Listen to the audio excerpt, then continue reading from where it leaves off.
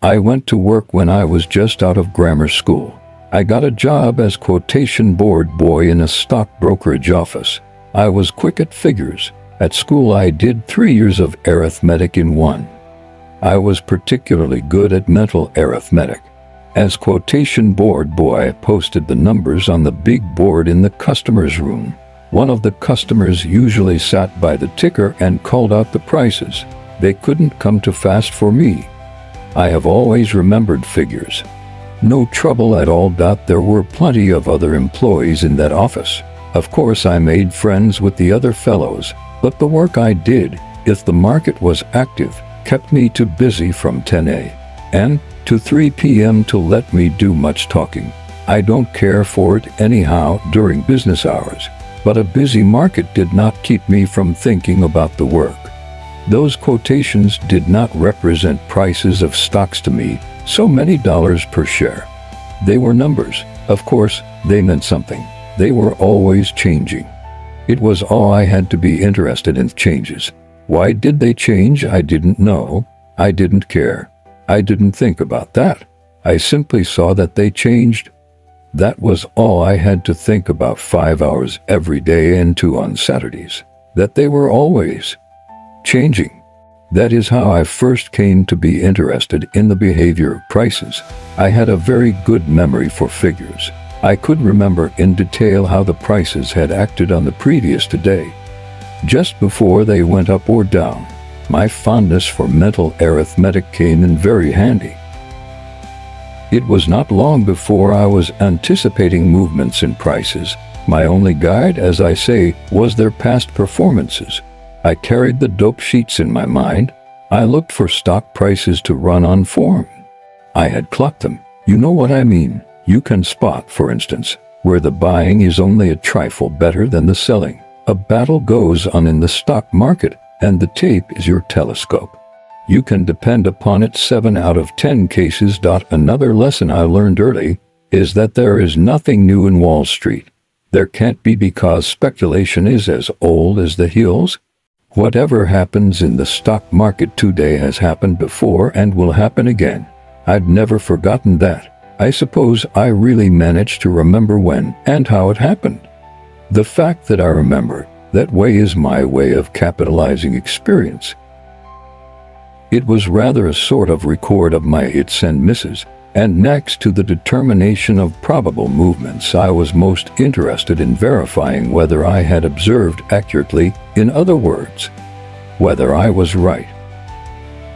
Later I would check up with actual transcriptions from the tape. That is how I first came to take an interest in the message of the tape.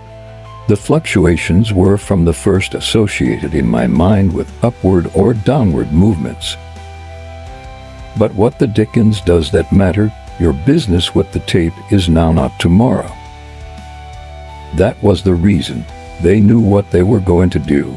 And even if they didn't sell the stock themselves, they at least didn't buy it. There was no inside buying. No reason why it should not break. Well, I kept up my little memorandum book perhaps 6 months, instead of leaving for home the moment I was through with my work. I'd jot down the figures I wanted and would study the changes, always looking for the repetitions and parallelisms of behavior, learning to read the tape, although I was not aware of it at the time. One day one of the office boys was older than it, came to me where I was eating my lunch and asked me on the quiet if I had any money. "Why do you want to know?" I said. "Well," he said, "I've got a dandy tip on Burlington. I'm going to play it if I can get somebody to go in with me."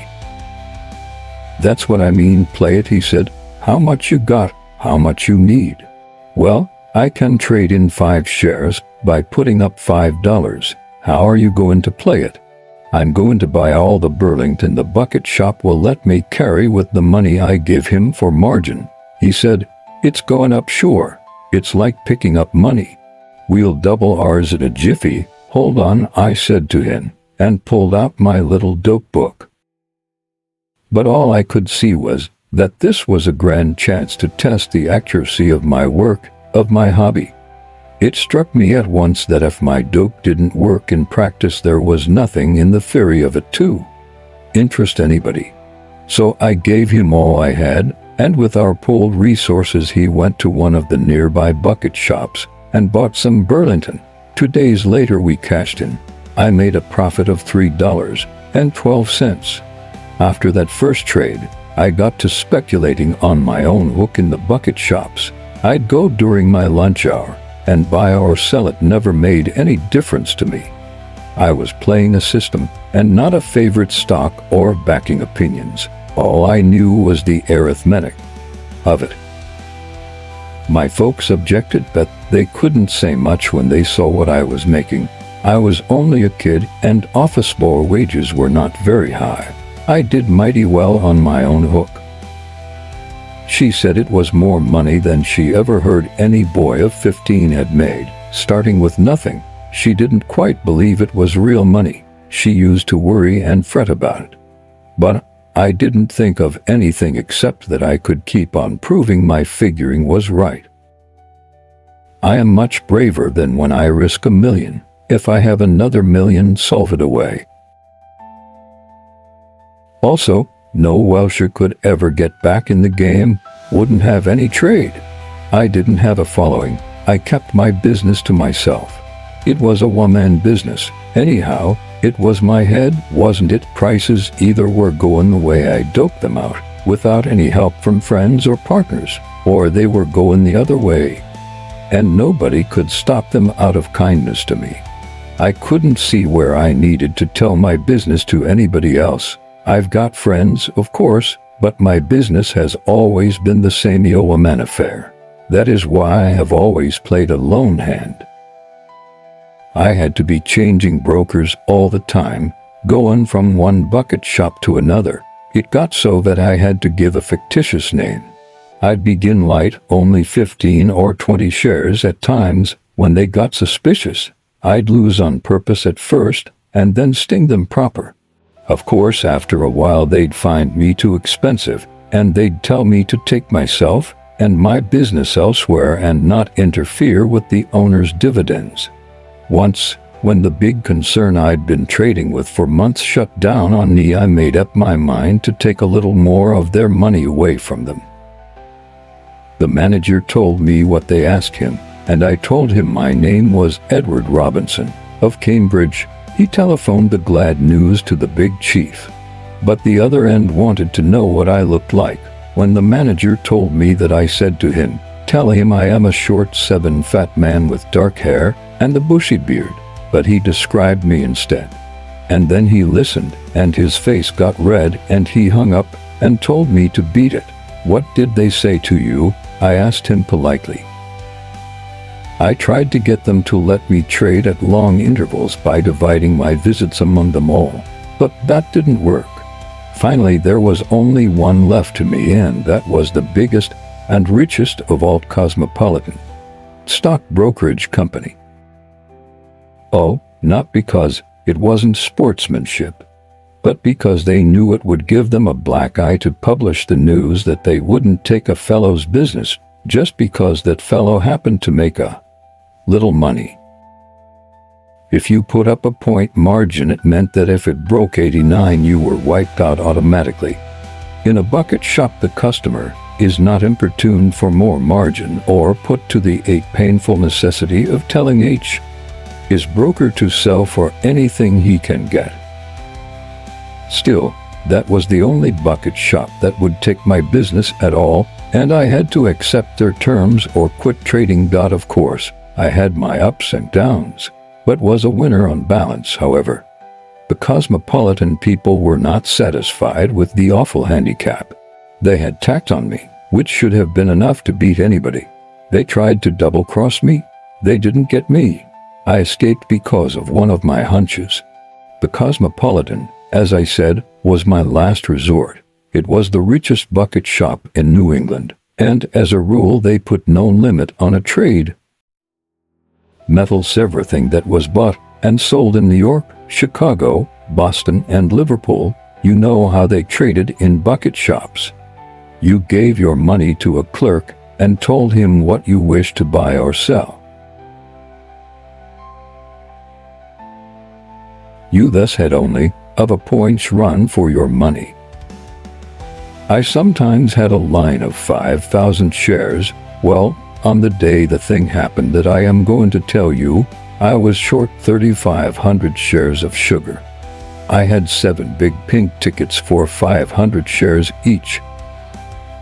So they 10 could charge you the buying commission and only give you a run of a point on each point's decline, for they figured the selling commission also exactly as if it were a new trade. Well, this day I remember I had up over $10,000 in margins. Then all of a sudden I didn't like the way sugar was doing its hesitating. I began to feel uncomfortable. I thought I ought to get out of the market. Then it sold at 103. That was low for the day, but instead of feeling more confident, I felt more uncertain. I knew something was wrong somewhere, but I couldn't spot it exactly. But if something was coming and I didn't know where from, I couldn't be on my guard against it. That being the case, I'd better be out of the market. You know, I don't do things blindly. I don't like to. I never did. Even as a kid, I had to know why I should do certain things. He said he would, and I got up and gave him my place by the ticker so he could call out the prices for the boy. I took my 7 sugar tickets out of my pocket and walked over to the counter, to where the clerk was who marked the tickets when you closed your trades. But I didn't really know why I should get out of the market, so I just stood there, leaning against the counter, my tickets in my hand so that the clerk couldn't see them. Pretty soon I heard the clicking of a telegraph instrument, and I saw Tom Burnham, the clerk, turn his head quickly and listen. Then I felt that something crooked was hatching, and I decided not to wait any longer. Just then Dave Wyman by the ticker began, and quick as a flash I slapped my tickets on the counter in front of the clerk and yelled, "Close sugar," before Dave had finished calling the price. So, of course, the house had to close my sugar at the last quotation. What Dave called turned out to be 103 again. According to my dope, sugar should have broken 103 by now. The engine wasn't hitting right. I had the feeling that there was a trap in the neighborhood. At all events, the telegraph instrument was now going like mad, and I noticed that Tom Burnham, the clerk, had left my tickets unmarked where I laid them, and was listening to the clicking as if he were waiting for something. So I yelled at him, "Hey Tom, what in hell are you waiting for?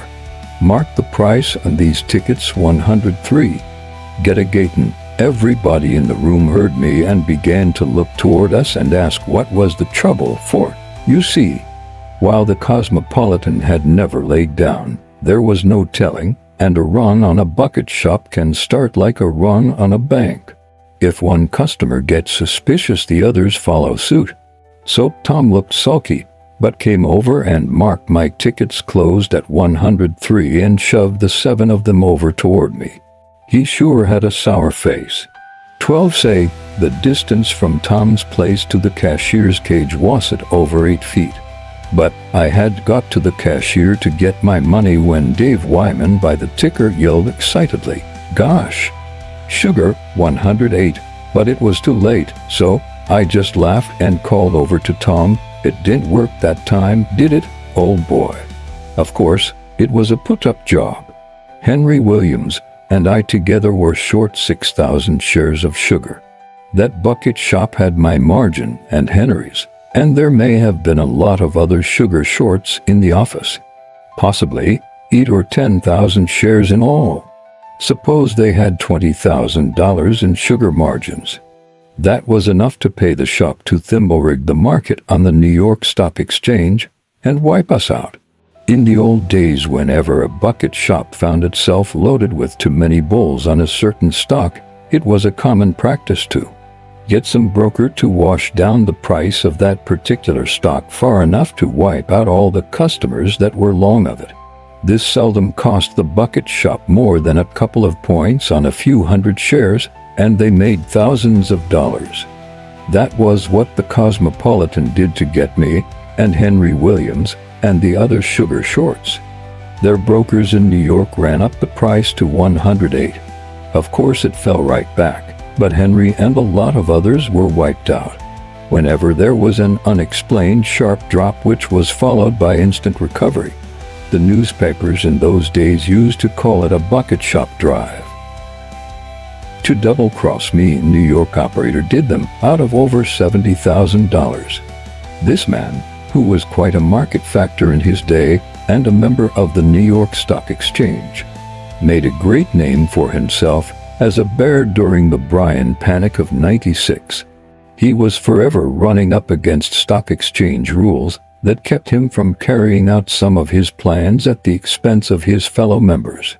One day he figured that there 13 would be no complaints from either the exchange or the police authorities if he took from the bucket shops of the land some of their ill-gotten gains.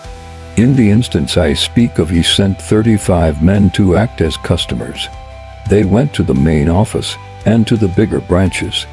On a certain day at a fixed hour, the agents all bought as much of a certain stock as the managers would let them. They had instructions to sneak out at a certain profit. Of course, what he did was to distribute bull tips on that stock among his cronies, and then he went into the floor of the stock exchange and bid up the price, helped by the room traders, who thought he was a good sport. Being careful to pick up the right stock for that work, there was no trouble in putting up the price 3 or 4 points. His agents at the bucket shops cashed in as prearranged. A fellow told me the originator cleaned up $70,000 net, and his agents made their expenses and their pay besides. He played that game several times all over the country, punishing the bigger bucket shops of New York, Boston, Philadelphia, Chicago, Cincinnati, and St. Louis. One of his favorite stocks was Western Union because it was so easy to move a semi-active stock like that a few points up or down. His agents bought it at a certain figure, sold at 2 points profit, went short, and took 3 points more. By the way, I read the other day that that man died poor and obscure. If he had died in 1896, he would have got at least a column on the first page of every New York paper. As it was, he got to lines on the 5th. Between the discovery that the Cosmopolitan Stock Brokerage Company was ready to beat me by foul means if the killing handicap of a 3-point margin and the 1.5 premium didn't do it, and hints that they didn't want my business anyhow, I soon made up my mind to go to New York, where I could trade in the office of some member of the New York Stock Exchange. I didn't want any Boston branch, where the quotations had to be telegraphed. I wanted to be close to the original source. I came to New York at the age of 21, bringing with me all I had, $2,500. I told you I had $10,000 when I was 20, and my margin on that sugar deal was over $10,000. But I didn't always win. My plan of trading was sound enough and won oftener than it lost. If I had stuck to it, I'd have been right perhaps as often as 7 out of 10 times. In fact, I always made money when I was sure I was right before I began. What beat me was not having brains enough to stick to my own game, that is, to play the market only when I was satisfied that precedents favored my play. There is a time for all things, but I didn't know it. And that is precisely what beats so many men in Wall Street who are very far from being in the main sucker class. There is the plain fool, who does the wrong thing at all times, everywhere. But there is the Wall Street fool, who thinks he must trade all the time. No man can always have adequate reasons for buying or selling stocks daily, or sufficient knowledge to make his play an intelligent play. I proved it. Whenever I read the tape by the light of experience, I made money. But when I made a plain fool play, I had to lose. I was no exception, was I? There was the huge quotation board staring me in the face, and the ticker going on, and people trading and watching their tickets turn into cash or into waste paper. In a bucket shop where your margin is a shoestring, you don't play for long pulls. You are wiped too easily and quickly. The desire for constant action, irrespective of underlying conditions, is responsible for many losses in Wall Street even. Among the professionals who feel that they must take home some money every day, as though they were working for regular wages. I was only a kid, remember. I did not know then what I learned later, what made me 15 years later. Wait till long weeks and see a stock on which I was very bullish go up 30 points before I felt that it was safe to buy it. I was broke and was trying to get back, and I couldn't afford to play recklessly. I had to be right, and so I waited. That was in 1915. It's a long story. We'll tell it later in its proper place. Now let's go on from where, after years of practice at beating them, I let the bucket shops take away most of my winnings. And with my eyes wide open to boot. And it wasn't the only period of my life when I did it, either. A stock operator has to fight a lot of expensive enemies within himself. Anyhow, I came to New York with $2,500. There were no bucket shops here that a fellow could trust. The stock exchange and the police between them had succeeded in closing them up pretty tight. Besides, I wanted to find a place where the only limit to my trading would be the size of my stake. I didn't have much of one, but I didn't expect it to stay little forever. The main thing at the start was to find a place where I wouldn't have to worry about getting a square deal. So I went to a New York Stock Exchange house that had a branch at home where I knew some of the clerks. They have long since gone out of business. I wasn't there long, didn't like one of the partners, and then I went to A.R. Fullerton and Co. Somebody must have told them about my early experiences, because it was not long before they all got to calling me the boy trader. I've always looked young. It was a handicap in some ways, but it compelled me to fight for my own because so many tried to take advantage of my youth. The chaps at the bucket shop, seeing what a kid I was, always thought I was a fool for luck, and that was the only reason why I beat them so often. Well, it wasn't 6 months before I was broke. I was a pretty active trader and had a sort of reputation as a winner. I guess my commissions amounted to something. I ran up my account quite a little, but of course, in the end I lost. I played carefully, but I had to lose. I'll tell you the reason. It was my remarkable success in the bucket shops.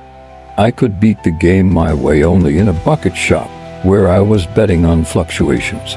My tape reading had to do with that exclusively. When I bought, the price was there on the quotation board, right in front of me. Even before I bought, I knew exactly the price I'd have to pay for my stock, and I always could sell on the instant. I could scalp successfully because I could move like lightning. I could follow up my luck or cut my loss in a second. Sometimes, for instance, I was certain a stock would move at least a point. Well, I did have to hog it. I could put up a point margin and double my money in a jiffy, or I'd take half a point on 100 or 200 shares a day. That wouldn't be bad at the end of the month, what? The practical trouble with that arrangement, of course, was that even if the bucket shop had the resources to stand a big steady loss, they wouldn't do it. They wouldn't have a customer around the place who had the bad taste to win all the time.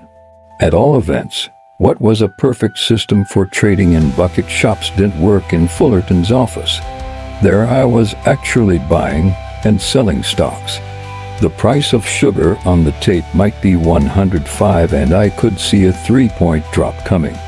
As a matter of fact, at the very moment the ticker was printing 105 on the tape, the real price on the floor of the exchange might be 104 or 103. By the time my order to sell 1,000 shares got to Fullerton's floor man to execute, the price might be still lower. I couldn't tell at what price I had put up my 1,000 shares until I got a report from the clerk, when I surely would have made 3,000 on the same transaction in a bucket shop. I might not make a cent in a stock exchange house. Of course, I have taken an extreme case, but the fact remains that in A.R. Fullerton's office the tape always talked ancient history to me, as far as my system of trading went, and I didn't realize it. And then too, if my order was fairly big, my own sale would tend further to depress the price. In the bucket shop, I did have to figure on the effect of my own trading. I lost in New York because the game was altogether different. It was not that I now was playing it legitimately that made me lose, but that I was playing it ignorantly. I have been told that I am a good reader of the tape, but reading the tape like an expert did not save me. I might have made out a great deal better if I had been on the floor myself, a room trader. In a particular crowd, perhaps, I might have adapted my system to the conditions immediately before me. But, of course, if I had got to operating on such a scale as I do now, for instance, the system would have equally failed me on account of the effect of my own trading on prices. In short, I did not know the game of stock speculation. I knew a part of it, a rather important part, which has been very valuable to me at all times. But if with all I had I still lost, what chance does the green outsider have of winning, or, rather, of cashing in? It didn't take me long to realize that there was something wrong with my play, but I couldn't spot the exact trouble. There were times when my system worked beautifully, and then all of a sudden, nothing but one swat after another. I was only 22, remember, not that I was so stuck on myself that I didn't want to know just where I was at fault, but that at that age nobody knows much of anything. The people in the office were very nice to me. I couldn't plunge as I wanted to because of their margin requirements, but all they, R. Fullerton, and the rest of the firm were so kind to me that after 6 months of active trading I not only lost all I had brought, and all that I had made there, but I even owed the firm a few hundreds. There I was, a mere kid, who had never before been away from home, flat broke, but I knew there wasn't anything wrong with me, only with my play. I don't know whether I make myself plain, but I never lose my temper over the stock market. I never argue with the tape.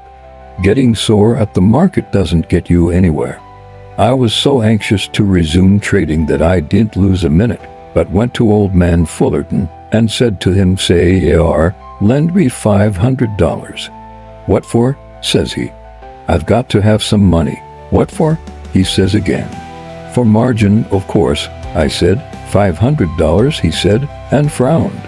You know they'd expect you to keep up a 10% margin, and that means $1,000 on 100 shares. Much better to give you a credit. "No," I said, "I don't want a credit here. I already owe the firm something. What I want is for you to lend me $500 so I can go out and get a roll and come back." "How are you going to do it?" asked old ARILO. "Go and trade in a bucket shop," I told him. "Trade here," he said. "No," I said, "and not sure yet I can beat the game in this office, but I am sure I can take money out of the bucket shops. I know that game. I have a notion that I know just where I went wrong here." He let me have it, and I went out of that office where the boy terror of the bucket shops, as they called him, had lost his pile. I couldn't go back home because the shops there would not take my business. New York was out of the question. There weren't any doing business at that time. They tell me that in the 90s Broad Street and New Street were full of them, but there weren't any when I needed them in my business. So after some thinking I decided to go to St. Louis. I had heard of two concerns there that did an enormous business all through the Middle West. Their profits must have been huge. They had branch offices in dozens of towns. In fact, I had been told that there were no concerns in the East to compare with them for volume of business. They ran openly, and the best people traded there without any qualms. A fellow even told me that the owner of one of the concerns was a vice president of the Chamber of Commerce, but that couldn't have been in St. Louis. At any rate, that is where I went with my $500 to bring back a stake to use as margin in the office of A.R. Fullerton and Co., members of the New York Stock Exchange. When I got to St. Louis, the first went to the hotel, washed up, and went out to find the bucket shops. One was the J.G. Dolan Company, and the other was H.S. Taylor & Co. I knew I could beat them. I was going to play dead safe, carefully and conservatively. My one fear was that somebody might recognize me and give me away because the bucket shops all over the country had heard of the boy trader. They are like gambling houses and get all the gossip of the profession. Dolan was nearer than Teller, and I went there first. I was hoping I might be allowed to do business a few days before they told me to take my trade somewhere else. I walked in. It was a whopping big place, and there must have been at least a couple of hundred people there staring at the quotations. I was glad, because in such a crowd I stood a better chance of being unnoticed. I stood and watched the board, and looked them over carefully until I picked out the stock for my initial play. I looked around and saw the order clerk at the window where you put down your money and get your ticket.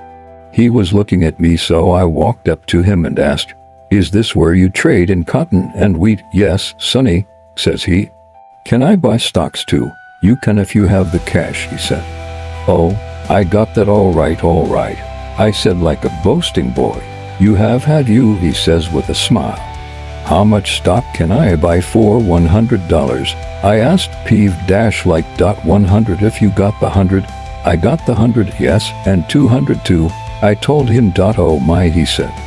"Just you buy me 200 shares," I said sharply. "200 what?" he asked, serious now. I looked at the board again as if to guess wisely and told him, 200 Omaha. "All right," he said.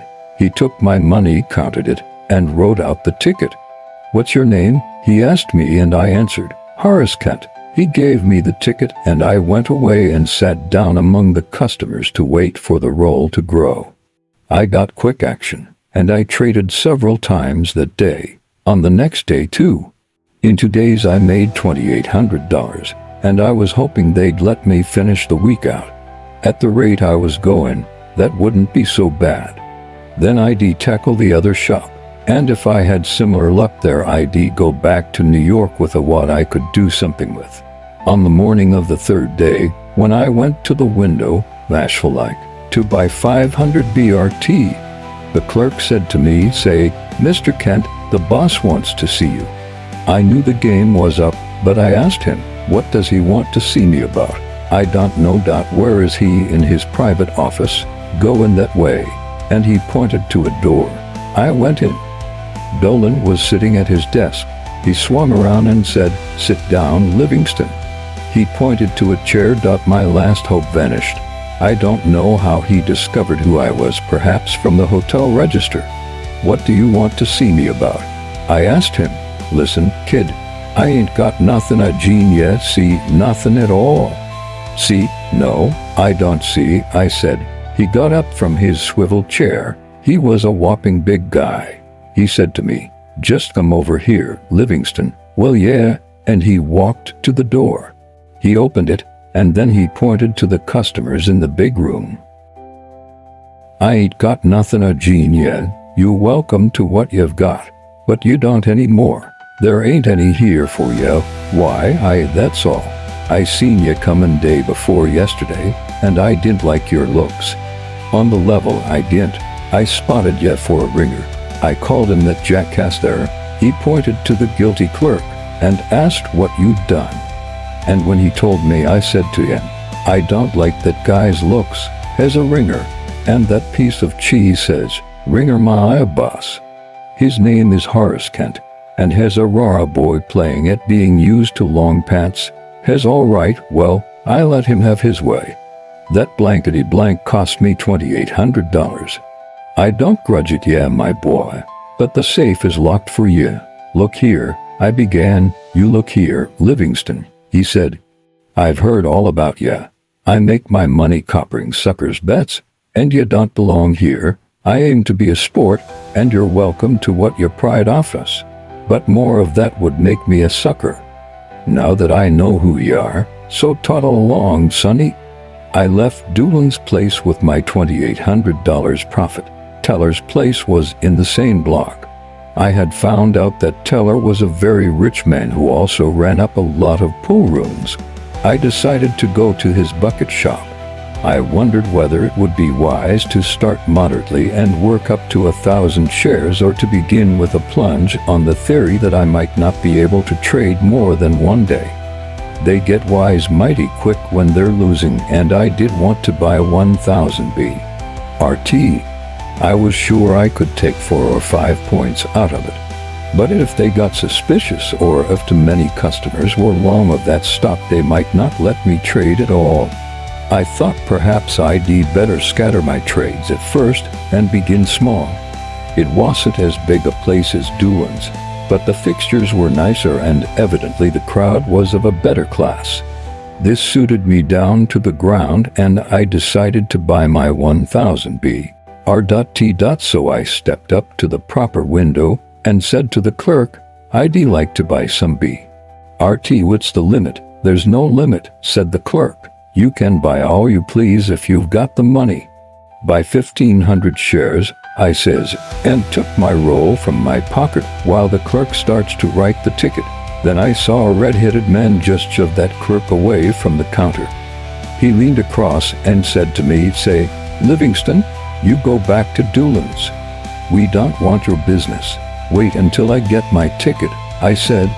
"I just bought a little RT. You get no ticket here," he said. By this time other clerks had got behind him and were looking at me. "Don't ever come here to trade. We don't take your business, understand?" There was no sense in getting mad or trying to argue, so I went back to the hotel, paid my bill, and took the first train back to New York. It was tough. I wanted to take back some real money, and the teller wouldn't let me make even one trade. I got back to New York, paid Fullerton his 500, and started trading again with the St. Louis money. I had good and bad spells, but I was doing better than breaking even.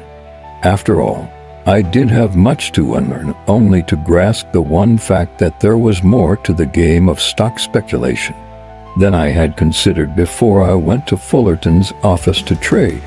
I was like one of those puzzle fans, doing the crossword puzzles in the Sunday supplement. He isn't satisfied until he gets it. Well, I certainly wanted to find the solution to my puzzle. I thought I was done with trading in bucket shops, but I was mistaken. About a couple of months after I got back to New York, an old jigger came into Fullerton's office. He knew somebody said they'd once owned a string of race horses together. It was plain had seen better days. I was introduced to old McDevitt. He was telling the crowd about a bunch of Western racetrack crooks who had just pulled off some skin game out in St. Louis. The head devil, he said, was a pool room owner by the name of Teller. "What Teller?" I asked him. "Hi Teller, H.S. Teller." "I know that bird," I said. "Has no good," said McDevitt. "Has worse than that," I said, "and I have a little matter to settle with him." Meaning how the only way I can hit any of the short sports is through their pocketbook. I can't touch him in St. Louis just now, but someday I will, and I told McDevitt my grievance. "Well," says old Mac, "he tried to connect here in New York and couldn't make it. So, has opened a place in Hoboken. The word's gone out that there is no limit to the play, and that the house roll has got the Rock of Gibraltar faded to the shadow of a bantam flea." "What sort of a place?" I thought he meant pool room. "Bucket shop," said McDevitt. "Are you sure it's open?" "Yes, I've seen several fellows have told me about it." "That's only hearsay," I said. "Can you find out positively if it's running, and also how heavy they'll really let a man trade?" "Sure, sonny," said McDevitt. "They'll go myself tomorrow morning and come back and tell you." He did. It seems Teller was already doing a big business and would take all he could get. This was on Friday. The market had been going up all that week. This was 20 years ago, remember? And it was a cinch the bank statement on Saturday would show a big decrease in the surplus reserve. Those, of course, also would be the very stocks that Teller's customers would be most heavily long of, and the shop might be glad to see some short selling in them. There is nothing so nice as catching the suckers both ways, and nothing so easy with 1-point margins. That Saturday morning, I chased over to Hoboken to the teller place.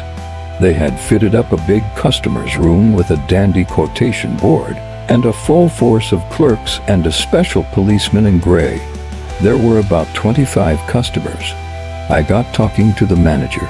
He asked me what he could do for me, and I told him nothing, that a fellow could make much more money at the track on account of the odds and the freedom to bet your whole roll and stand to win thousands in minutes instead of piking for chicken feed and stocks and having to wait days perhaps. He began to tell me how much safer the stock market game was and how much some of their customers made. You'd have sworn it was a regular broker who actually bought and sold your stocks on the exchange, and how if a man only traded heavy he could make enough to satisfy anybody. I might have a bigger roll to carry to the track with me if I picked the right stocks. I looked as if I didn't believe him, and he kept on buzzing me. I was watching the clock. At 11:15 I said, "All right," and I began to give him selling orders in various stocks. I put up $2,000 in cash, and he was very glad to get it. He told me he thought I'd make a lot of money, and hoped I'd come in often. I went to cash in. Glad I dropped in, I said to the manager, and gave him my tickets. "Say," he says to me, "I can't give you all of it. I wasn't looking for such a run. They'll have it here for you Monday morning, sure as blazes, all right. But first he'll take all you have in the house." I said, "You've got to let me pay off the little fellows." He said, "I'll give you back what you put up, and anything that's left. Wait till I cash the other tickets." So I waited while he paid off the winners. I knew my money was safe. Teller wouldn't welch with the office doing such a good business. And if he did, what else could I do better than to take all he had then and there? I got my own $2,000 and about $800 besides, which was all he had in the office. I told him I'd be there Monday morning. He swore the money would be waiting for me. I got to Hoboken a little before 12 on Monday. I saw a fellow talking to the manager that I had seen in the St. Louis office the day Taylor told me to go back to Dolan. I knew at once that the manager had telegraphed to the home office, and they'd sent up one of their men to investigate the story. Crooks don't trust anybody. I came for the balance of my money. I said to the manager, "Is this the man?" asked the St. Louis chap. "Yes," said the manager, and took a bunch of yellow backs from his pocket. "We told you we didn't want you to trade in our place." "Yes," I said, "that's why I came." "Well, don't come anymore." "Keep away," he snarled at me. The private policeman in gray came over, casual-like. "Louis man, this isn't St. Louis. You can't pull off any trick here, like your boss did with Belfast boy. You keep away from this office." "You can't trade here," he yells. "If I can't trade here, nobody else is going to." I told him, "You can't get away with that sort of stuff here." Well, St. Louis changed his tune at once. "Look here, old boy," he said, all fussed up, "do us a favor."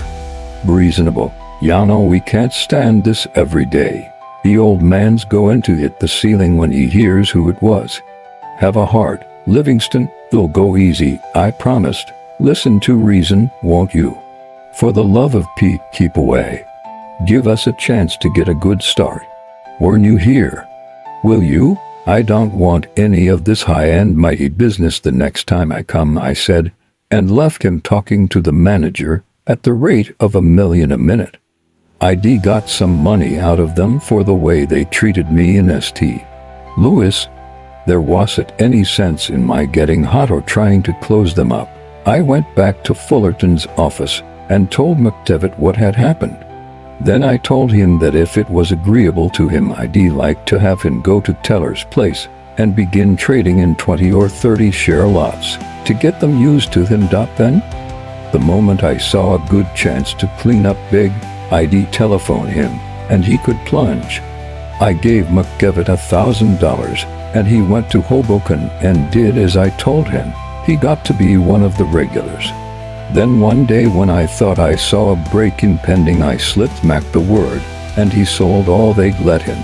I cleared $2,800 that day after giving Mac his rake-off and paying expenses, and I suspect Mac put down a little bet of his own besides. Less than a month after that, Teller closed his Hoboken branch. The police got busy. And anyhow, it didn't pay, though I only traded twice. We ran into a crazy bull market when stocks didn't react enough to wipe out even the 1-point margins. And of course, all the customers were bulls and winning and pyramiding.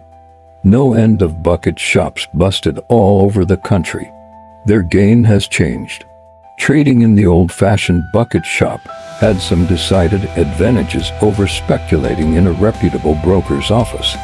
For one thing, the automatic closing out of your trade when the margin reached the exhaustion point was the best kind of stop-loss order. You couldn't get stung for more than you had put up, and there was no danger of rotten execution of orders, and so on. In New York, the shops never were as liberal with their patrons as I've heard they were in the West. Here they used to limit the possible profit on certain stocks of the football order to 2 points. Sugar and Tennessee coal and iron were among these.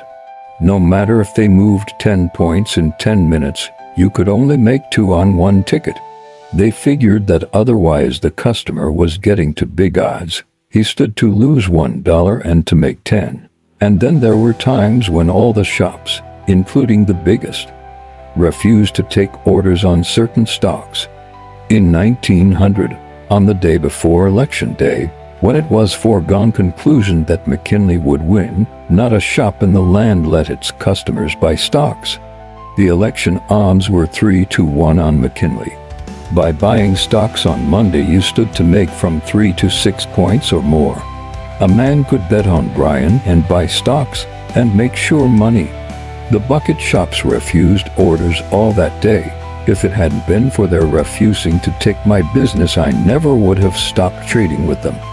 And then I never would have learned that there was much more to the game of stock speculation than to play for fluctuations of a few points. It takes a man a long time to learn all the lessons of all his mistakes. They say there are 2 sides to everything.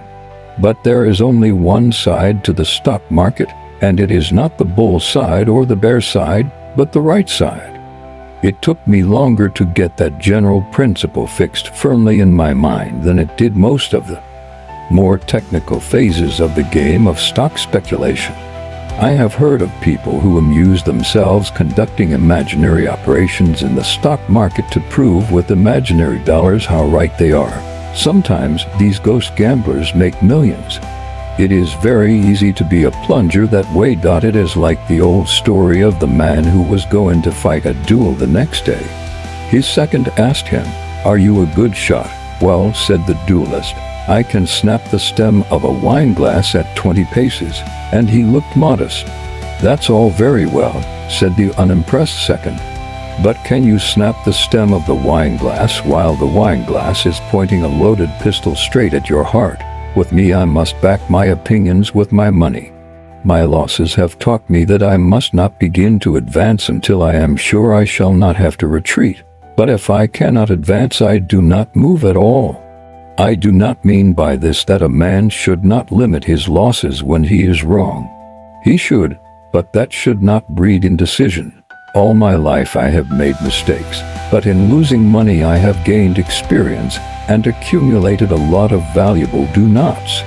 I have been flat broke several times, but my loss has never been a total loss. Otherwise, I would not be here now. I always knew I would have another chance, and that I would not make the same mistake a second time. I believed in myself. A man must believe in himself and his judgment if he expects to make a living at this game. That is why I do not believe in tips.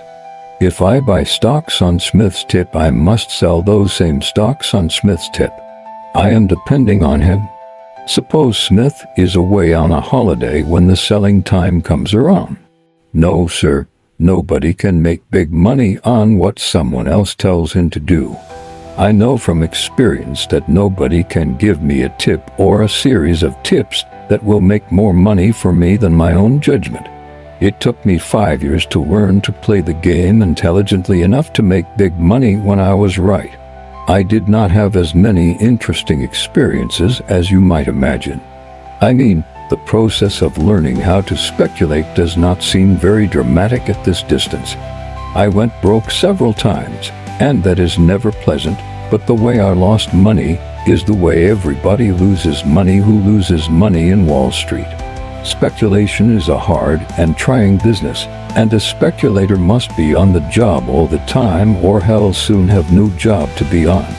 My task, as I should have known after my early reverses at Fullerton's, was very simple, to look at speculation from another angle. But I did not know that there was much more to the game than I could possibly learn in the bucket shops. There I thought I was beating the game when in reality, I was only beating the shop. At the same time, the tape reading ability that trading in bucket shops developed in me and the training of my memory have been extremely valuable. Both of these things came easy to me. I owe my early success as a trader to them, and not to my brains or knowledge, because my mind was untrained and my ignorance was colossal. The game taught me the game, and it did not spare the rod while teaching. I remember my very first day in New York. I told you how the bucket shops, by refusing to take my business, drove me to seek a reputable commission house. One of the boys in the office where I got my first job was working for Harding Brothers, members of the New York Stock Exchange. I arrived in the city in the morning, and before 1 o'clock that same day I had opened an account with the firm and was ready to trade. I did not explain to you how natural it was for me to trade there exactly as I had done in the bucket shops, where all I did was to bet on fluctuations and catch small but sure changes in prices. Nobody offered to point out the essential differences or set me right. If somebody had told me my method would not work, I nevertheless would have tried it out to make sure for myself, for when I am wrong only one thing convinces me of it, and that is to lose money. And I am only right when I make money. That is speculating. They were having some pretty lively times those days, and the market was very active. That always cheers up a fellow. I felt at home right away. There was the old familiar quotation board in front of me, talking a language that I had learned before I was 15 years old. There was a boy doing exactly the same thing I used to do in the first office I ever worked in. There were the customers, same old bunch, looking at the board or standing by the ticket calling out the prices and talking about the market. The machinery was to all appearances the same machinery that I was used to. The atmosphere was the atmosphere I had breathed since I had made my first stock market money $3.12 in Burlington. The same kind of ticker and the same kind of traders, therefore the same kind of gain. And remember, I was only 22. I suppose I thought I knew the game from A to Z. Why should nobody? I watched the board and saw something that looked good to me. It was behaving right. I bought 100 at 84. I got out at 85 and less than a half off. Then I saw something else I liked, and I did the same thing, took 3/4 of a point net within a very short time. I began well, did no mark this, on that my first day as a customer of a reputable stock exchange house, and only 2 hours of it at that, I traded in 1,100 shares of stock, jumping in and out. And the net result of the day's operations was that I lost exactly $1,100. That is to say, on my first attempt, nearly 1/2 of my stake went up the flue. And remember, some of the trade showed me a profit. But I quit $1,100 minus for the day. It did not worry me because I could not see where there was anything wrong with me. My moves also were right enough, and if I had been trading in the old Cosmopolitan shop, I would have broken better than even. That the machine was not as it ought to be, my 1,100 vanished dollars plainly told me. But as long as the machinist was all right, there was no need to stew. Ignorance at 22 is not a structural defect. After a few days I said to myself, I cannot trade this way here. The ticker does not help as it should, but I let it go at that without getting down to bedrock. I kept it up, having good days and bad days, until I was cleaned out. I went to old Fullerton and got him to stake me to $500. And I came back from St. Louis, as I told you, with money I took out of the bucket shops. There a game I could always beat. I played more carefully and did better for a while. As soon as I was in easy circumstances, I began to live pretty well. I made friends and had a good time. I was not quite 23, remember, all alone in New York with easy money in my pockets, and the belief in my heart that I was beginning to understand the new machine. I was making allowances for the actual execution of my orders on the floor of the exchange and moving more cautiously. But I was still sticking to the tape, that is, I was still ignoring general principles, and as long as I did that I could not spot the exact trouble with my game. We ran into the big boom of 1901 and I made a great deal of money, that is, for a boy. You remember those times, the prosperity of the country was unprecedented. We not only ran into an era of industrial consolidations and combinations of capital that beat anything we had had up to that time, but the public went stock mad. In previous flush times, I have heard Wall Street used to brag of 250,000 share days, when securities of a par value of $25 million changed hands. But in 1901 we had a 3 million share day. Everybody was making money. The steel crowd came to town, a horde of millionaires with no more regard for money than drunken sailors. The only game that satisfied them was the stock market. We had some of the biggest high rollers the street ever saw, John W. Gates, of Bet You a Million fame, and his friends, like John A. Drake, Loyal Smith, and the rest. The Reed Leadsmore crowd, who sold part of their steel holdings, and with the proceeds bought in the open market the actual majority of the stock of the great Rock Island system. And Schwab and Frick and Phipps and the Pittsburgh Coterie, to say nothing of scores of men who were lost in the shuffle, but would have been called great plungers at any other time. A fellow could buy and sell all the stock there was. King made a market for the U.S. Steel shares. A broker sold 100,000 shares in a few minutes. A wonderful time, and there were some wonderful winnings, and no taxes to pay on stock sales. And no day of reckoning in sight. Of course, after a while, I heard a lot of calamity howling, and the old stagers said everybody except themselves had gone crazy. But everybody except themselves was making money. I knew, of course, there must be a limit to the advances and an end to the crazy buying of any old thing, and I got bearish. But every time I sold I lost money, and if it had not been that I ran darn quick I would have lost a heap more.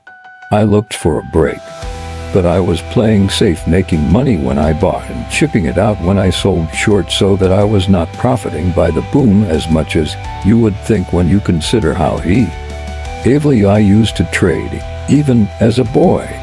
There was one stock that I was not short of, and that was Northern Pacific. My tape reading came in handy. I thought most stocks had been bought to a standstill, but little Nipper behaved as if it were going still higher.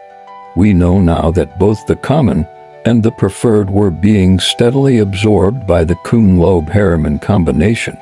Well, I was long 1,000 shares of Northern Pacific Common, and held it against the advice of everybody in the office.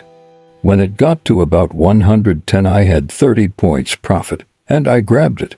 It made my balance at my broker's nearly $50,000, the greatest amount of money I had been able to accumulate up to that time. It was not so bad for a chap who had lost every cent trading in that self-same office a few months before.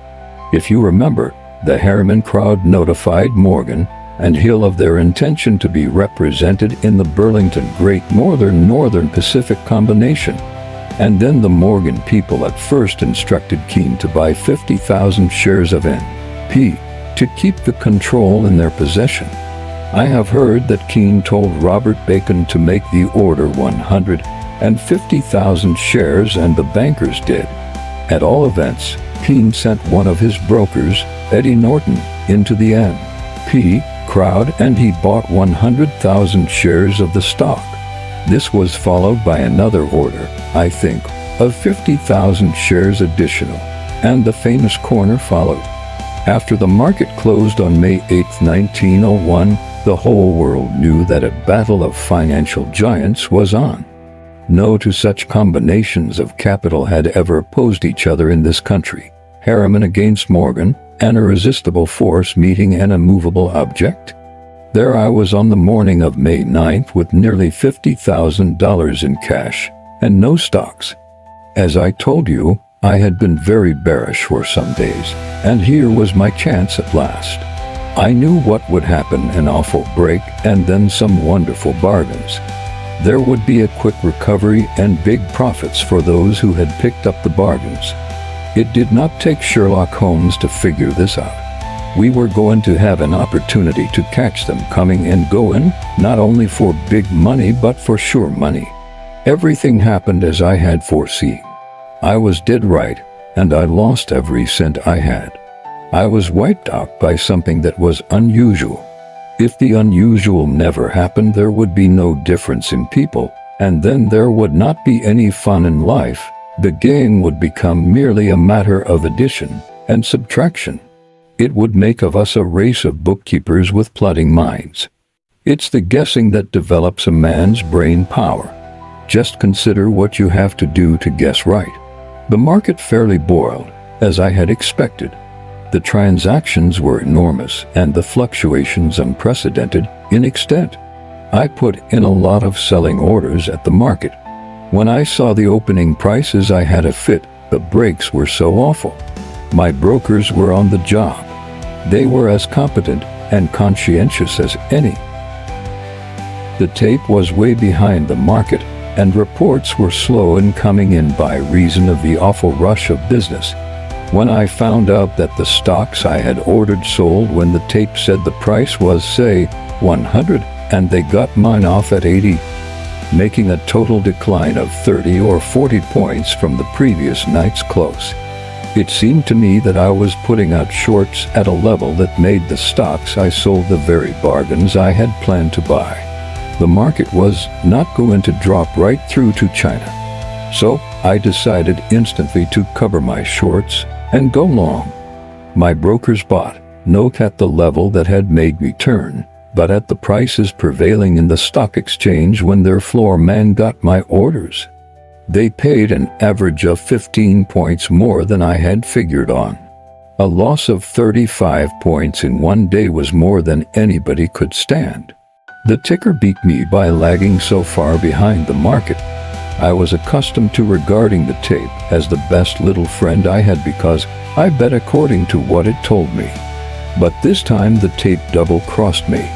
The divergence between the printed and the actual prices undid me.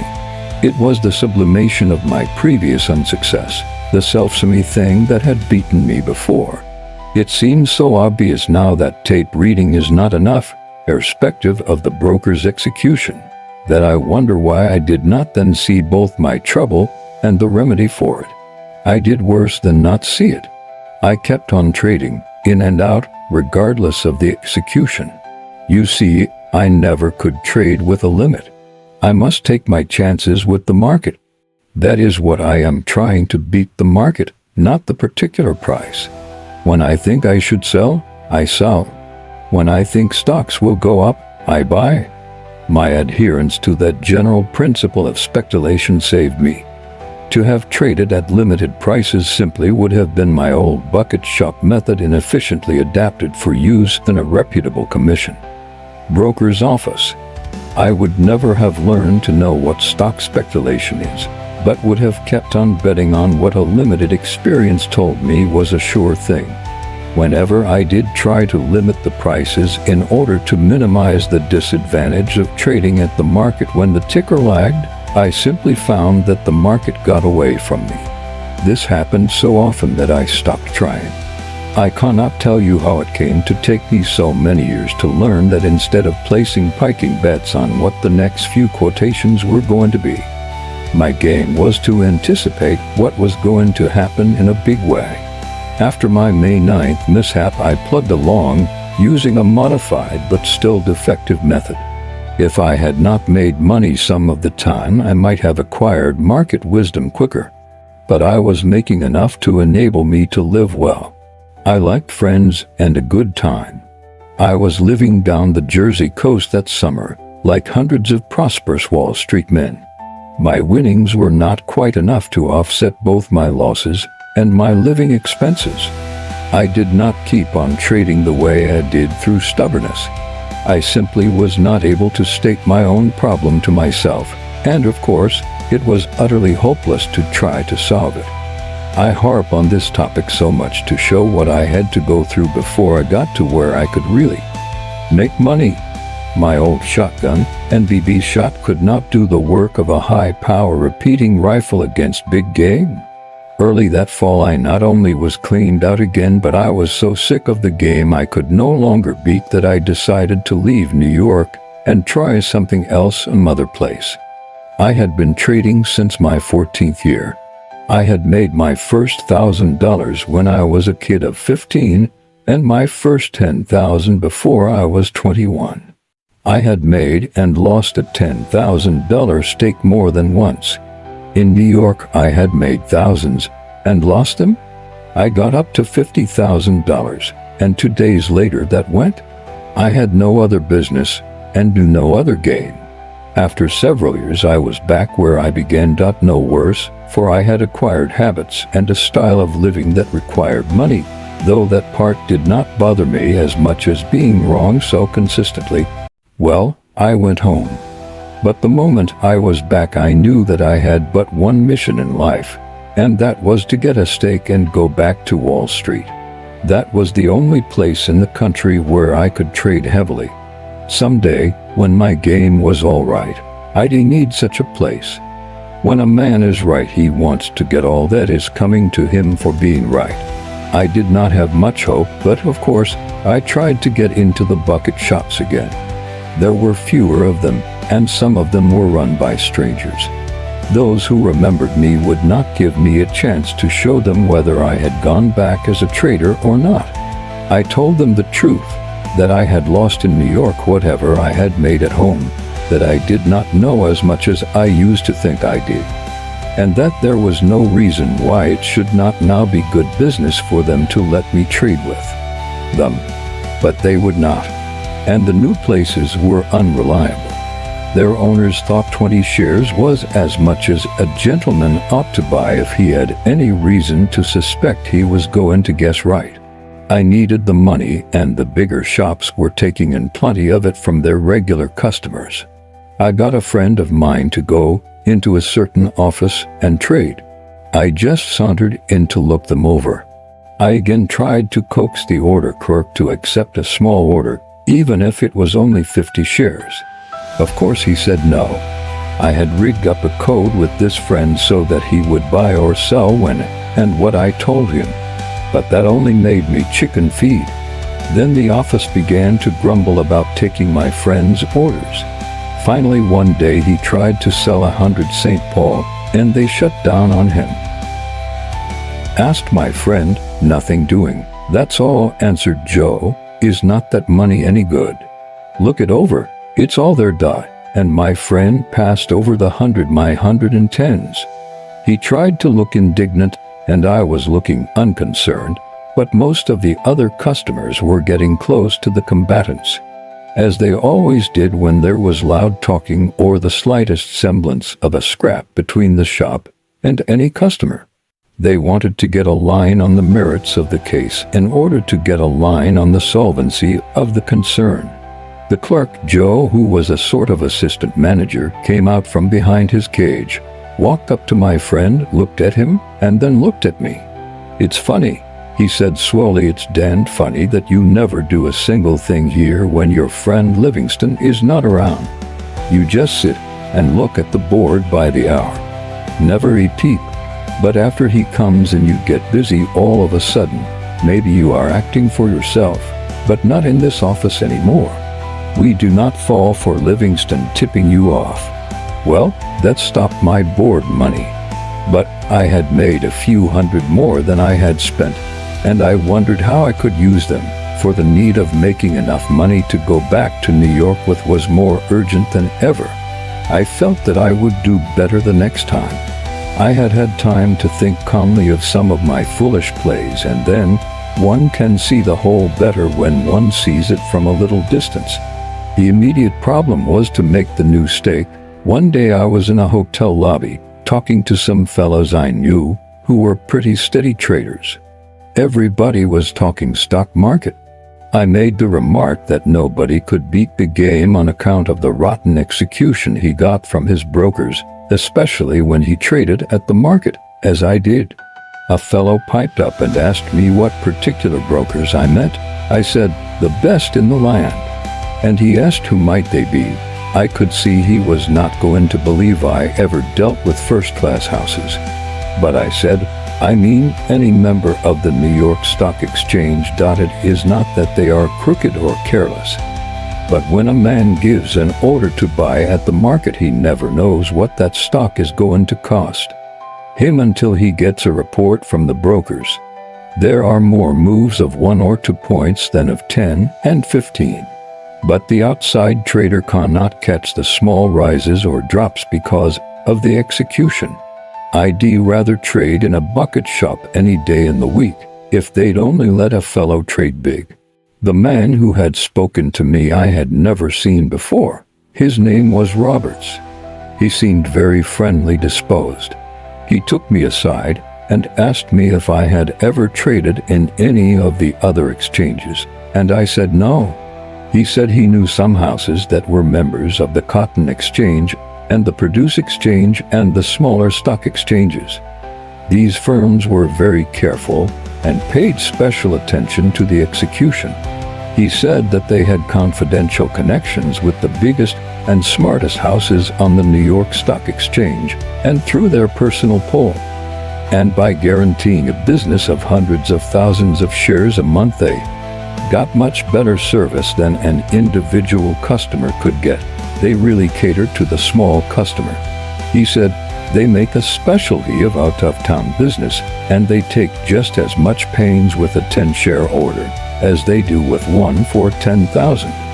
They are very competent and honest.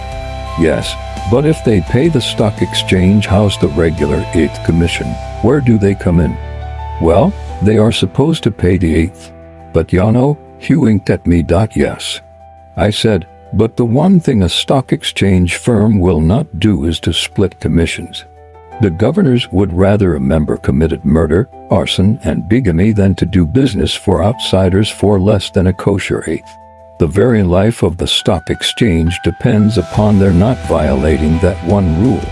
He must have seen that I had talked with stock exchange people, for he said, listen, every now and then one of those pious stock exchange houses is suspended for a year for violating that rule. Is not it? There are ways and ways of rebating so nobody can squeal. He probably saw unbelief in my face, for he went on, and besides, on certain kinds of business these wire houses charge the 32nd extra, in addition to the 8th commission. They are very nice about it. They never charge the extra commission except in unusual cases, and then only if the customer has an inactive account. It would not pay them, you know, otherwise. They are not in business exclusively for their health. By that time I knew he was touting for some phony brokers. Do you know any reliable house of that kind? I asked him. I know the biggest brokerage firm in the United States. He said, I trade there myself. They have branches in 78 cities in the United States and Canada. They do an enormous business. And they could not very well do it year in and year out if they were not strictly on the level, could they? Certainly not, I agreed. Do they trade in the same stocks that are dealt in on the New York Stock Exchange, of course, and on the curb and on any other exchange in this country or Europe? They deal in wheat, cotton, provisions, anything you want. They have correspondents everywhere and memberships in all the exchanges, either in their own name or on the quiet. I knew by that time, but I thought I'd lead him on. Yes, I said, but that does not alter the fact that the orders have to be executed by somebody. And nobody living can guarantee how the market will be or how close the ticker's prices are to the actual prices on the floor of the exchange. By the time a man gets the quotation here and he hands in an order and it's telegraphed to New York, some valuable time has gone. I might better go back to New York and lose my money there in respectable company. I do not know anything about losing money. Our customers do not acquire that habit. They make money. We take care of that. Your customers, well, I take an interest in the firm, and if I can turn some business their way, I do so because they've always treated me white, and I've made a good deal of money through them. If you wish, she'll introduce you to the manager. What's the name of the firm? I asked him. He told me. I had heard about them. They ran ads in all the papers, calling attention to the great profits made by those customers who followed their inside information on active stocks. That was the firm's great specialty. They were not a regular bucket shop, but bucketeers, alleged brokers who bucketed their orders, but nevertheless went through an elaborate camouflage to convince the world that they were regular brokers engaged in a legitimate business. They were one of the oldest of that class firms. They were the prototype at that time of the same sort of brokers that went broke this year by the dozen. The general principles and methods were the same, though the particular devices for fleecing the public differed somewhat, certain details having been changed when the old tricks became too well known. These people used to send out tips to buy or sell a certain stock, hundreds of telegrams advising the instant purchase of a certain stock, and hundreds recommending other customers to sell the same stock on the old racing tipster plan. Then orders to buy and sell would come in. The firm would buy and sell, say, 1,000 of that stock through a reputable stock exchange firm and get a regular report on it. This report they would show to any doubting Thomas, who was impolite enough to speak about bucketing customers' orders. They also used to form discretionary pools in the office, and as a great favor allowed their customers to authorize them, in writing, to trade with the customer's money and in the customer's name, as they in their judgment deemed best. That way the most cantankerous customer had no legal redress when the money disappeared. They'd bull a stock on paper and put the customers in, and then they'd execute one of the old-fashioned bucket shop drives, wipe out hundreds of shoestring margins. They did not spare anyone, women, school teachers, and old men being their best bet. In sore on all brokers, I told the tout, they'll have to think this over. And I laughed him so he would not talk any more to me. I inquired about this firm. I learned that they had hundreds of customers, and although there were the usual stories, I did not find any case of a customer not getting his money from them if he won any. The difficulty was in finding anybody who had ever won in that office, but I did. Things seemed to be going their way just then, and that meant that they probably would not welch if a trade went against them. Of course, most concerns of that kind eventually go broke. There are times when there are regular epidemics of bucketeering bankruptcies, like the old-fashioned runs on several banks after one of them goes up. The customers of the others get frightened, and they run to take their money out. But there are plenty of retired bucket shopkeepers in this country. Well, I heard nothing alarming about the tout's firm except that they were on the make first, last, and all the time, and that they were not always truthful. Their specialty was trimming suckers who wanted to get rich quick, but they always asked their customers' permission in writing to take their rolls away from them. One chap I met did tell me a story about seeing 600 telegrams go out one day advising customers to get aboard a certain stock and 600 telegrams to other customers strongly urging them to sell that same stock at once. Yes, I know the trick, I said to the chap who was telling me. Yes, he said, but the next day they sent telegrams to the same people advising them to close out their interest in everything and buy or sell another stock. I asked the senior partner, who was in the office, why do you do that? The first part. 1. Understand, some of your customers are bound to make money on paper for a while, even if they and the others eventually lose. But by sending out telegrams like this you simply kill them all. What's the big idea? Well, he said, the customers are bound to lose their money anyhow, no matter what they buy, or how or where or when. When they lose their money, I lose the customers. Well, I might as well get as much of their money as I can and then look for a new crop. Well, I admit frankly that I was not concerned with the business ethics of the firm. I told you I felt sore on the teller concern and how it tickled me to get even with them.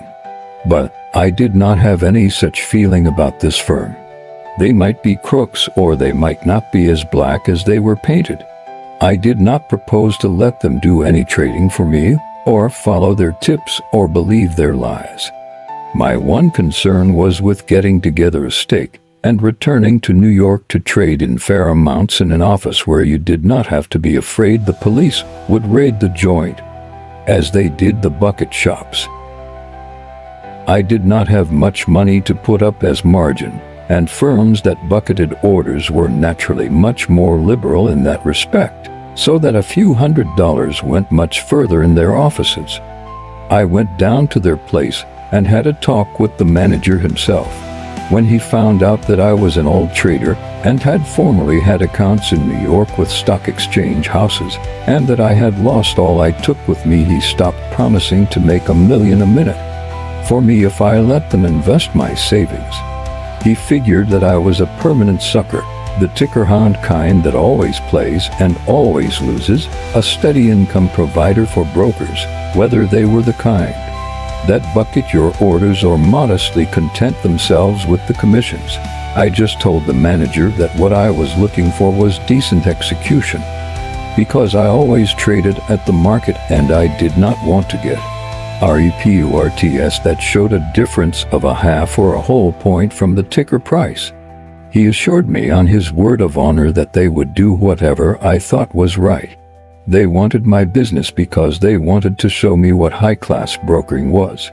They had in their employ the best talent in the business. In fact, they were famous for their execution. If there was any difference between the ticker price and the report, it was always in favor of the customer, though of course they did not guarantee that. I did not want to appear too anxious, so I shook my head and told him I guessed I would not open an account that day, but I'd let him know. He urged me strongly to begin right way, as it was a good market to make money in. It was for them, a dull market with prices seesawing slightly, just the kind to get customers in and then wipe them out with a sharp drive in the tip stock. I had some trouble in getting away. It seemed to me that if I could be sure of getting my winnings out of their clutches, the only way of my getting together some real money was to trade in these near bucket shops. When I had learned all I could, I opened accounts with 3 firms. I had taken a small office and had direct wires run to the 3 brokers. I traded in a small way so they would not get frightened off at the very start. I made money on balance, and they were not slow in telling me that they expected real business from customers who had direct wires to their offices. They did not hanker for pikers. They figured that the more I did, the more I'd lose, and the more quickly I was wiped out, the more they'd make. It was a sound enough theory when you consider that these people necessarily dealt with averages, and the average customer was never long-lived, financially speaking. A busted customer cannot trade. A half-crippled customer can whine and insinuate things and make trouble of one or another kind that hurts business. I also established a connection with a local firm that had a direct wire to its New York correspondent, who were also members of the New York Stock Exchange. I had a stock ticker put in and I began to trade conservatively. As I told you, it was pretty much like trading in bucket shops, only it was a little slower. It was a game that I could beat, and I did. I never got it down to such a fine point that I could win 10 times out of 10, but I won on balance, taking it week in and week out. I was again living pretty well, but always saving something to increase the stake that I was to take back to Wall Street. But they did not hit me very hard. They could not, with my shoestring margins. My relations with my brokers were friendly enough. Their accounts and records did not always agree with mine, and the differences uniformly happened to be against me. Curious coincidence, beauty fought for my own and usually had my way in the end. They always had the hope of getting away from me what I had taken from them. They regarded my winnings as temporary loans, I think. But they did not. Copper your customers and grow rich is an old and true adage, but they did not seem ever to have heard of it, and did not stop at plain bucketing. Several times they tried to double-cross me with the old tricks. They caught me a couple of times because I was not looking. They always did that when I had taken no more than my usual line. I accused them of being short sports or worse, but they denied it, and it ended by my going back to trading as usual. The beauty of doing business with a crook is that he always forgives you for catching him, so long as you do not stop doing business with him. It's all right as far as he is concerned. He is willing to meet you more than halfway. Magnificence. Well, I made up my mind that I could not afford to have the normal rate of increase of my stake impaired by crooks' tricks, so I decided to teach them a lesson. I picked out some stock that, after having been a speculative favorite, had become inactive, waterlogged. If I had taken one that never had been active, they would have suspected my play. I gave out buying orders on this stock to my 5 bucketeering brokers. When the orders were taken, and they were waiting for the next quotation to come out, on the tape I sent in an order through my stock exchange house to sell 100 shares of that particular stock at the market. I urgently asked for quick action. Well, you can imagine what happened when the selling order got to the floor of the exchange. A dull, inactive stock that a commission house with out-of-town connections wanted to sell in a hurry. Somebody got cheap stock. But the transaction, as it would be printed on the tape, was the price that I would pay on my 5 buying orders.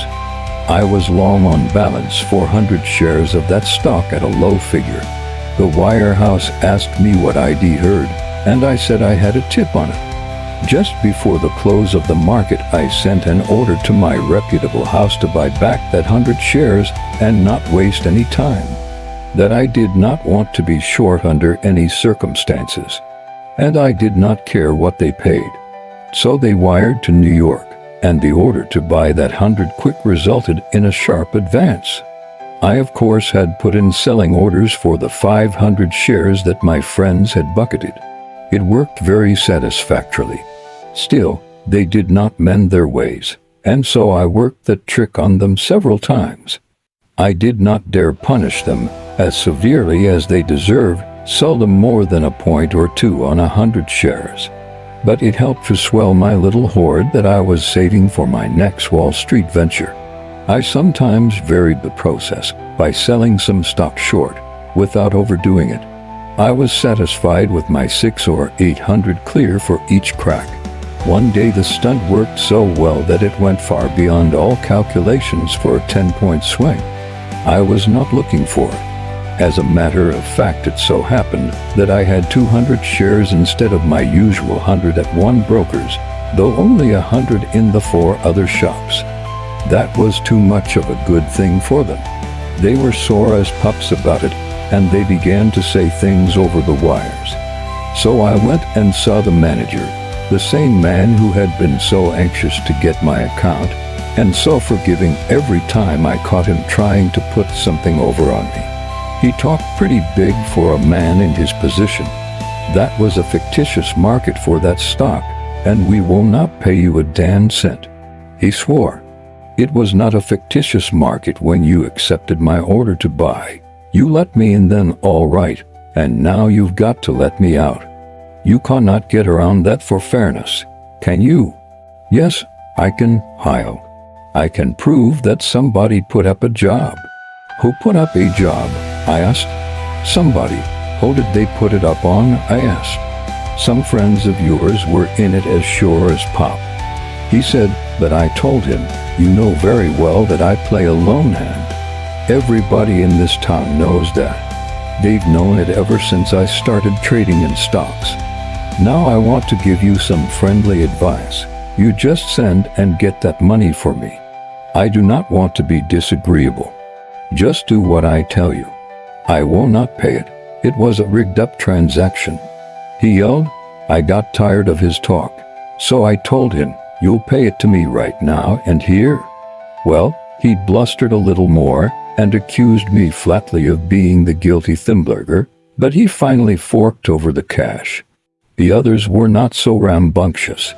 In one office the manager had been studying these inactive stock plays of mine, and when he got my order he actually bought the stock for me. And then some for himself in the little board, and he made some money. These fellows did not mind being sued by customers on charges of fraud, as they generally had a good technical legal defense ready. But they were afraid I'd attach the furniture, the money in the bank. I could not, because they took care not to have any funds exposed to that danger.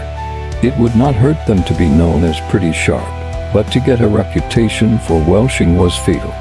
For a customer to lose money at his broker's is no rare event, but for a customer to make money and then not get it is the worst crime on the speculator's statute books. I got my money from all, but that 10-point jump put an end to the pleasing pastime of skinning skinners. They were on the lookout for the little trick that they themselves had used to defraud hundreds of poor customers. I went back to my regular trading, but the market was not always right for my system, that is, limited. As I was by the size of the orders they would take, I could not make a killing. I had been at it over a year, during which I used every device that I could think of to make money trading in those wirehouses. I had lived very comfortably, bought an automobile, and did not limit myself about my expenses. I had to make a stake, but I also had to live while I was doing it. If my position on the market was right, I could not spend as much as I made, so that I'd always be saving some. If I was wrong, I did not make any money, and therefore could not spend. As I said, I had saved up a fair-sized roll, and there was not so much money to be made in the 5 wirehouses, so I decided to return to New York. I had my own automobile, and I invited a friend of mine who also was a trader to motor to New York with me. He accepted, and we started. We stopped in New Haven for dinner. At the hotel I met an old trading acquaintance, and among other things he told me there was a shop in town that had a wire and was doing a pretty good business. We left the hotel on our way to New York, but I drove by the street where the bucket shop was to see what the outside looked like. We found it and could not resist the temptation to stop and have a look at the inside. It was not very sumptuous, but the old blackboard was there and the customers, and the game was on. The manager was a chap who looked as if he had been an actor or a stump speaker. He was very impressive. He'd say good morning as though he had discovered the morning's goodness after 10 years of searching for it with a microscope, and was making you a present of the discovery, as well as of the sky, the sun, and the firm's bankroll. He saw us come up in the sporty-looking automobile, and as both of us were young and careless, I do not suppose I looked 20. He naturally concluded we were a couple of yo boys. I did not tell him we were not. He did not give me a chance, but began delivering a speech. He was very glad to see us. Would we have a comfortable seat? The market, we would find, was philanthropically inclined that morning, in fact, clamoring to increase the supply of collegiate pocket money, of which no intelligent undergraduate ever had a sufficiency since the dawn of historic time. But here and now, by the beneficence of the ticker, a small initial investment would return thousands. More pocket money than anybody could spend was what the stock market yearned to yield. Well, I thought it would be a pity not to do as the nice man of the bucket shop was so anxious to have us do. So, I told him I would do as he wished because I had heard that lots of people made lots of money in the stock market. I began to trade very conservatively, but increasing the line as I won. My friend followed me. We stayed overnight in New Haven, and the next morning found us at the hospitable shop at 5 minutes to 10. The orator was glad to see us, thinking his turn would come that day. But I cleaned up within a few dollars of $1,500. The next morning when we dropped in on the great order and handed him an order to sell 500 sugar, he hesitated, but finally accepted it in silence. The stock broke over a point, and I closed out and gave him the ticket. There was exactly $500 coming to me in profits, and my $500 margin. He took 20 50s from the safe, counted them 3 times very slowly, then he counted them again in front of me. It looked as if his fingers were sweating mucilage the way the notes seemed to stick to him, but finally he handed the money to me. He folded his arms, bit his lower lip, kept it big, and stared at the top of a window behind me. I told him I'd like to sell 200 steel, but he never stirred. He did not hear me. I repeated my wish, only I made it 300 shares. He turned his head. I waited for the speech, but all he did was to look at me. Then he smacked his lips and swallowed as if he was going to start an attack on 50 years of political misrule by the unspeakable grafters of the opposition. Finally, he waved his hand toward the yellow backs in my hand and said, "Take away that bauble." "Take away what?" I said. I had not quite understood what he was driving at. "Where are you going, student?" He spoke very impressively. "New York," I told him. "That's right," he said, nodding about 20 times. "That is exactly right. You are going away from here all right, because now I know 2 things too, student. I know what you are not, and I know what you are." Yes, is that so?" I said very politely. "Yes. You too." He paused, and then he stopped being in Congress and snarled, "You two are the biggest sharks in the United States of America." "Students, yea, you must be freshmen, yea." Well, of him talking to himself, he probably did not mind the money so much. No professional gambler does. It's all in the game, and the luck's bound to turn. It was his being fooled in us that hurt his pride. That is how I came back to Wall Street for a 3rd attempt. I had been studying, of course, trying to locate the exact trouble with my system that had been responsible for my defeats in A.R. Fullerton and Co.'s office. I was 20 when I made my first 10,000, and I lost that. But I knew how and why, because I traded out of season all the time. Because when I could not play according to my system, which was based on study and experience, I went in and gambled. I hoped to win, instead of knowing that I ought to win on form. When I was about 22, I ran up my stake to $50,000. I lost it on May 9th. But I knew exactly why and how. It was the laggard tape and the unprecedented violence of the movements that awful day. But I did not know why I had lost after my return from St. Louis or after the May 9th panic. I had theories, that is, remedies for some of the faults that I thought I found in my play. But I needed actual practice. There is nothing like losing all you have in the world for teaching you what not to do. And when you know what not to do in order not to lose money, you begin to learn what to do in order to win. Did you get it? You begin to learn. The average ticker hound, or, as they used to call him, tapeworm, goes wrong, I suspect, as much from over-specialization as from anything else. It means a highly expensive inelasticity. After all, the game of speculation is to all mathematics or set rules, however rigid the main laws may be.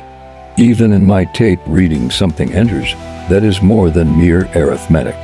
There is what I call the behavior of a stock, actions that enable you to judge whether or not it is going to proceed in accordance with the precedents that your observation has noted. If a stock doesn't act right, don't touch it, because, being unable to tell precisely what is wrong, you cannot tell which way it is going. No diagnosis, no prognosis. No prognosis, no profit. It is a very old thing, this of noting the behavior of a stock and studying its past performances. When I first came to New York, there was a broker's office where a Frenchman used to talk about his chart. At first I thought he was a sort of pet freak kept by the firm because they were good-natured.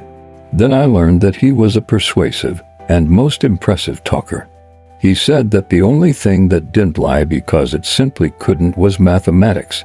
By means of his curves, he could forecast market movements. Also, he could analyze them and tell, for instance, why King did the right thing in his famous Atchison preferred bull manipulation, and later why he went wrong in his Southern Pacific pool.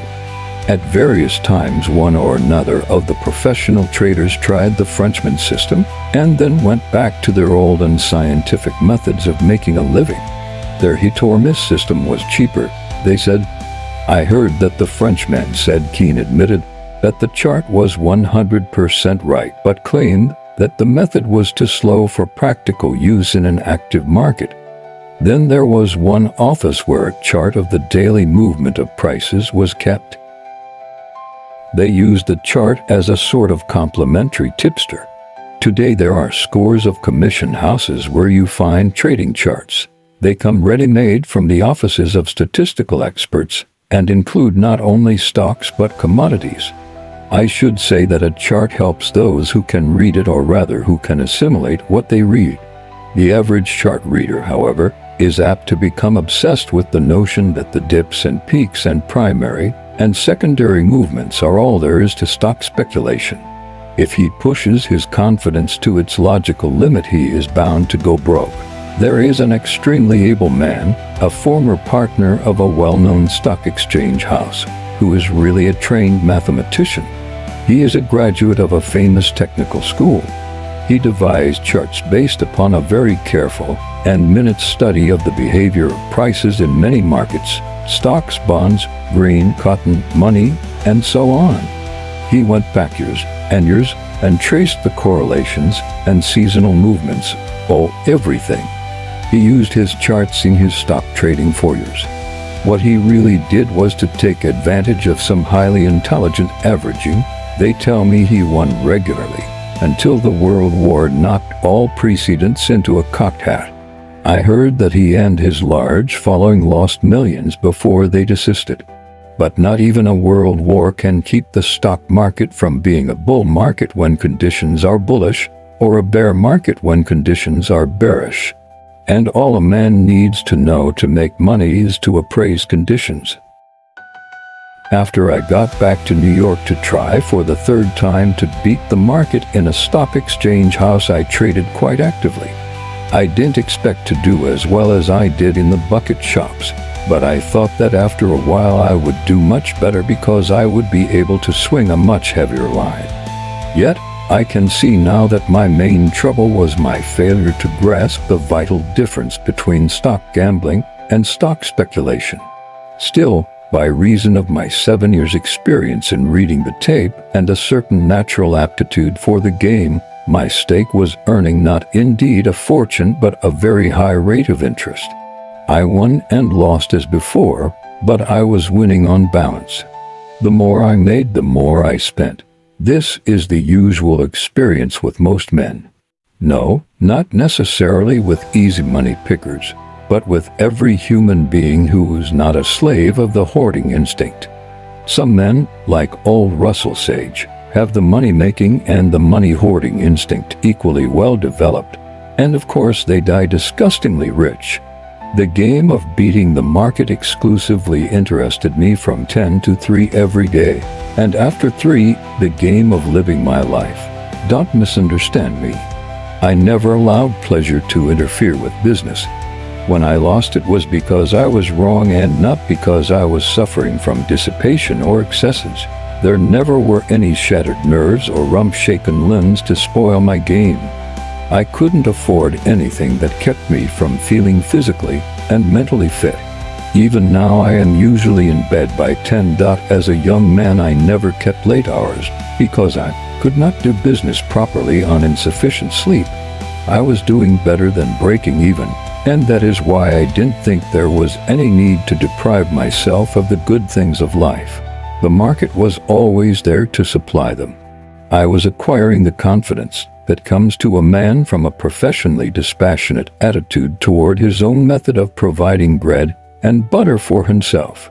The first change I made in my play was in the matter of time. I couldn't wait for the sure thing to come along and then take a point or two out of it, as I could in the bucket shops.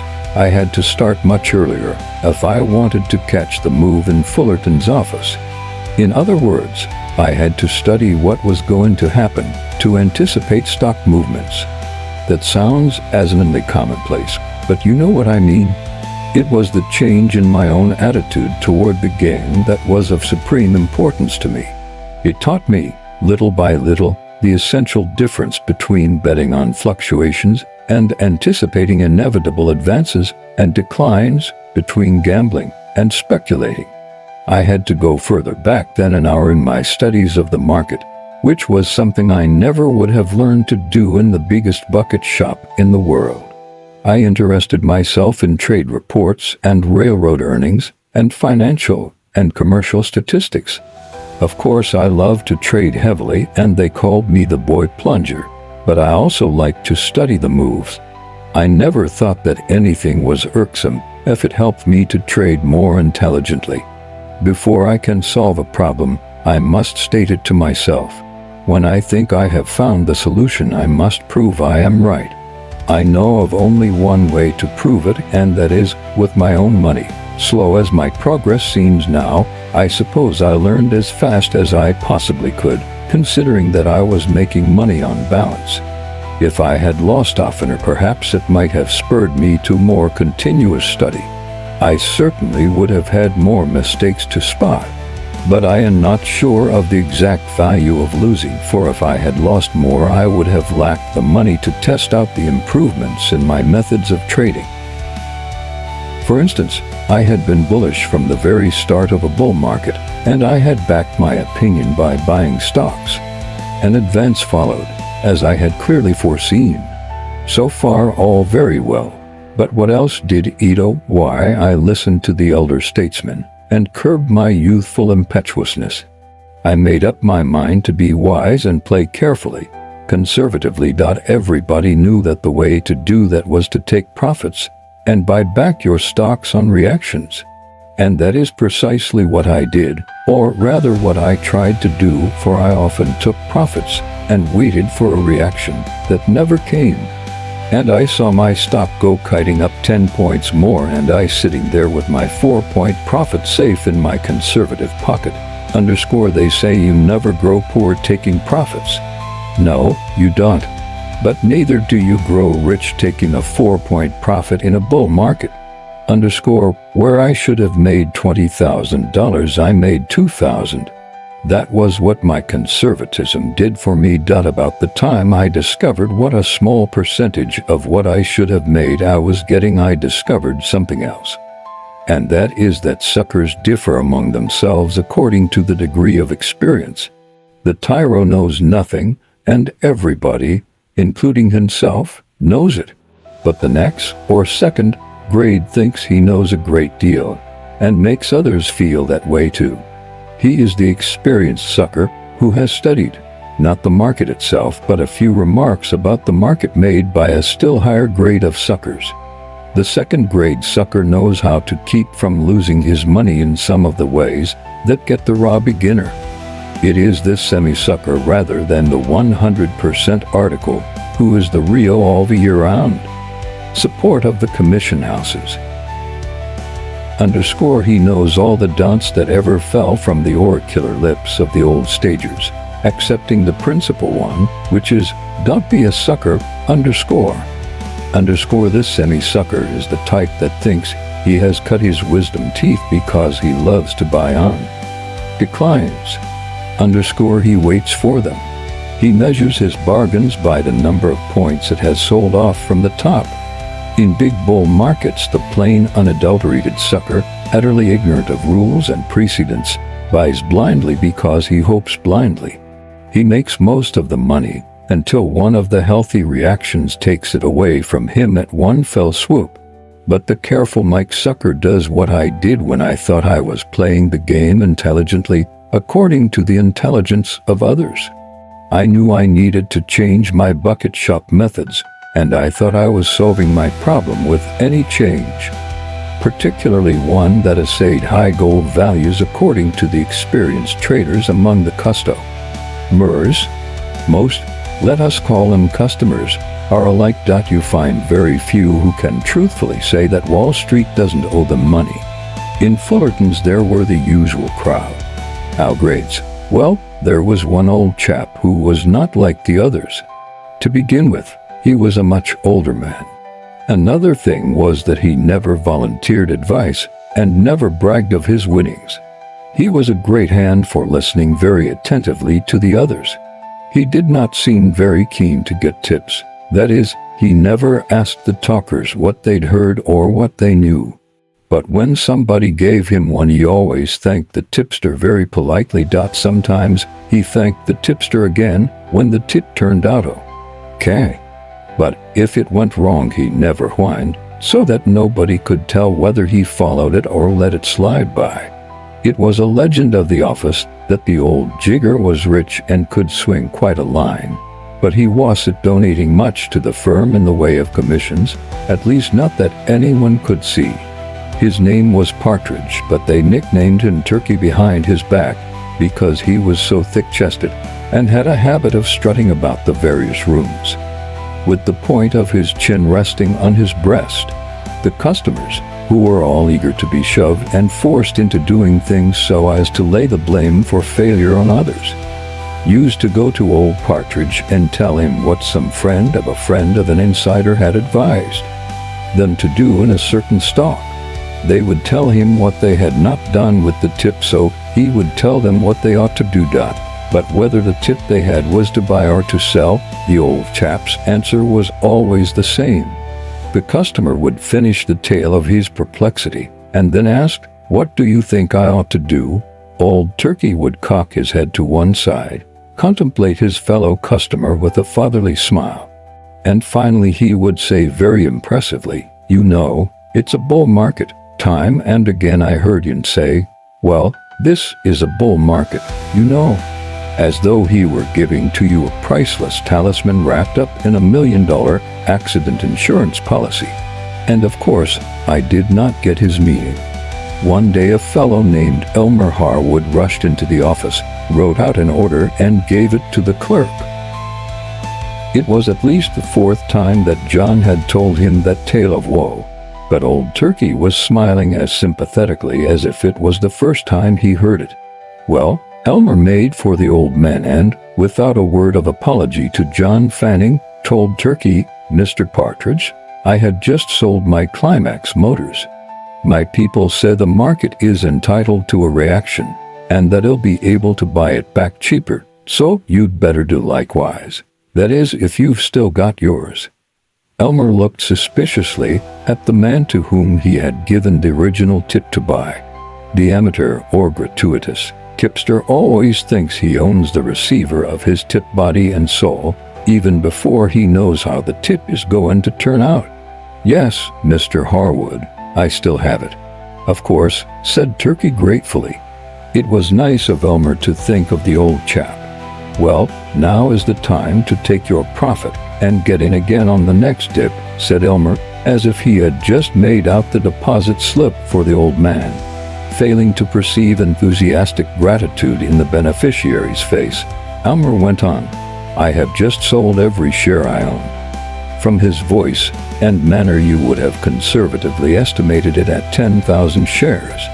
But Mr. Partridge shook his head regretfully and whined, "No, I can't do that." "What?" yelled Elmer. "I simply can't," said Mr. Partridge. He was in great trouble. "Did I give you the tip to buy it?" "You did, Mr. Harwood," and I am very grateful to you. Indeed I am, sir, but hold on, let me talk. And did that stock go up 7 points in 10 days? Did it? It did, and I am much obliged to you, my dear boy. But I couldn't think of selling that stock. You couldn't? Asked Elmer, beginning to look doubtful himself. It is a habit with most tip givers to be tip takers. No, I couldn't. Why not? And Elmer drew near. Why, this is a bull market. The old fellow said it as though he had given a long and detailed explanation. That's all right, said Elmer, looking angry because of his disappointment. I know this is a bull market as well as you do. But you'd better slip them that stock of yours and buy it back on the reaction. You might as well reduce the cost to yourself. My dear boy, said old Partridge, in great distress, my dear boy, if I sold that stock now I'd lose my position. And then where would I be? Elmer Harwood threw up his hands, shook his head, and walked over to me to get sympathy. Can you beat it? He asked me in a stage whisper. I asked you, I didn't say anything, so he went on. I give him a tip on Climax Motors. He buys 500 shares, has got 7 points profit, and I advise him to get out and buy him back on the reaction that's overdue even now. And what does he say when I tell him? He says that if he sells he'll lose his job. What do you know about that? I beg your pardon, Mr. Harwood. I didn't say I'd lose my job, cut an old turkey. I said I'd lose my position. And when you are as old as I am and you've been through as many booms and panics as I have, you'll know that to lose your position is something nobody can afford. Not even John D. Rockefeller. I hope the stock reacts and that you will be able to repurchase your line at a substantial concession, sir. But I myself can only trade in accordance with the experience of many years. I paid a high price for it, and I don't feel like throwing away a second tuition fee. But I am as much obliged to you as if I had the money in the bank. It's a bull market, you know. And he strutted away, leaving Elmer dazed. What old Mr. Partridge said did not mean much to me until I began to think about my own numerous failures to make as much money as I ought to when I was so right on the general market. The more I studied, the more I realized how wise that old chap was. He had evidently suffered from the same defect in his young days and knew his own human weaknesses. He would not lay himself open to a temptation that experience had taught him was hard to resist and had always proved expensive to him, as it was to me. I think it was a long step forward in my education when I realized at last that when old Mr. Partridge kept on telling the other customers, well, you know this is a bull market, he really meant to tell them that the big money was not in the individual fluctuations, but in the main movements. That is, not in reading the tape, but in sizing up the entire market and its trend. And right here let me say one thing. After spending many years in Wall Street, and after making and losing millions of dollars, I want to tell you this. It never was my thinking that made the big money for me. It was always my sitting. Got it? My sitting tight. It is no trick at all to be right on the market. You always find lots of early bulls in bull markets and early bears in bear markets. I've known many men who were right at exactly the right time and began buying or selling stocks when prices were at the very level which should show the greatest profit. And their experience invariably matched mine. That is, they made no real money out of it. Men who can both be right and sit tight are uncommon. I found it one of the hardest things to learn. But it is only after a stock operator has firmly grasped this that he can make big money. It is literally true that millions come easier to a trader after he knows how to trade than hundreds did in the days of his ignorance. The reason is that a man may see straight and clearly and yet become impatient or doubtful when the market takes its time about doing as he figured it must do. That is why so many men in Wall Street, who are not at all in the sucker class, not even in the third grade, nevertheless lose money. The market does not beat them. They beat themselves, because though they have brains, they cannot sit tight. Old Turkey was dead right in doing and saving what he did. He had not only the courage of his convictions, but the intelligent patience to sit tight. Disregarding the big swing and trying to jump in it and out was fatal to me.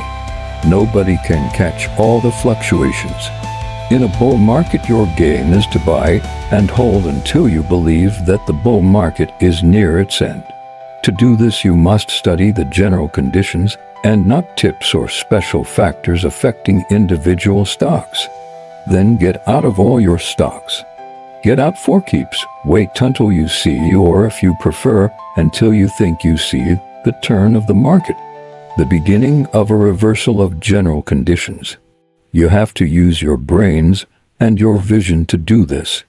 Otherwise, my advice would be as idiotic as to tell you to buy cheap and sell dear. One of the most helpful things that anybody can learn is to give up trying to catch the last eighth or the first. These two are the most expensive eighths in the world. They have cost stock traders, in the aggregate, enough millions of dollars to build a concrete highway across the continent. Another thing I noticed in studying my plays in Fullerton's office, after I began to trade less unintelligently, was that my initial operations seldom showed me a loss. That naturally made me decide to start big. It gave me confidence in my own judgment before I allowed it to be vitiated by the advice of others or even by my own impatience at times. Without faith in his own judgment, no man can go very far in this game. That is about all I have learned, to study general conditions, to take a position and stick to it. I can wait without a twinge of impatience. I can see a setback without being shaken, knowing that it is only temporary. I have been short 100,000 shares, and I have seen a big rally coming. I have figured, and figured correctly, that such a rally as I felt was inevitable and even wholesome would make a difference of $1 million in my paper profits. And I nevertheless have stood pat and seen half my paper profit wiped out, without once considering the advisability of covering my shorts to put them out again on the rally. I knew that if I did, I might lose my position, and with it the certainty of a big killing. It is the big swing that makes the big money for you. If I learned all this so slowly, it was because I learned by my mistakes. And some time always elapses between making a mistake and realizing it, and more time between realizing it and exactly determining it. But at the same time, I was faring pretty comfortably and was very young, so that I made up in other ways. Most of my winnings were still made in part through my tape reading, because the kind of markets we were having lent themselves fairly well to my method. I was not losing either as often or as irritatingly as in the beginning of my New York experiences. It wasn't anything to be proud of when you think that I had been broke 3 times in less than 2 years. And as I told you, being broke is a very efficient educational agency. I was not increasing my stake very fast because I lived up to the handle all the time. I did not deprive myself of many of the things that a fellow of my age and tastes would want. I had my own automobile, and I could not see any sense in skimping on living when I was taking it out of the market. The ticker only stopped Sundays and holidays, which was as it should be. Every time I found the reason for a loss or the why and how of another mistake, I added a brand new do not to my schedule of assets. And the nicest way to capitalize my increasing assets was by not cutting down on my living expenses. Of course, I had some amusing experiences and some that were not so amusing, but if I told them all in detail, I'd never finish. As a matter of fact, the only incidents that I remember without special effort are those that taught me something of definite value to me in my trading, something that added to my store of knowledge of the game and of myself. In the spring of 1906, I was in Atlantic City for a short vacation. I was out of stocks and was thinking only of having a change of air and a nice rest. By the way, I had gone back to my first brokers, Harding Brothers, and my account had got to be pretty active. I could swing 3,000 or 4,000 shares. That was not much more than I had done in the old Cosmopolitan shop when I was barely 20 years of age. Well, I have often had that curious feeling that, as a rule, I yield to it. But at times I have pooh-poohed the idea and have told myself that it was simply asinine to follow any of these sudden blind impulses to reverse my position. I have ascribed my hunch to a state of nerves resulting from too many cigars or insufficient sleep or a torpid liver or something of that kind. When I have argued myself into disregarding my impulse and have stood pat, I have always had cause to regret it. A dozen instances occurred to me when I did not sell as per hunch.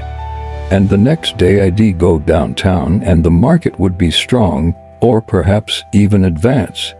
And I'd tell myself how silly it would have been to obey the blind impulse to sell, but on the following day there would be a pretty bad drop. Something had broken loose somewhere, and I'd have made money by not being so wise and logical. The reason plainly was not physiological but psychological. I want to tell you only about one of them because of what it did for me. It happened when I was having that little vacation in Atlantic City in the spring of 1906. I had a friend with me who also was a customer of Harding Brothers. I had no interest in the market one way or another and was enjoying my rest. I can always give up trading to play, unless of course it is an exceptionally active market in which my commitments are rather heavy. It was a bull market, as I remember it. The outlook was favorable for general business, and the stock market had slowed down, but the tone was firm and all indications pointed to higher prices. One morning after we had breakfasted, and had finished reading all the New York morning papers, and had got tired of watching the seagulls picking up clams and flying up with them 20 feet in the air, and dropping them on the hard, wet sand to open them for their breakfast, my friend and I started up the boardwalk. That was the most exciting thing we did in the daytime. It was not noon yet, and we walked up slowly to kill time and breathe the salt air.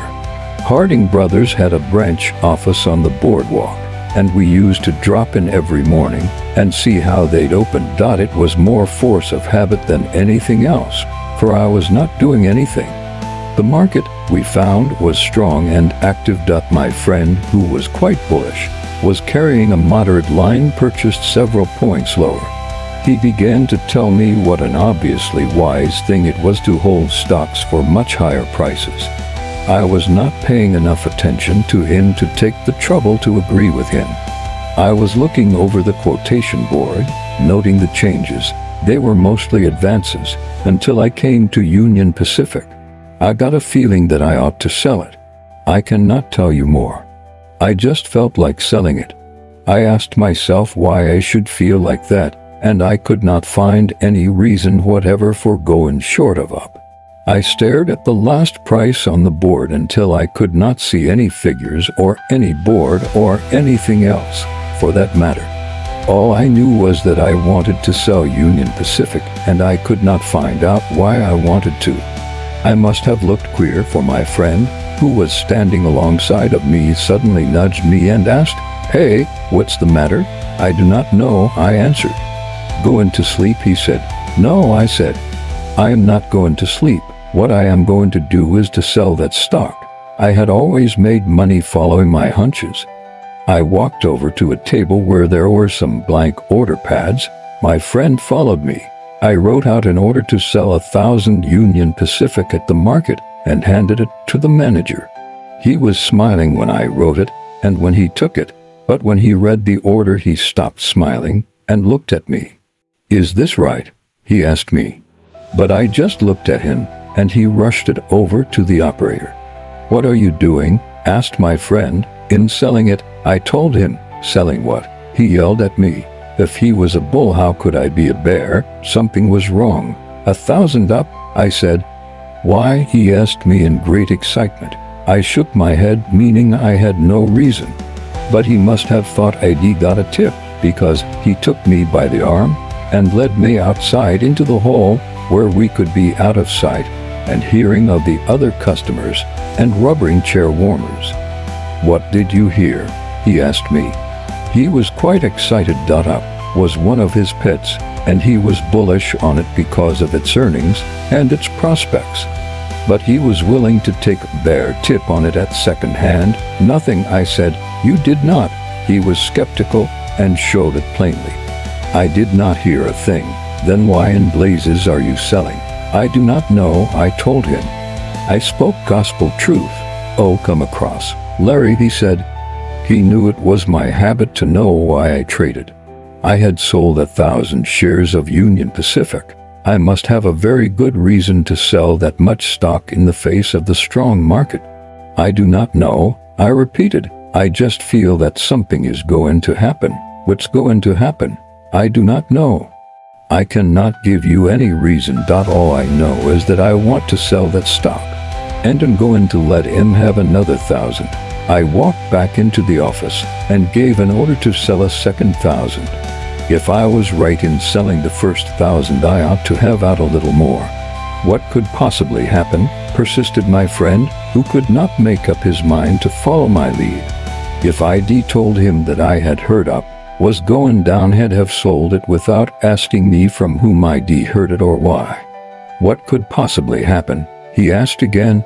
"A million things could happen, but I cannot promise you that any of them will. I cannot give you any reasons, and I cannot tell fortunes," I told him. "Then you're crazy," he said. "Stark crazy, selling that stock without rhyme or reason. You do not know why you want to sell it." "I do not know why I want to sell it. I only know I do want to," I said. "I want to like everything." The urge was so strong that I sold another 1,000. It was a pretty good jag of stock for me to sell, even with the best of reasons. It seemed more than enough to be short of without any reason whatever, particularly when the entire market was so strong and there was nothing in sight to make anybody think of the bear side. But I remembered that on previous occasions when I had the same urge to sell and did not do it, I always had reasons to regret it. I have told some of these stories to friends, and some of them tell me it is not a hunch but the subconscious mind, which is the creative mind, at work. That is the mind which makes artists do things without their knowing how they came to do them. Perhaps, with me, it was the cumulative effect of a lot of little things, individually insignificant but collectively powerful. Possibly my friend's unintelligent bullishness aroused a spirit of contradiction, and I picked on up because it had been touted so much. I cannot tell you what the cause or motive for hunches may be.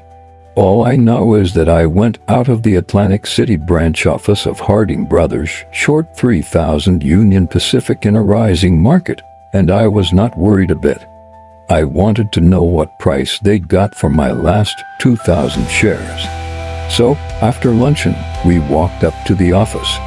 I had the pleasure of seeing that the general market was strong and Union Pacific higher.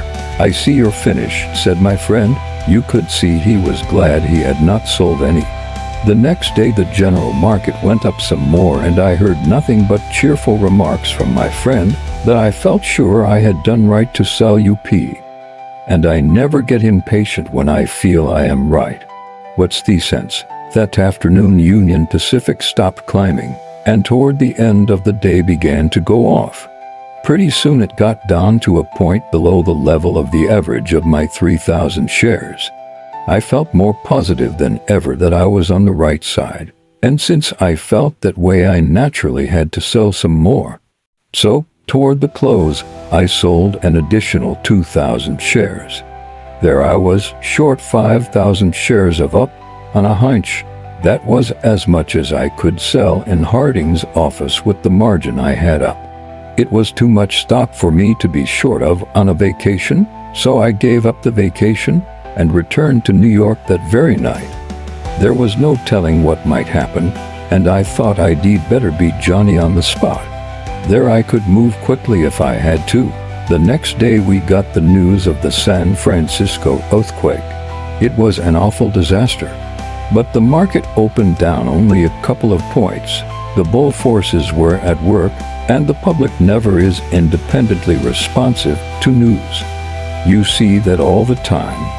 If there is a solid bull foundation, for instance, whether or not what the papers call bull manipulation is going on the same time, certain news items fail to have the effect they would have if the street was bearish. It is all in the state of sentiment at the time. In this case, the street did not appraise the extent of the catastrophe because it did not wish to. Before the day was over, prices came back. I was short 5,000 shares. The blow had fallen, but my stock had not. My hunch was of the first water, but my bank account was not growing, not even on paper. The friend who had been in Atlantic City with me when I put out my short line in up was glad and sad about it. He told me, "That was some hunch, kid. But, say, when the talent and the money are all on the bull side, what's the use of bucking against them? They are bound to win out. Give them time," I said. I meant prices.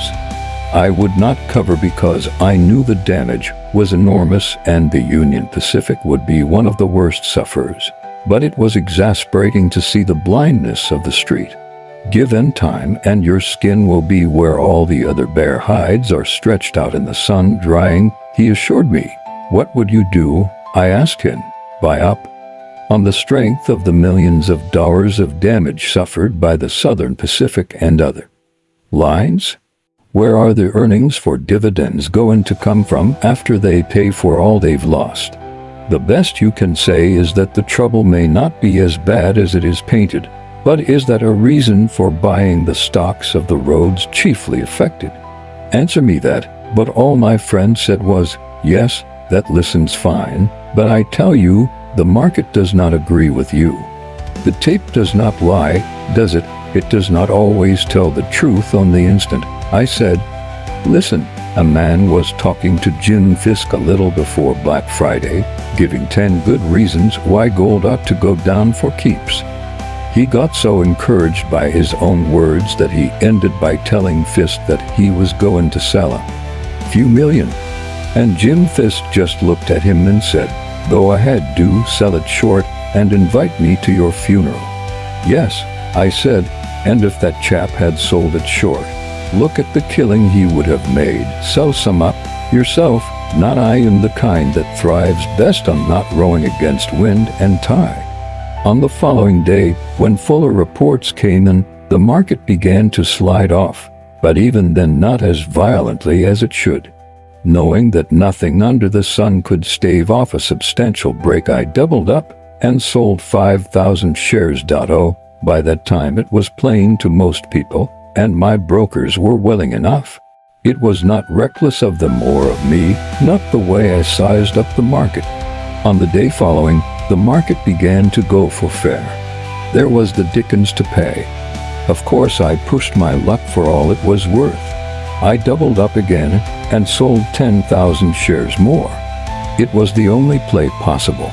I was not thinking of anything except that I was right, 100% right, and that this was a heaven-sent opportunity. It was up to me to take advantage of it. I sold more. Did I think that with such a big line of shorts out, it would not take much of a rally to wipe out my paper profits and possibly my principal? I do not know whether I thought of that or not, but if I did, it did not carry much weight with me. I was not plunging recklessly. I was really playing conservatively. There was nothing that anybody could do to undo the earthquake, was there? They could not restore the crumpled buildings overnight free gratis, for nothing, could they? All the money in the world could not help much in the next few hours, could it? I was not betting blindly. I was not a crazy bear.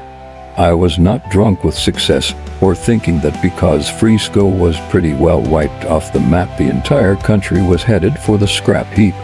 No, indeed, he did not look for a panic. Well, the next day I cleaned up. I made $250,000. It was my biggest winnings up to that time. It was all made in a few days. The street paid no attention to the earthquake the first day or two.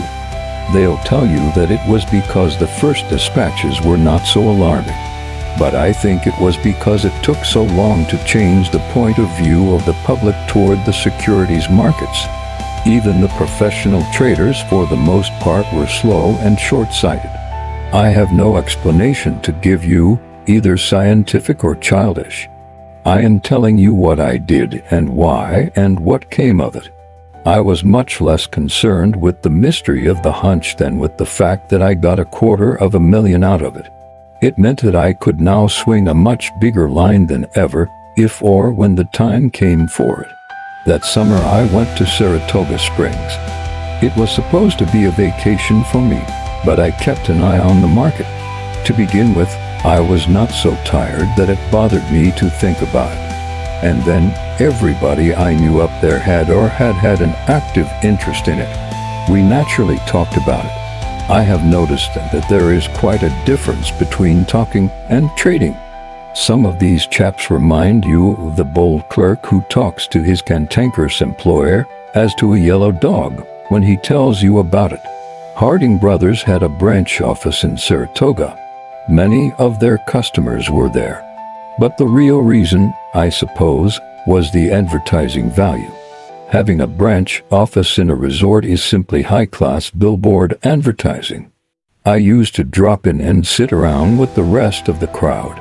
The manager was a very nice chap from the New York office who was there to give the glad hand to friends and strangers, and if possible, to get business. It was a wonderful place for tips, all kinds of tips, horse race, stock market, and waiters.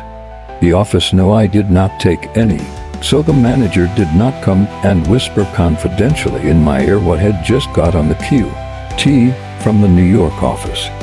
He simply passed over the telegrams, saying, "This is what they're sending out," or something of the kind. Of course, I watched the market. With me to look at the quotation board and to read the signs is one process. My good friend Union Pacific, I noticed, looked like going up. The price was high, but the stock acted as if it were being accumulated.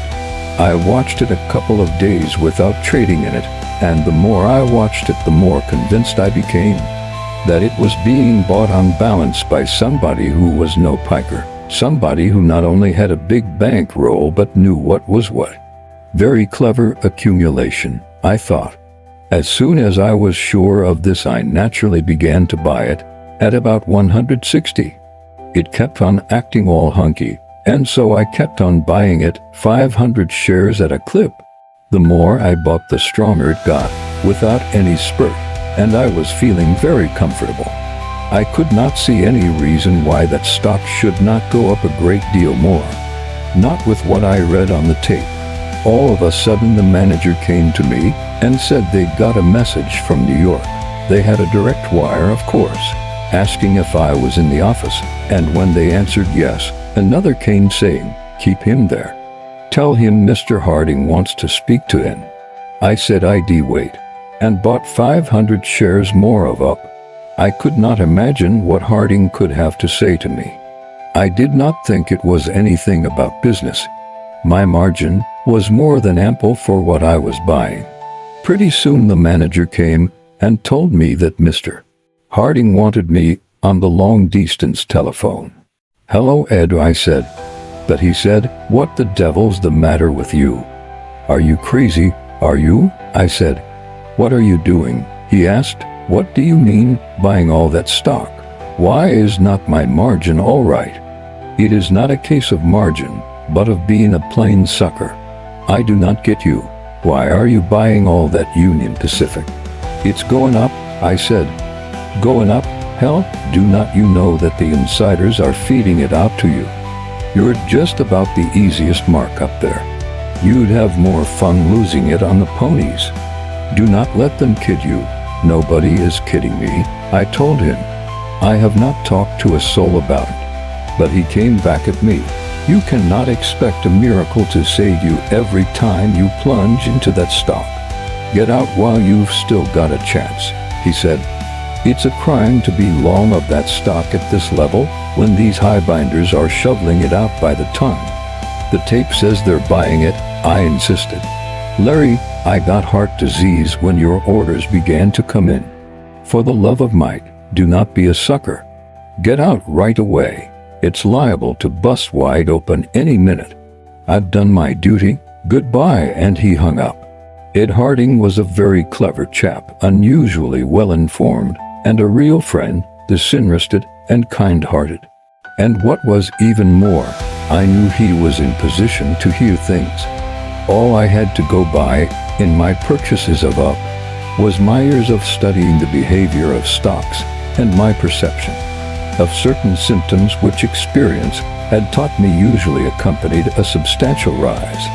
I do not know what happened to me, but I suppose I must have concluded that my tape reading told me the stock was being absorbed simply because very clever manipulation by the insiders made the tape tell a story that was not true. Possibly, I was impressed by the pains Ed Harding took to stop me from making what he was so sure would be a colossal mistake on my part. Neither his brains nor his motives were to be questioned. Whatever it was that made me decide to follow his advice, I cannot tell you. But follow it I did. I sold out all my Union Pacific. Of course, if it was unwise to be long of it, it was equally unwise not to be short of it. So, after I got rid of my long stock, I sold 4,000 shares short. I put up most of it around 162. The next day, the directors of the Union Pacific Company declared a 10% dividend on the stock. At first, nobody in Wall Street believed it. It was too much like the desperate maneuver of cornered gamblers. All the newspapers jumped on the directors. But while the Wall Street talent hesitated to act, the market boiled over. Union Pacific led, and on huge transactions made a new high record price. Some of the room traders made fortunes in an hour, and I remember later hearing about a rather dull-witted specialist who made a mistake that put $350,000 in his pocket. He sold his seat the following week and became a gentleman farmer the following month. Of course, I realized, the moment I heard the news of the declaration of the unprecedented 10% dividend, that I got what I deserved for disregarding the voice of experience and listening to the voice of a tipster. My own convictions I had set aside for the suspicions of a friend, simply because he was disinterested and, as a rule, knew what he was doing. As soon as I saw Union Pacific making new high records, I said to myself, this is no stock for me to be short of. All I had in the world was up as margin in Harding's office. I was neither cheered nor made stubborn by the knowledge of that fact. What was plain was that I had read the tape accurately and that I had been a ninny to let Ed Harding shake my own resolution. There was no sense in recriminations, because I had no time to lose. And besides, what's done is done. So, I gave an order to take in my shorts. The stock was around 165 when I sent him that order to buy in the 4,000 up. At the market, I had a 3-point loss on it at that figure. Well, my brokers paid 172 and 174 for some of it before they were through. I found when I got my reports that Ed Harding's kindly intentioned interference cost me $40,000. A low price for a man to pay for not having the courage of his own convictions. It was a cheap lesson. I was not worried, because the tape said still higher prices.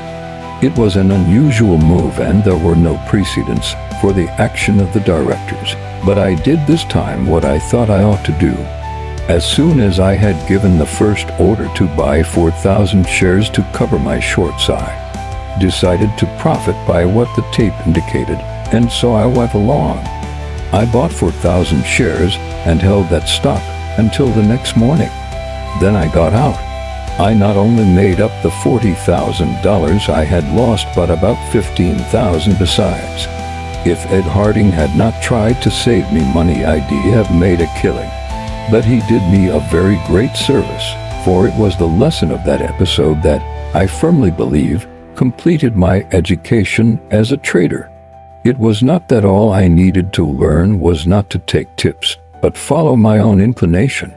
It was that I gained confidence in myself, and I was able finally to shake off the old method of trading. That Saratoga experience was my last haphazard, hit-or-miss operation. From then on I began to think of basic conditions instead of individual stocks. I promoted myself to a higher grade in the hard school of speculation. It was a long and difficult step to take. I never hesitate to tell a man that I am bullish or bearish, but I do not tell people to buy or sell any particular stock. In a bear market all stocks go down and in a bull market they go up. I do not mean, of course, that in a bear market caused by a war, ammunition shares do not go up. I speak in a general sense, but the average man does not wish to be told that it is a bull or a bear market. What he desires is to be told specifically which particular stock to buy or sell. He wants to get something for nothing. He does not wish to work. He does not even wish to have to think. It is too much bother to have to count the money that he picks up from the ground. Well, I was not that lazy, but I found it easier to think of individual stocks than of the general market, and therefore of individual fluctuations rather than of general movements. I had to change, and I did. People do not seem to grasp easily the fundamentals of stock trading. I have often said that to buy on a rising market is the most comfortable way of buying stocks. Now the point is not so much to buy as cheap as possible or go short at top prices, but to buy or sell at the right time. When I am bearish and I sell a stock, each sale must be at a lower level than the previous sale. When I am buying, the reverse is true. I must buy on rising scale. I do not buy long stock on a scale down. I buy on a scale up. Let us suppose, for example, that I am buying some stock. I'll buy 2,000 shares at 110. If the stock goes up to 111 after I buy it, I am, at least temporarily, right in my operation. Because it is a point higher, it shows me a profit. Well, because I am right, I go in and buy another 2,000 shares. If the market is still rising, I buy a third lot of 2,000 shares. Say the price goes up to 114. I think it is enough for the time being. I now have a trading basis to work from. I am long 6,000 shares at an average of 111 3/4, and the stock is selling at 114. I will not buy any more just then. I wait and see. I figure that at some stage of the rise there is going to be a reaction. I want to see how the market takes care of itself after that reaction. It will probably react to where I got my third lot. Say that after going higher it falls back to 112 1/4 and then rallies. Well, just as it goes back to 113 I shoot an order to buy 4,000 at the market, of course. Well, if I get that 4,000 at 113 3/4, I know something is wrong, and I'll give a testing order. That is, I'll sell 1,000 shares to see how the market takes it. But suppose that of the order to buy the 4,000 shares that I put in when the price was 113, I get 2,000 at 114 and 500 at 114.5. And the rest on the way up, so that for the last 500 I pay 115.5. Then I know I am right.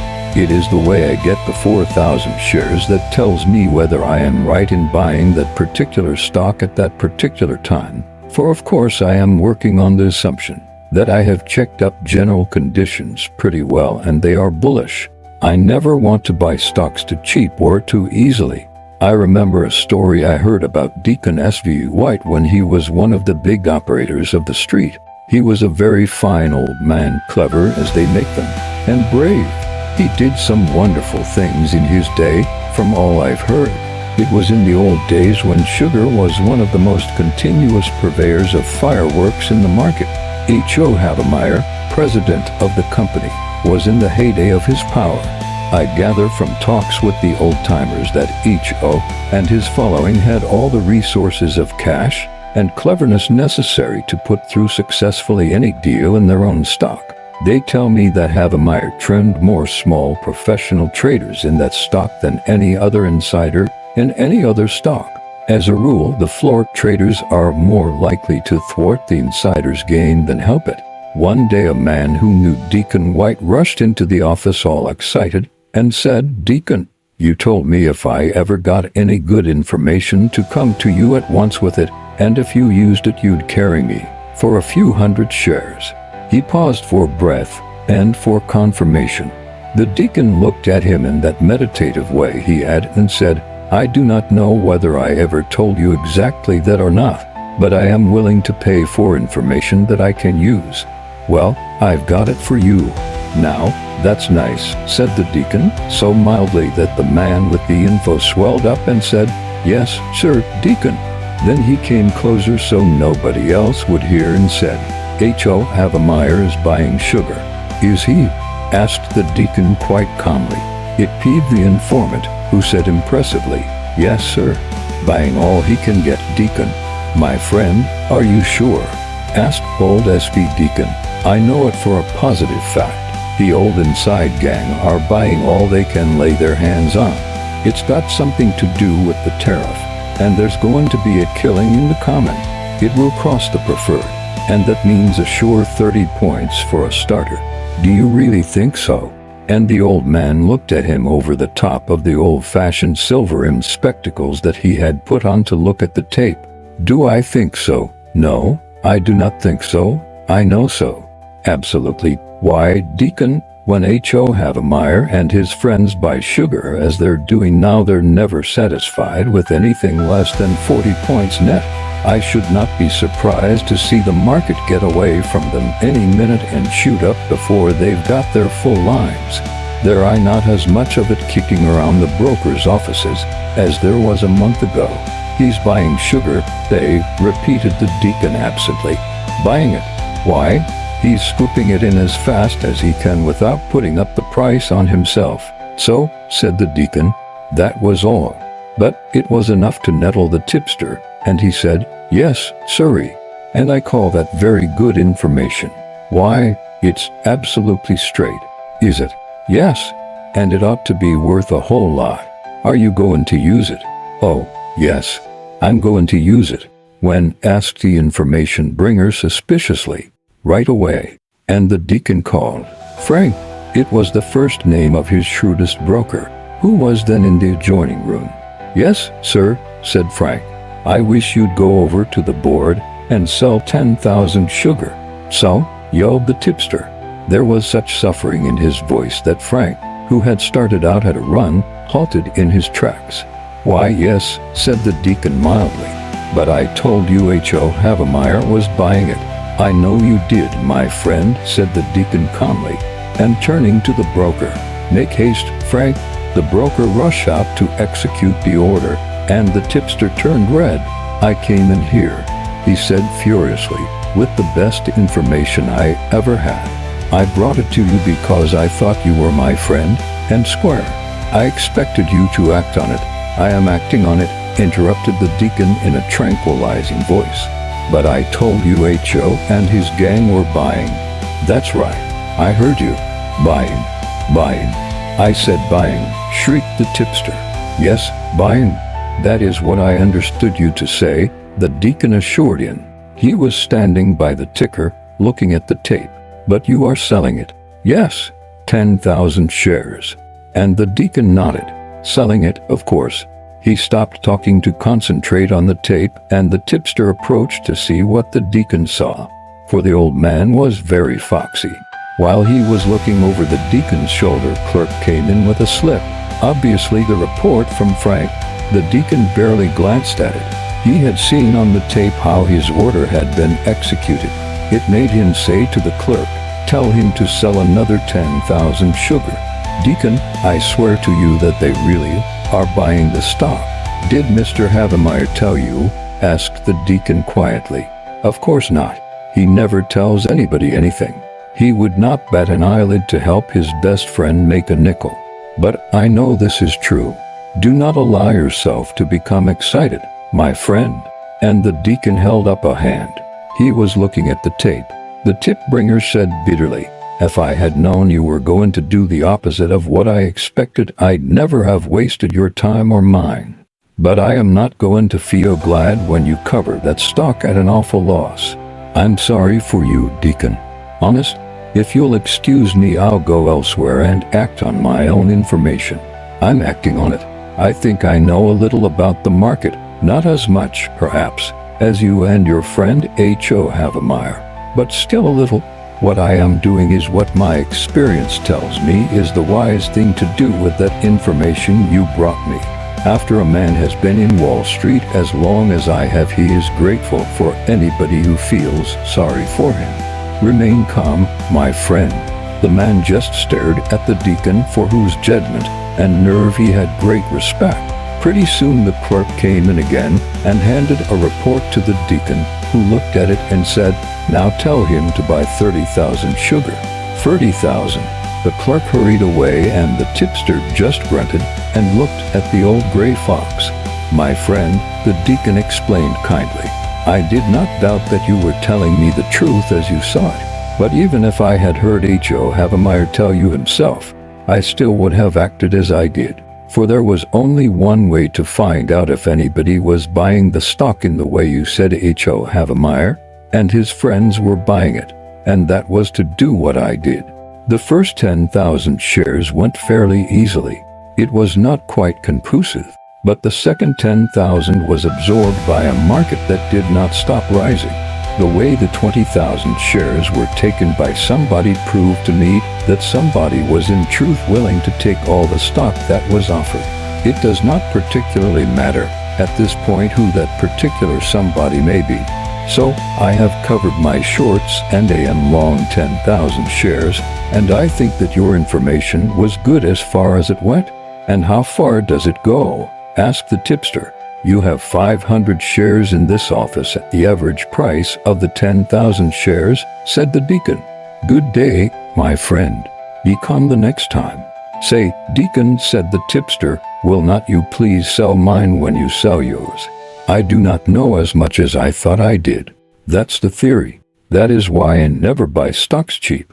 Of course, I always try to buy effectively, in such a way as to help my side of the market. When it comes to selling stocks, it is plain that nobody can sell unless somebody wants those stocks. If you operate on a large scale, you will have to bear that in mind all the time. A man studies conditions, plans his operations carefully, and proceeds to act. He swings a pretty fair line, and he accumulates a big profit on paper. Well, that man cannot sell at will. You cannot expect the market to absorb 50,000 shares of one stock as easily as it does 100. He will have to wait until he has a market there to take it. There comes the time when he thinks the requisite buying power is there. When that opportunity comes, he must seize it. As a rule, he will have been waiting for it. He has to sell when he can, not when he wants to. To learn the time, he has to watch and test.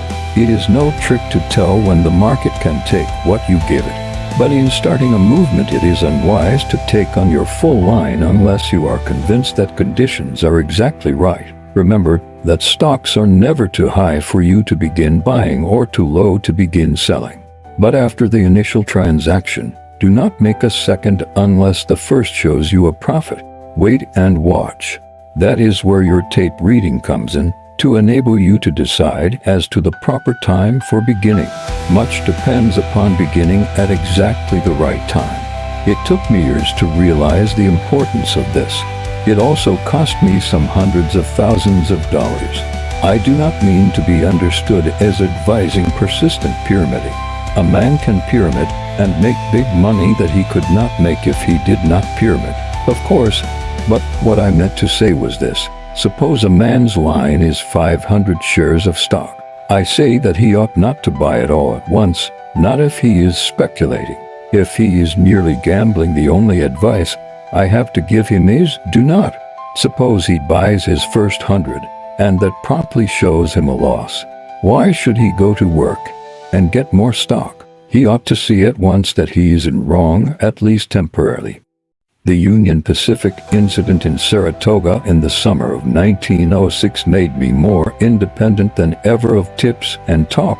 that is, of the opinions and surmises and suspicions of other people, however friendly or however evil they might be personally. Events, not vanity, proved for me that I could read the tape more accurately than most of the people about me. I also was better equipped than the average customer of Harding Brothers, in that I was utterly free from speculative prejudices. The bear side doesn't appeal to me any more than the bull side, or vice versa.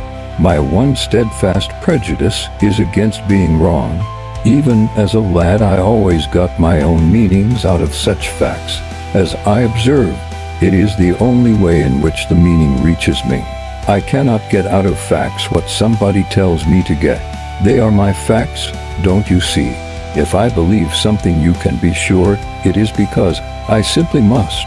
When I am long of stocks, it is because my reading of conditions has made me bullish. But you find many people, reputed to be intelligent, who are bullish because they have stocks. I do not allow my possessions, or my prepossessions either, to do any thinking for me. That is why I repeat that I never argue with the tape. To be angry at the market because it unexpectedly or even illogically goes against you is like getting mad at your lungs because you have pneumonia. I had been gradually approaching the full realization of how much more than tape reading there was to stock speculation. Old man Partridge's insistence on the vital importance of being continuously bullish in a bull market doubtless made my mind dwell on the need above all other things of determining the kind of market a man is trading in. I began to realize that the big money must necessarily be in the big swing. Whatever might seem to give a big swing its initial impulse, the fact is that its continuance is not the result of manipulations by pools or artifice by financiers, but depends upon basic conditions. And no matter who opposes it, the swing must inevitably run as far and as fast, and as long as the impelling forces determine. After Saratoga, I began to see more clearly, perhaps I should say more maturely, that since the entire list moves in accordance with the main current, there was not so much need, as I had imagined, to study individual plays or the behavior of this or the other stock. Also, by thinking of the swing, a man was not limited in his trading. He could buy or sell the entire list. In certain stocks, a short line is dangerous after a man sells more than a certain percentage of the capital stock, the amount depending on how, where, and by whom the stock is held, but he could sell 1,000,000 shares of the general list if he had the price, without the danger of being squeezed. A great deal of money used to be made periodically by insiders in the old days out of the shorts and their carefully fostered fears of corners and squeezes. Obviously, the thing to do was to be bullish in a bull market and bearish in a bear market. Sounds silly, doesn't it? But I had to grasp that general principle firmly before I saw that to put it into practice really meant to anticipate probabilities. It took me a long time to learn to trade on those lines. But in justice to myself, I must remind you that up to then I had never had a big enough stake to speculate that way. A big swing will mean big money if your line is big. And to be able to swing a big line, you need a big balance at your brokers. I always had, or felt that I had, to make my daily bread out of the stock market. It interfered with my efforts to increase the stake available for the more profitable but slower, and therefore more immediately expensive method of trading on swings. But not only did my confidence in myself grow stronger, but my brokers ceased to think of me as a sporadically lucky boy plunger. They had made a great deal out of me in commissions, but now I was in a fair way to become their star customer, and as such to have a value beyond the actual volume of my trading. A customer who makes money is an asset to any broker's office. The moment I ceased to be satisfied with merely studying the tape, I ceased to concern myself exclusively with the daily fluctuations in specific stocks. And when that happened, I simply had to study the game from a different angle. I worked back from the quotation to first principles, from price fluctuations to basic conditions. Of course, I had been reading the daily dope regularly for a long time. All traders do, but much of it was gossip. Some of it deliberately false, and the rest merely the personal opinion of the writers. The reputable weekly reviews, when they touched upon underlying conditions, were not entirely satisfactory to me. The point of view of the financial editors was not mine as a rule. It was not a vital matter for them to marshal their facts and draw their conclusions from them, but it was for me. Also, there was a vast difference in our appraisal of the element of time. The analysis of the week that had passed was less important to me than the forecast of the weeks that were to come.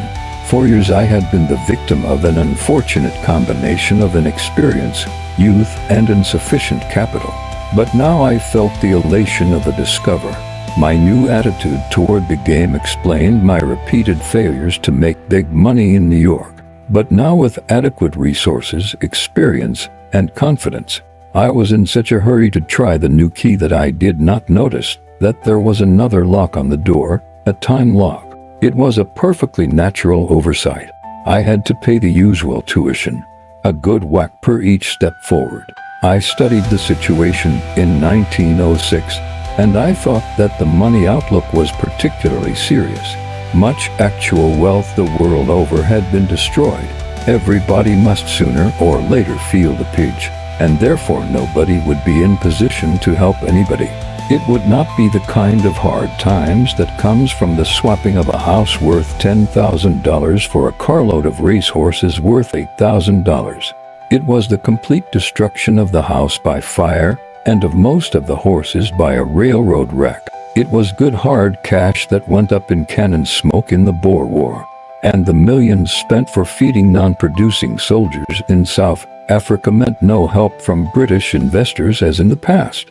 Also, the earthquake and the fire in San Francisco and other disasters touched everybody: manufacturers, farmers, merchants, laborers, and millionaires. The railroads must suffer greatly.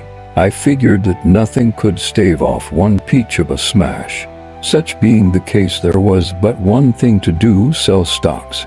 I told you I had already observed that my initial transaction, after I made up my mind which way I was going to trade, was apt to show me a profit. And now what I decided to sell I plunged.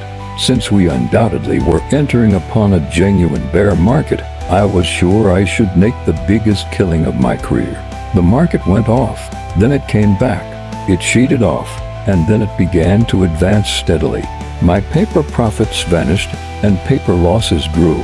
One day it looked as if not a bear would be left to tell the tale of the strictly genuine bear market. I couldn't stand the gaffe. I covered. It was just as well. If I hadn't, I wouldn't have had enough to buy a postal card. I lost most of my fur, but it was better to live to fight another day. I had made a mistake, but where? I was bearish in a bear market. That was wise. I had sold stocks short. That was proper. I had sold them too soon. That was costly. My position was right, but my play was wrong. However, every day brought the market nearer to the inevitable smash. So I waited, and when the rally began to falter and pause, I let them have as much stock as my sadly diminished margins permitted. I was right this time, for exactly one whole day, for on the next there was another rally, another big bite out of yours truly. So I read the tape and covered and waited. In due course I sold again, and again they went down promisingly, and then they rudely rallied. It looked as if the market were doing its best to make me go back to my old and simple ways of bucket shop trading.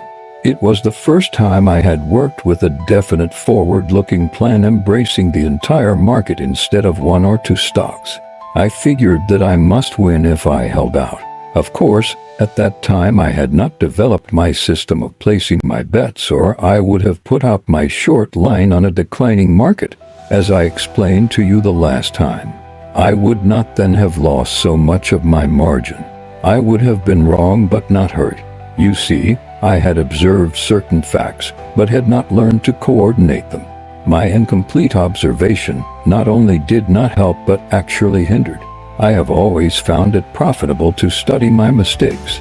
Thus I eventually discovered that it was all very well not to lose your bear position in a bear market, but that at all times the tape should be read to determine the propitiousness of the time for operating. If you begin right, you will not see your profitable position seriously menaced, and then you will find no trouble in sitting tight. Of course, today I have greater confidence in the accuracy of my observations, in which neither hopes nor hobbies play any part, and also I have greater facilities for verifying my facts, as well as for variously testing the correctness of my views. But in 1906 the succession of rallies dangerously impaired my margins.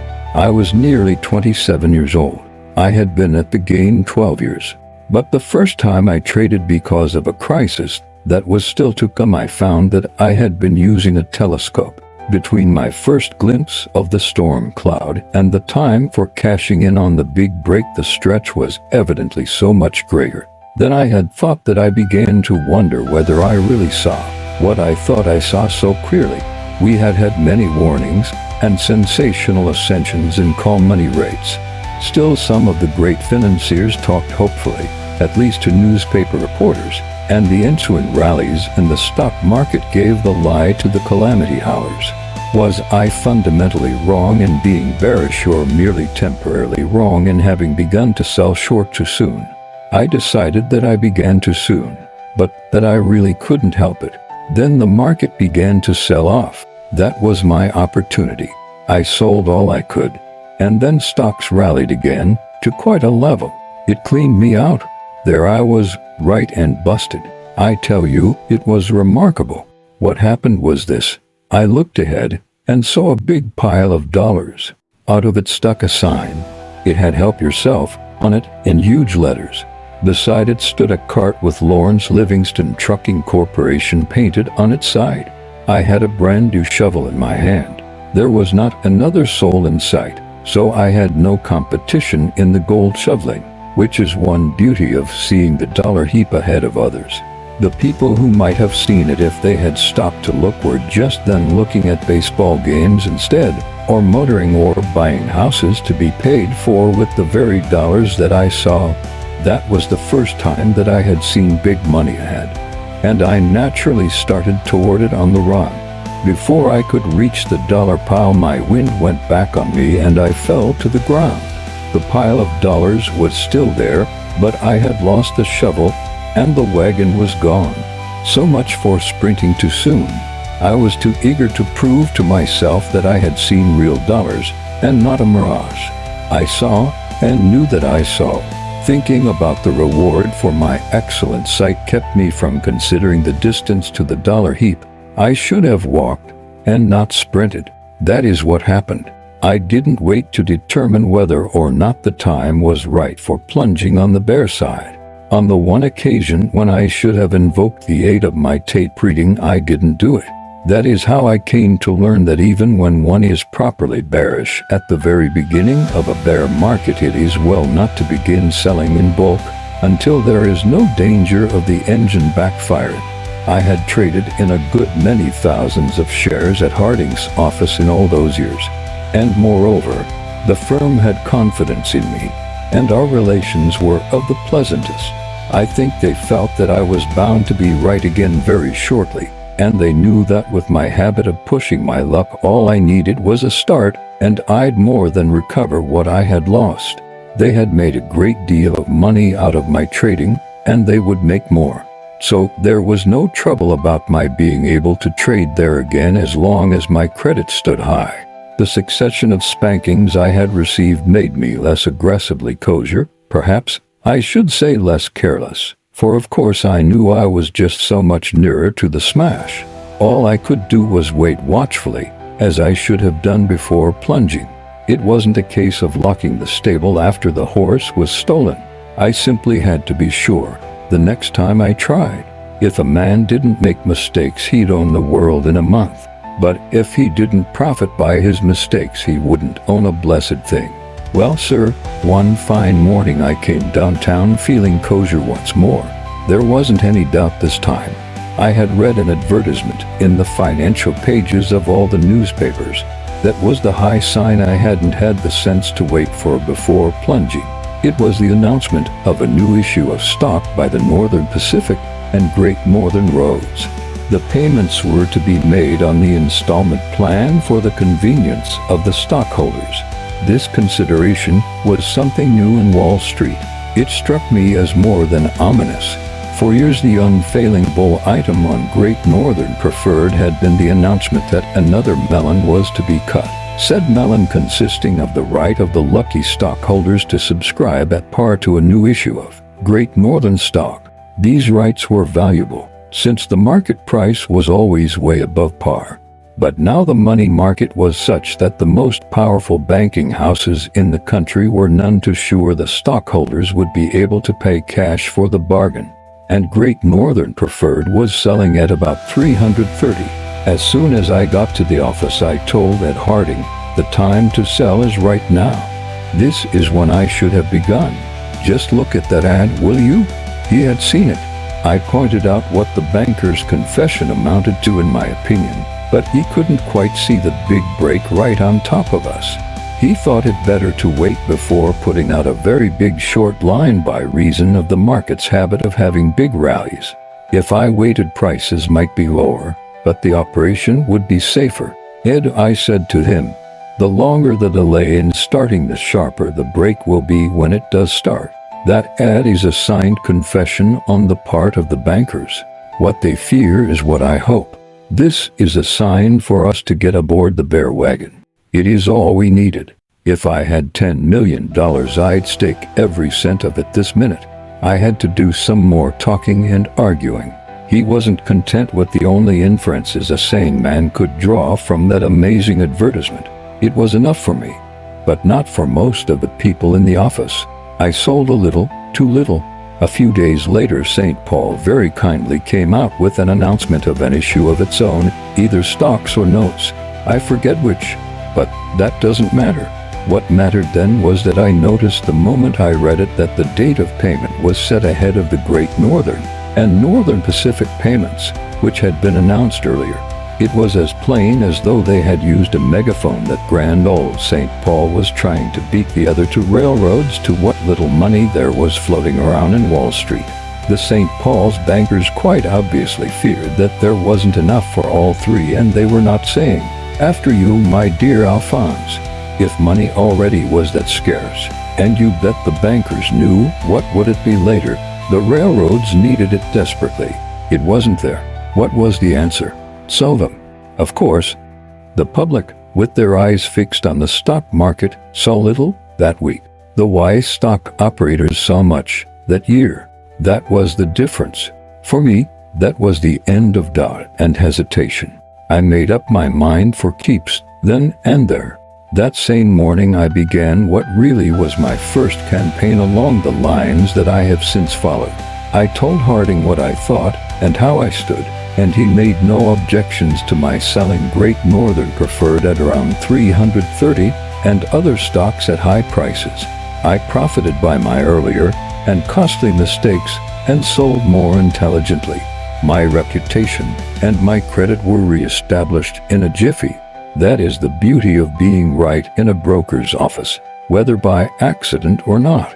But this time I was cold-bloodedly right, not because of a hunch or from skillful reading of the tape, but as a result of my analysis of conditions affecting the stock market in general. I wasn't guessing. I was anticipating the inevitable. It did not call for any courage to sell stocks. I simply could not see anything but lower prices, and I had to act on it, didn't I? What else could I do? The whole list was soft as mush. Presently there was a rally, and people came to me to warn me that the end of the decline had been reached. The big fellows, knowing the short interest to be enormous, had decided to squeeze the stuffing out of the bears, and so forth. It would set us pessimists back a few millions. It was a cinch that the big fellows would have no mercy. I used to thank these kindly counselors. I wouldn't even argue, because then they would have thought that I wasn't grateful for the warnings. The friend who had been in Atlantic City with me was in agony. He could understand the hunch that was followed by the earthquake. He couldn't disbelieve in such agencies, since I had made $250,000 by intelligently obeying my blind impulse to sell Union Pacific. He even said it was Providence working in its mysterious way to make me sell stocks when he himself was bullish. And he could understand my second up trade in Saratoga because he could understand any deal that involved one stock, on which the tip definitely fixed the movement in advance, either up or down. But this thing of predicting that all stocks were bound to go down used to exasperate him. What did that kind of dope do anybody? How in blazes could a gentleman tell what to do? I recalled old Partridge's favorite remark, "Well, this is a bull market," as though that were tip enough for anybody who was wise enough, as in truth it was. It was very curious how, after suffering tremendous losses from a break of 15 or 20 points, people who were still hanging on welcomed a 3-point rally and were certain the bottom had been reached and complete recovery begun. One day my friend came to me and asked me, "Have you covered?" "Why should I said. "For the best reason in the world." "What reason is that?" "To make money. They've touched bottom, and what goes down must come up. Isn't that so?" "Yes," I answered. "First they sink to the bottom. Then they come up, but not right away. They've got to be good and dead a couple of days. It isn't time for these corpses to rise to the surface. They are not quite dead yet." An old-timer heard me. He was one of those chaps that are always reminded of something. He said that William R. Travers, who was bearish, once met a friend who was bullish.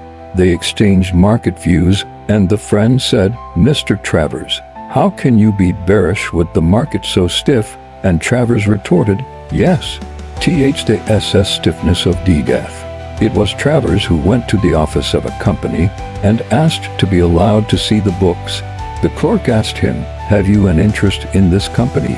And Travers answered, "I should say I had. I'm short 20,000 SH shares of the stock." Well, the rallies grew feebler and feebler. I was pushing my luck for all I was worth. Every time I sold a few thousand shares of Great Northern Preferred, the price broke several points. I felt out weak spots elsewhere and let them have a few. All yielded, with one impressive exception, and that was reading. When everything else hit the toboggan slide, reading stood like the Rock of Gibraltar. Everybody said the stock was cornered. It certainly acted like it. They used to tell me it was plain suicide to sell reading short. There were people in the office who were now as bearish on everything as I was. But when anybody hinted at selling reading, they shrieked for help. I myself had sold some short and was standing pat on it. At the same time, I naturally preferred to seek and hit the soft spots instead of attacking the more strongly protected specialties. My tape reading found easier money for me in other stocks. I heard a great deal about the reading bull pool. It was a mighty strong pool. To begin with, they had a lot of low-priced stock, so that their average was actually below the prevailing level, according to friends who told me. Moreover, the principal members of the pool had close connections of the friendliest character with the banks whose money they were using to carry their huge holdings of reading. As long as the price stayed up, the bankers' friendship was staunch and steadfast. One pool member's paper profit was upward of 3 millions. That allowed for some decline without causing fatalities. No wonder the stock stood up and defied the bears. Every now and then the room traders looked at the price, smacked their lips, and proceeded to test it with 1,000 shares or two. They could not dislodge a share, so they covered and went looking elsewhere for easier money.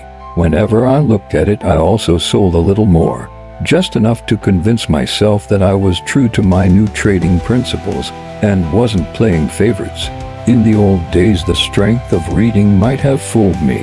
The tape kept on saying, "Leave it alone." But my reason told me differently. I was anticipating a general break, and there were not going to be any exceptions, pool or no pool.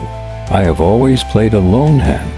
I began that way in the bucket shops and have kept it up. It is the way my mind works. I have to do my own seeing and my own thinking. But I can tell you, after the market began to go my way, I felt for the first time in my life that I had allies, the strongest and truest in the world, underlying conditions. They were helping me with all their might. Perhaps they were a trifle slow at times bringing up the reserves, but they were dependable, provided I did not get too impatient. I was not pitting my tape-reading knack or my hunches against chance. The inexorable logic of events was making money for me. The thing was to be right, to know it and to act accordingly. General conditions, my true allies, sat down, and reading disregarded the command. It was an insult to us. It began to annoy me to see reading holding firmly, as though everything was serene. It ought to be the best short sale in the entire list because it had not gone down and the pool was carrying a lot of stock that it would not be able to carry when the money stringency grew more pronounced. Someday the banker's friends would fare no better than the friendless public. The stock must go with the others.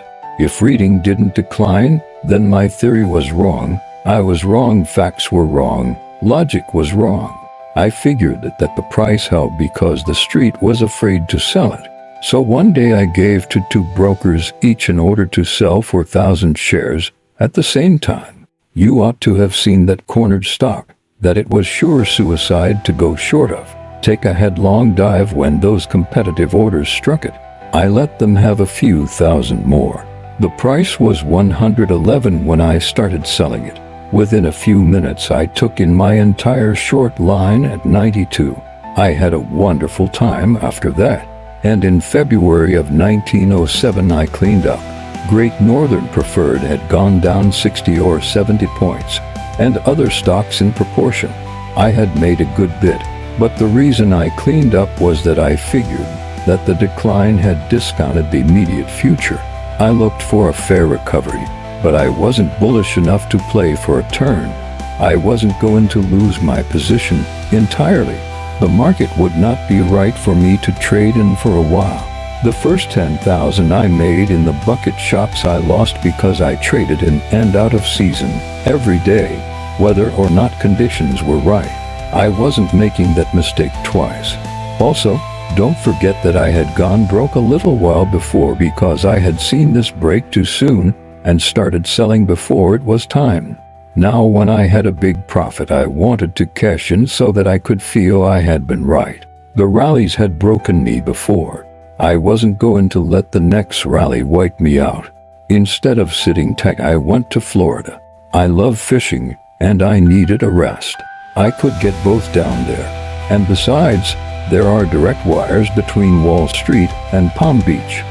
I cruised off the coast of Florida. The fishing was good. I was out of stocks. My mind was easy. I was having a fine time. One day off Palm Beach some friends came alongside in a motorboat. One of them brought a newspaper with him.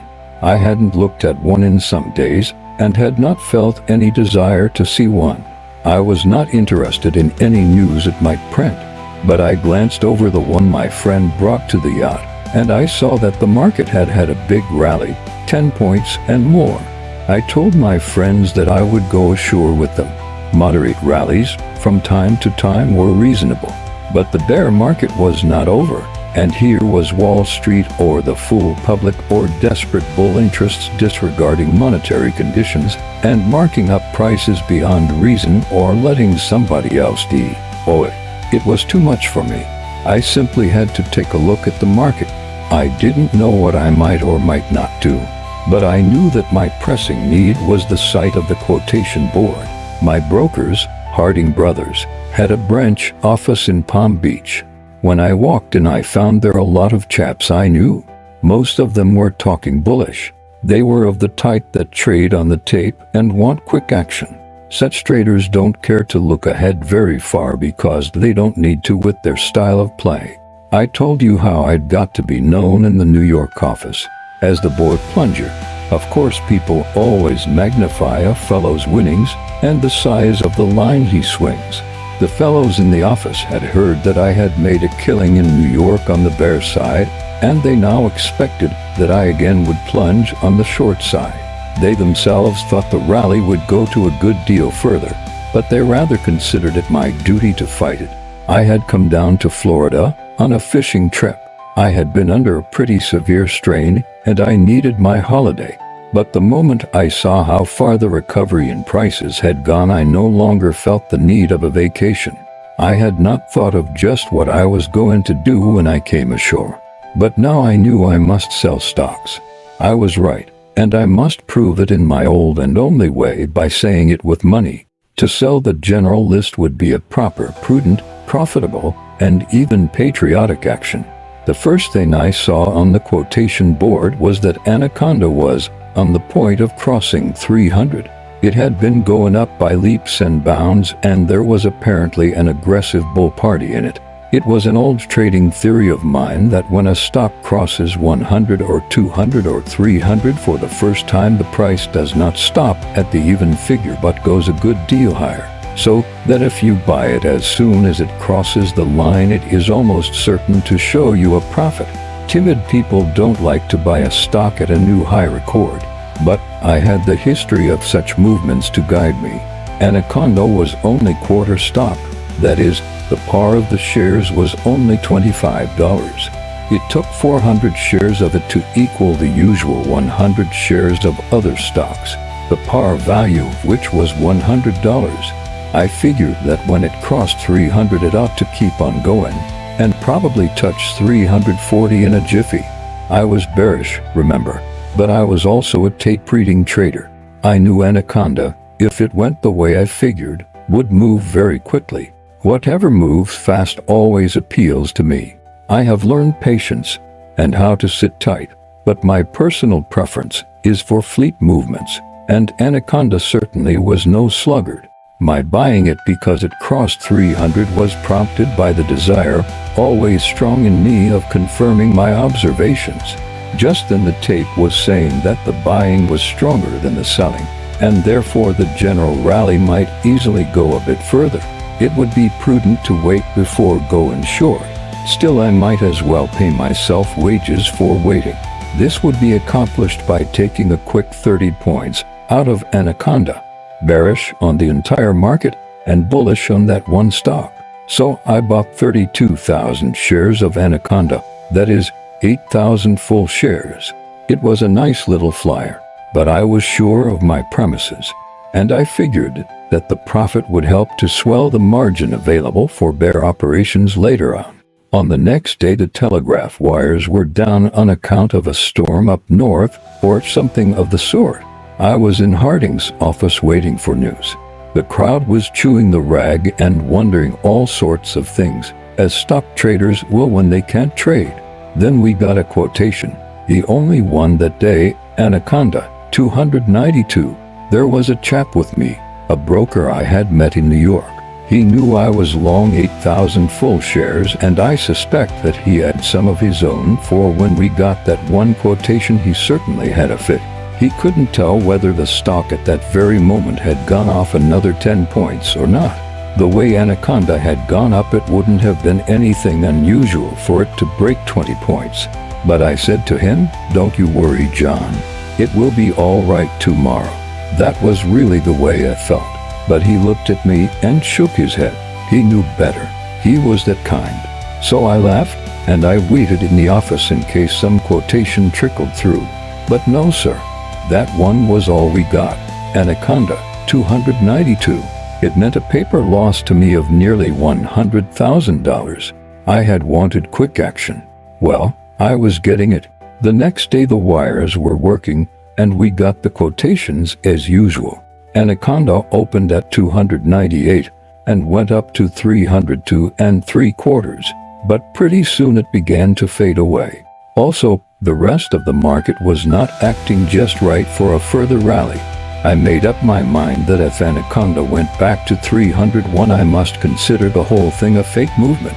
On a legitimate advance, the price should have gone to 310 without stopping. If instead it reacted, it meant that precedents had failed me and I was wrong, and the only thing to do when a man is wrong is to be right by ceasing to be wrong. I had bought 8,000 full shares in expectation of a 30 or 40 point rise. It would not be my first mistake, nor my last. Sure enough, Anaconda fell back to 301. The moment it touched that figure, I sneaked over to the telegraph operator. They had a direct wire to the New York office. and I said to him, "Sell all my Anaconda 8,000 shares." I said it in a low voice. I didn't want anybody else to know what I was doing. He looked up at me almost in horror, but I nodded and said, "All I've got." "Surely, Mr. Livingston, you don't mean at the market?" And he looked as if he was going to lose a couple of millions of his own through bum execution by a careless broker. But I just told him, "Sell it. Don't argue about it." The two black boys, Jim and Ollie, were in the office. Out of hearing of the operator and myself, they were big traders who had come originally from Chicago, where they had been famous plungers in wheat, and were now heavy traders on the New York Stock Exchange. They were very wealthy, and were high rollers for fare. As I left the telegraph operator to go back to my seat in front of the quotation board, Oliver Black nodded to me and smiled. "You'll be sorry, Larry," he said. I stopped and asked him, "What do you mean?" "Tomorrow you'll be buying it back." "Buying what back?" I said. I hadn't told a soul except the telegraph operator. "Anaconda," he said. "You'll be paying $320 for it." "That wasn't a good move of yours, Larry." And he smiled again. "What wasn't?" And I looked innocent. "Selling your 8,000 Anaconda at the market. In fact, insisting on it," said Ollie Black. I knew that he was supposed to be very clever and always traded on inside news. But how he knew my business so accurately was beyond me. I was sure the office hadn't given me away. "Ollie, how do you know that?" I asked him. He laughed and told me. "I got it from Charlie Kreitzer." That was the telegraph operator. "But he never budged from his place," I said. "I couldn't hear you and him whispering." He chuckled.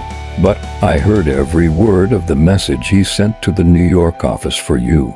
I learned telegraphy years ago after I had a big row over a mistake in a message. Since then, when I do what you did just now, give an order by word of mouth to an operator, I want to be sure the operator sends the message as I give it to him. I know what he sends in my name.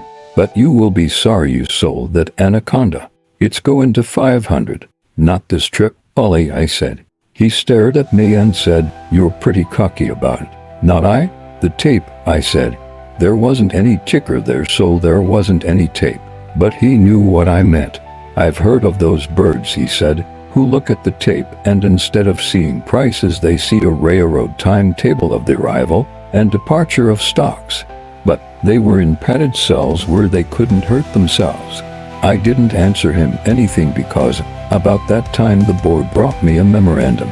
They had sold 5,000 shares at $299 3/4. I knew our quotations were a little behind the market. The price on the board at Palm Beach when I gave the operator the order to sell was $301. I felt so certain that at that very moment the price at which the stock was actually selling on the stock exchange in New York was less. That if anybody had offered to take the stock off my hands at $296, I'd have been tickled to death to accept. What happened shows you that I am right in never trading at limits. Suppose I had limited my selling price to 300. I'd never have got it off. No, sir. When you want to get out, get out. Now my stock cost me about 300. They got off 500 shares, full shares of course, at $299 3/4. The next 1,000 they sold at $299 5/8, then 100 at 1/2, 200 at 3/8, and 200 at 1/4. The last of my stock went at $298 3/4. It took Harding's cleverest floor man 15 minutes to get rid of that last 100 shares. They didn't want to crack it wide open. The moment I got the report of the sale of the last of my long stock, I started to do what I had really come ashore to do. That is, to sell stocks. I simply had to. There was the market after its outrageous rally, begging to be sold. Why, people were beginning to talk bullish again. The course of the market, however, told me that the rally had run its course. It was safe to sell them. It did not require reflection. The next day Anaconda opened below 296. Oliver Black, who was waiting for a further rally, had come down early to be Johnny on the spot when the stock crossed 320. I don't know how much of it he was long of or whether he was long of it all. But he didn't laugh when he saw the opening prices, nor later in the day when the stock broke still more, and the report came back to us in Palm Beach that there was no market for it at all. Of course, that was all the confirmation any man needed. My growing paper profit kept reminding me that I was right, hour by hour. Naturally, I sold some more stocks. Everything. It was a bear market. They were all going down. The next day was Friday, Washington's birthday. I couldn't stay in Florida and fish because I had put out a very fair short line for me. I was needed in New York. Who needed me? I did. Palm Beach was too far, too remote. Too much valuable time was lost telegraphing back and forth. I left Palm Beach for New York. On Monday, I had to lie in St. Augustine 3 hours, waiting for a train. There was a broker's office there, and naturally I had to see how the market was acting while I was waiting. Anaconda had broken several points since the last trading day. As a matter of fact, it didn't stop going down until the big break that fall. I got to New York and traded on the bear side for about 4 months. The market had frequent rallies as before, and I kept covering and putting them out again. I didn't, strictly speaking, sit tight. Remember, I had lost every cent of the $300,000 I made out of the San Francisco earthquake break. I had been right, and nevertheless had gone broke. I was now playing safe, because after being down, a man enjoys being up, even if he doesn't quite make the top. The way to make money is to make it. The way to make big money is to be right at exactly the right time. In this business, a man has to think of both theory and practice. A speculator must not be merely a student, he must be both a student and a speculator. I did pretty well, even if I can now see where my campaign was tactically inadequate. When summer came, the market got dull. It was a cinch that there would be nothing doing in a big way until well along in the fall. Everybody I knew had gone or was going to Europe. I thought that would be a good move for me, so I cleaned up. When I sailed for Europe, I was a trifle more than $750,000 to the good. To me, that looked like some balance. I was in Aix-les-Bains enjoying myself. I had earned my vacation. It was good to be in a place like that with plenty of money and friends and acquaintances and everybody intent upon having a good time. Not much trouble about having that in X. Wall Street was so far away that I never thought about it, and that is more than I could say of any resort in the United States. I didn't have to listen to talk about the stock market. I didn't need to trade. I had enough to last me quite a long time, and besides, when I got back I knew what to do to make much more than I could spend in Europe that summer. One day I saw in the Paris Herald a dispatch from New York that smelters had declared an extra dividend. They had run the price of the stock, and the entire market had come back quite strong. Of course, that changed everything for me in X. The news simply meant that the bull cliques were still fighting desperately against conditions, against common sense, and against common honesty, for they knew what was coming and were resorting to such schemes to put up the market in order to unload stocks before the storm struck them. It is possible they really did not believe the danger was as serious or as close at hand as I thought. The big men of the street are as prone to be wishful thinkers as the politicians or the plain suckers.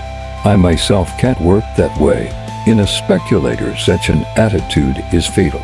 Perhaps a manufacturer of securities or a promoter of new enterprises can afford to indulge in hopejacks. At all events, I knew that all bull manipulation was foredoomed to failure in that bear market. The instant I read the dispatch, I knew there was only one thing to do to be comfortable, and that was to sell smelters short. Why, the insiders as much as begged me on their knees to do it when they increased the dividend rate on the verge of a money panic. It was as infuriating as the old dares of your boyhood. They dared me to sell that particular stock short. I cabled some selling orders in smelter and advised my friends in New York to go short of it. When I got my report from the brokers, I saw the price they got was 6 points below the quotations I had seen in the Paris Herald. It shows you what the situation was. My plans had been to return to Paris at the end of the month and about 3 weeks later sail for New York. But as soon as I received the cabled reports from my brokers, I went back to Paris. The same day I arrived, I called at the steamship offices and found there was a fast boat leaving for New York the next day. I took it. There I was, back in New York, almost a month ahead of my original plans, because it was the most comfortable place to be short of the market in. I had well over $500,000 in cash available for margins. My return was not due to my being bearish, but to my being logical. I sold more stocks. As money got tighter, call money rates went higher and prices of stocks lower. I had foreseen it. At first, my foresight broke me. But now I was right and prospering. However, the real joy was in the consciousness that as a trader I was at last on the right track. I still had much to learn, but I knew what to do.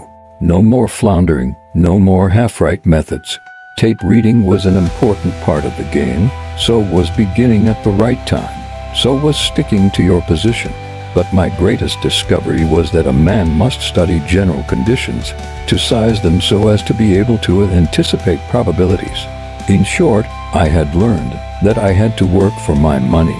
I was no longer betting blindly or concerned with mastering the technique of the game, but with earning my successes by hard study and clear thinking. I also found out that nobody was immune from the danger of making sucker plays. And for a sucker play, a man gets sucker pay, for the paymaster is on the job and never loses the pay envelope that is coming to you. Our office made a great deal of money. My own operations were so successful that they began to be talked about and, of course, were greatly exaggerated. I was credited with starting the breaks in various stocks. People I didn't know by name used to come and congratulate me. They all thought the most wonderful thing was the money I had made. They did not say a word about the time when I first talked bearish to them, and they thought I was a crazy bear with a stock market loser's vindictive grouch. That I had foreseen the money troubles was nothing. That my broker's bookkeeper had used a third of a drop of ink on the credit side of the ledger under my name was a marvelous achievement to them.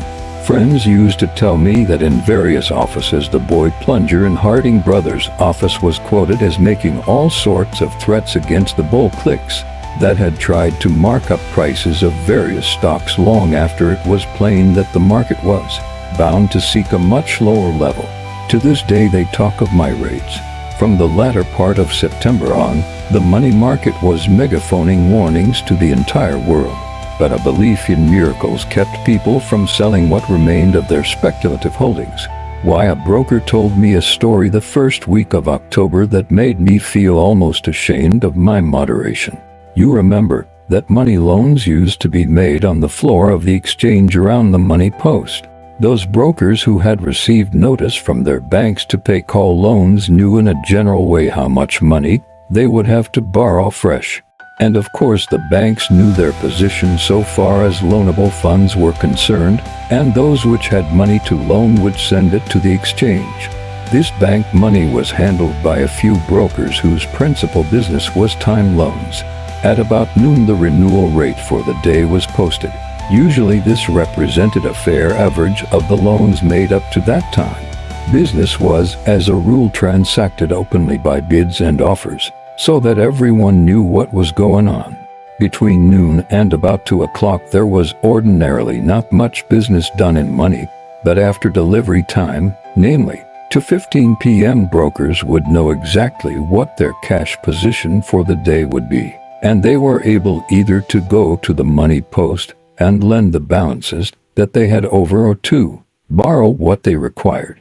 This business also was done openly. Well, sometime early in October the broker I was telling you about came to me and told me that brokers were getting so they didn't go to the money post when they had money to loan. The reason was that members of a couple of well-known commission houses were on watch there, ready to snap up any offerings of money. Of course, no lender who offered money publicly could refuse to lend to these firms. They were solvent, and the collateral was good enough. But the trouble was that once these firms borrowed money on call, there was no prospect of the lender getting that money back. They simply said they couldn't pay it back, and the lender would willy-nilly have to renew the loan. So any stock exchange house that had money to loan to its fellows used to send its men about the floor instead of to the post, and they would whisper to good friends, "Want 100, meaning, do you wish to borrow $100,000? The money brokers who acted for the banks presently adopted the same plan, and it was a dismal sight to watch the money post. Think of it. Why, he also told me that it was a matter of stock exchange etiquette in those October days for the borrower to make his own rate of interest. You see, it fluctuated between 100 and 150% per annum. I suppose by letting the borrower fix the rate, the lender in some strange way didn't feel so much like a usurer. But you bet he got as much as the rest. The lender naturally did not dream of not paying a high rate. He played fair and paid whatever the others did. What he needed was the money and was glad to get it. Things got worse and worse. Finally, there came the awful day of reckoning for the bulls and the optimists and the wishful thinkers and those vast hordes that, dreading the pain of a small loss at the beginning, were now about to suffer total amputation without anesthetics. A day I shall never forget, October 24, 1907. Reports from the money crowd early indicated that borrowers would have to pay whatever the lenders saw fit to ask. There wouldn't be enough to go round. That day the money crowd was much larger than usual. When delivery time came that afternoon, there must have been 100 brokers around the money post, each hoping to borrow the money that his firm urgently needed. Without money, they must sell what stocks they were carrying on margin, sell at any price they could get in a market where buyers were as scarce as money. And just then there was not a dollar in sight. My friend's partner was as bearish as I was. The firm therefore did not have to borrow. But my friend, the broker I told you about, fresh from seeing the haggard faces around the money post, came to me. He knew I was heavily short of the entire market. He said, "My God, Larry, I don't know what's going to happen. I never saw anything like it. It can't go on. Something has got to give. It looks to me as if everybody is busted right now. You can't sell stocks, and there is absolutely no money in there." "How do you mean?" I asked. But what he answered was, "Did you ever hear of the classroom experiment of the mouse in a glass bell? When they begin to pump the air out of the bell, you can see the poor mouse breathe faster and faster, its sides heaving like overworked bellows, trying to get enough oxygen out of the decreasing supply in the bell. You watch it suffocate till its eyes almost pop out of their sockets, gasping, dying. Well, that is what I think of when I see the crowd at the money post. No money anywhere, and you can't liquidate stocks because there is nobody to buy them. The whole street is broke at this very moment. If you ask me, it made me think. I had seen a smash coming, but not, I admit, the worst panic in our history. It might not be profitable to anybody if it went much further. Finally, it became plain that there was no use in waiting at the post for money. There wasn't going to be any. Then hell broke loose. The president of the stock exchange, Mr. R.H. Thomas, so I heard later in the day, knowing that every house in the street was headed for disaster, went out in search of succor. He called on James Stillman, president of the National City Bank, the richest bank in the United States. Its boast was that it never loaned money at a higher rate than 6%. Stillman heard what the president of the New York Stock Exchange had to say. Then he said, "Mr. Thomas, we'll have to go and see Mr. Morgan about this." The two men, hoping to stave off the most disastrous panic in our financial history, went together to the office of J.P. Morgan and Co. and saw Mr. Morgan. Mr. Thomas laid the case before him. The moment he got through speaking, Mr. Morgan said, "Go back to the exchange and tell them that there will be money for them." Where? At the banks. So strong was the faith of all men in Mr. Morgan in those critical times that Thomas didn't wait for further details, but rushed back to the floor of the exchange to announce the reprieve to his death-sentenced fellow members. Then, before 2:30 in the afternoon, J.P. Morgan sent John T. Atterbury, of Van Emberg and Atterbury, who was known to have close relations with J.P. Morgan and Co., into the money crowd. My friend said that the old broker walked quickly to the money post. He raised his hand like an exhorter at a revival meeting. The crowd, that at first had been calmed down somewhat by President Thomas' announcement, was beginning to fear that the relief plans had miscarried, and the worst was still to come. But when they looked at Mr. Atterbury's face and saw him raise his hand, they promptly petrified themselves. In the dead silence that followed, Mr. Atterbury said, "I am authorized to lend $10 million. Take it easy. There will be enough for everybody." Then he began. Instead of giving to each borrower the name of the lender, he simply jotted down the name of the borrower and the amount of the loan and told the borrower, "You will be told where your money is." He meant the name of the bank from which the borrower would get the money later. I heard a day or two later that Mr. Morgan simply sent word to the frightened bankers of New York that they must provide the money the stock exchange needed. "But we haven't got any. We're loaned up to the hilt," the banks protested. "You've got your reserves," snapped JP, "but we're already below the legal limit," they howled. "Use them. That's what reserves are for." And the banks obeyed and invaded the reserves to the extent of about $20 million. It saved the stock market. The bank panic didn't come until the following week. He was a man, J.P. Morgan was. They don't come much bigger. That was the day I remember most vividly of all the days of my life as a stock operator. It was the day when my winnings exceeded $1 million. It marked the successful ending of my first deliberately planned trading campaign. What I had foreseen had come to pass. But more than all these things was this: a wild dream of mine had been realized. I had been king for a day. I'll explain, of course. After I had been in New York a couple of years, I used to cudgel my brains trying to determine the exact reason why I couldn't beat in a stock exchange house in New York the game that I had beaten as a kid of 15 in a bucket shop in Boston. I knew that someday I would find out what was wrong and I would stop being wrong. I would then have not alone the will to be right, but the knowledge to ensure my being right. And that would mean power. Please do not misunderstand me. It was not a deliberate dream of grandeur or a futile desire born of overweening vanity. It was rather a sort of feeling that the same old stock market that so baffled me in Fullerton's office and in Harding's would one day eat out of my hand. I just felt that such a day would come. And it did. October 24th, 1907. The reason why I say it is this: that morning a broker who had done a lot of business for my brokers and knew that I had been plunging on the bear side, rode down in the company of one of the partners of the foremost banking house in the street. My friend told the banker how heavily I had been trading, for I certainly pushed my luck to the limit. What is the use of being right unless you get all the good possible out of it? Perhaps the broker exaggerated to make his story sound important. Perhaps I had more of a following than I knew. Perhaps the banker knew far better than I how critical the situation was. At all events, my friend said to me, he listened with great interest to what I told him. "You said the market was going to do when the real selling began, after another push or two."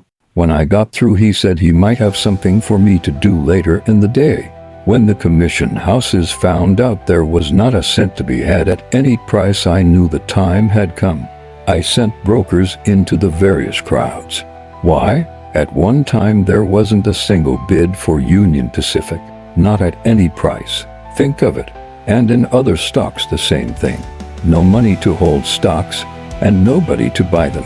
I had enormous paper profits, and the certainty that all that I had to do to smash prices still more was to send in orders to sell 10,000 shares each of Union Pacific, and of a half dozen other good dividend-paying stocks, and what would follow would be simply hell. It seemed to me that the panic that would be precipitated would be of such an intensity and character that the Board of Governors would deem it advisable to close the exchange. as was done in August 1914 when the World War broke out. It would mean greatly increased profits on paper. It might also mean an inability to convert those profits into actual cash. But there were other things to consider, and one was that a further break would retard the recovery that I was beginning to figure on, the compensating improvement after all that bloodletting. Such a panic would do much harm to the country generally. I made up my mind that since it was unwise and unpleasant to continue actively bearish, it was illogical for me to stay short. So I turned and began to buy. It wasn't long after my brokers began to buy in for me, and by the way, I got bottom prices, that the banker sent for my friend.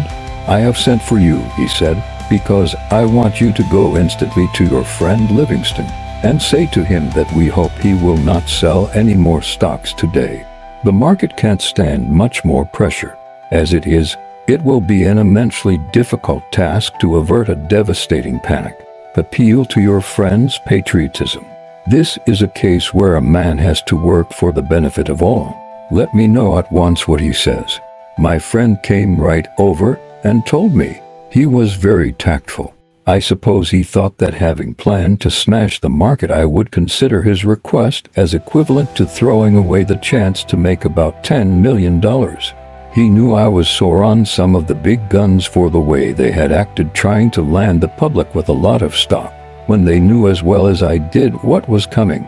As a matter of fact, the big men were big sufferers, and lots of the stocks I bought at the very bottom were in famous financial names. I didn't know it at the time, but it did not matter.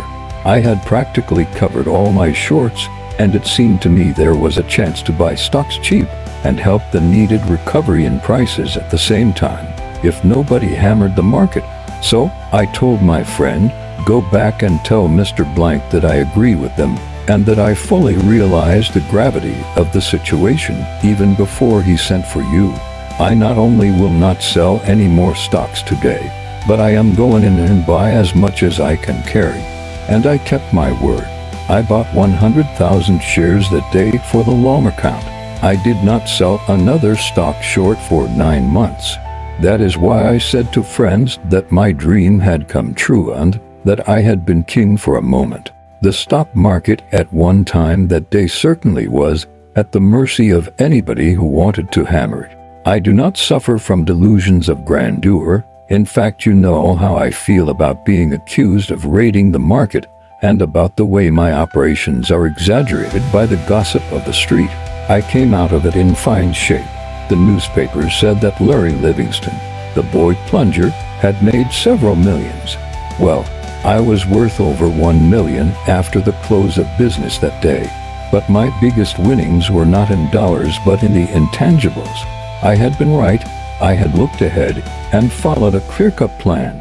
I had learned what a man must do in order to make big money. I was permanently out of the gambler class. I had at last learned to trade intelligently in a big way. It was a day of days for me.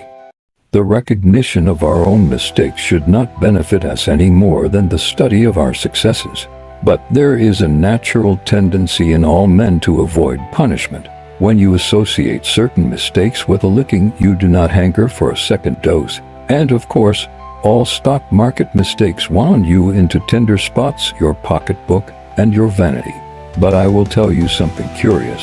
A stock speculator sometimes makes mistakes and knows that he is making them. And after he makes them, he will ask himself why he made them. And after thinking over it cold-bloodedly a long time, after the pain of punishment is over, he may learn how he came to make them, and when, and at what particular point of his trade, but not why. And then he simply calls himself names and lets it go at that. Of course, if a man is both wise and lucky, he will not make the same mistake twice, but he will make any one of the 10,000 brothers or cousins of the original. The mistake family is so large that there is always one of them around when you want to see what you can do in the full play line. To tell you about the first of my $1 million mistakes, I shall have to go back to this time, when I first became a millionaire, right after the big break of October 1907. As far as my trading went, having $1 million merely meant more reserves. Money does not give a trader more comfort because, rich or poor, he can make mistakes, and it is never comfortable to be wrong. And when a millionaire is right, his money is merely one of his several servants. Losing money is the least of my troubles. A loss never bothers me after I take it. I forget it overnight. But being wrong, not taking the loss, that is what does the damage to the pocketbook and to the soul. You remember Dixon G. Watt's story about the man who was so nervous that a friend asked him what was the matter. "I can't sleep," answered the nervous one. "Why not?" asked the friend. "I am carrying so much cotton that I can't sleep thinking about it. It is wearing me out. What can I do?" "So down to the sleeping point," answered the friend. As a rule, a man adapts himself to conditions so quickly that he loses the perspective.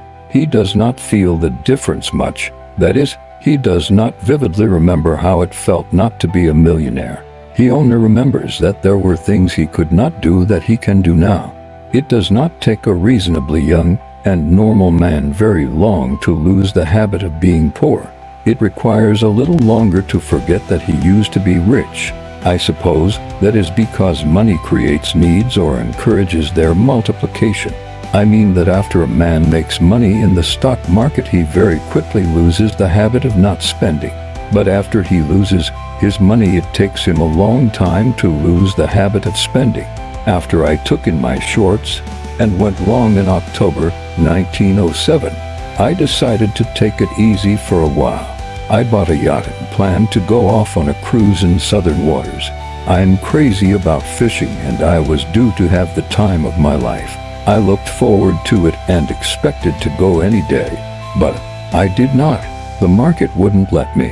I always have traded in commodities, as well as in stocks. I began as a youngster in the bucket shops. I studied those markets for years, though perhaps not so assiduously as the stock market. As a matter of fact, I would rather play commodities than stocks. There is no question about their greater legitimacy, as it were. It partakes more of the nature of a commercial venture than trading in stocks does. A man can approach it as he might any mercantile problem. It may be possible to use fictitious arguments for or against a certain trend in a commodity market, but success will be only temporary, for in the end the facts are bound to prevail. So that a trader gets dividends on study and observation, as he does in a regular business. He can watch and weigh conditions, and he knows as much about it as anyone else. He need not guard against inside clicks.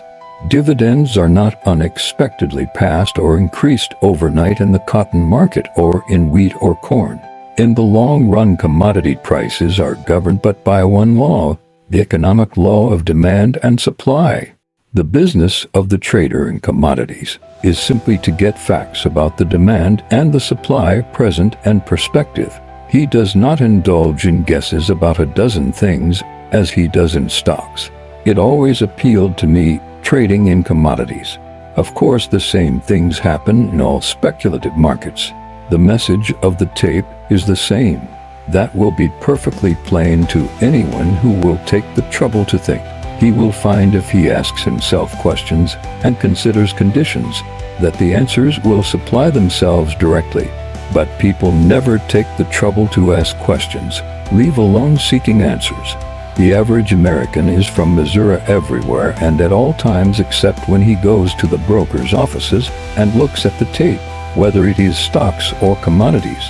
The one game of all games that really requires study before making a play is the one he goes into without his usual highly intelligent preliminary and precautionary doubts. He will risk half his fortune in the stock market with less reflection than he devotes to the selection of a medium-priced automobile. This matter of tape reading is not so complicated as it appears. Of course, you need experience, but it is even more important to keep certain fundamentals in mind. To read the tape is not to have your fortune told. The tape does not tell you how much you will surely be worth next Thursday at 1:35 p.m. The object of reading the tape is to ascertain first how and next when to trade. That is, whether it is wiser to buy than to sell. It works exactly the same for stocks as for cotton or wheat or corn or oats. You watch the market, that is, the course of prices as recorded by the tape, with one object, to determine the direction. That is, the price tendency. Prices, we know, will move either up or down according to the resistance they encounter. For purposes of easy explanation, we will say that prices, like everything else, move along the line of least resistance. They will do whatever comes easiest. Therefore, they will go up if there is less resistance to an advance than to a decline, and vice versa. Nobody should be puzzled as to whether a market is a bull market or a bear market after it fairly starts. The trend is evident to a man who has an open mind and reasonably clear sight, for it is never wise for a speculator to fit his facts to his theories. Such a man will or ought to know whether it is a bull or a bear market, and if he knows that he knows whether to buy or to sell, it is therefore at the very inception of the movement that a man needs to know whether to buy or to sell. Let us say, for example, that the market, as it usually does in those between swings times, fluctuates within a range of 10 points, up to 130 and down to 120. It may look very weak at the bottom, or, on the way up, after a rise of 8 or 10 points, it may look as strong as anything. A man ought not to be led into trading by tokens. He should wait until the tape tells him that the time is right. As a matter of fact, millions upon millions of dollars have been lost by men who bought stocks because they looked cheap or sold them because they looked dear. The speculator is not an investor. His object is not to secure a steady return on his money at a good rate of interest, but to profit by either a rise or a fall in the price of whatever he may be speculating in. Therefore, the thing to determine is the speculative line of least resistance at the moment of trading, and what he should wait for is the moment when that line defines itself, because that is his signal to get busy. Reading the tape merely enables him to see that at 130 the selling had been stronger than the buying, and a reaction in the price logically followed. Up to the point where the selling prevailed over the buying, superficial students of the tape may conclude that the price is not going to stop short of 150, and they buy. But after the reaction begins to hold on or sell out at a small loss, or they go short and talk bearish. But at 120 there is stronger resistance to the decline. The buying prevails over the selling. There is a rally and the shorts cover. The public is so often whipsawed that one marvels at their persistence in not learning their lesson. Eventually something happens that increases the power of either the upward or the downward force, and the point of greatest resistance moves up or down. That is, the buying at 130 will for the first time be stronger than the selling, or the selling at 120 be stronger than the buying. The price will break through the old barrier or movement limit and go on.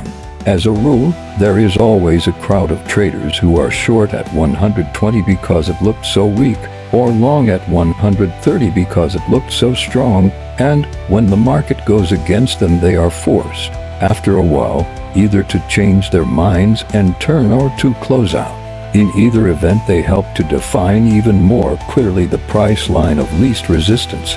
Thus the intelligent trader who has patiently waited to determine this line will enlist the aid of fundamental trade conditions and also of the force of the trading of that part of the community that happened to guess wrong and must now rectify mistakes. Such corrections tend to push prices along the line of least resistance. And right here I will say that, though I do not give it as a mathematical certainty or as an axiom of speculation, my experience has been that accidents, that is, the unexpected or unforeseen, have always helped me in my market position whenever the latter has been based upon my determination of the line of least resistance. Do you remember that Union Pacific episode at Saratoga that I told you about? Well, I was long because I found out that the line of least resistance was upward. I should have stayed long instead of letting my broker tell me that insiders were selling stocks. It didn't make any difference what was going on in the directors' minds. That was something I couldn't possibly know. But I could and did know that the tape said, going up, and then came the unexpected raising of the dividend rate and the 30-point rise in the stock. At 164, prices looked mighty high. But as I told you before, stocks are never too high to buy or too low to sell. The price, per se, has nothing to do with establishing my line of least resistance. You will find in actual practice that if you trade as I have indicated, any important piece of news given out between the closing of one market and the opening of another is usually in harmony with the line of least resistance. The trend has been established before the news is published, and in bull markets bear items are ignored and bull news exaggerated, and vice versa. Before the war broke out, the market was in a very weak condition. There came the proclamation of Germany's submarine policy.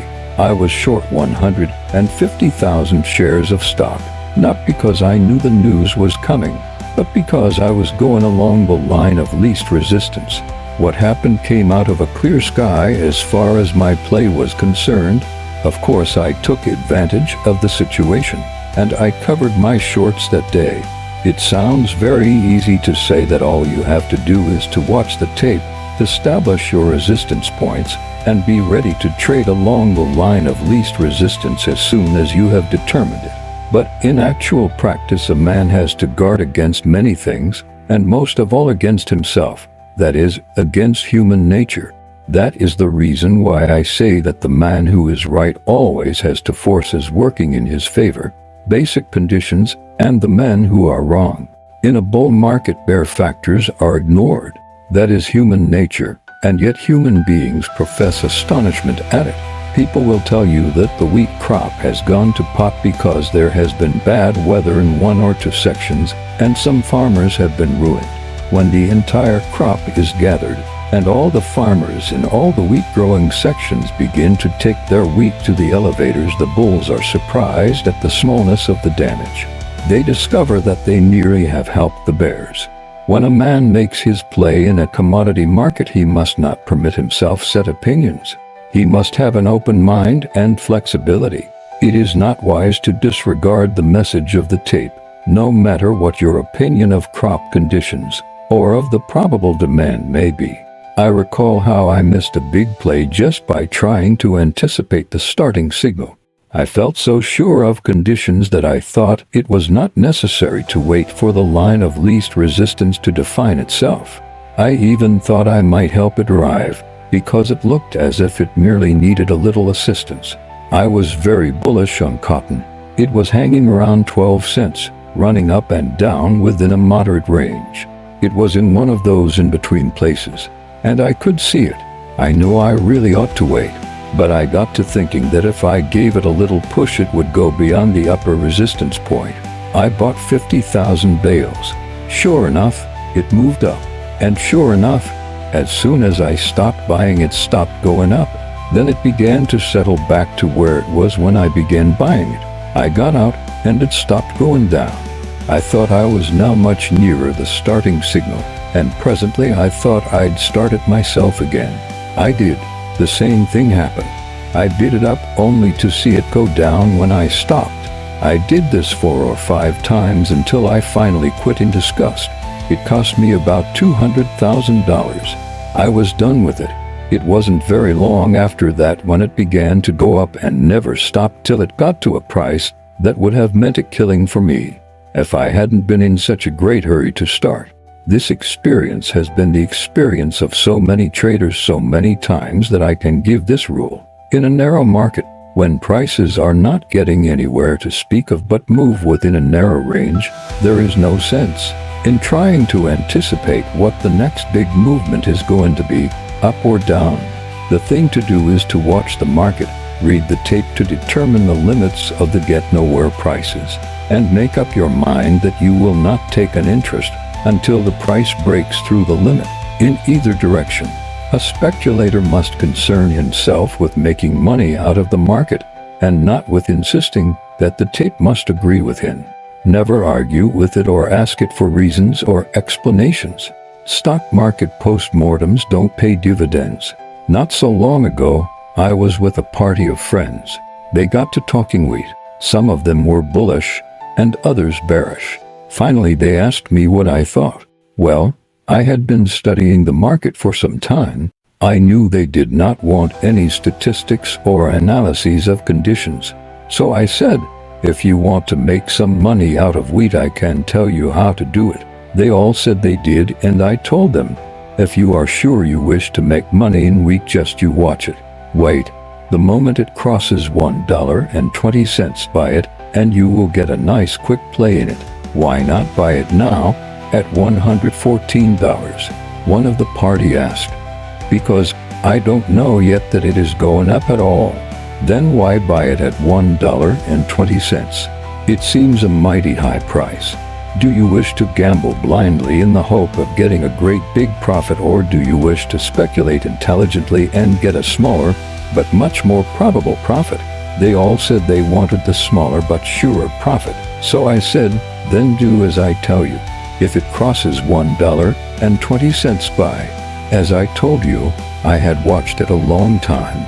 For months it sold between $1.10 and $1.20, getting nowhere in particular. Well, sir, one day it closed at above $1.19. I got ready for it. Sure enough, the next day it opened at 1.20 and I bought. It went to $1.21, to $1.22, to $1.23, to $1.25, and I went with it. Now I couldn't have told you at the time just what was going on. I didn't get any explanations about its behavior during the course of the limited fluctuations.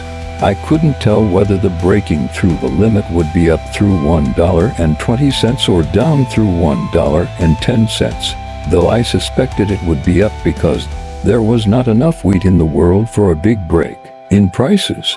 As a matter of fact, it seems Europe had been buying quietly and a lot of traders had gone short of it at around $1.19.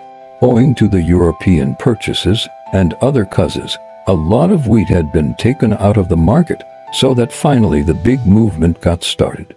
The price went beyond the $1.20 mark. That was all the point I had, and it was all I needed. I knew that when it crossed $1.20, it would be because the upward movement at last had gathered force to push it over the limit, and something had to happen. In other words, by crossing $1.20, the line of least resistance of wheat prices was established. It was a different story then. I remember that one day was a holiday with us, and all our markets were closed. Well, in Winnipeg, wheat opened up 6 cents a bushel. When our market opened on the following day, it also was up 6 cents a bushel. The price just went along the line of least resistance. What I have told you gives you the essence of my trading system. As based on studying the tape, I merely learned the way prices are most probably going to move. I check up my own trading by additional tests to determine the psychological moment. I do that by watching the way the price acts after I begin. It is surprising how many experienced traders there are who look incredulous when I tell them that when I buy stocks for a rise, I like to pay top prices, and when I sell, I must sell low or not at all. It would not be so difficult to make money if a trader always stuck to his speculative guns, that is, waited for the line of least resistance to define itself, and began buying only when the tape said you P or selling only when it said down. He should accumulate his line on the way up. Let him buy 1/5 of his full line. If that does not show him a profit, he must not increase his holdings because he has obviously begun wrong. He is wrong temporarily, and there is no profit in being wrong at any time. The same tape that said up did not necessarily lie merely because it is now saying not yet.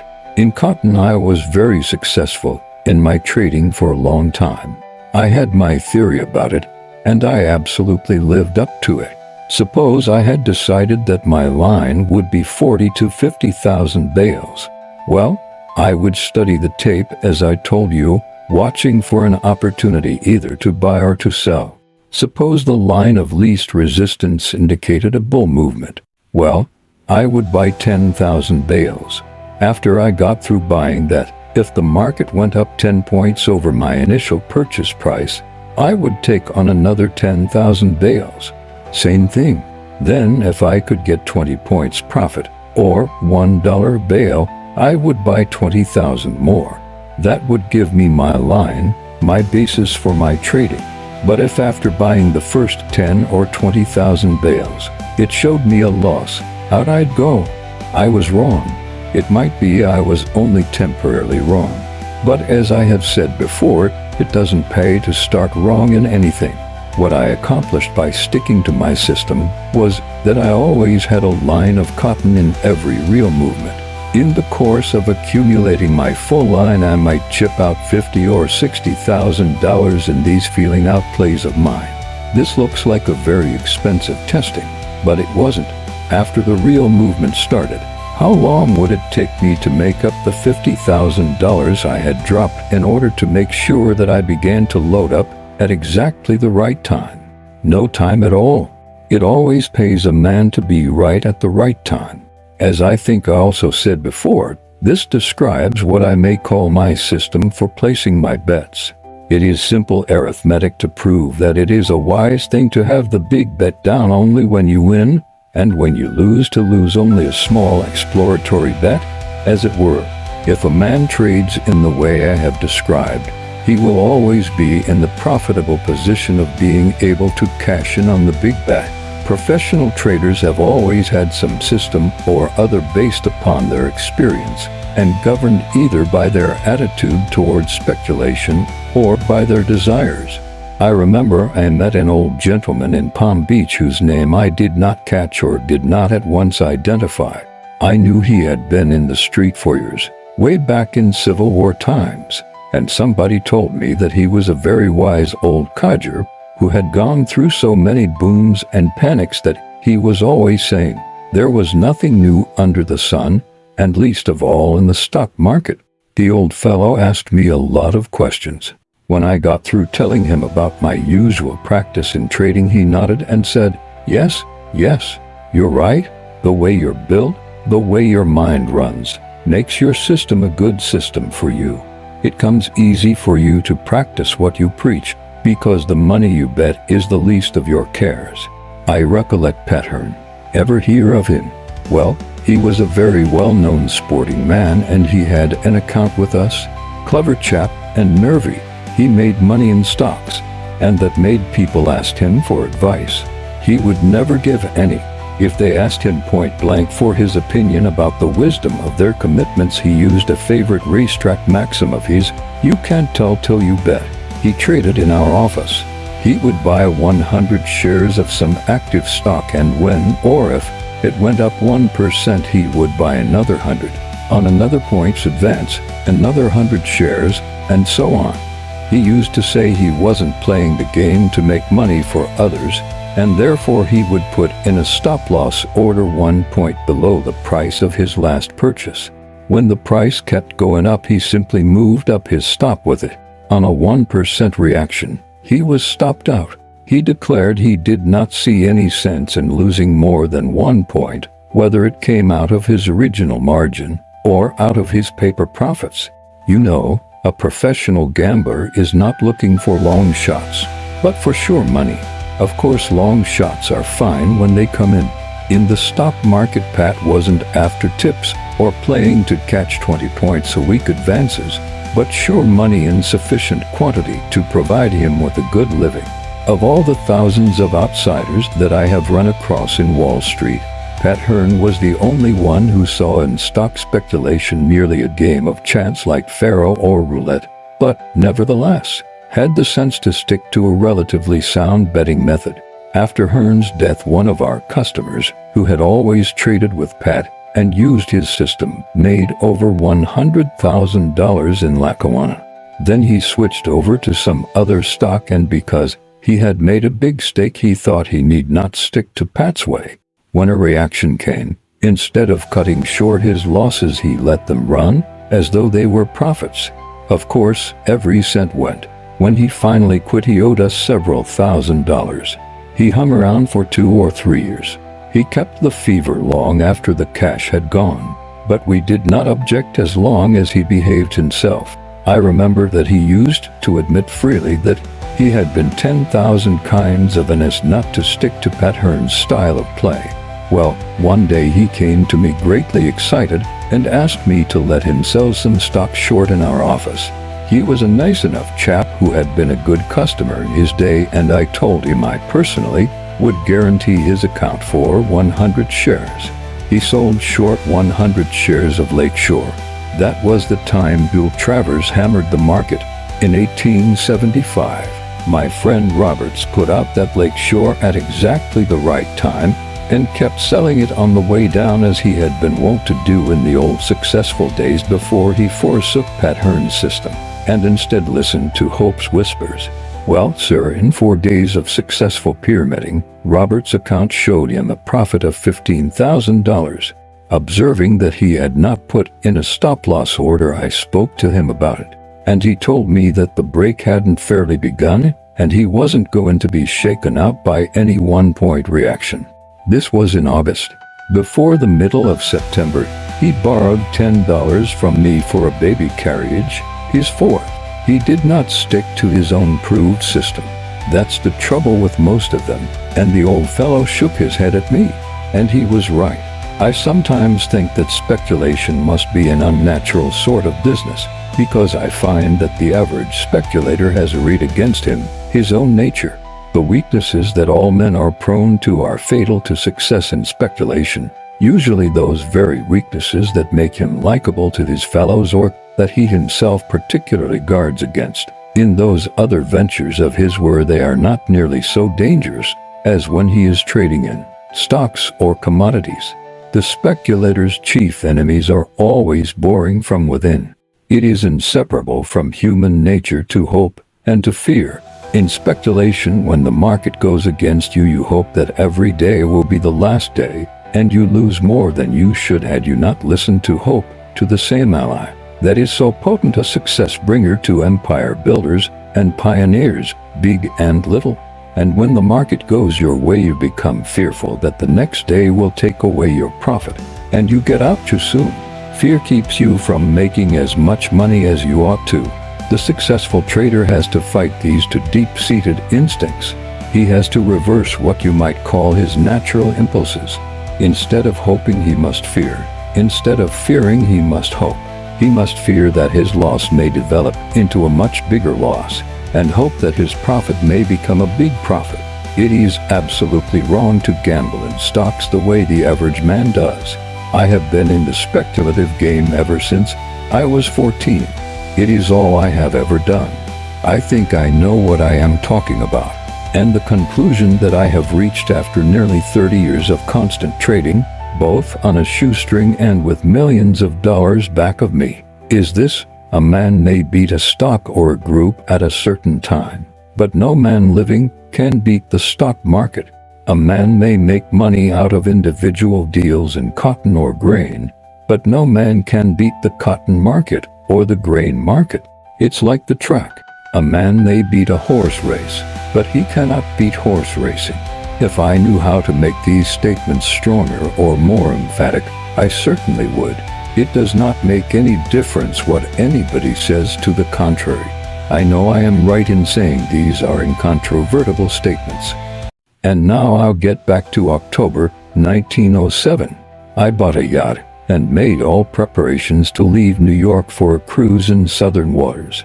I am really daffy about fishing, and this was the time when I was going to fish to my heart's content from my own yacht, going wherever I wished whenever I felt like it. Everything was ready. I had made a killing in stocks, but at the last moment corn held me back. I must explain that before the money panic which gave me my first million, I had been trading in grain at Chicago. I was short 10 million bushels of wheat and 10 million bushels of corn. I had studied the grain markets for a long time and was as bearish on corn and wheat as I had been on stocks.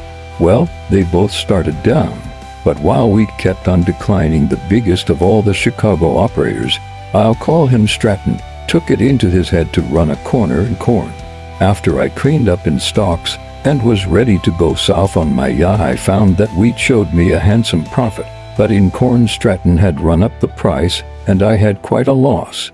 I knew there was much more corn in the country than the price indicated. The law of demand and supply worked as always, but the demand came chiefly from Stratton and the supply was not coming at all, because there was an acute congestion in the movement of corn. I remembered that I used to pray for a cold spell that would freeze the impassable roads and enable the farmers to bring their corn into the market, but no such luck.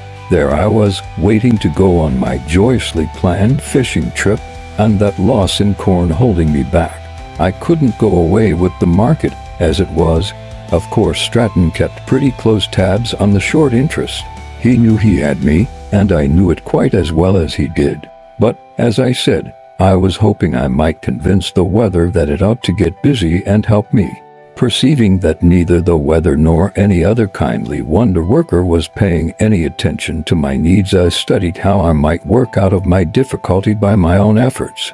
I closed out my line of wheat at a good profit, but the problem in corn was infinitely more difficult. If I could have covered my 10 million bushels at the prevailing prices, I instantly and gladly would have done so, large though the loss would have been. But, of course, the moment I started to buy in my corn, Stratton would be on the job as squeezer-in-chief, and I no more relished running up the price on myself by reason of my own purchases than cutting my own throat with my own knife. Strong though corn was, my desire to go fishing was even stronger, so it was up to me to find a way out at once. I must conduct a strategic retreat. I must buy back the 10 million bushels I was short of, and in so doing keep down my loss as much as I possibly could. It so happened that Stratton at that time was also running a deal in oats, and had the market pretty well sewed up.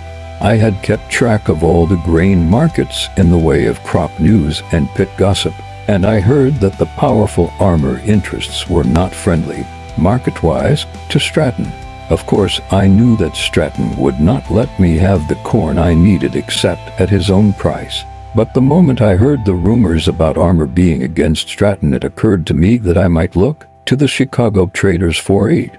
The only way in which they could possibly help me was for them to sell me the corn that Stratton wouldn't. The rest was easy. First, I put in orders to buy 500,000 bushels of corn, every eighth of a cent down. After these orders were in, I gave to each of 4 houses an order to sell simultaneously 50,000 bushels of oats at the market. That, I figured, ought to make a quick break in oats.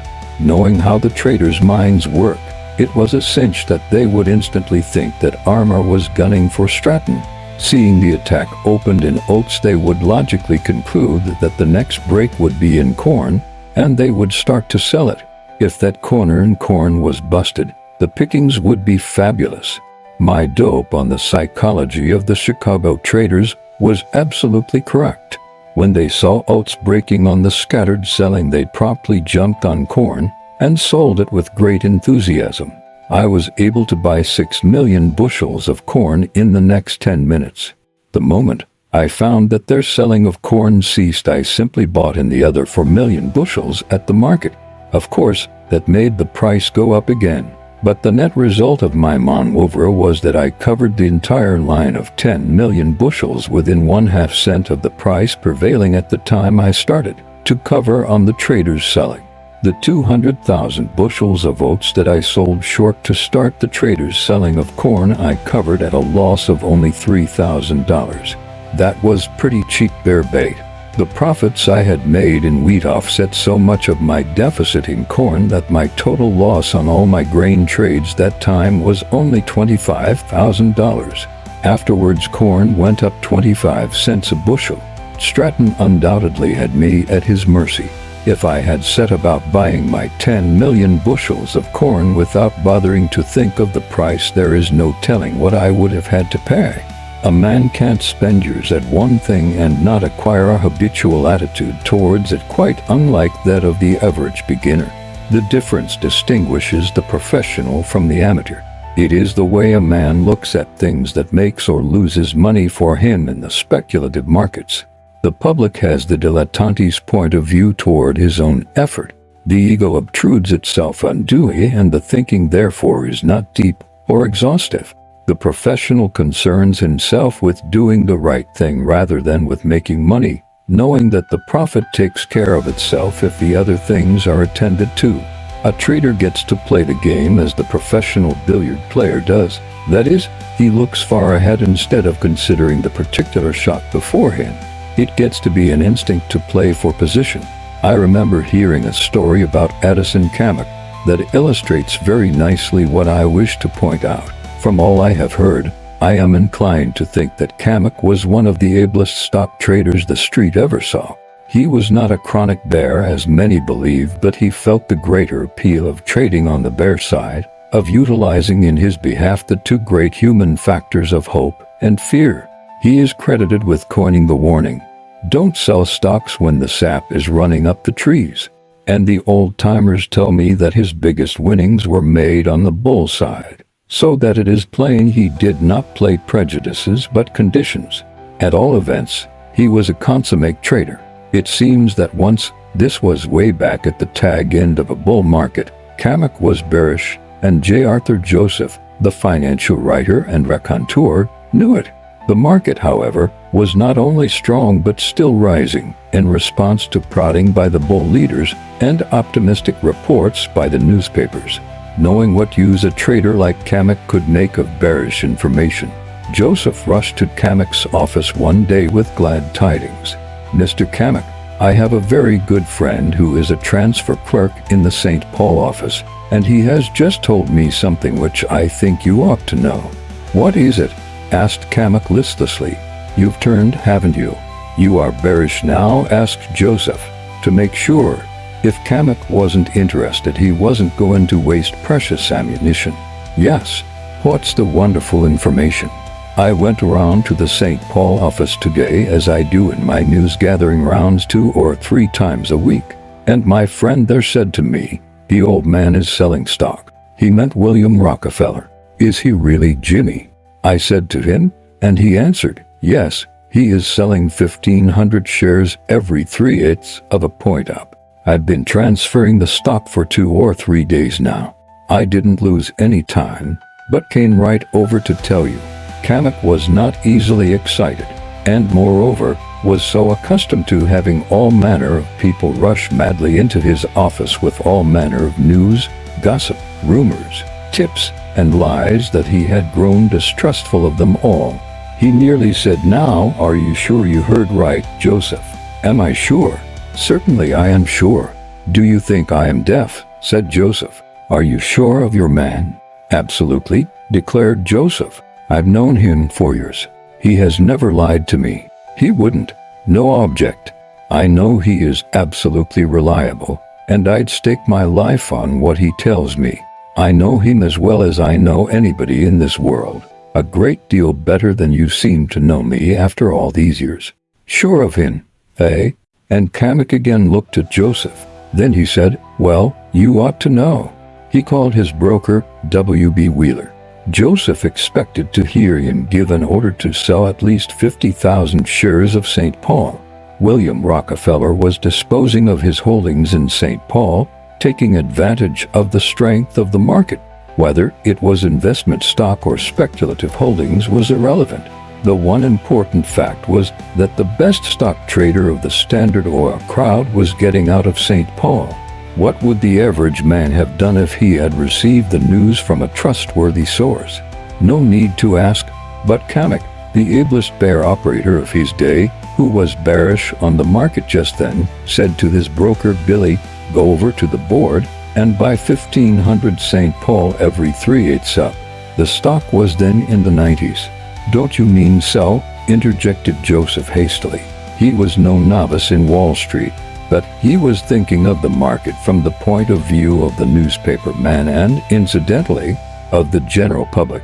The price certainly ought to go down on the news of inside selling, and there was no better inside selling than Mr. William Rockefeller's. The Standard Oil getting out and Kamek buying. It couldn't be. "No," said Kamek, "I mean buy. Don't you believe me?" "Yes."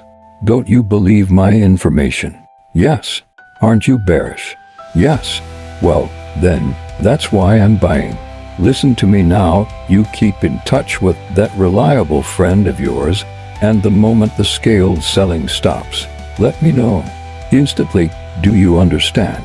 "Yes," said Joseph, and went away, not quite sure he could fathom Kamek's motives in buying William Rockefeller's stock.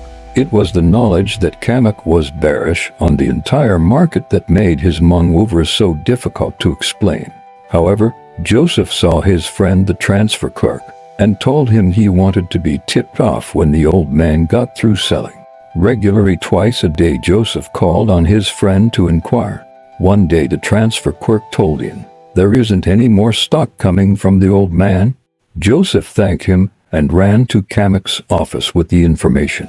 Kamek listened attentively, turned to Wheeler and asked, "Billy, how much St. Paul have we got in the office?" Wheeler looked it up and reported that they had accumulated about 60,000 shares. Kamek, being bearish, had been putting out short lines in the other Grangers, as well as in various other stocks, even before he began to buy St. Paul. He was now heavily short of the market. He promptly ordered Wheeler to sell the 60,000 shares of St. Paul that they were long of, and more besides. He used his long holdings of St. Paul as a lever to depress the general list and greatly benefit his operations for a decline. St. Paul didn't stop on that move until it reached 44, and Kamek made a killing in it.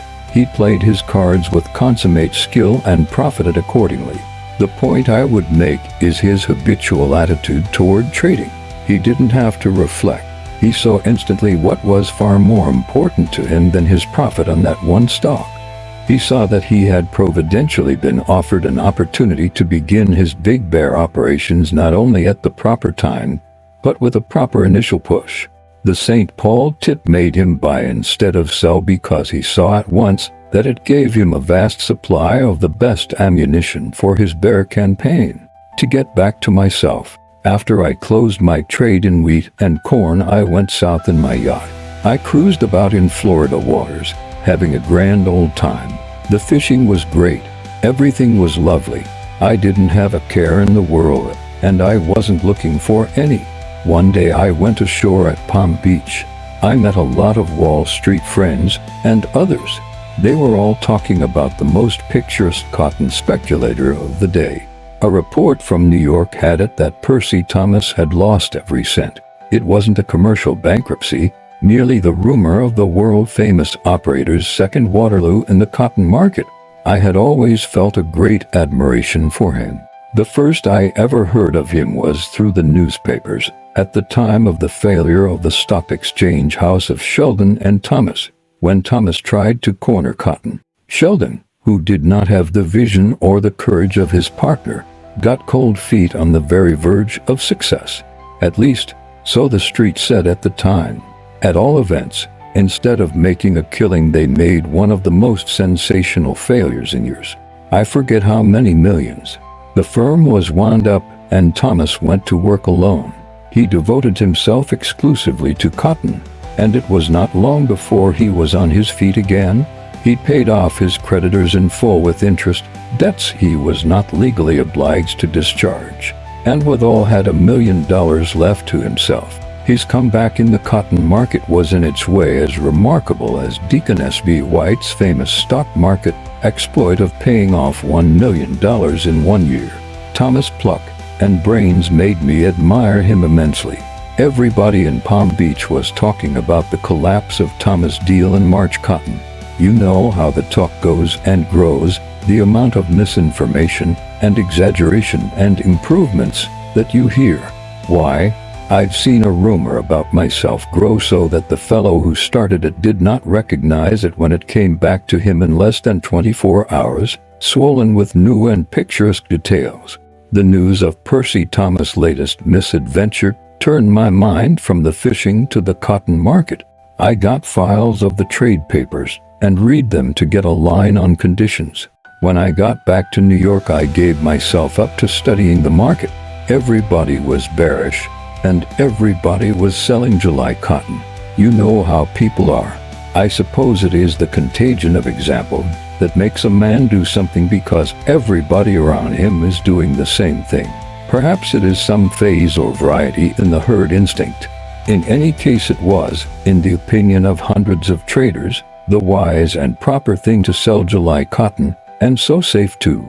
You couldn't call that general selling reckless. The word is too conservative. The traders simply saw one side to the market and a great big profit. They certainly expected a collapse in prices. I saw all this, of course, and it struck me that the chaps who were short didn't have a terrible lot of time to cover in. The more I studied the situation, the clearer I saw this, until I finally decided to buy July cotton. I went to work and quickly bought 100,000 bales. I experienced no trouble in getting it because it came from so many sellers. It seemed to me that I could have offered a reward of $1 million for the capture, dead or alive, of a single trader who was not selling July cotton, and nobody would have claimed it. I should say this was in the latter part of May. I kept buying more, and they kept on selling it to me until I had picked up all the floating contracts and I had 120,000 bales. A couple of days after I had bought the last of it, it began to go up. Once it started, the market was kind enough to keep on doing very well indeed. That is, it went up from 40 to 50 points a day. One Saturday, this was about 10 days after I began operations, the price began to creep up. I did not know whether there was any more July cotton for sale. It was up to me to find out, so I waited until the last 10 minutes. At that time I knew it was usual for those fellows to be short, and if the market closed up for the day they would be safely hooked. So I sent in for different orders to buy 5,000 bales each at the market at the same time. That ran the price up 30 points, and the shorts were doing their best to wriggle away. The market closed at the top. All I did, remember, was to buy that last 20,000 bales. The next day was Sunday, but on Monday, Liverpool was due to open up 20 points to be on a parity with the advance in New York. Instead, it came 50 points higher. That meant that Liverpool had exceeded our advance by 100%. I had nothing to do with the rise in that market. This showed me that my deductions had been sound and that I was trading along the line of least resistance. At the same time, I was not losing sight of the fact that I had a whopping big line to dispose of. A market may advance sharply or rise gradually, and yet not possess the power to absorb more than a certain amount of selling. Of course, the Liverpool cables made our own market wild, but I noticed the higher it went, the scarcer July cotton seemed to be. I wasn't letting go any of mine. Altogether, that Monday was an exciting and not very cheerful day for the bears, but for all that, I could detect no signs of impending bear panic, no beginnings of a blind stampede to cover, and I had 140,000 bales for which I must find a market. On Tuesday morning, as I was walking to my office, I met a friend at the entrance of the building. "That was quite a story in the world this morning," he said with a smile. "What story?" I asked. "What? Do you mean to tell me you haven't seen it?" "I never see the world," I said.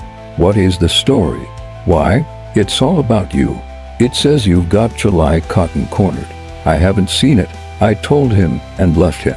I don't know whether he believed me or not. He'd probably thought it was highly inconsiderate of me not to tell him whether it was true or not. When I got to the office, I sent out for a copy of the paper.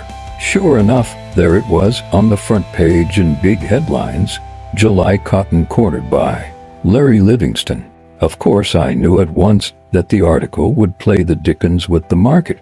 If I had deliberately studied ways and means of disposing of my 140,000 bales to the best advantage, I couldn't have hit upon a better plan. It would not have been possible to find one. That article at that very moment was being read all over the country, either in the World or in other papers quoting it. It had been cabled to Europe. That was plain from the Liverpool prices. That market was simply wild. No wonder, with such news. Of course, I knew what New York would do. and what I ought to do. The market here opened at 10 o'clock. At 10 minutes after 10, I did not own any cotton. I let them have every one of my 140,000 bales. For most of my line I received what proved to be the top prices of the day. The traders made the market for me. All I really did was to see a heaven-sent opportunity to get rid of my cotton. I grasped it because I couldn't help it. What else could I do? The problem that I knew would take a great deal of hard thinking to solve was thus solved for me by an accident. If the world had not published that article, I never would have been able to dispose of my line without sacrificing the greater portion of my paper profits. Selling 140,000 bales of cotton without sending the price down was a trick beyond my powers. But the world story turned it for me very nicely. Why the world published it I cannot tell you. I never knew. I suppose the writer was tipped off by some friend in the cotton market, and he thought he was printing a scoop. I didn't see him or anybody from the world. I didn't know it was printed that morning until after 9 o'clock, and if it had not been for my friend calling my attention to it, I would not have known it then. Without it, I wouldn't have had a market big enough to unload in. That is one trouble about trading on a large scale. You cannot sneak out as you can when you pike along. You cannot always sell out when you wish or when you think it wise. You have to get out when you can. When you have a market that will absorb your entire line. Failure to grasp the opportunity to get out may cost you millions. You cannot hesitate. If you do, you are lost. Neither can you try stunts like running up the price on the bears by means of competitive buying, for you may thereby reduce the absorbing capacity. And I want to tell you that perceiving your opportunity is not as easy as it sounds. A man must be on the lookout so alertly that when his chance sticks in its head at his door, he must grab it. Of course, not everybody knew about my fortunate accident.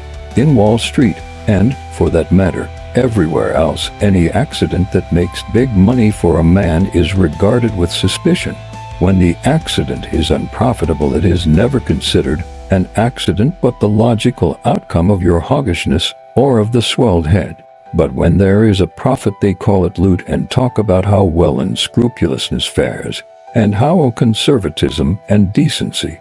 It was not only the evil-minded short-smarting under punishment brought about by their own recklessness who accused me of having deliberately planned the coup. Other people thought the same thing. One of the biggest men in cotton in the entire world met me a day or two later and said, "That was certainly the slickest deal you ever put over, Livingston. I was wondering how much you were going to lose when you came to market that line of yours. You knew this market was not big enough to take more than 50 or 60,000 bales without selling off, and how you were going to work off the rest and not lose all your paper profits was beginning to interest me. I didn't think of your scheme. It certainly was slick. I had nothing to do with it," I assured him as earnestly as I could. But all he did was to repeat, "Mighty slick, my boy. Mighty slick. Don't be so modest." It was after that deal that some of the papers referred to me as the Cotton King. But, as I said, I really was not entitled to that crown. It is not necessary to tell you that there is not enough money in the United States to buy the columns of the New York World or enough personal pull to secure the publication of a story like that. It gave me an utterly unearned reputation that time. But I have not told this story to moralize on the crowns that are sometimes pressed down upon the brows of undeserving traders, or to emphasize the need of seizing the opportunity, no matter where or how it comes. My object merely was to account for the vast amount of newspaper notoriety that came to me as a result of my deal in July cotton. If it hadn't been for the newspapers, I never would have met that remarkable man, Percy Thomas. Not long after I closed my July cotton deal more successfully than I had expected, I received by mail a request for an interview. The letter was signed by Percy Thomas. Of course, I immediately answered that I'd be glad to see him at my office at any time he cared to call. The next day he came. I had long admired him. His name was a household word wherever men took an interest in growing or buying or selling cotton. In Europe, as well as all over this country, people quoted Percy Thomas' opinions to me. I remember once at a Swiss resort talking to a Cairo banker who was interested in cotton growing in Egypt in association with the late Sir Ernest Cassell. When he heard I was from New York, he immediately asked me about Percy Thomas, whose market reports he received and read with unfailing regularity. Thomas, I always thought, went about his business scientifically. He was a true speculator, a thinker with the vision of a dreamer, and the courage of a fighting man, an unusually well-informed man, who knew both the theory and the practice of trading in cotton. He loved to hear and to express ideas and theories and abstractions, and at the same time there was mighty little about the practical side of the cotton market, or the psychology of cotton traders that he did not know, for he had been trading for years, and had made and lost vast sums. After the failure of his old stock exchange firm of Sheldon and Thomas, he went it alone. Inside of 2 years he came back, almost spectacularly. I remember reading in the Sun that the first thing he did when he got back on his feet financially was to pay off his old creditors in full, and the next was to hire an expert to study and determine for him how he had best invest $1 million. This expert examined the properties and analyzed the reports of several companies, and then recommended the purchase of Delaware and Hudson stock. Well, after having failed for millions, and having come back with more millions, Thomas was cleaned out as the result of his deal in March cotton. There wasn't much time wasted after he came to see me. He proposed that we form a working alliance. Whatever information he got, he would immediately turn over to me before passing it on to the public. My part would be to do the actual trading, for which he said I had a special genius, and he hadn't. That did not appeal to me for a number of reasons. I told him frankly that I did not think I could run in double harness and wasn't keen about trying to learn. But he insisted that it would be an ideal combination until I said flatly that I did not want to have anything to do with influencing other people to trade. If I fool myself, I told him, I alone suffer, and I pay the bill at once. There are no drawn-out payments or unexpected annoyances. I play a lone hand by choice, and also because it is the wisest and cheapest way to trade. I get my pleasure out of matching my brains against the brains of other traders, men whom I have never seen and never talked to and never advised to buy or sell and never expect to meet or know. When I make money, I make it backing my own opinions. I don't sell them or capitalize them. If I made money in any other way, I would imagine I had not earned it. Your proposition does not interest me because I am interested in the game only as I play it for myself and in my own way. He said he was sorry I felt the way I did and tried to convince me that I was wrong in rejecting his plan, but I stuck to my views. The rest was a pleasant talk. I told him I knew he would come back and that I would consider it a privilege if he would allow me to be of financial assistance to him. But he said he could not accept any loans from me. Then he asked me about my July deal, and I told him all about it, how I had gone into it, and how much cotton I bought, and the price and other details. We chatted a little more, and then he went away. When I said to you some time ago that a speculator has a host of enemies, many of whom successfully bore from within, I had in mind my many mistakes. I have learned that a man may possess an original mind and a lifelong habit of independent thinking, and withal be vulnerable to attacks by a persuasive personality. I am fairly immune from the commoner speculative ailments, such as greed and fear and hope, but being an ordinary man, I find I can err with great ease. I ought to have been on my guard at this particular time, because not long before that I had had an experience that proved how easily a man may be talked into doing something against his judgment and even against his wishes. It happened in Harding's office. I had a sort of private office or room that they let me occupy by myself, and nobody was supposed to get to me during market hours without my consent. I didn't wish to be bothered, and as I was trading on a very large scale and my account was fairly profitable, I was pretty well guarded. One day just after the market closed, I heard somebody say, "Good afternoon, Mr. Livingston." I turned and saw an utter stranger, a chap of about 35. I could not understand how he'd got in, but there he was. I concluded his business with me had passed him, but I didn't say anything. I just looked at him, and pretty soon he said, "I came to see you about that Walter Scott," and he was off. He was a book agent. Now, he was not particularly pleasing of manner or skillful of speech. Neither was he especially attractive to look at, but he certainly had personality. He talked, and I thought I listened, but I do not know what he said. I don't think I ever knew, not even at the time. When he finished his monologue, he handed me first his fountain pen and then a blank form, which I signed. It was a contract to take a set of Scott's works for $500. The moment I signed, I came to, but he had the contract safe in his pocket. I did not want the books. I had no place for them. They weren't of any use whatever to me. I had nobody to give them to. Yet I had agreed to buy them for $500. I am so accustomed to losing money that I never think first of that phase of my mistakes. It is always the play itself, the reason why. In the first place, I wish to know my own limitations and habits of thought. Another reason is that I do not wish to make the same mistake a second time. A man can excuse his mistakes only by capitalizing them to his subsequent profit. Well, having made a $500 mistake, but not yet having localized the trouble, I just looked at the fellow to size him up as a first step. I'll be hanged if he didn't actually smile at me, an understanding little smile. He seemed to read my thoughts. I somehow knew that I did not have to explain anything to him. He knew it without my telling him. So I skipped the explanations and the preliminaries and asked him, "How much commission will you get on that $500 order?" He promptly shook his head and said, "I can't do it. Sorry." "How much do you get?" I persisted. "A third." "But I can't do it," he said. "A third of $500 is $166.66. I'll give you $200 cash if you give me back that signed contract." And to prove it, I took the money out of my pocket.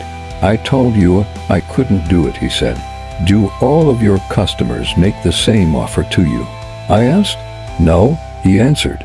"Then why were you so sure that I was going to make it?" "It is what your type of sport would do.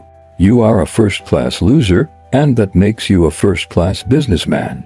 I am much obliged to you, but I can't do it. Now tell me why you do not wish to make more than your commission." "It isn't that exactly," he said. "I am not working just for the commission." "What are you working for then?" "For the commission and the record," he answered. "What record? Mine." "What are you driving at? Do you work for money alone?" he asked me. "Yes," I said. "No," and he shook his head. "No, you don't. You wouldn't get enough fun out of it. You certainly do not work merely to add a few more dollars to your bank account, and you are not in Wall Street because you like easy money. You get your fun some other way?" "Well, same here." I did not argue but asked him, "And how do you get your fun?" "Well," he confessed, "we've all got a weak spot." "And what's yours?" "Vanity," he said. "Well," I told him, "you've succeeded in getting me to sign on. Now I want to sign off, and I am paying you $200 for 10 minutes work. Isn't that enough for your pride?" "No," he answered. "You see, all the rest of the bunch had been working Wall Street for months and failed to make expenses. They said it was the fault of the goods and the territory. So the office sent for me to prove that the fault was with their salesmanship and not with the books or the place. They were working on a 25% commission. I was in Cleveland, where I sold 82 sets in 2 weeks. I am here to sell a certain number of sets not only to people who did not buy from the other agents, but to people they couldn't even get to see.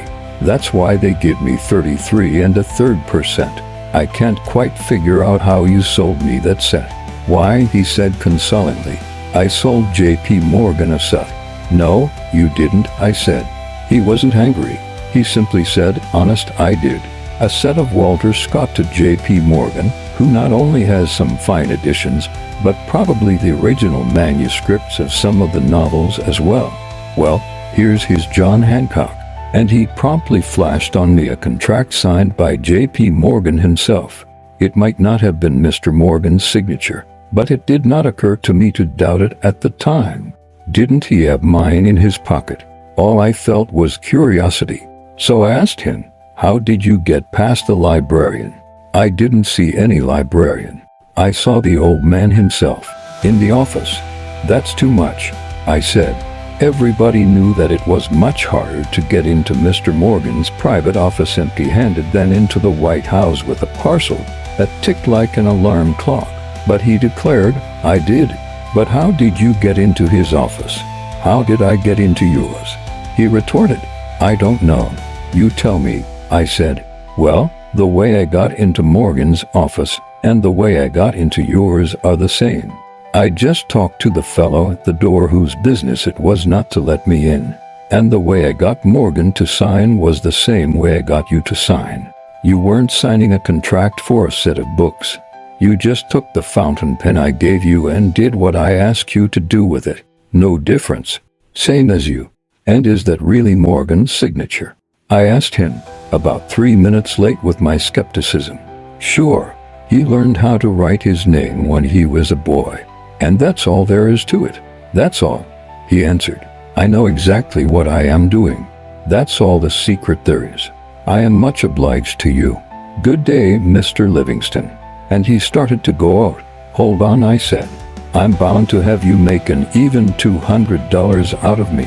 And I handed him $35. He shook his head. Then, "No," he said, "I can't do that. But I can do this." And he took the contract from his pocket, tore it in two, and gave me the pieces. I counted $200 and held the money before him, but he again shook his head. "Isn't that what you meant?" I said. "No." "Then why did you tear up the contract?" "Because you did not whine, but took it as I would have taken it myself had I been in your place. But I offered you the $200 of my own accord," I said. "I know, but money isn't everything." Something in his voice made me say, "You're right, it isn't. And now what do you really want me to do for you? You're quick, aren't you?" he said. "Do you really want to do something for me?" "Yes," I told him, "I do. But whether I will or not depends what it is you have in mind. Take me with you into Mr. Ed Harding's office and tell him to let me talk to him 3 minutes by the clock. Then leave me alone with him." I shook my head and said, "He is a good friend of mine. He's 50 years old and a stockbroker," said the book agent. That was perfectly true, so I took him into Ed's office. I did not hear anything more from or about that book agent. But one evening some weeks later, when I was going uptown, I ran across him in a 6th Avenue L train. He raised his head very politely and I nodded back. He came over and asked me, "How do you do, Mr. Livingston? And how is Mr. Harding?" "He's well."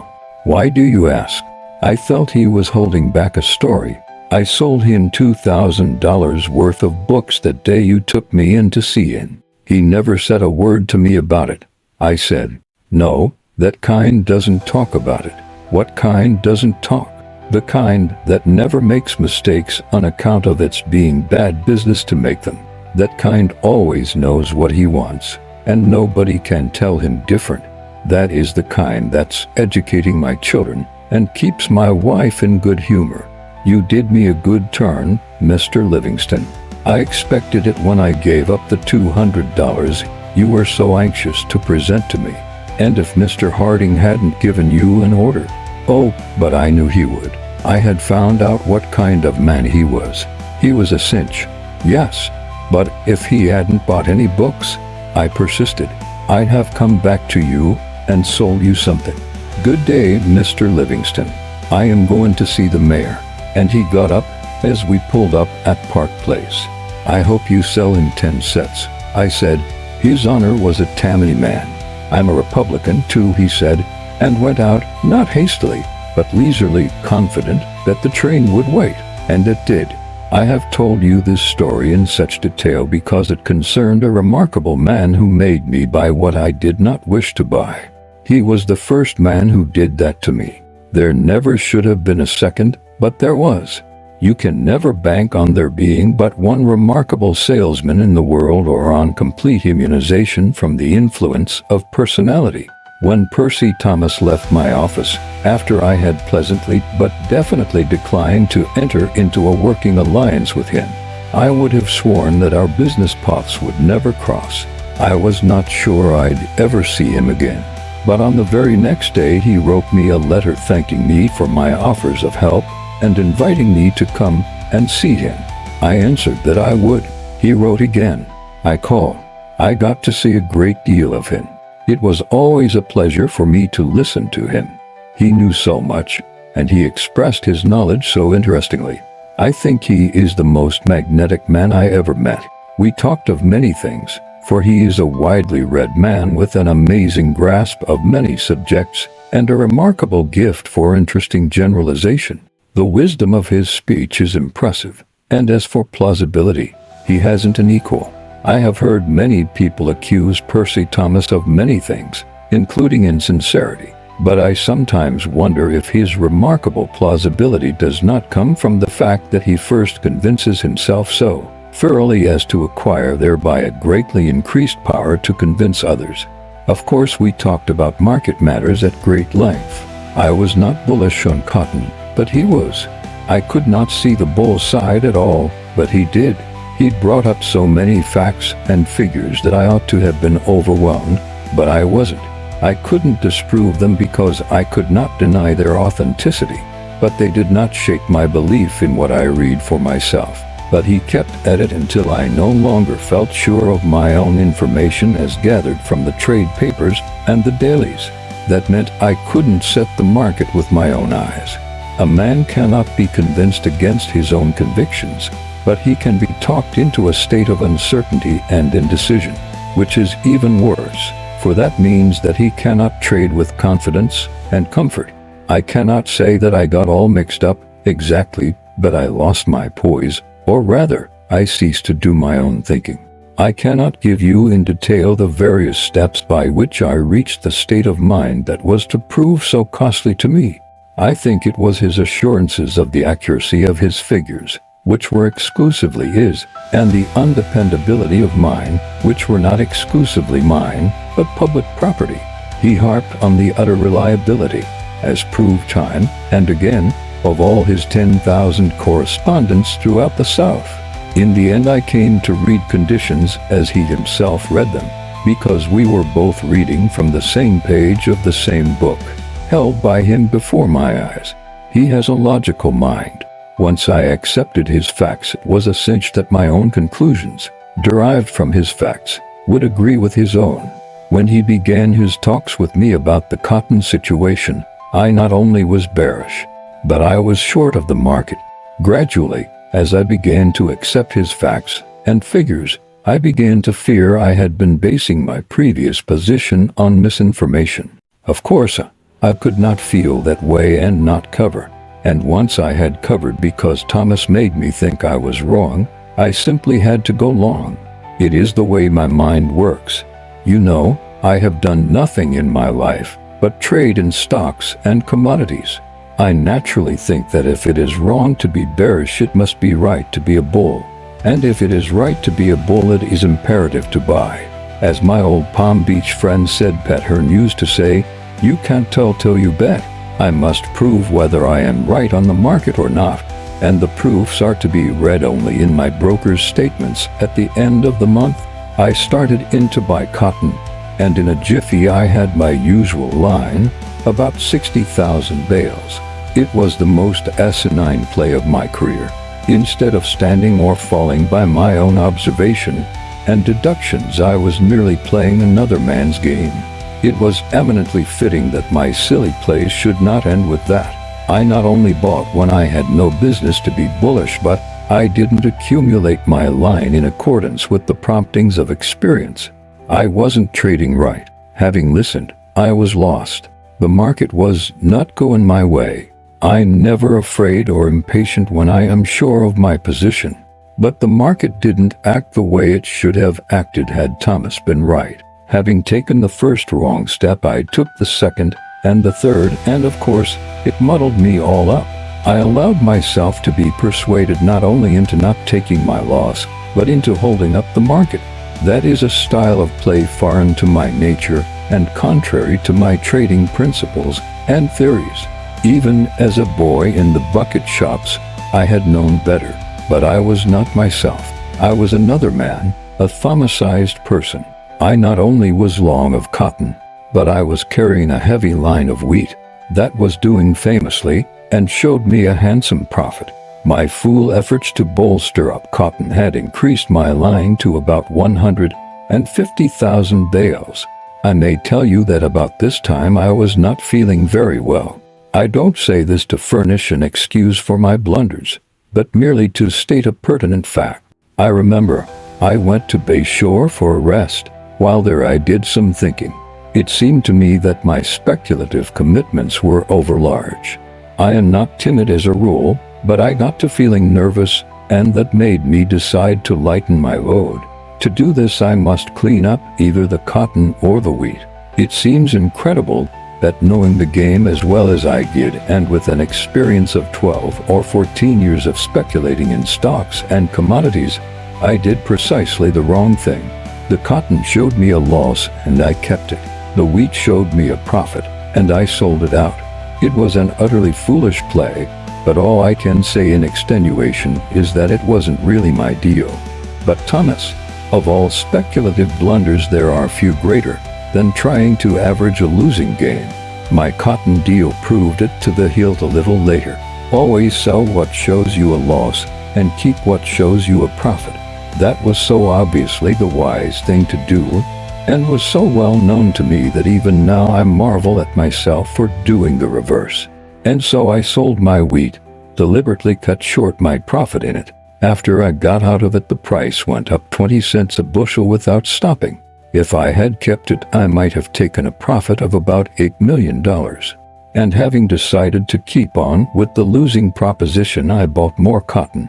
I remember very clearly how every day I would buy cotton, more cotton. And why do you think I bought it? To keep the price from going down. If that isn't a super sucker play, what is?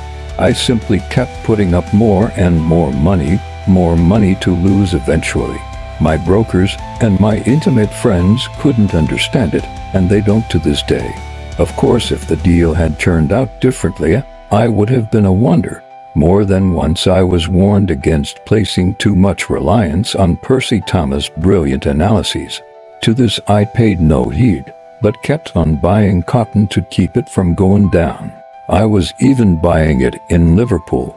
I accumulated 440,000 bales before I realized what I was doing, and then it was too late.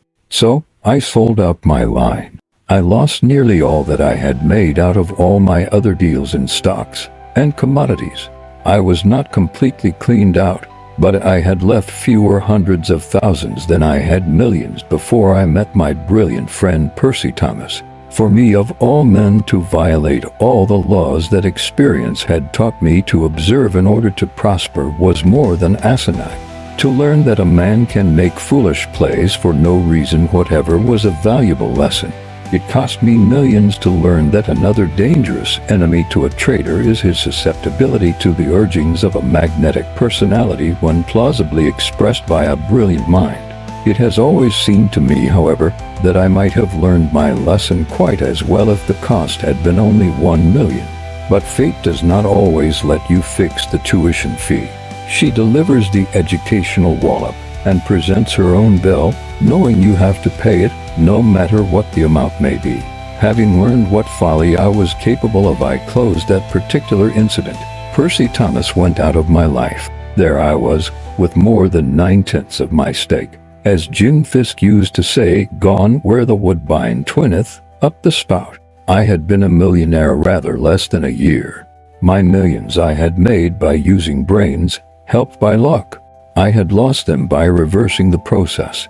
I sold my 2 yachts and was decidedly less extravagant in my manner of living. But that one blow wasn't enough. Luck was against me. I ran up first against illness, and then against the urgent need of $200,000 in cash. A few months before, that sum would have been nothing at all, but now it meant almost the entire remnant of my fleet-wing fortune. I had to supply the money, and the question was, where would I get it? I didn't want to take it out of the balance I kept at my broker's, because if I did, I wouldn't have much of a margin left for my own trading. And I needed trading facilities more than ever if I was to win back my millions quickly. There was only one alternative that I could see, and that was to take it out of the stock market. Just think of it. If you know much about the average customer of the average commission house, you will agree with me that the hope of making the stock market pay your bill is one of the most prolific sources of loss. In Wall Street, you will chip out all you have if you adhere to your determination. Why, in Harding's office one winter, a little bunch of high flyers spent $30,000 or $40,000 for an overcoat, and not one of them lived to wear it. It so happened that a prominent floor trader, who since has become world famous as one of the dollar-a-year men, came down to the exchange wearing a fur overcoat lined with sea otter.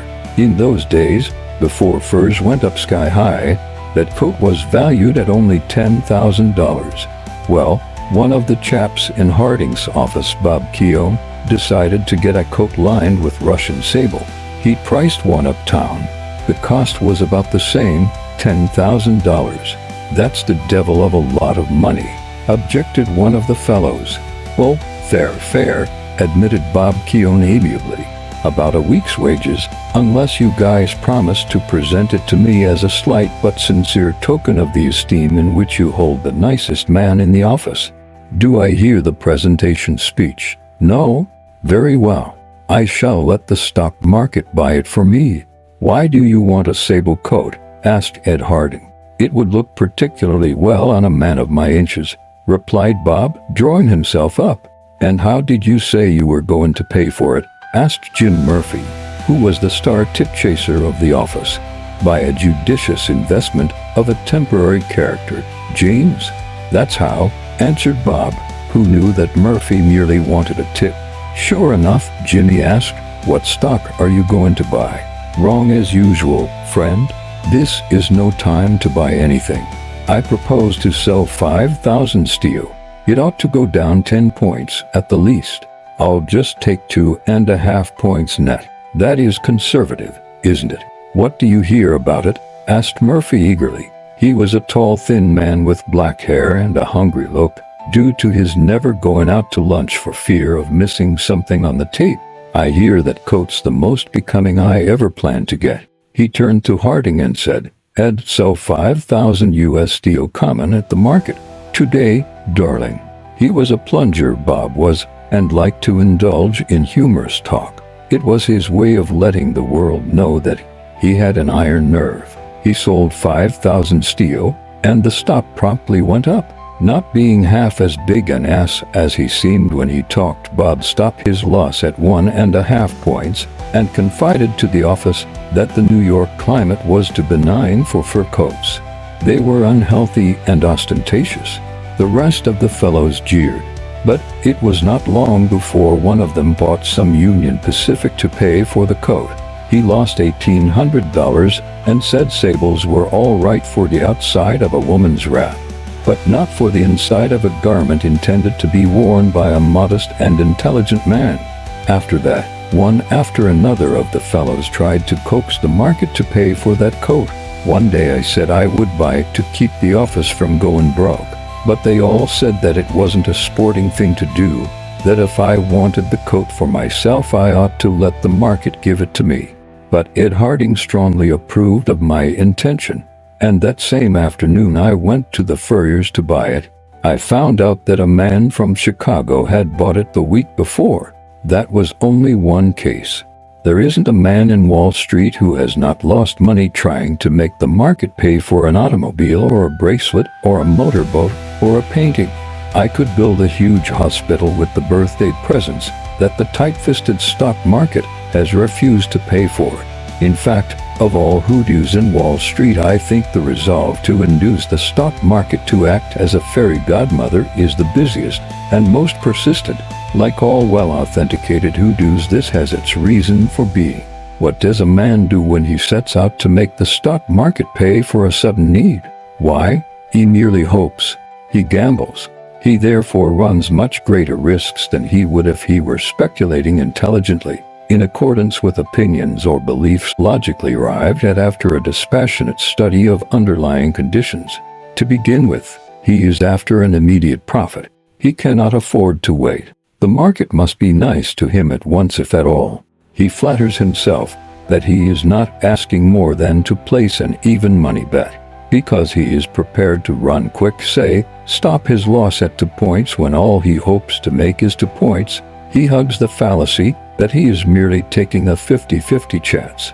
Why? I've known men to lose thousands of dollars on such trades, particularly on purchases made at the height of a bull market just before a moderate reaction. It certainly is no way to trade. Well, that crowning folly of my career as a stock operator was the last straw. It beat me. I lost what little my cotton deal had left me. It did even more harm, for I kept on trading and losing. I persisted in thinking that the stock market must perforce make money for me in the end. But the only end in sight was the end of my resources. I went into debt, not only to my principal brokers, but to other houses that accepted business from me without my putting up an adequate margin. I not only got in debt, but I stayed in debt from then on. There I was, once more broke, which was bad, and dead wrong in my trading, which was a sight worse. I was sick, nervous, upset, and unable to reason calmly. That is, I was in the frame of mind in which no speculator should be when he is trading. Everything went wrong with me. Indeed, I began to think that I could not recover my departed sense of proportion. Having grown accustomed to swinging a big line, say more than 100,000 shares of stock, I feared I would not show good judgment trading in a small way. It scarcely seemed worthwhile being right when all you carried was 100 shares of stock. After the habit of taking a big profit on a big line, I wasn't sure I would know when to take my profit on a small line. I can't describe to you how weaponless I felt, broke again, and incapable of assuming the offensive vigorously, in debt and wrong. After all those long years of successes, tempered by mistakes that really served to pave the way for greater successes, I was now worse off than when I began in the bucket shops. I had learned a great deal about the game of stock speculation, but I had not learned quite so much about the play of human weaknesses. There is no mind so machine-like that you can depend upon it to function with equal efficiency at all times. I now learned that I could not trust myself to remain equally unaffected by men and misfortunes at all times. Money losses have never worried me in the slightest, but other troubles could and did. I studied my disaster in detail, and of course found no difficulty in seeing just where I had been silly. I spotted the exact time and place. A man must know himself thoroughly if he is going to make a good job out of trading in the speculative markets. To know what I was capable of in the line of folly was a long educational step. I sometimes think that no price is too high for a speculator to pay to learn that which will keep him from getting the swelled head. A great many smashes by brilliant men can be traced directly to the swelled head, an expensive disease everywhere to everybody, but particularly in Wall Street to a speculator. I was not happy in New York, feeling the way I did. I didn't want to trade because I wasn't in good trading trim. I decided to go away and seek a stake elsewhere. The change of scene could help me to find myself again, I thought. So once more I left New York, beaten by the game of speculation. I was worse than broke, since I owed over $100,000 spread among various brokers. I went to Chicago, and there found a stake. It was not a very substantial stake, but that merely meant that I would need a little more time to win back my fortune. A house that I once had done business with had faith in my ability as a trader, and they were willing to prove it by allowing me to trade in their office in a small way. I began very conservatively. I don't know how I might have fared had I stayed there, but one of the most remarkable experiences in my career cut short my stay in Chicago. It is an almost incredible story. One day I got a telegram from Lucius Tucker. I had known him when he was the office manager of a stock exchange firm that I had at times given some business to, but I had lost track of him. The telegram read, "Come to New York at once, L. Tucker." I knew that he knew from mutual friends how I was fixed, and therefore it was certain he had something up his sleeve. At the same time, I had no money to throw away on an unnecessary trip to New York. So instead of doing what he asked me to do, I got him on the long distance. "I got your telegram." I said. "What does it mean?" "It means that a big banker in New York wants to see you," he answered. "Who is it?" I asked. I couldn't imagine who it could be. "I'll tell you when you come to New York. No use otherwise. You say he wants to see me." "He does." "What about?" "He'll tell you in person if you give him a chance," said Lucius. "Can't you write me?" "No." "Then tell me more plainly," I said. "I don't want to." "Look here, Lucius," I said, "just tell me this much. Is this a fool trip?" "Certainly not. It will be to your advantage to come." "Can't you give me an inkling?" "No," he said. "It wouldn't be fair to him. And besides, I don't know just how much he wants to do for you. But take my advice. Come, and come quick." "Are you sure it is I that he wishes to see?" "Nobody else, but you will do. Better come, I tell you. Telegraph me what train you take, and I'll meet you at the station." "Very well," I said, and hung up. I didn't like quite so much mystery, but I knew that Lucius was friendly, and that he must have a good reason for talking the way he did. I wasn't faring so sumptuously in Chicago that it would break my heart to leave it. At the rate I was trading, it would be a long time before I could get together enough money to operate on the old scale. I came back to New York, not knowing what would happen. Indeed, more than once during the trip I feared nothing at all would happen, and that I'd be out my railroad fare and my time. I could not guess that I was about to have the most curious experience of my entire life. Lucius met me at the station and did not waste any time in telling me that he had sent for me at the urgent request of Mr. Daniel Williamson, of the well-known stock exchange house of Williamson and Brown. Mr. Williamson told Lucius to tell me that he had a business proposition to make to me that he was sure I would accept, since it would be very profitable for me. Lucius swore he didn't know what the proposition was. The character of the firm was a guarantee that nothing improper would be demanded of me. Dan Williamson was the senior member of the firm, which was founded by Egbert Williamson way back in the 70s. There was no Brown, and hadn't been one in the firm for years. The house had been very prominent in Dan's father's time, and Dan had inherited a considerable fortune, and didn't go after much outside business. They had one customer, who was worth 100 average customers, and that was Alvin Marquand, Williamson's brother-in-law, who, in addition to being a director in a dozen banks and trust companies, was the president of the Great Chesapeake and Atlantic Railroad System.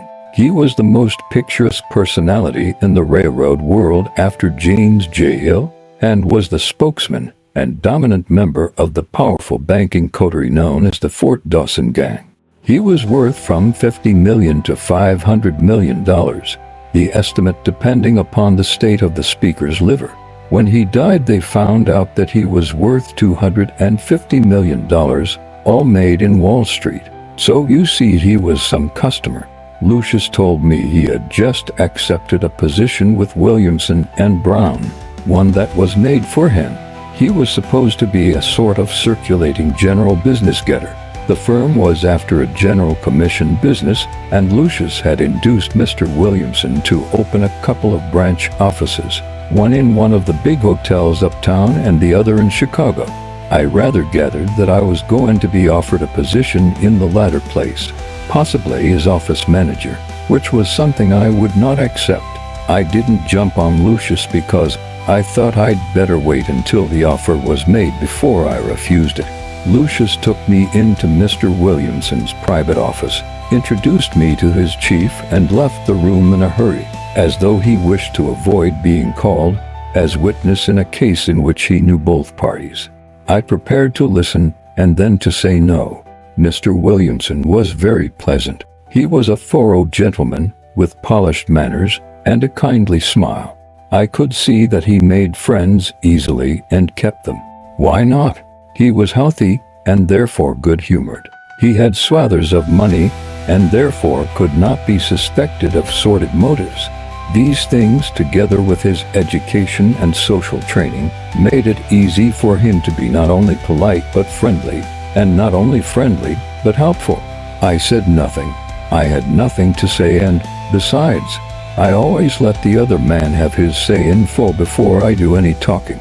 Somebody told me that the late James Stillman, president of the National City Bank, who, by the way, was an intimate friend of Williamson's, made it his practice to listen in silence, with an impassive face, to anybody who brought a proposition to him. After the man got through, Mr. Stillman continued to look at him, as though the man had not finished. So the man, feeling urged to say something more, did so. Simply by looking and listening, Stillman often made the man offer terms much more advantageous to the bank than he had meant to offer when he began to speak. I don't keep silent just to induce people to offer a better bargain, but because I like to know all the facts of the case. By letting a man have his say in full, you are able to decide at once. It is a great time saver. It averts debates and prolonged discussions that get nowhere. Nearly every business proposition that is brought to me can be settled, as far as my participation in it is concerned, by my saying yes or no. But I cannot say yes or no right off unless I have the complete proposition before me. Dan Williamson did the talking, and I did the listening. He told me he had heard a great deal about my operations in the stock market, and how he regretted that I had gone outside of my bailiwick and come a cropper in cotton. Still, it was to my bad luck that he owed the pleasure of that interview with me. He thought my forte was the stock market, that I was born for it, and that I should not stray from it. And that is the reason, Mr. Livingston, he concluded pleasantly, why we wish to do business with you. Do business how? I asked him. Be your brokers, he said. My firm would like to do your stock business. I'd like to give it to you, I said, but I can't. Why not? He asked. I haven't any money, I answered. That part is all right, he said with a friendly smile. I'll furnish it. He took out a pocket checkbook, wrote out a check for $25,000 to my order, and gave it to me. What's this for? I asked. For you to deposit in your own bank. You will draw your own checks. I want you to do your trading in our office. I don't care whether you win or lose. If that money goes, I will give you another personal check. So you don't have to be so very careful with this one. See, I knew that the firm was too rich and prosperous to need anybody's business, much less to give a fellow the money to put up as margin. And then he was so nice about it. Instead of giving me a credit with the house, he gave me the actual cash, so that he alone knew where it came from, the only string being that if I traded I should do so through his firm. And then the promise that there would be more if that went. Still, there must be a reason. What's the idea? I asked him. The idea is simply that we want to have a customer in this office who is known as a big active trader. Everybody knows that you swing a big line on the short side, which is what I particularly like about you. You are known as a plunger. I still don't get it, I said. I'll be frank with you, Mr. Livingston. We have 2 or 3 very wealthy customers who buy and sell stocks in a big way. I don't want the street to suspect him of selling long stock every time we sell 10 or 20,000 shares of any stock. If the street knows that you are trading in our office, it will not know whether it is your short selling or the other customer's long stock that is coming on the market. I understood at once.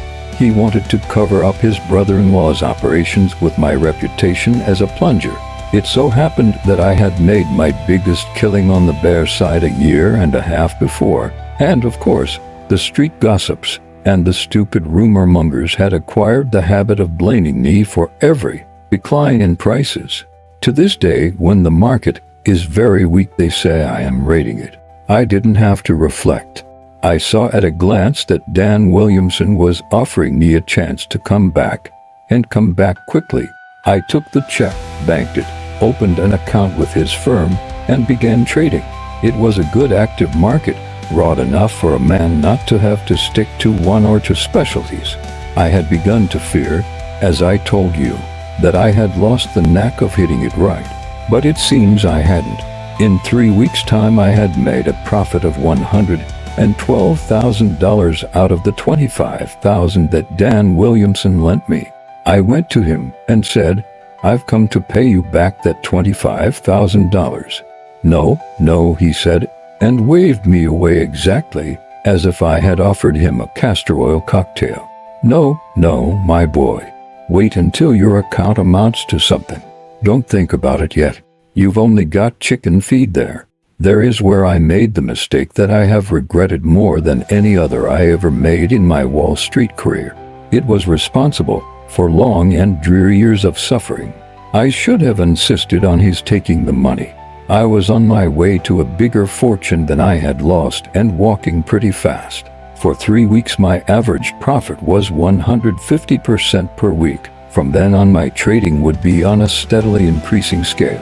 But instead of freeing myself from all obligation, I let him have his way and did not compel him to accept the $25,000. Of course, since he didn't draw out the $25,000 he had advanced me, I felt I could not very well draw out my profit. I was very grateful to him, but I am so constituted that I don't like to owe money or favors. I can pay the money back with money, but the favors and kindnesses I must pay back in kind. And you are apt to find these moral obligations mighty high-priced at times. Moreover, there is no statute of limitations. I left the money undisturbed and resumed my trading. I was getting on very nicely. I was recovering my poise, and I was sure it would not be very long before I should get back into my 1907 stride. Once I did that, all I'd ask for would be for the market to hold out a little while, and I'd more than make up my losses. But making or not making the money was not bothering me much. What made me happy was that I was losing the habit of being wrong, of not being myself. It had played havoc with me for months, but I had learned my lesson. Just about that time I turned bear, and I began to sell short several railroad stocks. Among them was Chesapeake and Atlantic. I think I put out a short line in it, about 8,000 shares. One morning when I got downtown, Dan Williamson called me into his private office before the market opened and said to me, "Larry, don't do anything in Chesapeake and Atlantic just now. That was a bad play of yours, selling 8,000 short. I covered it for you this morning in London and went long. I was sure Chesapeake and Atlantic was going down. The tape told it to me quite plainly, and besides I was bearish on the whole market, not violently or insanely bearish, but enough to feel comfortable with a moderate short line out." I said to Williamson, "What did you do that for? I am bearish on the whole market, and they are all going lower." But he just shook his head and said, "I did it because I happen to know something about Chesapeake and Atlantic that you couldn't know. My advice to you is not to sell that stock short until I tell you it is safe to do so." What could I do? That wasn't an asinine tip. It was advice that came from the brother-in-law of the chairman of the board of directors. Dan was not only Alvin Marquand's closest friend, but he had been kind and generous to me. He had shown his faith in me and confidence in my word. I couldn't do less than to thank him. And so my feelings again won over my judgment, and I gave in. To subordinate my judgment to his desires was the undoing of me. Gratitude is something a decent man can't help feeling, but it is for a fellow to keep it from completely tying him up. The first thing I knew, I not only had lost all my profit, but I owed the firm $150,000 besides. I felt pretty badly about it, but Dan told me not to worry. "I'll get you out of this hole," he promised. "I know I will, but I can only do it if you let me. You will have to stop doing business on your own hook." I can't be working for you, and then have you completely undo all my work in your behalf. Just lay off the market and give me a chance to make some money for you. Won't you, Larry? Again I asked you, what could I do?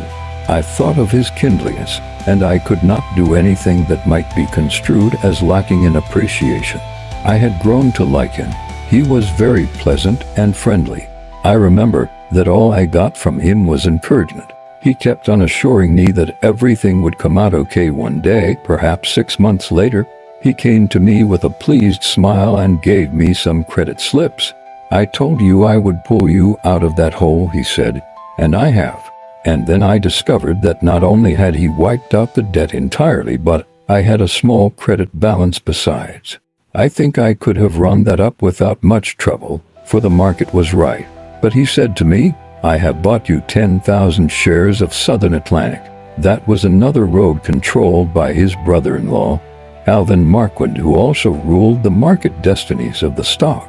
When a man does for you what Dan Williamson did for me, you can't say anything but thank you, no matter what your market views may be. You may be sure you're right, but as Pat Hearn used to say, you can't tell till you bet. And Dan Williamson had bet for me with his money.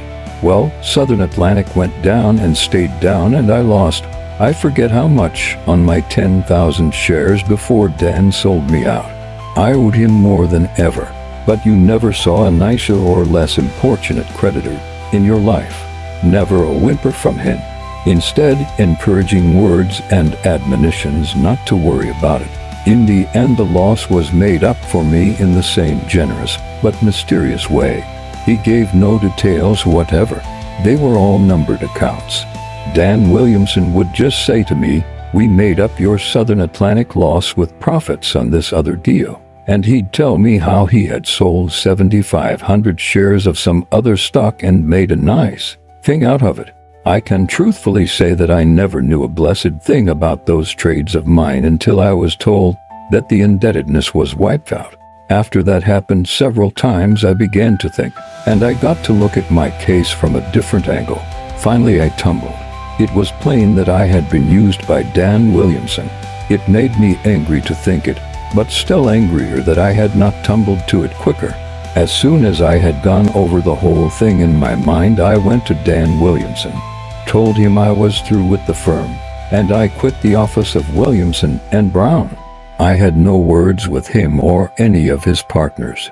What good would that have done me? But I will admit that I was sore at myself quite as much as at Williamson and Brown. The loss of the money didn't bother me.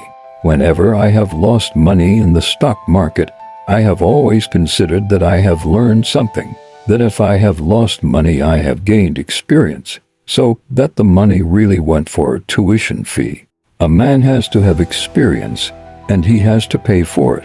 But there was something that hurt a whole lot in that experience of mine in Dan Williamson's office, and that was the loss of a great opportunity.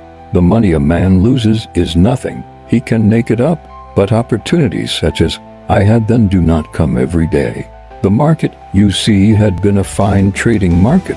I was right. I was reading it accurately. The opportunity to make millions was there. But I allowed my gratitude to interfere with my play. I tied my own hands. I had to do what Dan Williamson in his kindness wished done. Altogether, it was more unsatisfactory than doing business with a relative. Bad business. And that wasn't the worst thing about it. It was that after that, there was practically no opportunity for me to make big money. The market flattened out. Things drifted from bad to worse. I not only lost all I had but got into debt again, more heavily than ever. Those were long lean years, 1911, 1912, 1913, and 1914. There was no money to be made. The opportunity simply wasn't there, and so I was worse off than ever. It isn't uncomfortable to lose when the loss is not accompanied by a poignant vision of what might have been. That was precisely what I could not keep my mind from dwelling on, and of course it unsettled me further. I learned that the weaknesses to which a speculator is prone are almost numberless. It was proper for me as a man to act the way I did in Dan Williamson's office. But it was improper and unwise for me as a speculator to allow myself to be influenced by any consideration to act against my own judgment. Noblesse oblige, but not in the stock market, because the tape is not chivalrous, and moreover does not reward loyalty. I realized that I couldn't have acted differently. I couldn't make myself over just because I wished to trade in the stock market. But business is business always, and my business as a speculator is to back my own judgment always. It was a very curious experience. I'll tell you what I think happened. Dan Williamson was perfectly sincere in what he told me when he first saw me. Every time his firm did a few thousand shares in any one stock, the street jumped at the conclusion that Alvin Marquand was buying or selling.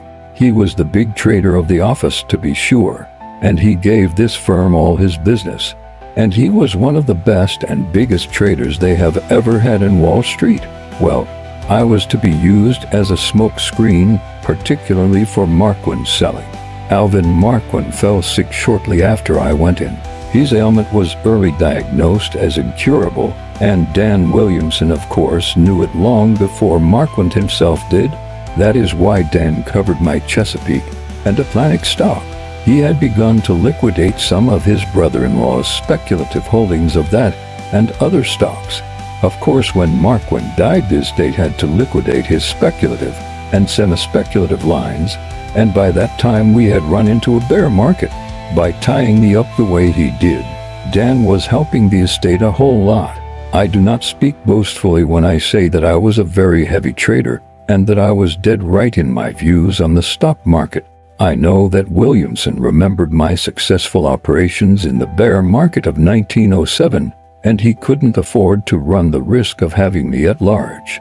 Why? If I had kept on the way I was going, I'd have made so much money that by the time he was trying to liquidate part of Alvin Marquand's estate, I would have been trading in hundreds of thousands of shares.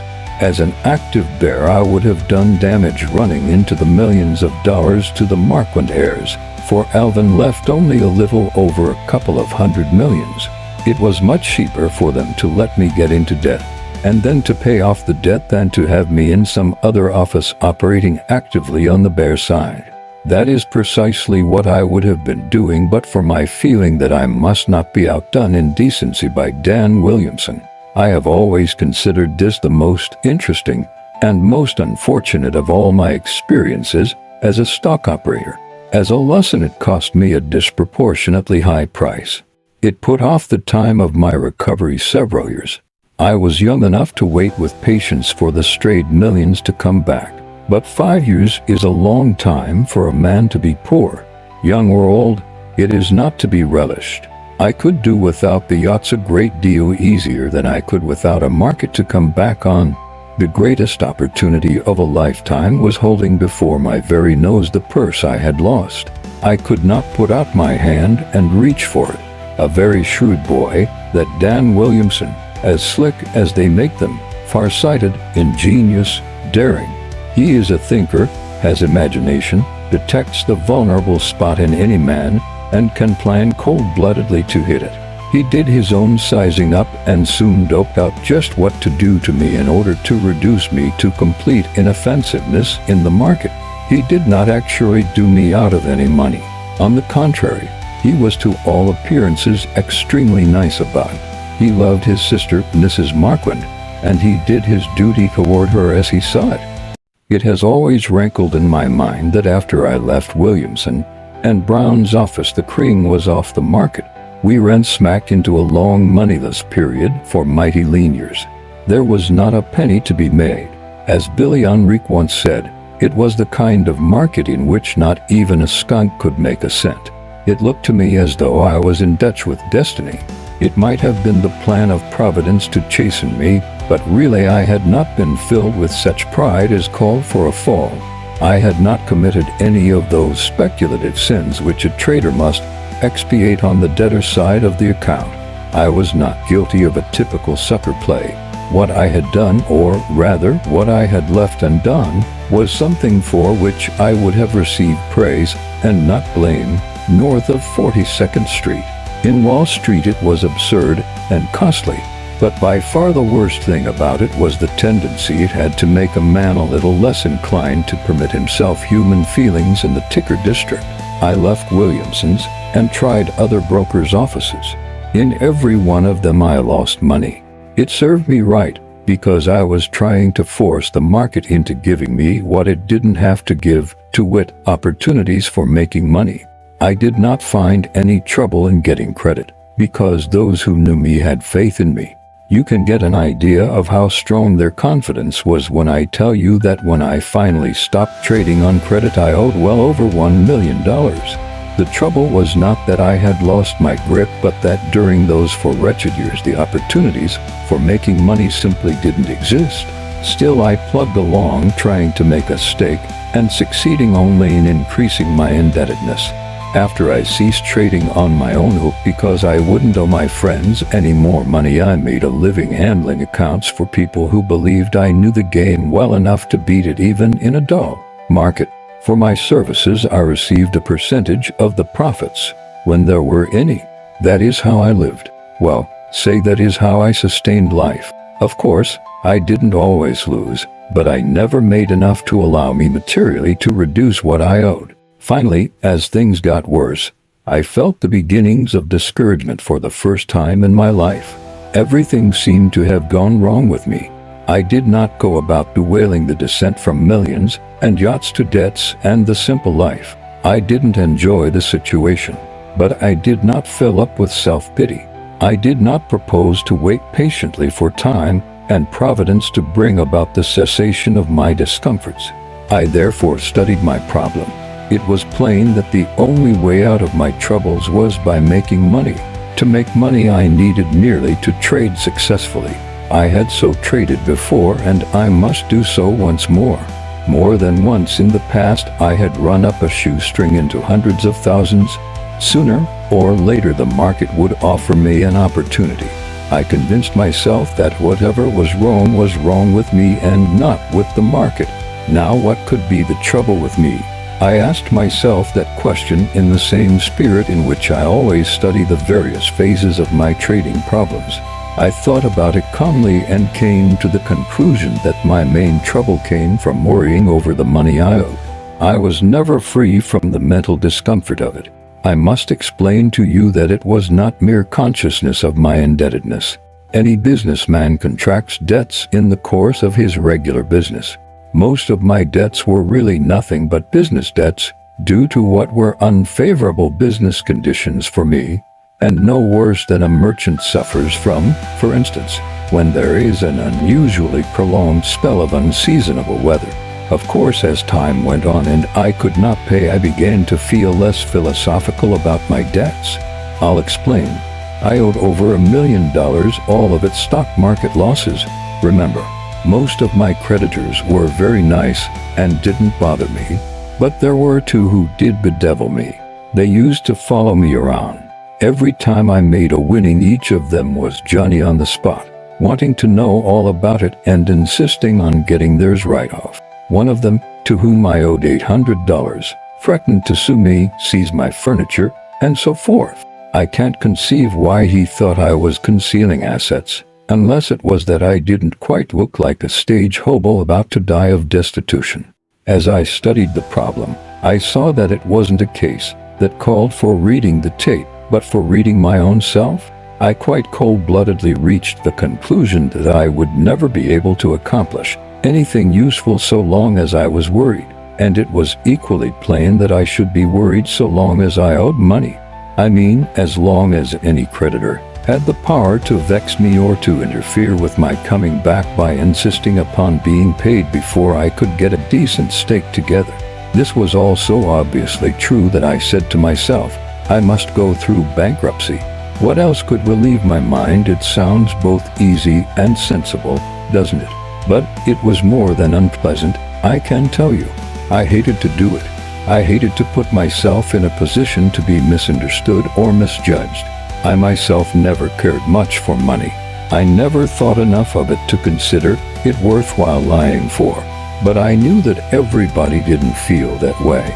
Of course, I also knew that if I got on my feet again, I'd pay everybody off, for the obligation remained. But unless I was able to trade in the old way, I'd never be able to pay back that million. I nerved myself and went to see my creditors.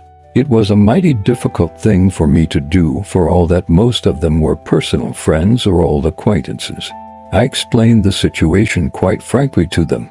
I said, I am not going to take this step because I don't wish to pay you, but because, in justice to both myself and you, I must put myself in a position to make money. I have been thinking of this solution off and on for over 2 years, but I simply didn't have the nerve to come out and say so frankly to you. It would have been infinitely better for all of us if I had. It all simmers down to this. I positively cannot be my old self while I am harassed or upset by these debts. I have decided to do now what I should have done a year ago. I have no other reason than the one I had just given you.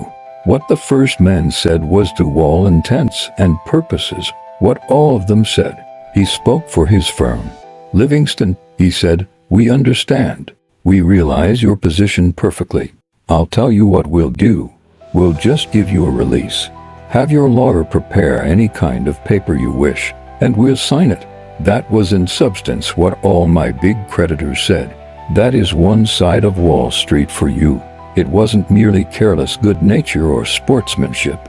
It was also a mighty intelligent decision, for it was clearly good business. I appreciated both the goodwill and the business gumption. These creditors gave me a release on debts amounting to over $1 million. But there were the two minor creditors who wouldn't sign off. One of them was the $800 man I told you about. I also owed $60,000 to a brokerage firm which had gone into bankruptcy, and the receivers, who didn't know me from Adam, were on my neck early and late. Even if they had been disposed to follow the example set by my largest creditors, I don't suppose the court would have let them sign off. At all events, my schedule of bankruptcy amounted to only about $100,000, though, as I said, I owed well over $1 million. It was extremely disagreeable to see the story in the newspapers. I had always paid my debts in full, and this new experience was most mortifying to me. I knew I'd pay off everybody someday if I lived, but everybody who read the article wouldn't know it. I was ashamed to go out after I saw the report in the newspapers. But it all wore off presently, and I cannot tell you how intense was my feeling of relief to know that I wasn't going to be harried anymore by people who didn't understand how a man must give his entire mind to his business if he wishes to succeed in stock speculation. My mind now being free to take up trading with some prospect of success, unvexed by debts, the next step was to get another stake. The stock exchange had been closed from July 31st to the middle of December 1914, and Wall Street was in the dumps. There hadn't been any business whatever in a long time. I owed all my friends. I couldn't very well ask them to help me again just because they had been so pleasant and friendly to me when I knew that nobody was in a position to do much for anybody. It was a mighty difficult task, getting a decent stake, for with the closing of the stock exchange there was nothing that I could ask any broker to do for me. I tried in a couple of places. No use. Finally, I went to see Dan Williamson. This was in February 1915. I told him that I had rid myself of the mental incubus of debt, and I was ready to trade as of old. You will recall that when he needed me, he offered me the use of $25,000 without my asking him. Now that I needed him, he said, when you see something that looks good to you and you want to buy 500 shares, go ahead, and it will be all right. I thanked him and went away. He had kept me from making a great deal of money, and the office had made a lot in commissions from me. I admit I was a little sore to think that Williamson and Brown didn't give me a decent stake. I intended to trade conservatively at first. It would make my financial recovery easier and quicker if I could begin with a line a little better than 500 shares. But anyhow, I realized that, such as it was, there was my chance to come back. I left Dan Williamson's office and studied the situation in general and my own problem in particular. It was a bull market. That was as plain to me as it was to thousands of traders. But my stake consisted merely of an offer to carry 500 shares for me. That is, I had no leeway, limited as I was. I couldn't afford even a slight setback at the beginning. I must build up my stake with my very first play. That initial purchase of mine of 500 shares must be profitable. I had to make real money. I knew unless I had sufficient trading capital, I would not be able to use good judgment. Without adequate margins, it would be impossible to take the cold-blooded, dispassionate attitude toward the game that comes from the ability to afford a few minor losses, such as I often incurred in ting the market before putting down the big bet. I think now that I found myself then at the most critical period of my career as a speculator. If I failed this time, there was no telling where or when, if ever, I might get another stake for another try. It was very clear that I simply must wait for the exact psychological moment. I didn't go near Williamson and Brown's. I purposely kept away from them for 6 long weeks of steady tape reading. I was afraid that if I went to the office, knowing that I could buy 500 shares, I might be tempted into trading at the wrong time or in the wrong stock. A trader, in addition to studying basic conditions, remembering market precedents, and keeping in mind the psychology of the outside public as well as the limitations of his brokers, must also know himself and provide against his own weaknesses. There is no need to feel anger over being human. I have come to feel that it is as necessary to know how to read myself as to know how to read the tape. I have studied and reckoned on my own reactions to given impulses or to the inevitable temptations of an active market, quite in the same mood and spirit as I have considered crop conditions or analyzed reports of earnings. So day after day, broke and anxious to resume trading, I sat in front of a quotation board in another broker's office where I couldn't buy or sell as much as 1 share of stock, studying the market, not missing a single transaction on the tape, watching for the psychological moment to ring the full speed ahead bell. By reason of conditions known to the whole world, the stock I was most bullish on in those critical days of early 1915 was Bethlehem Steel. I was morally certain it was going way up, but in order to make sure that I would win on my very first play, as I must, I decided to wait until it crossed par. I think I have told you it has been my experience that whenever a stock crosses 100 or 200 or 300 for the first time, it nearly always keeps going up for 30 to 50 points, and after 300 faster than after 100 or 200. One of my first big coups was in Anaconda, which I bought when it crossed 200 and sold a day later at 260. My practice of buying a stock just after it crossed par dated back to my early bucket shop days. It is an old trading principle. You can imagine how keen I was to get back to trading on my old scale. I was so eager to begin that I could not think of anything else, but I held myself in leash. I saw Bethlehem Steel climb every day higher and higher, as I was sure it would, and yet there I was checking my impulse to run over to Williamson and Brown's office and buy 500 shares. I knew I simply had to make my initial operation as nearly a cinch as was humanly possible. Every point that stock went up meant $500 I had not made.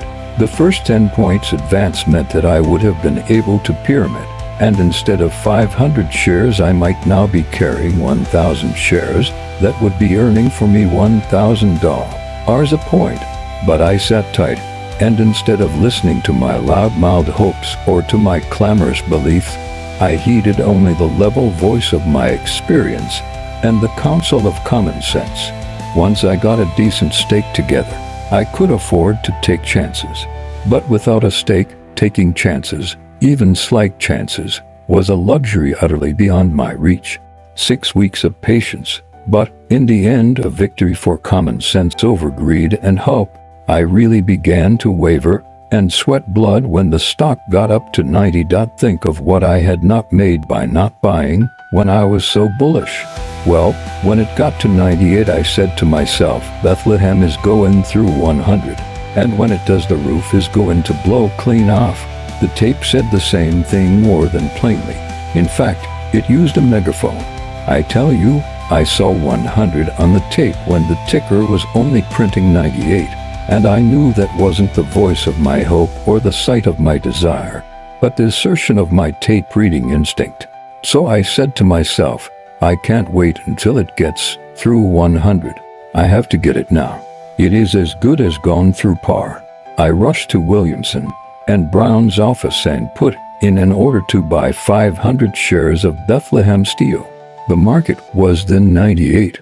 I got 500 shares at 98 to 99. After that she shot right up and closed that night, I think, at 114 or 115. I bought 500 shares more. The next day Bethlehem Steel was 145, and I had my stake, but I earned it. Those 6 weeks of waiting for the right moment were the most strenuous and wearing 6 weeks I ever put in. But it paid me, for I now had enough capital to trade in fair-sized lots. I never would have got anywhere just on 500 shares of stock. There is a great deal in starting right, whatever the enterprise may be, and I did very well after my Bethlehem deal, so well indeed, that you would not have believed it was the self-same man trading. As a matter of fact, I wasn't the same man, for where I had been harassed and wrong, I was now at ease and right. There were no creditors to annoy and no lack of funds to interfere with my thinking or with my listening to the truthful voice of experience, and so I was winning right along. All of a sudden, as I was on my way to a sure fortune, we had the Lusitania break. Every once in a while a man gets a crack like that in the solar plexus. Probably that he may be reminded of the sad fact that no human being can be so uniformly right on the market as to be beyond the reach of unprofitable accidents. I have heard people say that no professional speculator need have been hit very hard by the news of the torpedoing of the Lusitania, and they go on to tell how they had it long before the street did. I was not clever enough to escape by means of advance information, and all I can tell you is that on account of what I lost through the Lusitania break and one or two other reverses that I wasn't wise enough to foresee, I found myself at the end of 1915 with a balance at my brokers of about $140,000. That was all I actually made, though I was consistently right on the market throughout the greater part of the year. I did much better during the following year. I was very lucky. I was rampantly bullish in a wild bull market. Things were certainly coming my way so that there wasn't anything to do but to make money. It made me remember a saying of the late H. Rogers of the Standard Oil Company, to the effect that there were times when a man could no more help making money than he could help getting wet if he went out in a rainstorm without an umbrella. It was the most clearly defined bull market we ever had. It was plain to everybody that the light purchases of all kinds of supplies here made the United States the most prosperous nation in the world. We had all the things that no one else had for sale, and we were fast getting all the cash in the world. I mean that the wide world's gold was pouring into this country in torrents. Inflation was inevitable, and of course, that meant rising prices for everything. All this was so evident from the first that little or no manipulation for the rise was needed. That was the reason why the preliminary work was so much less than in other bull markets. And not only was the war bride boom more naturally developed than all others, but it proved unprecedentedly profitable for the general public. That is, the stock market winnings during 1915 were more widely distributed than in any other boom in the history of Wall Street. That the public did not turn all their paper profits into good hard cash, or that they did not long keep what profits they actually took, was nearly history repeating itself. Nowhere does history indulge in repetitions so often or so uniformly as in Wall Street. When you read contemporary accounts of booms or panics, the one thing that strikes you most forcibly is how little either stock speculation or stock speculators today differ from yesterday. The game does not change, and neither does human nature. I went along with the rise in 1916. I was as bullish as the next man. But of course, I kept my eyes open. I knew, as everybody did, that there must be an end, and I was on the watch for warning signals. I wasn't particularly interested in guessing from which quarter the tip would come, and so I didn't stare at just one spot. I was not, and I never have felt that I was, wedded indissolubly to one or the other side of the market. That a bull market has added to my bank account or a bear market has been particularly generous, I do not consider sufficient reason for sticking to the bull or the bear side. After I received the get-out warning, a man does not swear eternal allegiance to either the bull or the bear side. His concern lies with being right. And there is another thing to remember, and that is that a market does not culminate in one grand blaze of glory. Neither does it end with a sudden reversal of form. A market can, and does often cease to be a bull market long before prices generally begin to break. My long-expected warning came to me when I noticed that, one after another, those stocks which had been the leaders of the market reacted several points from the top, and for the first time in many moons, did not come back. Their race evidently was run, and that clearly necessitated a change in my trading tactics. It was simple enough. In a bull market, the trend of prices, of course, is decidedly and definitely upward. Therefore, whenever a stock goes against the general trend, you are justified in assuming that there is something wrong with that particular stock. It is enough for the experienced trader to perceive that something is wrong. He must not expect the tape to become a lecture. His job is to listen for it to say get out, and not wait for it to submit a legal brief for approval. As I said before, I noticed that stocks which had been the leaders of the wonderful advance had ceased to advance. They dropped 6 or 7 points and stayed there. At the same time, the rest of the market kept on advancing under new standard bearers. Since nothing wrong had developed with the companies themselves, the reason had to be sought elsewhere. Those stocks had gone with the current for months. When they ceased to do so, though the bull tide was still running strong, it meant that for those particular stocks the bull market was over. For the rest of the list, the tendency was still decidedly upward. There was no need to be perplexed into inactivity, for there were really no cross-currents. I did not turn bearish on the market then, because the tape didn't tell me to do so. The end of the bull market had not come, though it was within hailing distance. Pending its arrival, there was still bull money to be made. Such being the case, I nearly turned bearish on the stocks which had stopped advancing, and as the rest of the market had rising power behind it, I both bought and sold. The leaders that had ceased to lead I sold. I put out a short line of 5,000 shares in each of them, and then I went long of the new leaders. The stocks I was short of didn't do much, but my long stocks kept on rising. When finally these in turn ceased to advance, I sold them out and went short 5,000 shares of each. By this time I was more bearish than bullish, because obviously the next big money was going to be made on the downside. While I felt certain that the bear market had really begun before the bull market had really ended, I knew the time for being a rampant bear was not yet. There was no sense in being more royalist than the king, especially in being so too soon. The tape merely said that patrolling parties from the main bear army had dashed by. Time to get ready. I kept on both buying and selling until after about a month's trading I had out a short line of 60,000 shares, 5,000 shares each in a dozen different stocks which earlier in the year had been the public's favorites because they had been the leaders of the great bull market. It was not a very heavy line, but don't forget that neither was the market definitely bearish. Then one day the entire market became quite weak and prices of all stocks began to fall. When I had a profit of at least 4 points in each and every one of the 12 stocks that I was short of, I knew that I was right. The tape told me it was now safe to be bearish, so I promptly doubled up. I had my position.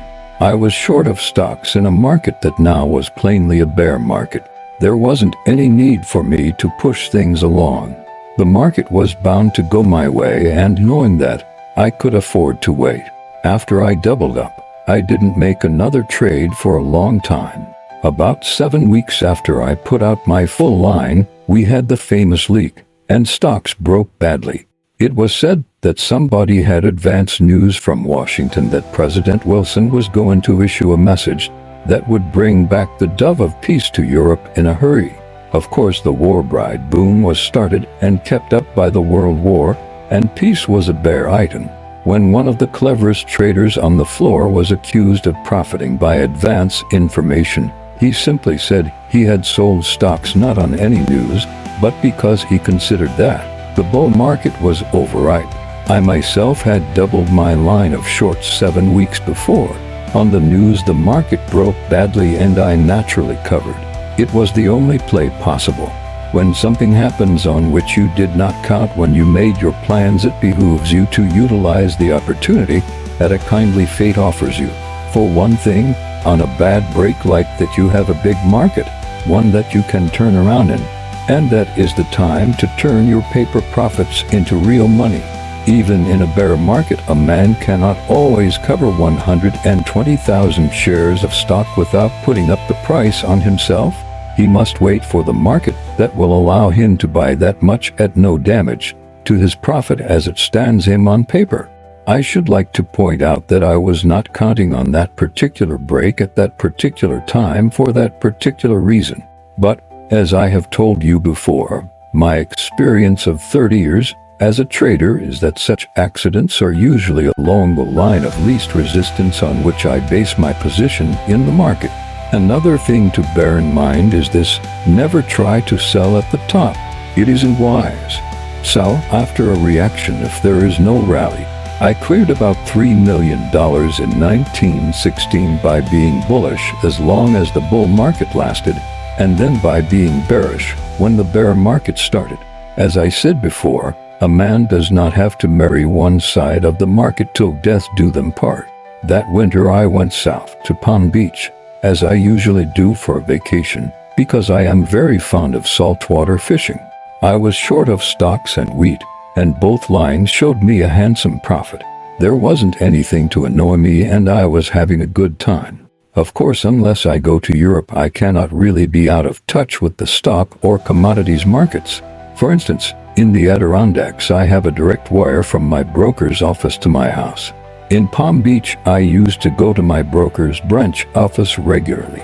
I noticed that cotton, in which I had no interest, was strong and rising.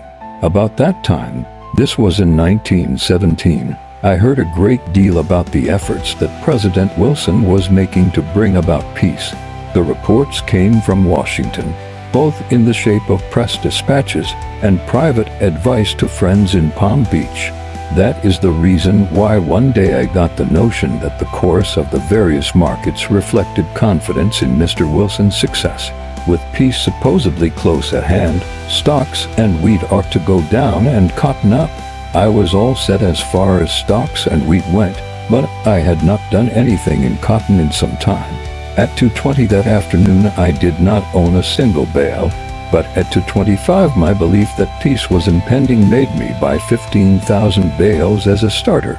I proposed to follow my old system of trading, that is, of buying my full line, which I have already described to you. That very afternoon, after the market closed, we got the unrestricted warfare note. There wasn't anything to do except to wait for the market to open the next day. I recall that at Gridley's, that night, one of the greatest captains of industry in the country was offering to sell any amount of United States steel at 5 points below the closing price. That afternoon, there were several Pittsburgh millionaires within hearing. Nobody took the big man's offer. They knew there was bound to be a whopping big break at the opening. Sure enough, the next morning the stock and commodity markets were in an uproar, as you can imagine. Some stocks opened 8 points below the previous night's close. To me, that meant a heaven-sent opportunity to cover all my shorts profitably. As I said before, in a bear market it is always wise to cover if complete demoralization suddenly develops. That is the only way if you swing a good-sized line, of turning a big paper profit into real money both quickly and without regrettable reductions.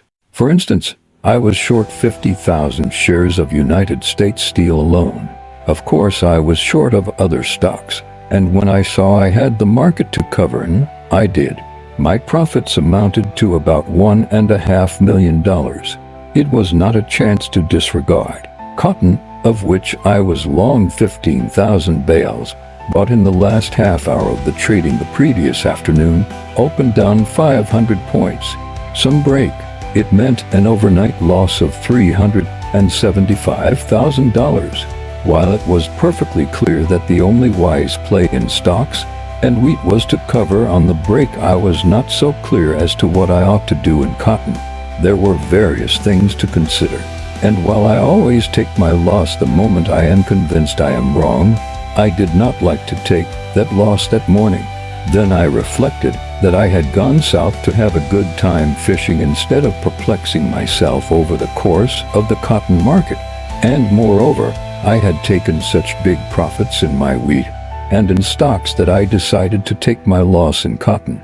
I would figure that my profit had been a little more than 1 million instead of over 1.5 million. It was all a matter of bookkeeping, as promoters are apt to tell you when you ask too many questions. If I hadn't bought that cotton just before the market closed the day before, I would have saved that $400,000. It shows you how quickly a man may lose big money on a moderate line. My main position was absolutely correct, and I benefited by an accident of a nature diametrically opposite to the considerations that led me to take the position I did in stocks and wheat.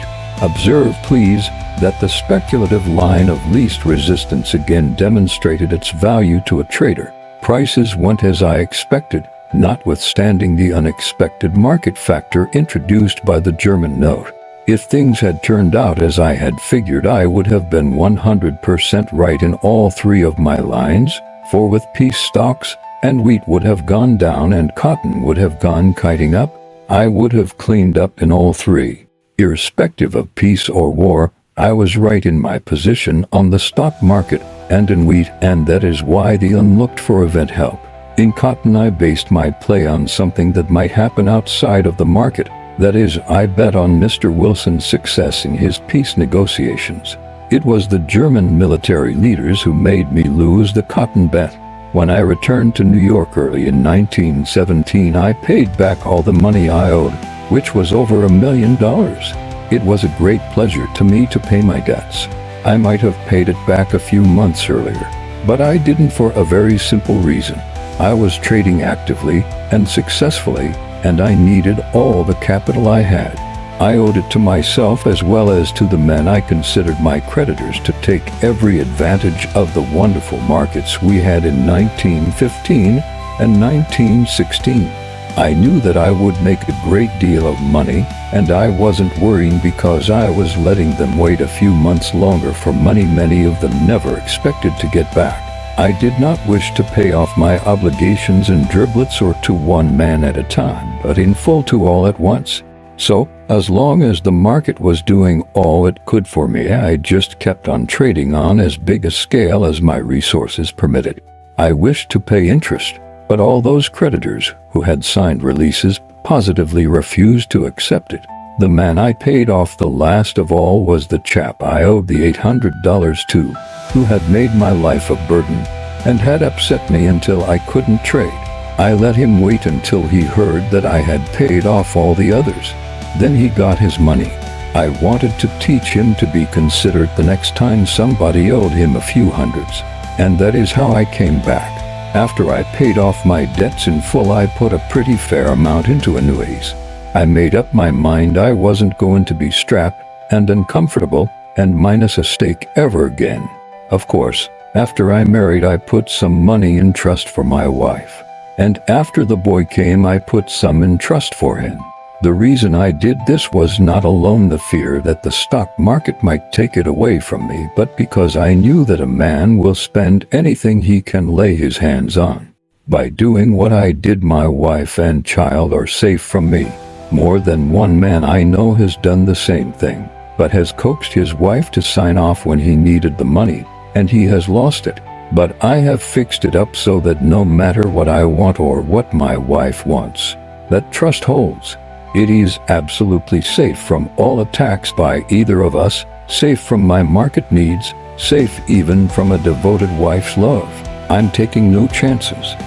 Among the hazards of speculation, the happening of the unexpected, I might even say of the unexpectable, ranks high. There are certain chances that the most prudent man is justified in taking, chances that he must take if he wishes to be more than a mercantile mollusk. Normal business hazards are no worse than the risks a man runs when he goes out of his house into the street or sets out on a railroad journey. When I lose money by reason of some development, which nobody could foresee, I think no more vindictively of it than I do of an inconveniently timed storm. Life itself, from the cradle to the grave, is a gamble, and what happens to me because I do not possess the gift of second sight I can bear undisturbed. But there have been times in my career as a speculator when I have both been right and played square, and nevertheless I have been cheated out of my earnings by the sordid unfairness of unsportsmanlike opponents, against misdeeds by crooks, cowards, and crowds. A quick-thinking or far-sighted businessman can protect himself. I have never gone up against downright dishonesty except in a bucket shop or two, because even their honesty was the best policy. The big money was in being square and not in welshing. I have never thought it good business to play any game in any place where it was necessary to keep an eye on the dealer, because he was likely to cheat if unwatched. But against the whining welsher the decent man is powerless. Fair play is fair play. I could tell you a dozen instances where I have been the victim of my own belief in the sacredness of the pledged word or of the inviolability of a gentleman's agreement. I shall not do so, because no useful purpose can be served thereby. Fiction writers, clergymen, and women are fond of alluding to the floor of the stock exchange as a boodler's battlefield, and to Wall Street's daily business as a fight. It is quite dramatic but utterly misleading.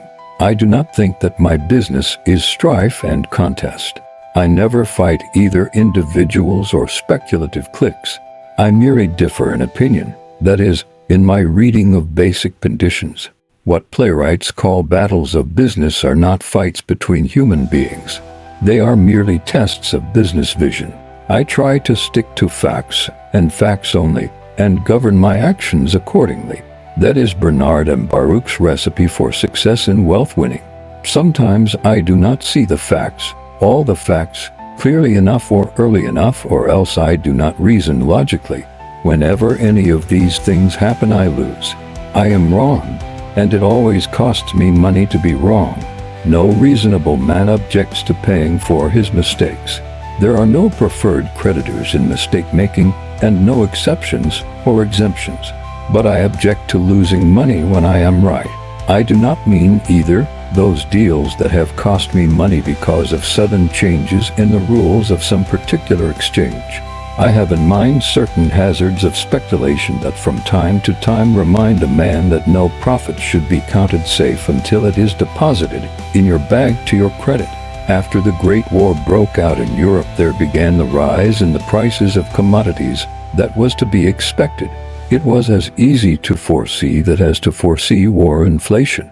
Of course, the general advance continued as the war prolonged itself. As you may remember, I was busy coming back in 1915. The boom in stocks was there, and it was my duty to utilize it. My safest, easiest, and quickest big play was in the stock market, and I was lucky, as you know. By July 1917, I not only had been able to pay off all my debts, but was quite a little to the good besides. This meant that I now had the time, the money, and the inclination to consider trading in commodities, as well as in stocks.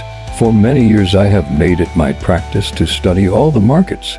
The advance in commodity prices over the pre-war level ranged from 100 to 400%. There was only one exception, and that was coffee. Of course, there was a reason for this. The breaking out of the war meant the closing up of European markets, and huge cargoes were sent to this country, which was the one big market. That led in time to an enormous surplus of raw coffee here, and that, in turn, kept the price low. Why? When I first began to consider its speculative possibilities, coffee was actually selling below pre-war prices.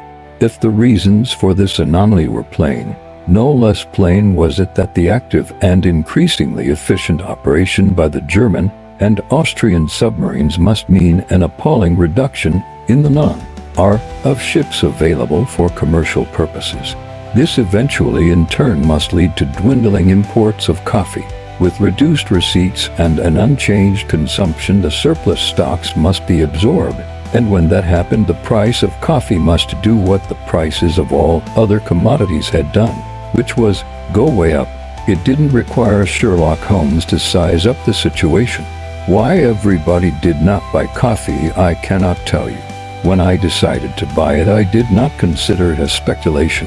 It was much more of an investment. I knew it would take time to cash in, but I knew also that it was bound to yield a good profit. That made it a conservative investment operation, a banker's act rather than a gambler's play. I started my buying operations in the winter of 1917. I took quite a lot of coffee. The market, however, did nothing to speak of. It continued inactive, and as for the price, it did not go up as I had expected. The outcome of it all was that I simply carried my line to no purpose for 9 long months. My contracts expired then, and I sold out all my options. I took a whopping big loss on that deal, and yet I was sure my views were sound. I had been clearly wrong in the matter of time, but I was confident that coffee must advance, as all commodities had done, so that no sooner had I sold out my line than I started in to buy again. I bought 3 times as much coffee as I had so unprofitably carried during those 9 disappointing months. Of course, I bought deferred options for as long a time as I could get. I was not so wrong now. As soon as I had taken on my troubled line, the market began to go up. People everywhere seemed to realize all of a sudden what was bound to happen in the coffee market. It began to look as if my investment was going to return me a mighty good rate of interest. The sellers of the contracts I held were roasters, mostly of German names and affiliations, who had bought the coffee in Brazil confidently expecting to bring it to this country. But there were no ships to bring it, and presently they found themselves in the uncomfortable position of having no end of coffee down there, and being heavily short of it to me up here. Please bear in mind that I first became bullish on coffee while the price was practically at a pre-war level. And don't forget that after I bought it, I carried it the greater part of a year, and then took a big loss on it. The punishment for being wrong is to lose money. The reward for being right is to make money. Being clearly right and carrying a big line, I was justified in expecting to make a killing. It would not take much of an advance to make my profit satisfactory to me, for I was carrying several 100,000 bags. I don't like to talk about my operations in figures because sometimes they sound rather formidable, and people might think I was boasting. As a matter of fact, I trade in accordance to my means and always leave myself an ample margin of safety. In this instance, I was conservative enough. The reason I bought options so freely was because I couldn't see how I could lose. Conditions were in my favor. I had been made to wait a year, but now I was going to be paid both for my waiting and for being right. I could see the profit coming fast. There wasn't any cleverness about it. It was simply that I wasn't blind, coming sure and fast, that profit of millions. But it never reached me. No, it wasn't sidetracked by a sudden change in conditions. The market did not experience an abrupt reversal of form. Coffee did not pour into the country. What happened? The unexpected. What had never happened in anybody's experience. What I therefore had no reason to guard against. I added a new one to the long list of hazards of speculation that I must always keep before me. It was simply that the fellows who had sold me the coffee, the shorts, knew what was in store for them, and in their efforts to squirm out of the position into which they had sold themselves, devised a new way of welshing.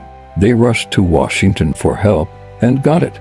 Perhaps you remember that the government had evolved various plans for preventing further profiteering in necessities.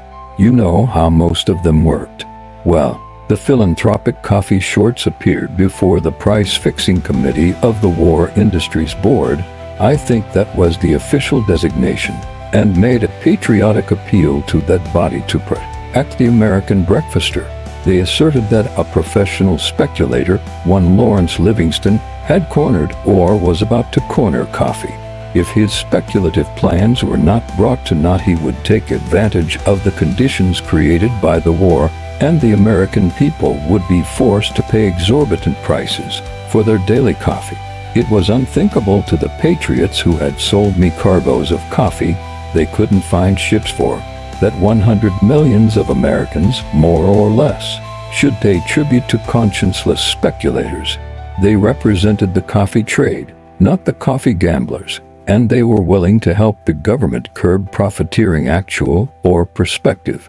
Now I have a horror of whiners, and I do not mean to intimate that the price-fixing committee was not doing its honest best to curb profiteering and wastefulness.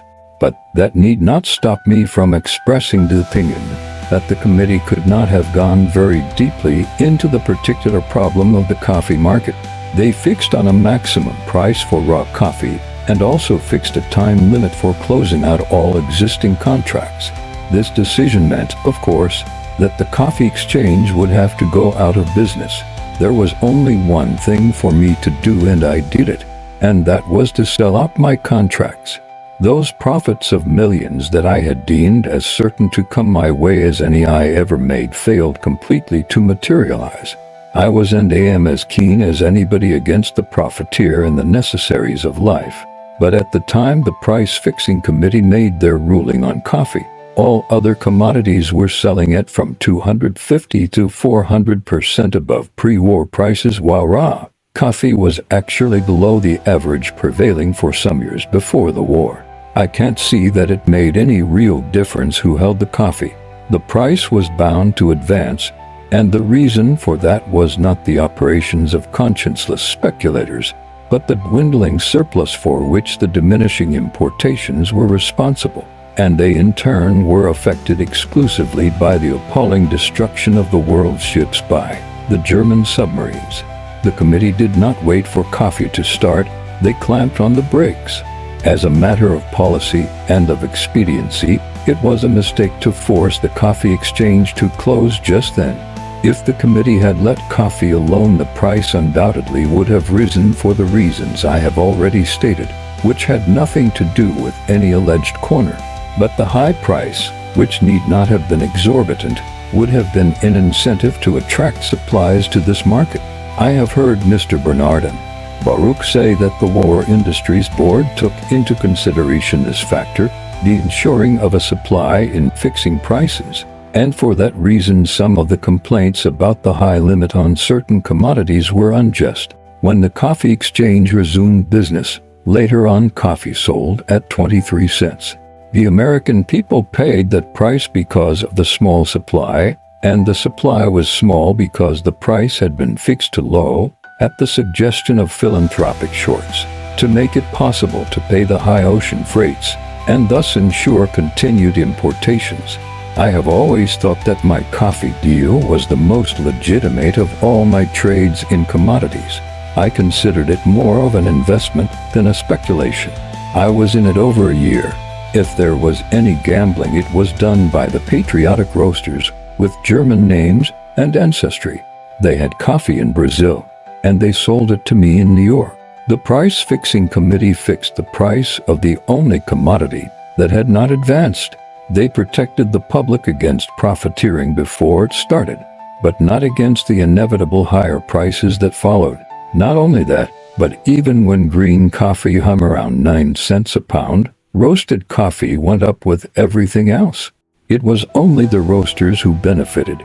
If the price of green coffee had gone up 2 or 3 cents a pound, it would have meant several millions for me, and it wouldn't have cost the public as much as the later advance did. Postmortems in speculation are a waste of time. They get you nowhere. But this particular deal has a certain educational value. It was as pretty as any I ever went into. The rise was so sure, so logical, that I figured that I simply couldn't help making several millions of dollars. But I didn't. On two other occasions I have suffered from the action of exchange committees making rulings that change trading rules without warning. But in those cases my own position, while technically right, was not quite so sound commercially as in my coffee trade. You cannot be dead sure of anything in a speculative operation. It was the experience I have just told you that made me add the unexpected to the unexpected in my list of hazards. After the coffee episode, I was so successful in other commodities and on the short side of the stock market that I began to suffer from silly gossip. The professionals in Wall Street and the newspaper writers got the habit of blaming me and my alleged raids for the inevitable breaks in prices. At times my selling was called unpatriotic, whether I was really selling or not. The reason for exaggerating the magnitude and the effect of my operations, I suppose, was the need to satisfy the public's insatiable demand for reasons for each and every price movement. As I have said 1,000 times, no manipulation can put stocks down and keep them down. There is nothing mysterious about this. The reason is plain to everybody who will take the trouble to think about it half a minute. Suppose an operator rated a stock, that is, put the price down to a level below its real value. What would inevitably happen? Why, the raider would at once be up against the best kind of inside buying.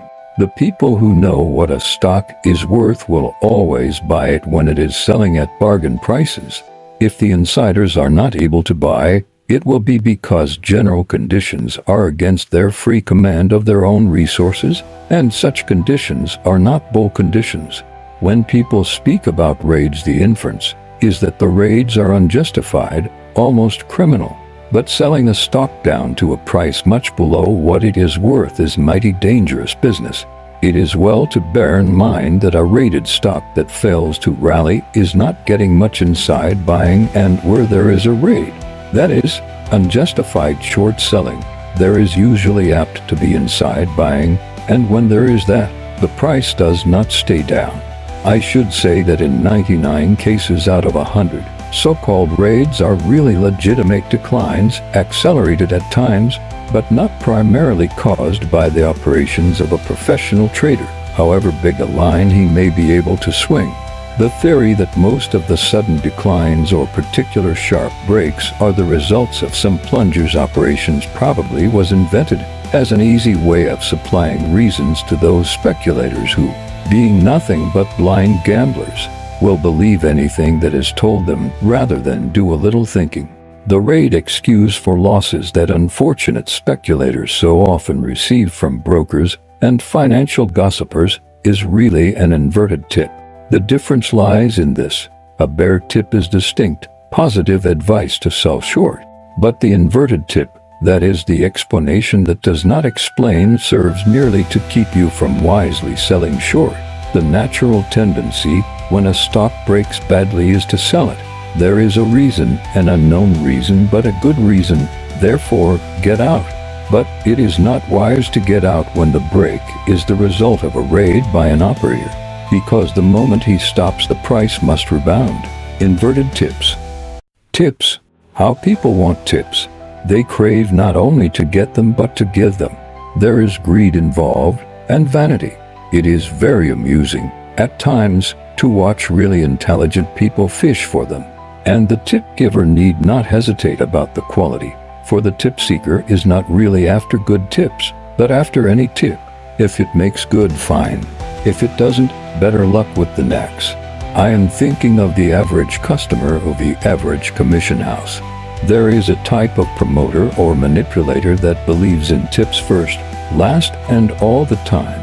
A good flow of tips is considered by him as a sort of sublimated publicity work, the best merchandising dope in the world, for since tip seekers and tip takers are invariably tip passers, tip broadcasting becomes a sort of endless chain advertising.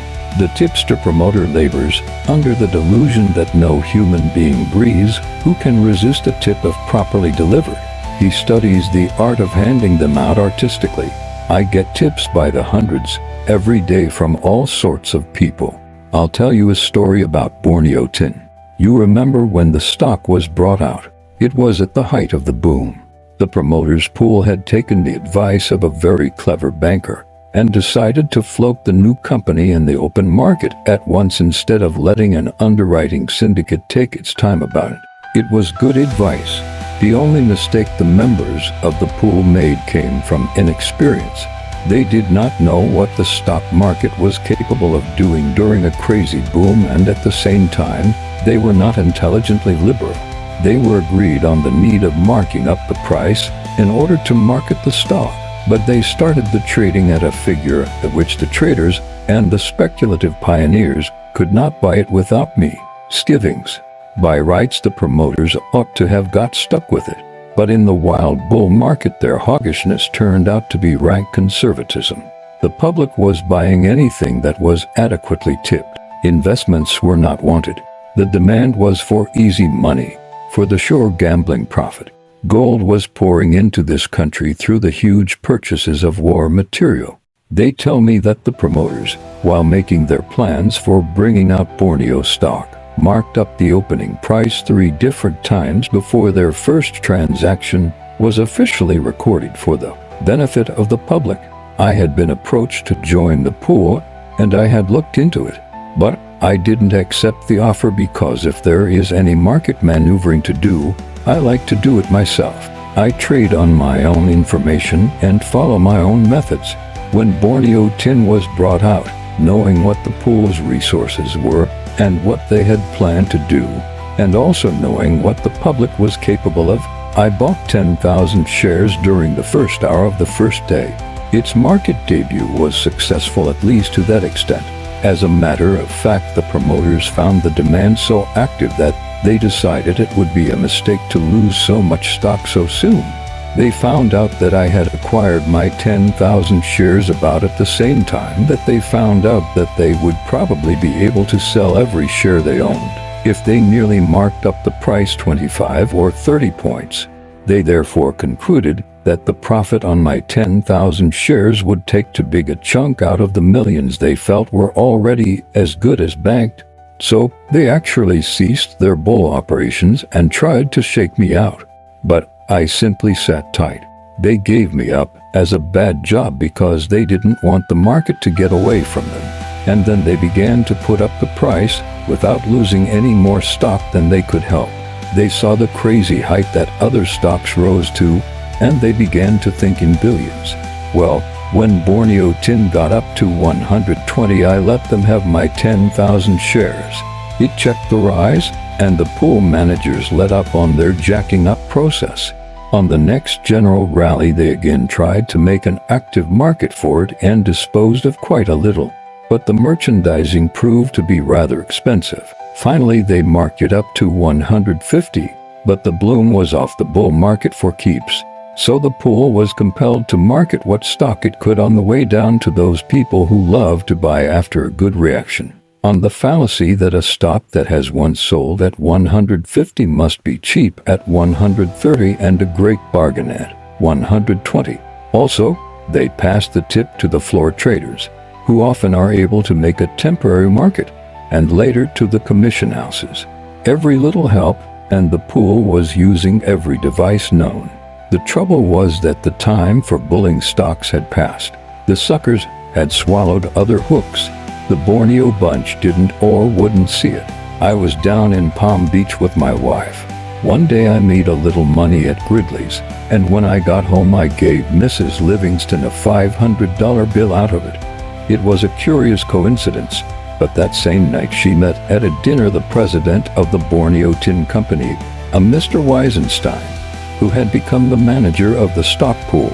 We didn't learn until some time afterward that this Weisenstein deliberately maneuvered so that he sat next to Mrs. Livingston at dinner.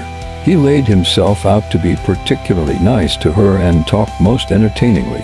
In the end he told her very confidentially, "Mrs. Livingston, I'm going to do something I've never done before. I am very glad to do it because you know exactly what it means."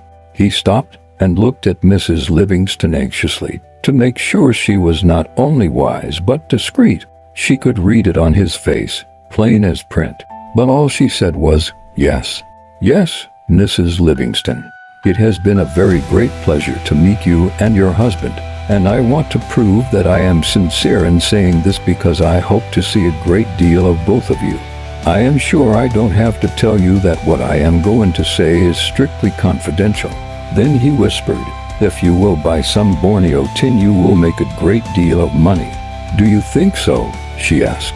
"Just before I left the hotel," he said, "I received some cables with news that won't be known to the public for several days at least. I am going to gather in as much of the stock as I can. If you get some at the opening tomorrow, you will be buying it at the same time and at the same price as I. I give you my word that Borneo tin will surely advance. You are the only person that I have told this to. Absolutely the only one." She thanked him, and then she told him that she didn't know anything about speculating in stocks. But he assured her it wasn't necessary for her to know any more than he had told her. To make sure she heard it correctly, he repeated his advice to her. "All you have to do is to buy as much Borneo tin as you wish. I can give you my word that if you do, you will not lose a cent. I've never before told a woman, or a man for that matter, to buy anything in my life.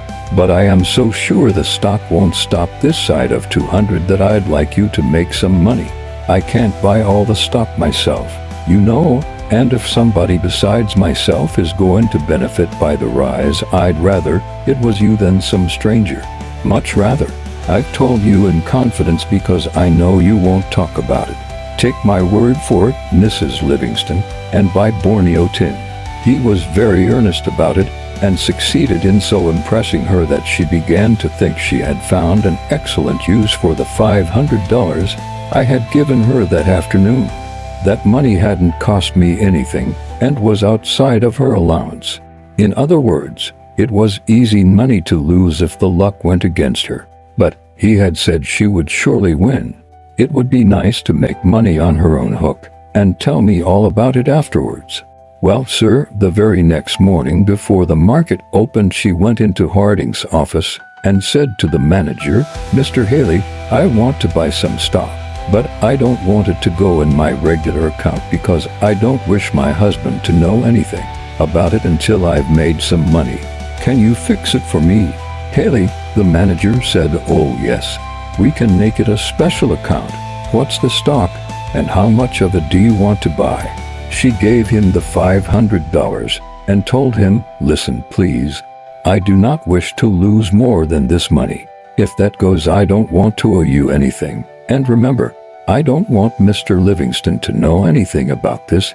Buy me as much Borneo tin as you can for the money at the opening." Haley took the money and told her he'd never say a word to a soul, and bought her 100 shares at the opening.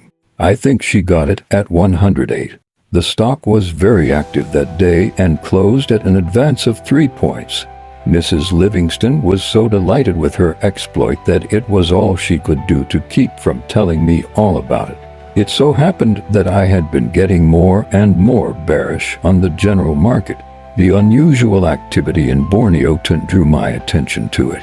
I didn't think the time was right for any stock to advance, much less one like that.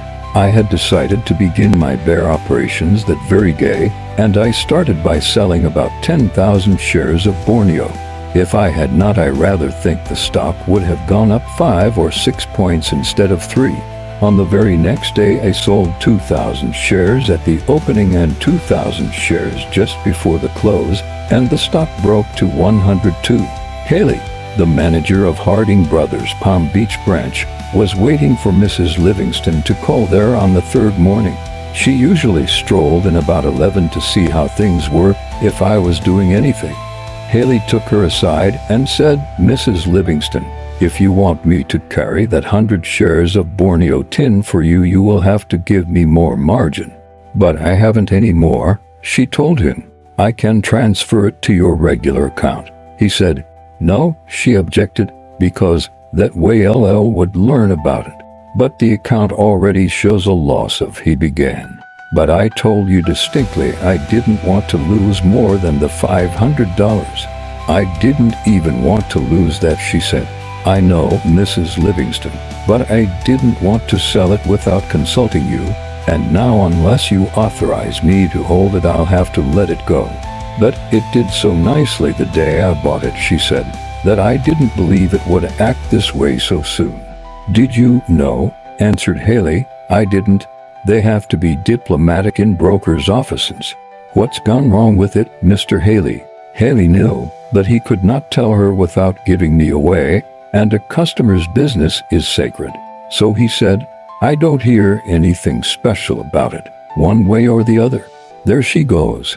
That's low for the move. And he pointed to the quotation board. Mrs. Livingston gazed at the sinking stock and cried, Oh, Mr. Haley, I don't want to lose my $500.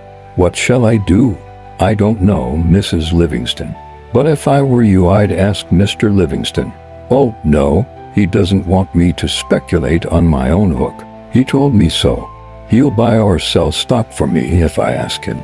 But I've never before done trading that he did not know all about. I wouldn't dare tell him. That's all right, said Haley soothingly. He is a wonderful trader, and he'll know just what to do. Seeing her shake her head violently, he added devilishly, or else you put up 1,000 or 2 to take care of your Borneo. The alternative decided her then and there. She hung about the office, but as the market got weaker and weaker, she came over to where I sat watching the board and told me she wanted to speak to me. We went into the private office and she told me the whole story. So I just said to her, You foolish little girl, you keep your hands off this deal. She promised that she would, and so I gave her back her $500 and she went away happy. The stock was par by that time. I saw what had happened. Weisenstein was an astute person. He figured that Mrs. Livingston would tell me what he had told her, and I'd study the stock. He knew that activity always attracted me, and I was known to swing a pretty fair line. I suppose he thought I'd buy 10 or 20,000 shares. It was one of the most cleverly planned and artistically propelled tips I've ever heard of. But it went wrong. It had to. In the first place, the lady had that very day received an unearned $500 and was therefore in a much more venturesome mood than usual. She wished to make some money all by herself, and woman-like dramatized the temptation so attractively that it was irresistible. She knew how I felt about stock speculation as practiced by outsiders, and she didn't dare mention the matter to me. Weisenstein didn't size up her psychology right. He also was utterly wrong in his guess about the kind of trader I was. I never take tips, and I was bearish on the entire market. The tactics that he thought would prove effective in inducing me to buy Borneo, that is, the activity and the 3-point rise, were precisely what made me pick Borneo as a starter when I decided to say, well, the entire market. After I heard Mrs. Livingston's story, I was keener than ever to sell Borneo.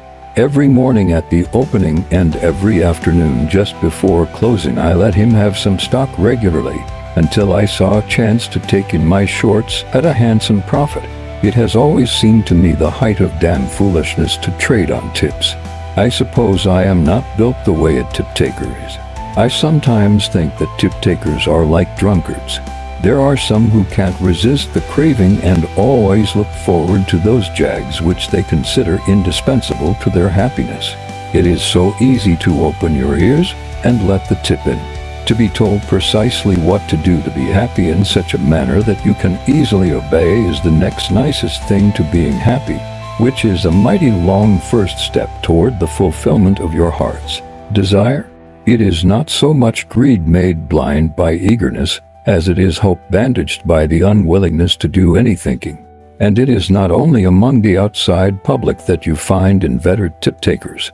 The professional trader on the floor of the New York Stock Exchange is quite as bad.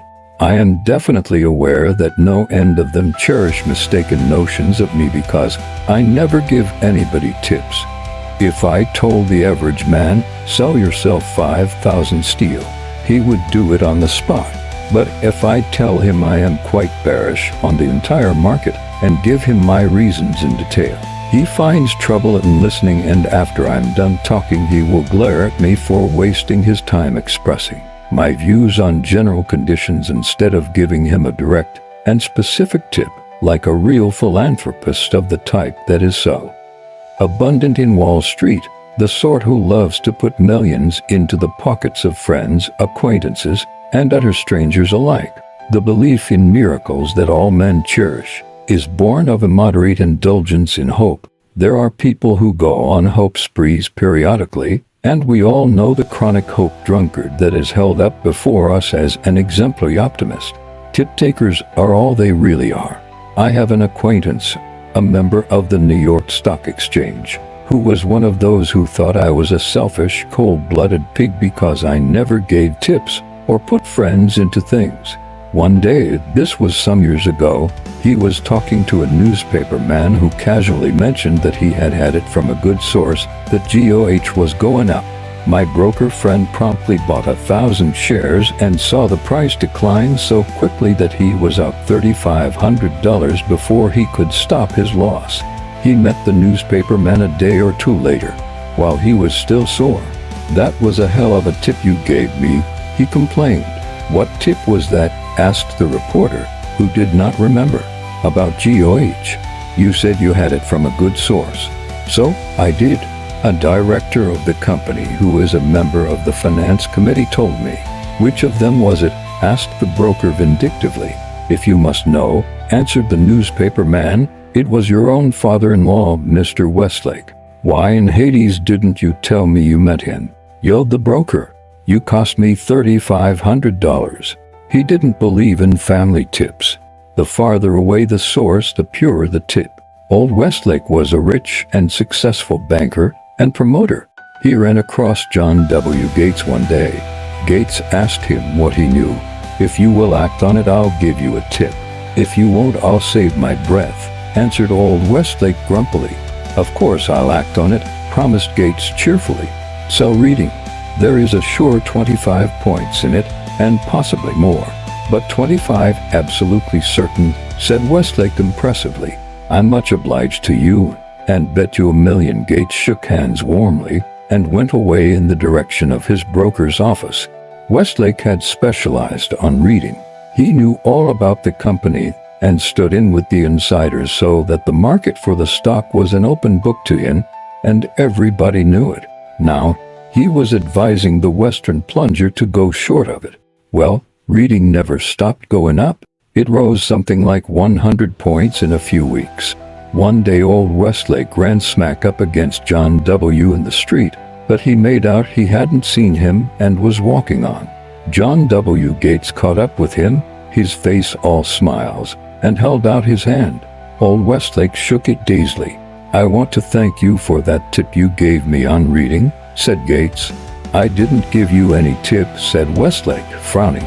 "Sure you did. And it was a Jim Hickey of a tip too. I made $60,000. Made $60,000, sure. Don't you remember? You told me to sell reading, so I bought it. I've always made money coppering your tips, Westlake," said John W. Gates pleasantly. "Always." Old Westlake looked at the bluff Westerner and presently remarked admiringly, "Gates, what a rich man I'd be if I had your brains." The other day I met Mr. W.A. Rogers, the famous cartoonist whose Wall Street drawings brokers so greatly admire. His daily cartoons in the New York Herald for years gave pleasure to thousands. Well, he told me a story. It was just before we went to war with Spain. He was spending an evening with a broker friend. When he left, he picked up his derby hat from the rack. At least he thought it was his hat, for it was the same shape and fitted him perfectly. The street at that time was thinking and talking of nothing but war with Spain. Was there to be one or not? If it was to be war, the market would go down, not so much on our own selling as on pressure from European holders of our securities. If peace, it would be a cinch to buy stocks, as there had been considerable declines prompted by the sensational clamorings of the yellow papers. Mr. Rogers told me the rest of the story as follows. My friend, the broker, at whose house I had been the night before, stood in the exchange the next day anxiously debating in his mind which side of the market to play. He went over the pros and cons, but it was impossible to distinguish which were rumors and which were facts. There was no authentic news to guide him. At one moment he thought war was inevitable, and on the next he almost convinced himself that it was utterly unlikely. His perplexity must have caused a rise in his temperature, for he took off his derby to wipe his fevered brow. He couldn't tell whether he should buy or sell. He happened to look inside of his hat. There in bold letters was the word war. That was all the hunch he needed. Was it not a tip from Providence via my hat? So, he sold a raft of stock. War was duly declared. He covered on the break and made a killing. And then W.A. Rogers finished. I never got back that hat. But the prize tip story of my collection concerns one of the most popular members of the New York Stock Exchange, J.T. Hood. One day another floor trader, Bert Walker, told him that he had done a good turn to a prominent director of the Atlantic and Southern. In return, the grateful insider told him to buy all the A&S he could carry. The directors were going to do something that would put the stock up at least 25 points. All the directors were not in the deal, but the majority would be sure to vote as wanted. Bert Walker concluded that the dividend rate was going to be raised. He told his friend Hood, and they each bought a couple of thousand shares of A&S. The stock was very weak, before and after they bought, but Hood said that was obviously intended to facilitate accumulation by the inside clique, headed by Bert's grateful friend. On the following Thursday after the market close, the directors of the Atlantic and Southern met and passed the dividend. The stock broke 6 points in the first 6 minutes of trading Friday morning. Bert Walker was sore as a pop. He called on the grateful director, who was broken-hearted about it and very penitent. He said that he had forgotten that he had told Walker to buy. That was the reason he had neglected to call him up to tell him of a change in the plans of the dominant faction in the board. The remorseful director was so anxious to make up that he gave Bert another tip. He kindly explained that a couple of his colleagues wanted to get cheap stock and against his judgment resorted to coarse work. He had to yield to win their votes. But now that they all had accumulated their full lines, there was nothing to stop the advance. It was a double-riveted lead pipe cinch to buy A&S now. Bert not only forgave him but shook hands warmly with the high financier. Naturally, he hastened to find his friend and fellow victim, Hood, to impart the glad tidings to him. They were going to make a killing. The stock had been tipped for a rise before, and they bought. But now it was 15 points lower. That made it a cinch. So they bought 5,000 shares, joint account, as if they had rung a bell to start it. The stock broke badly on what quite obviously was inside selling. Two specialists cheerfully confirmed the suspicion. Hood sold out their 5,000 shares.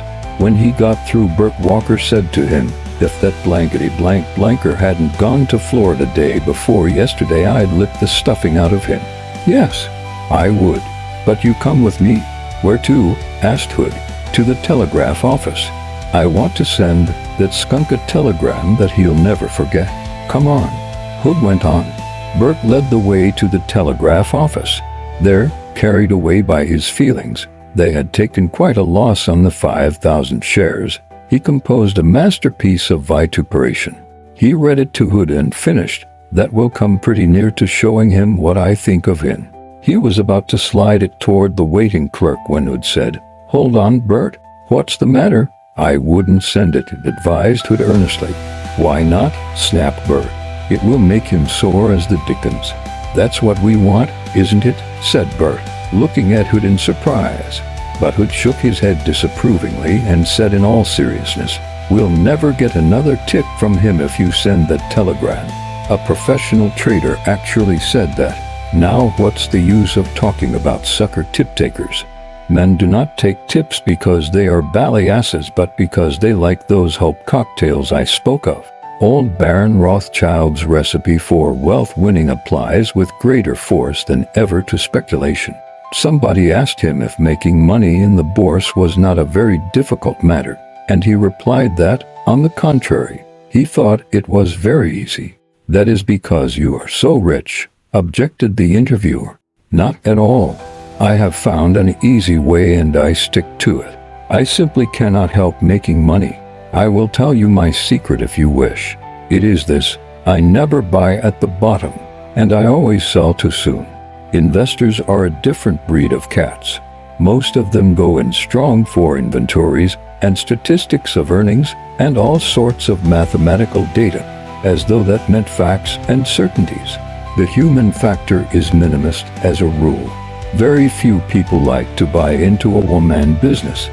But the wisest investor I ever knew was a man who began by being a Pennsylvania Dutchman and followed it up by coming to Wall Street and seeing a great deal of Russell Sage. He was a great investigator, an indefatigable Missourian.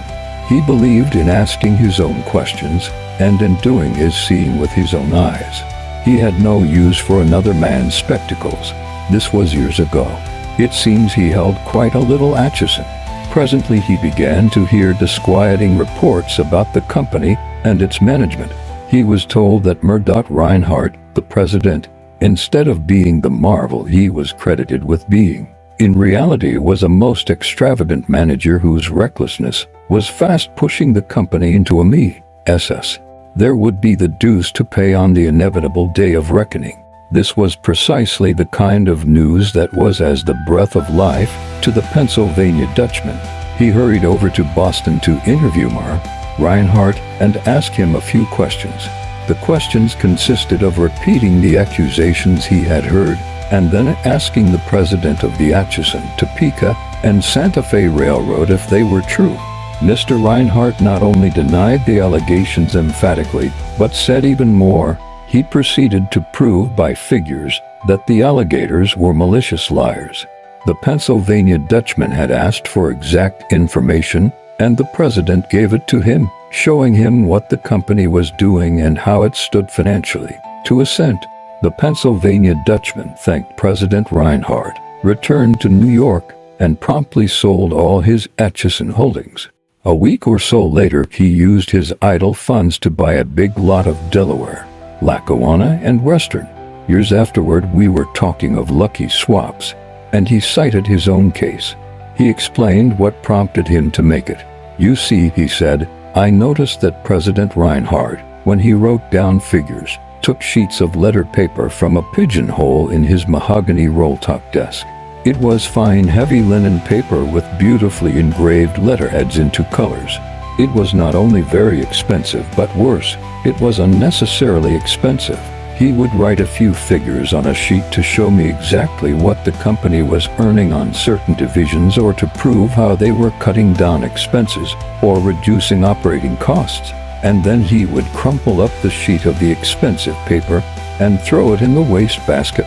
Pretty soon he would want to impress me with the economies they were introducing, and he would reach for a fresh sheet of the beautiful notepaper with the engraved letterheads in two colors. A few figures, and bingo, into the wastebasket.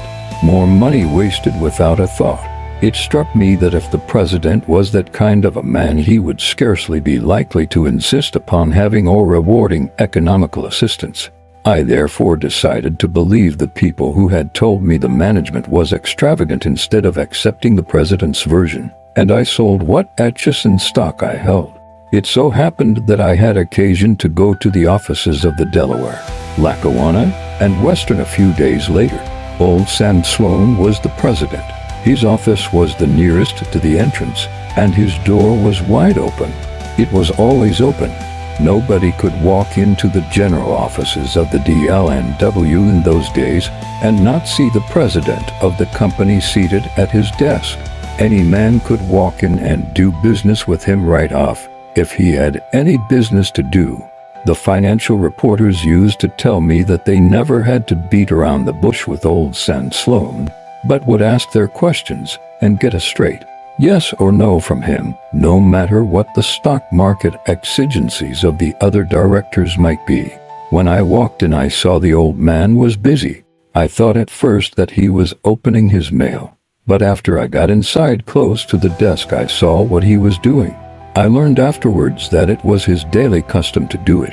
After the mail was sorted and open, instead of throwing away the empty envelopes, he had them gathered up and taken to his office.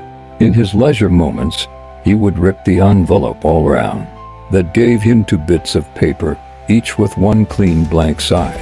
He would pile these up, and then he would have them distributed about, to be used in lieu of scratch pads for such figuring as Reinhardt had done for me on engraved notepaper. No waste of empty envelopes and no waste of the president's idle moments. Everything utilized. It struck me that if that was the kind of man the DL&W had for president, the company was managed economically in all departments. The president would see to that. Of course, I knew the company was paying regular dividends and had a good property. I bought all the DL&W stock I could.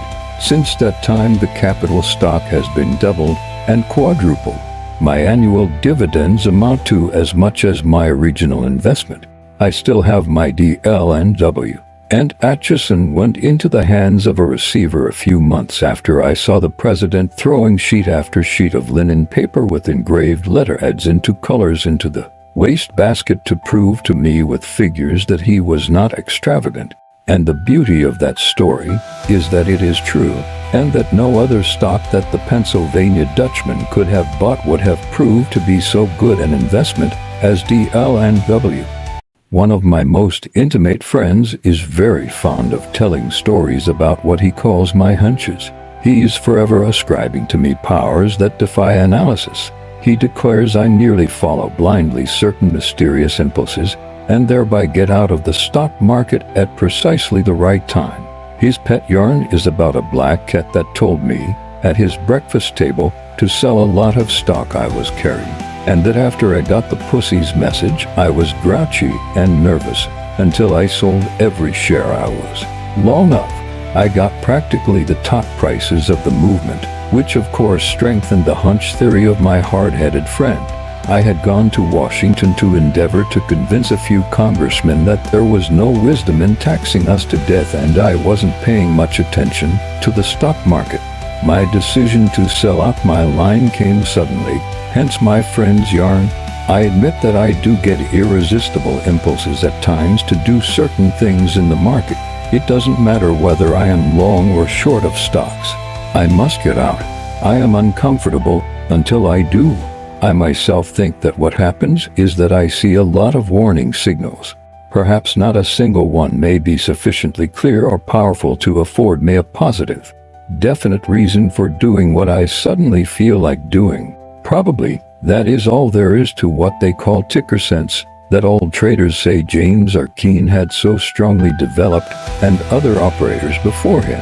Usually, I confess, the warning turns out to be not only sound but timed to diminish. But in this particular instance there was no hunch. The black cat had nothing to do with it. What he tells everybody about my getting up so grumpy that morning I suppose can be explained, if I in truth was grouchy, by my disappointment.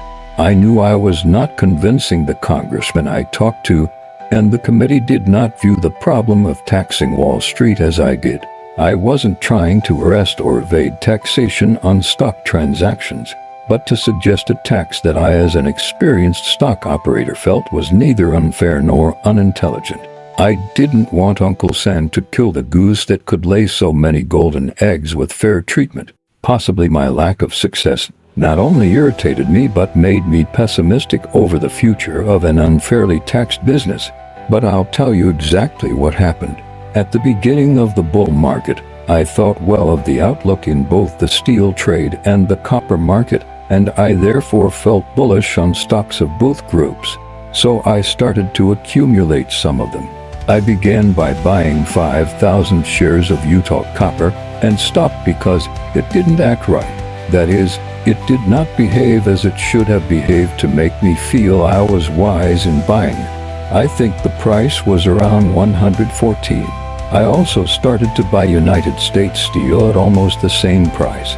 I bought in all 20,000 shares the first day because it did act right. I followed the method I have described before.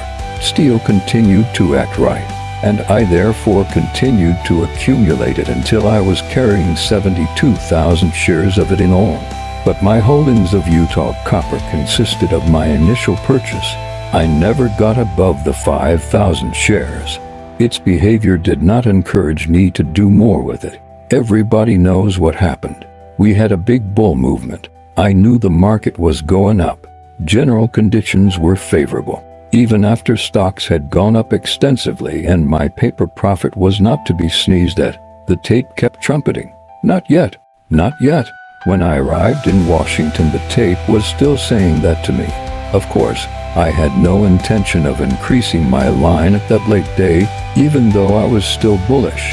At the same time, the market was plainly going my way, and there was no occasion for me to sit in front of a quotation board all day in hourly expectation of getting a tip to get out before the clarion call to retreat came.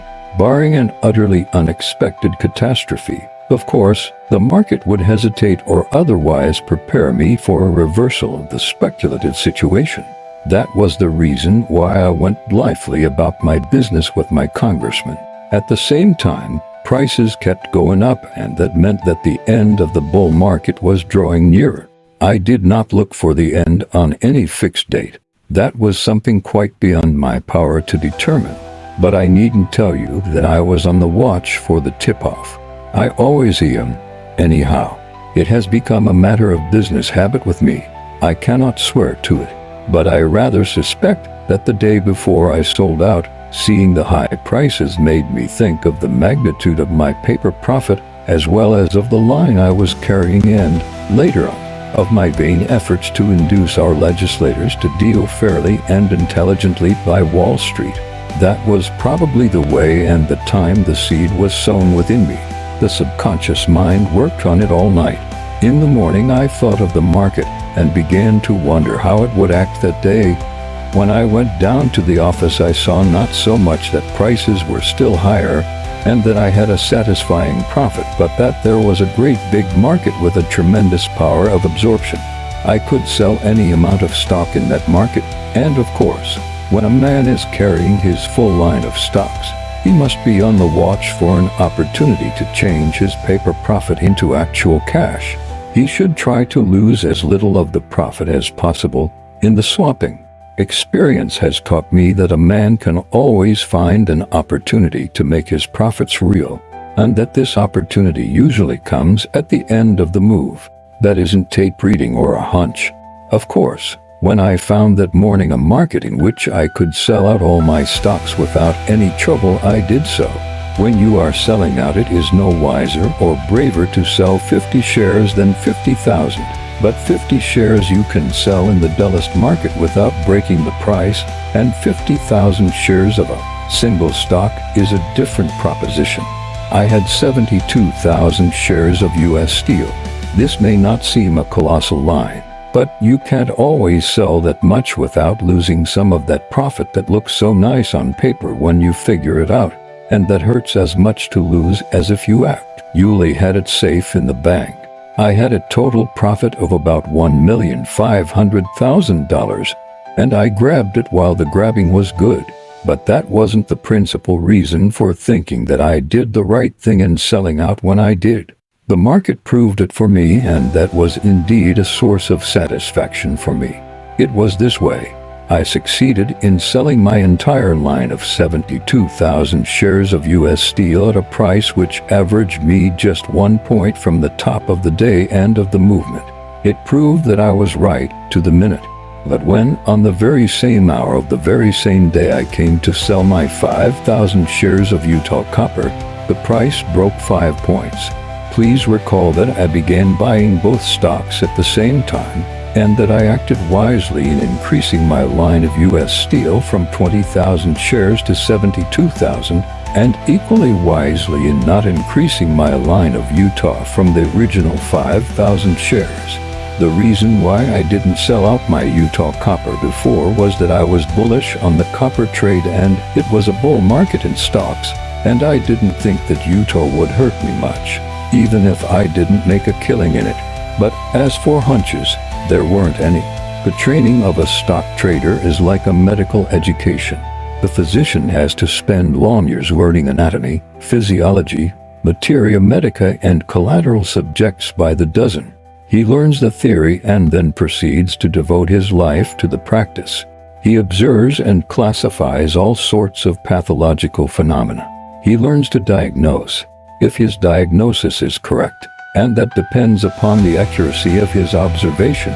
He ought to do pretty well in his prognosis, always keeping in mind, of course, that human fallibility and the utterly unforeseen will keep him from scoring 100% of bullseyes. And then, as he gains in experience, he learns not only to do the right thing but to do it instantly, so that many people will think he does it instinctively. It really isn't automatism.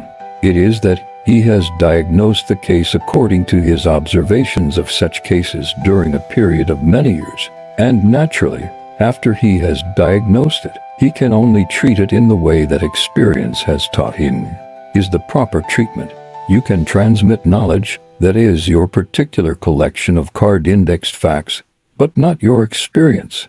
A man may know what to do and lose money if he doesn't do it quickly enough. Observation, experience, memory, and mathematics, these are what the successful trader must depend on.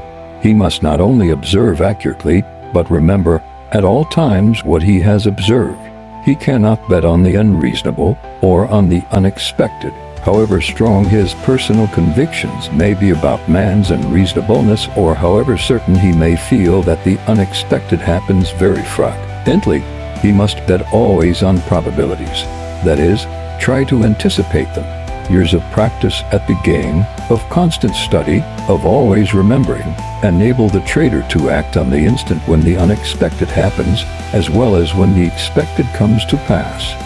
A man can have great mathematical ability and an unusual power of accurate observation, and yet fail in speculation unless he also possesses the experience and the memory. And then, like the physician who keeps up with the advances of science, the wise trader never ceases to study general conditions, to keep track of developments everywhere that are likely to affect or influence the course of the various markets. After years at the game, it becomes a habit to keep posted. He acts almost automatically. He requires the invaluable professional attitude, and that enables him to beat the game at times. This difference between the professional and the amateur or occasional trader cannot be overemphasized. I find, for instance, that memory and mathematics help me very much. Wall Street makes its money on a mathematical basis. I mean, it makes its money by dealing with facts and figures.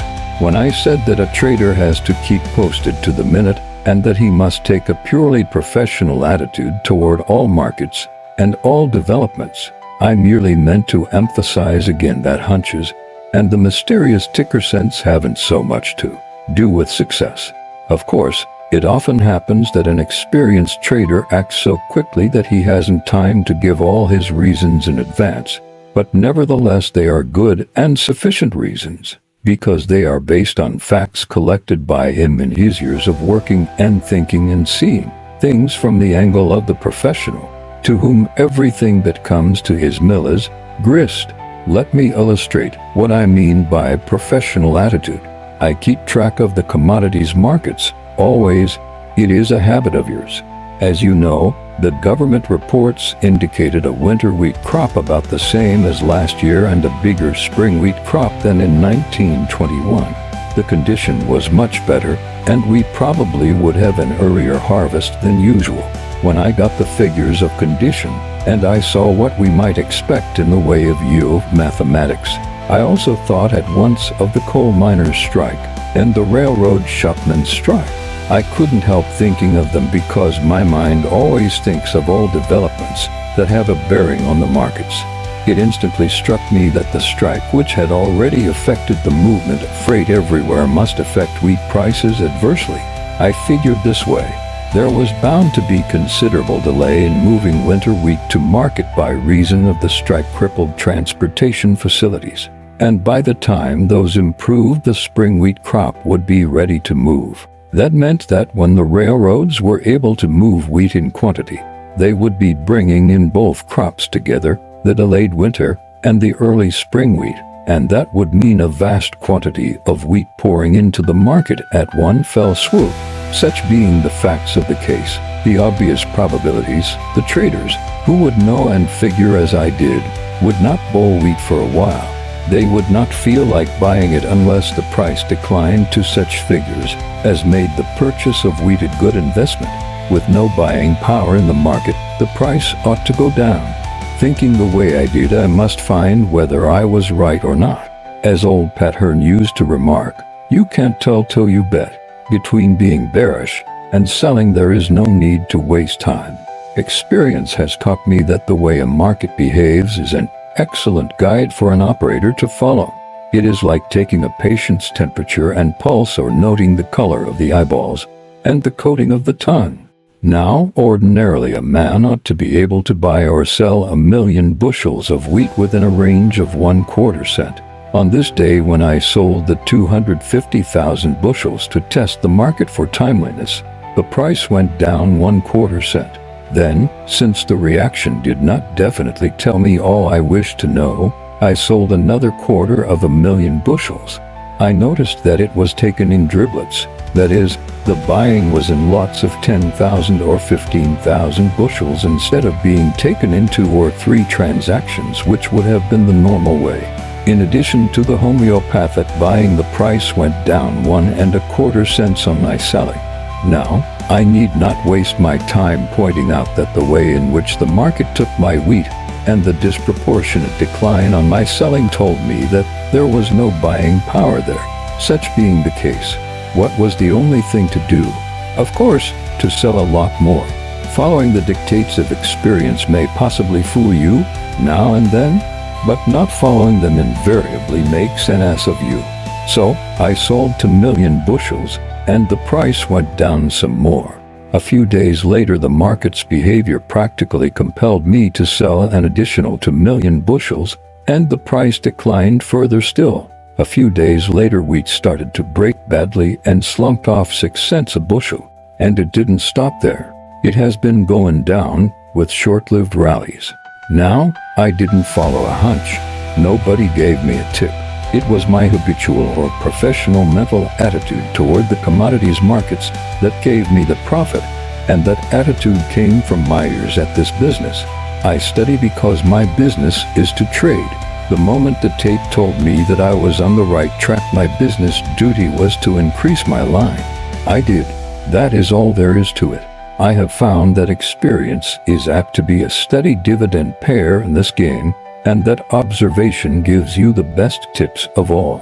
The behavior of a certain stock is all you need at times. You observe it. Then experience shows you how to profit by variations from the usual, that is, from the probable. For example, we know that all stocks do not move one way together, but that all the stocks of a group will move up in a bull market and down in a bear market. This is a commonplace of speculation. It is the commonest of all self-given tips, and the commission houses are well aware of it and pass it on to any customer who has not thought of it himself. I mean, the advice to trade in those stocks which have lagged behind other stocks of the same group. Thus, if U.S. Steel goes up, it is logically assumed that it is only a matter of time when Crucible or Republic or Bethlehem will follow suit. Trade conditions and prospects should work alike with all stocks of a group, and the prosperity should be shared by all.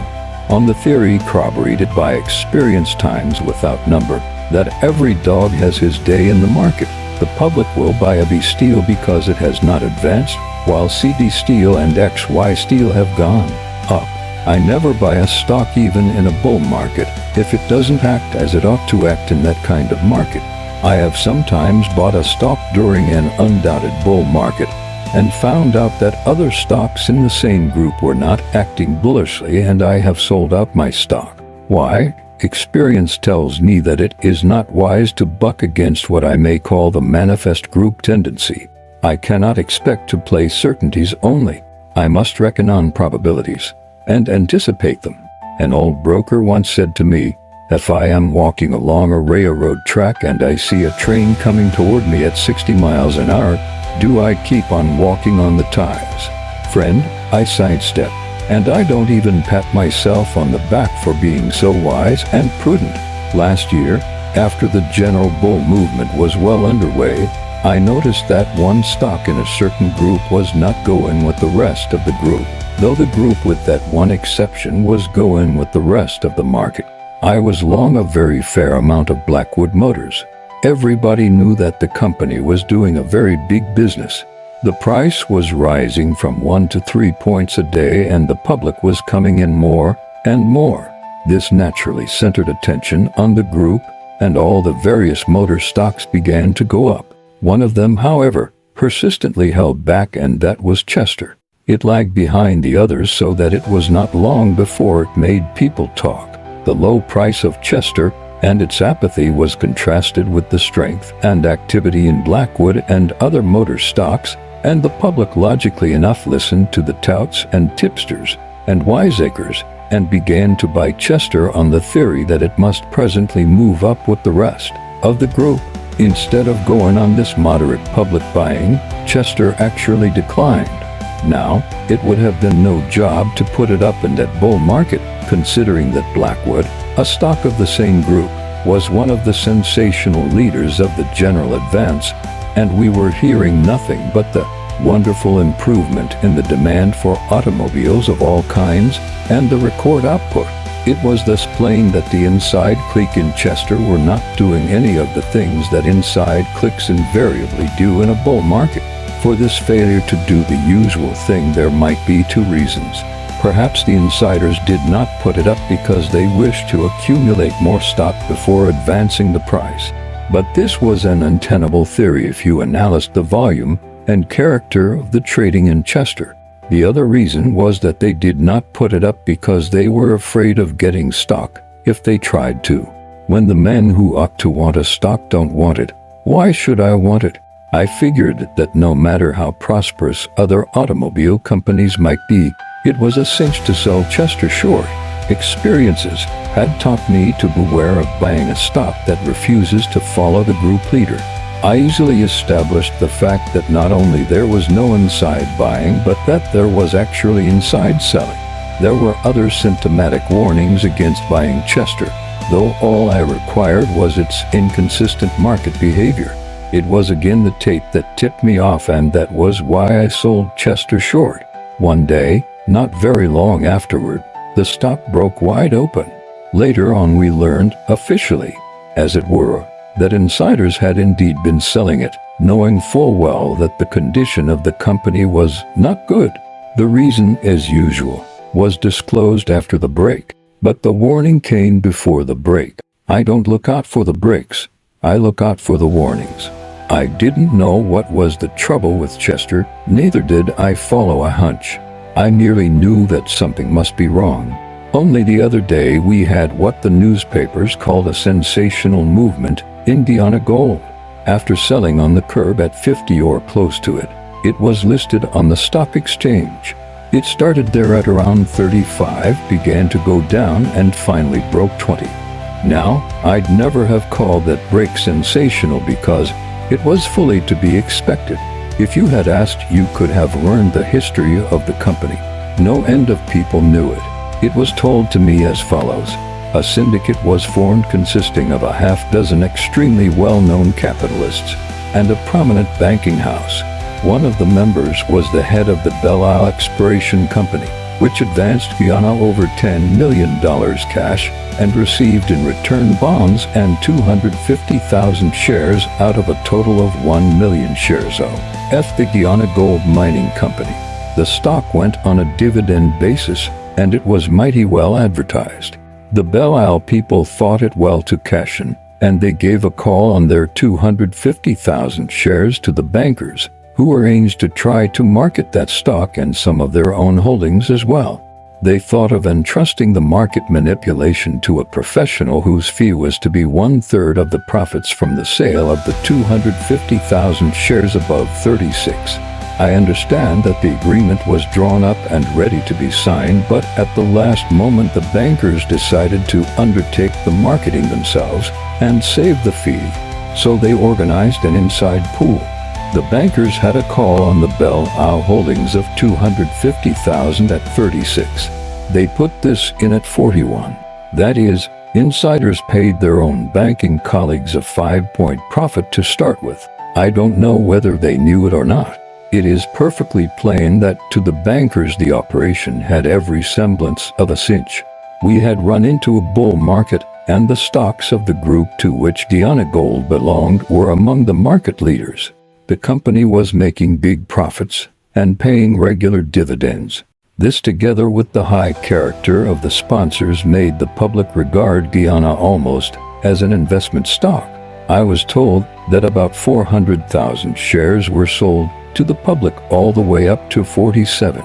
The gold group was very strong, but presently Guyana began to sag. It declined 10 points. That was all right if the pool was marketing stock.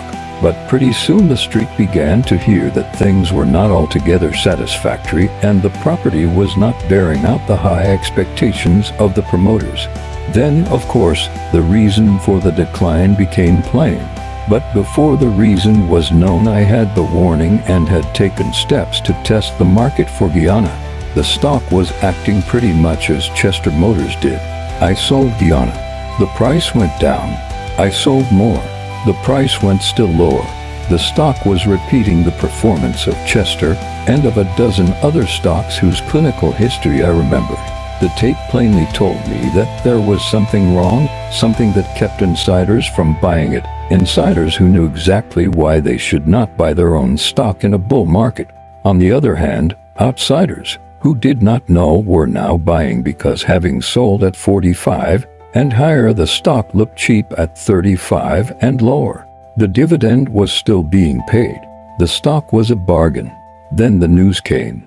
It reached me, as important market news often does, before it reached the public, but the confirmation of the reports of striking barren rock instead of rich ore merely gave me the reason for the earlier inside selling. I myself didn't sell on the news. I had sold long before, on the stock's behavior. My concern with it was not philosophical. I am a trader and therefore looked for one sign: inside buying. There wasn't any. I didn't have to know why the insiders did not think enough of their own stock to buy it on the decline. It was enough that their market plans plainly did not include further manipulation for the rise. That made it a cinch to sell the stock short. The public had bought almost 500,000 shares, and the only change in ownership possible was from one set of ignorant outsiders, who would sell in the hope of stopping losses, to another set of ignorant outsiders who might buy in the hope of making money. I am not telling you this to moralize on the public's losses through their buying of Guyana or on my profit through my selling of it, but to emphasize how important the study of group behaviors is and how its lessons are disregarded by inadequately equipped traders, big and little. And it is not only in the stock market that the tape warns you, it blows the whistle quite as loudly in commodities. I had an interesting experience in cotton. I was bearish on stocks and put out a moderate short line. At the same time, I sold cotton short, 50,000 bales. My stock deal proved profitable, and I neglected my cotton. The first thing I knew, I had a loss of $250,000 on my 50,000 bales. As I said, my stock deal was so interesting and I was doing so well in it that I did not wish to take my mind off it. Whenever I thought of cotton, I just said to myself, I'll wait for a reaction and cover. The price would react a little, but before I could decide to take my loss and cover, the price would rally again and go higher than ever. So I'd decide again to wait a little and I'd go back to my stock deal and confine my attention to that. Finally, I closed out my stocks at a very handsome profit and went away to Hot Springs for a rest and a holiday. That really was the first time that I had my mind free to deal with the problem of my losing deal in cotton. The trade had gone against me. There were times when it almost looked as if I might win out.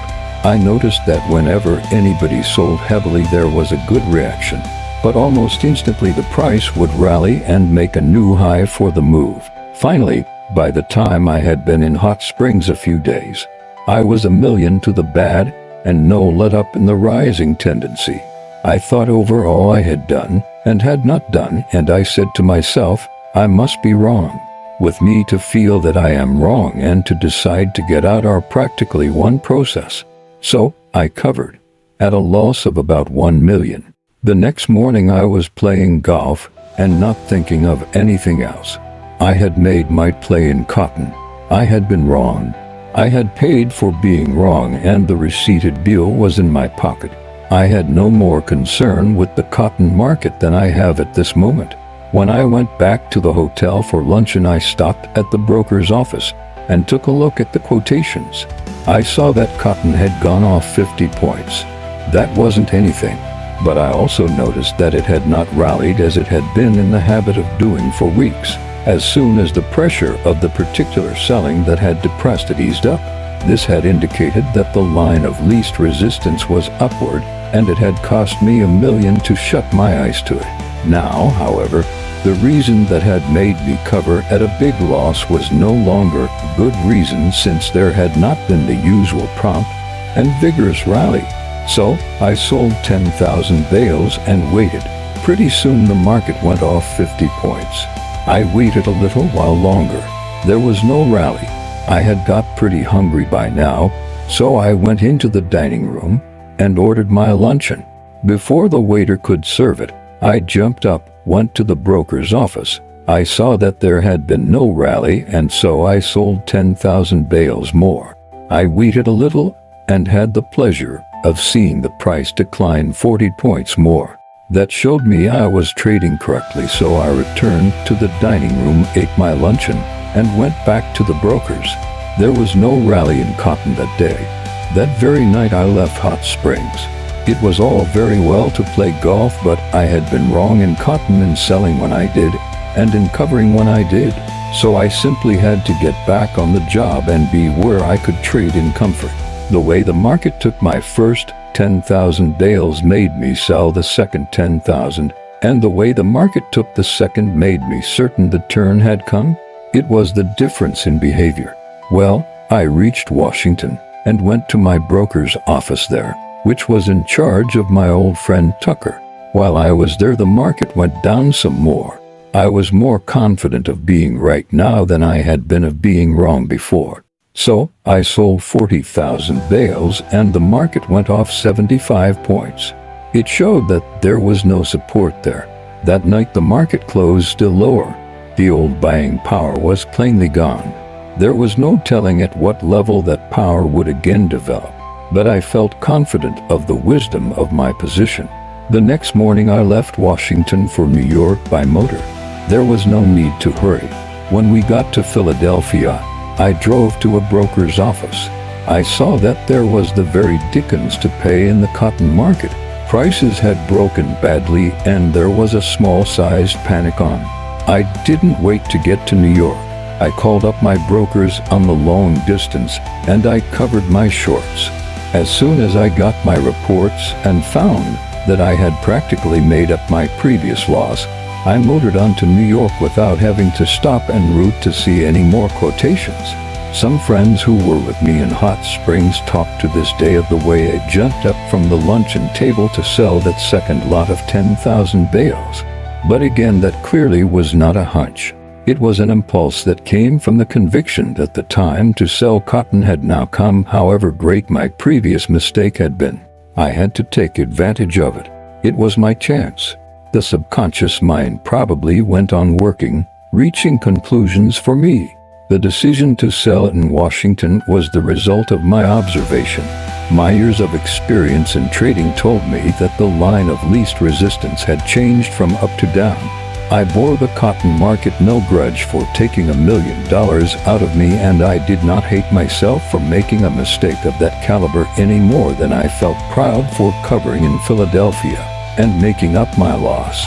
My trading mind concerns itself with trading problems, and I think I am justified in asserting that I made up my first loss because I had the experience and the memory. History repeats itself all the time in Wall Street. Do you remember a story I told you about covering my shorts? At the time Stratton had cornered.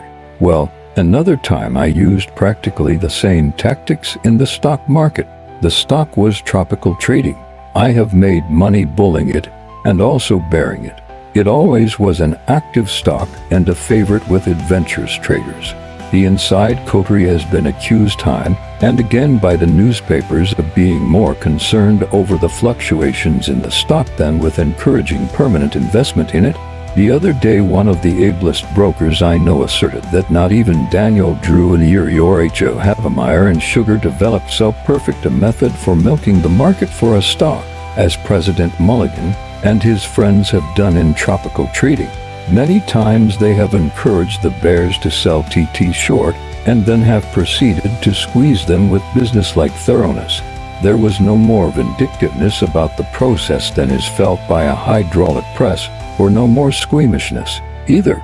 Of course, there have been people who have spoken about certain unsavory incidents in the market career of TT stock, but I dare say these critics were suffering from the squeezing. Why do the room traders, who have suffered so often from the loaded dice of the insiders, continue to go up against the game? Well, for one thing, they like action, and they certainly get it in tropical trading. No prolonged spells of dullness, no reasons asked or given, no time wasted, no patience strained by waiting for the tip movement to begin. Always enough stock to go around, except when the short interest is big enough to make the scarcity worthwhile. One born every minute. It so happened some time ago that I was in Florida on my usual winter vacation. I was fishing and enjoying myself without any thought of the markets excepting when we received a batch of newspapers.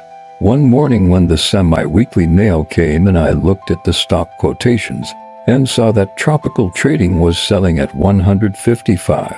The last time I'd seen a quotation in it, I think, was around 140. My opinion was that we were going into a bear market and I was biding my time before going short of stocks. But there was no mad rush. That was why I was fishing and out of hearing of the ticker. I knew that I'd be back home when the real call came. In the meanwhile, nothing that I did or failed to do would hurry matters a bit. The behavior of tropical trading was the outstanding feature of the market, according to the newspapers I got that morning. It served to crystallize my general bearishness because I thought it particularly asinine for the insiders to run up the price of TT in the face of the heaviness of the general list.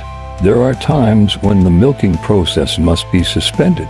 What is abnormal is seldom a desirable factor in a trader's calculations, and it looked to me as if the marking up of that stock were a capital blunder.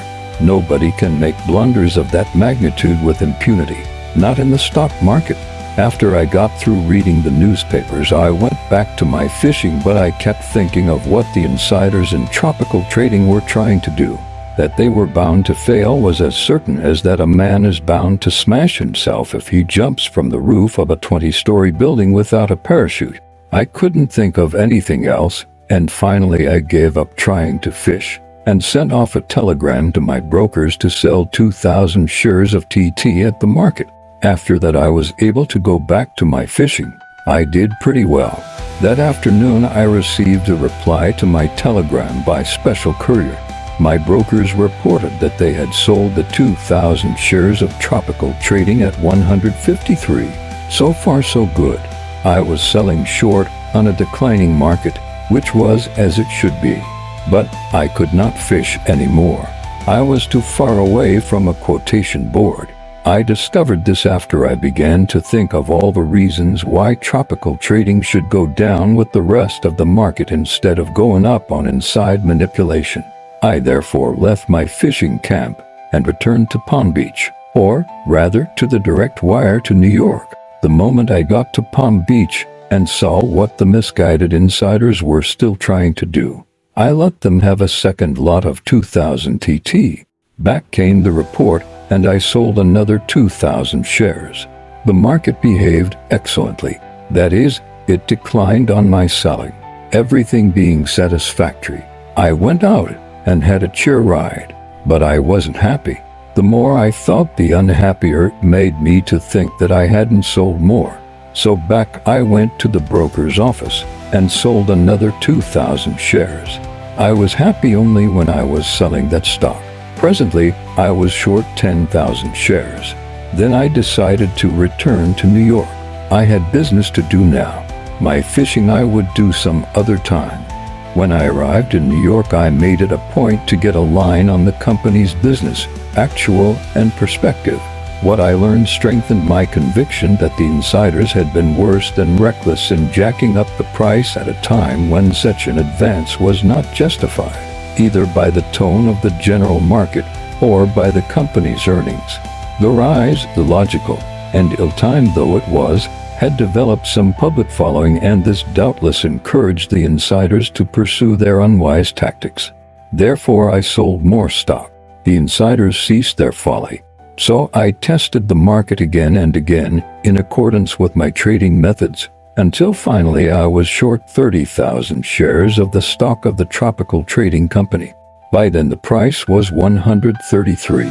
I had been warned that the TT insiders knew the exact whereabouts of every stock certificate in the street and the precise dimensions and identity of the short interest, as well as other facts of tactical importance. They were able men and shrewd traders. Altogether, it was a dangerous combination to go up against. But facts are facts, and the strongest of all allies are conditions. Of course, on the way down from 153 to 133, the short interest had grown, and the public that buys on reactions began to argue as usual. That stock had been considered a good purchase at 153 and higher. Now 20 points lower, it was necessarily a much better purchase. Same stock, same dividend rate, same officers, same business. Great bargain. The public's purchases reduced the floating supply, and the insiders, knowing that a lot of room traders were short, thought the time propitious for a squeezing. The price was duly run up to 150. I dare say there was plenty of covering, but I stayed pat. Why shouldn't I? The insiders might know that a short line of 30,000 shares had not been taken in, but why should that frighten me? The reasons that had impelled me to begin selling at 153 and keep at it on the way down to 133 not only still existed but were stronger than ever. The insiders might desire to force me to cover, but they adduced no convincing arguments. Fundamental conditions were fighting for me. It was not difficult to be both fearless and patient. A speculator must have faith in himself and in his judgment. The late Dixon G. Watts, ex-president of the New York Cotton Exchange and famous author of Speculation as a Fine Art, says that courage in a speculator is merely confidence to act on the decision of his mind. With me, I cannot fear to be wrong because I never think I am wrong until I am proven wrong. In fact, I am uncomfortable unless I am capitalizing my experience. The course of the market at a given time does not necessarily prove me wrong. It is the character of the advance or of the decline that determines for me the correctness or the fallacy of my market position. I can only rise by knowledge. If I fall, it must be by my own blunders. There was nothing in the character of the rally from 133 to 150 to frighten me into covering, and presently the stock, as was to be expected, started down again. It broke 140 before the inside creek began to give it support. Their buying was coincident with a flood of bull rumors about the stock. The company, we heard, was making perfectly fabulous profits, and the earnings justified an increase in the regular dividend rate. Also, the short interest was said to be perfectly huge, and the squeeze of the century was about to be inflicted on the bear party in general, and in particular on a certain operator who was more than off or extended. I couldn't begin to tell you all I heard as they ran the price up 10 points. The manipulation did not seem particularly dangerous to me, but when the price touched 149, I decided that it was not wise to let the street accept as true all the bull statements that were floating around. Of course, there was nothing that I or any other rank outsider could say that would carry conviction either to the frightened shorts or to those credulous customers of commission houses that trade on hearsay tips. The most effective retort, courteous, is that which the tape alone can print. People will believe that when they will not believe an affidavit from any living man, much less one from a chap who is short 30,000 shares. So I used the same tactics that I did at the time of the Stratton cornered corn, when I sold oats to make the traders bearish on corn. Experience and memory again. When the insiders jacked up the price of tropical trading with a view to frightening the shorts, I didn't try to check the rise by selling that stock. I was already short 30,000 shares of it, which was as big a percentage of the floating supply as I thought wise to be short of. I did not propose to put my head into the noose, so obligingly held open for me. The second rally was really an urgent invitation. What I did when TT touched 149 was to sell about 10,000 shares of Equatorial Commercial Corporation. This company owned a large block of tropical trading. Equatorial Commercial, which was not as active a stock as TT, broke badly on my selling, as I had foreseen, and of course my purpose was achieved. When the traders and the customers of the commission houses who had listened to the uncontradicted bull dope on TT saw that the rise in tropical synchronized with heavy selling and a sharp break in Equatorial, they naturally concluded that the strength of TT was nearly a smoke screen, a manipulated advance, obviously designed to facilitate inside liquidation in Equatorial Commercial, which was largest holder of TT stock. It must be both long stock and inside stock in Equatorial, because no outsider would dream of selling so much short stock at the very moment when tropical trading was so very strong. So they sold tropical trading and checked the rise in that stock. The insiders very properly not wishing to take all the stock that was pressed for sale. The moment the insiders took away their support, the price of TT declined. The traders and principal commission houses now sold some Equatorial also, and I took in my short line in that at a small profit. I hadn't sold it to make money out of the operation, but to check the rise in TT. Time and again the tropical trading insiders and their hard-working publicity man flooded the street with all manner of bull items and tried to put up the price. And every time they did, I sold Equatorial Commercial short and covered it with TT, reacted, and carried EC with it. It took the wind out of the manipulators' sails. The price of TT finally went down to 125, and the short interest really grew so big that the insiders were enabled to run it up 20 or 25 points. This time it was a legitimate enough drive against an overextended short interest. But while I foresaw the rally, I did not cover, not wishing to lose my position. Before Equatorial Commercial could advance in sympathy with the rise in TT, I sold a raft of it short, with the usual results. This gave the lie to the bull talk in TT, which had got quite boisterous after the latest sensational rise. By this time the general market had grown quite weak. As I told you, it was the conviction that we were in a bear market that started me selling TT short in the fishing camp in Florida. I was short of quite a few other stocks, but TT was my pet. Finally, general conditions proved too much for the inside creek to defy, and TT hit the toboggan and slide. It went below 120 for the first time in years, then below 110, below par, and still I did not cover. One day when the entire market was extremely weak, tropical trading broke 90, and on the demoralization I covered. Same old reason. I had the opportunity, the big market, and the weakness, and the excess of sellers over buyers. I may tell you, even at the risk of appearing to be monotonously bragging of my cleverness, that I took in my 30,000 shares of TT at practically the lowest prices of the movement. But I wasn't thinking of covering at the bottom. I was intent on turning my paper profits into cash without losing much of the profit in the changing. I stood pat throughout because I knew my position was sound. I wasn't bucking the trend of the market or going against basic conditions but the reverse. And that was what made me so sure of the failure of an overconfident inside clique.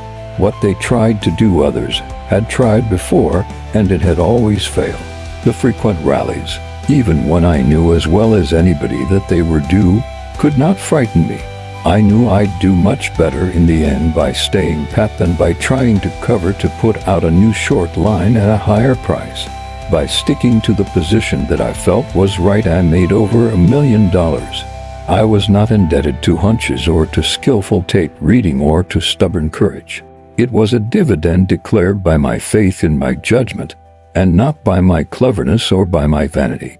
Knowledge is power, and power need not fear lies, not even when the tape prints them. The retraction follows pretty quickly. A year later, TT was jacked up again to 150 and hung around there for a couple of weeks. The entire market was entitled to a good reaction, for it had risen uninterruptedly, and it did not bull any longer. I know because I tested it.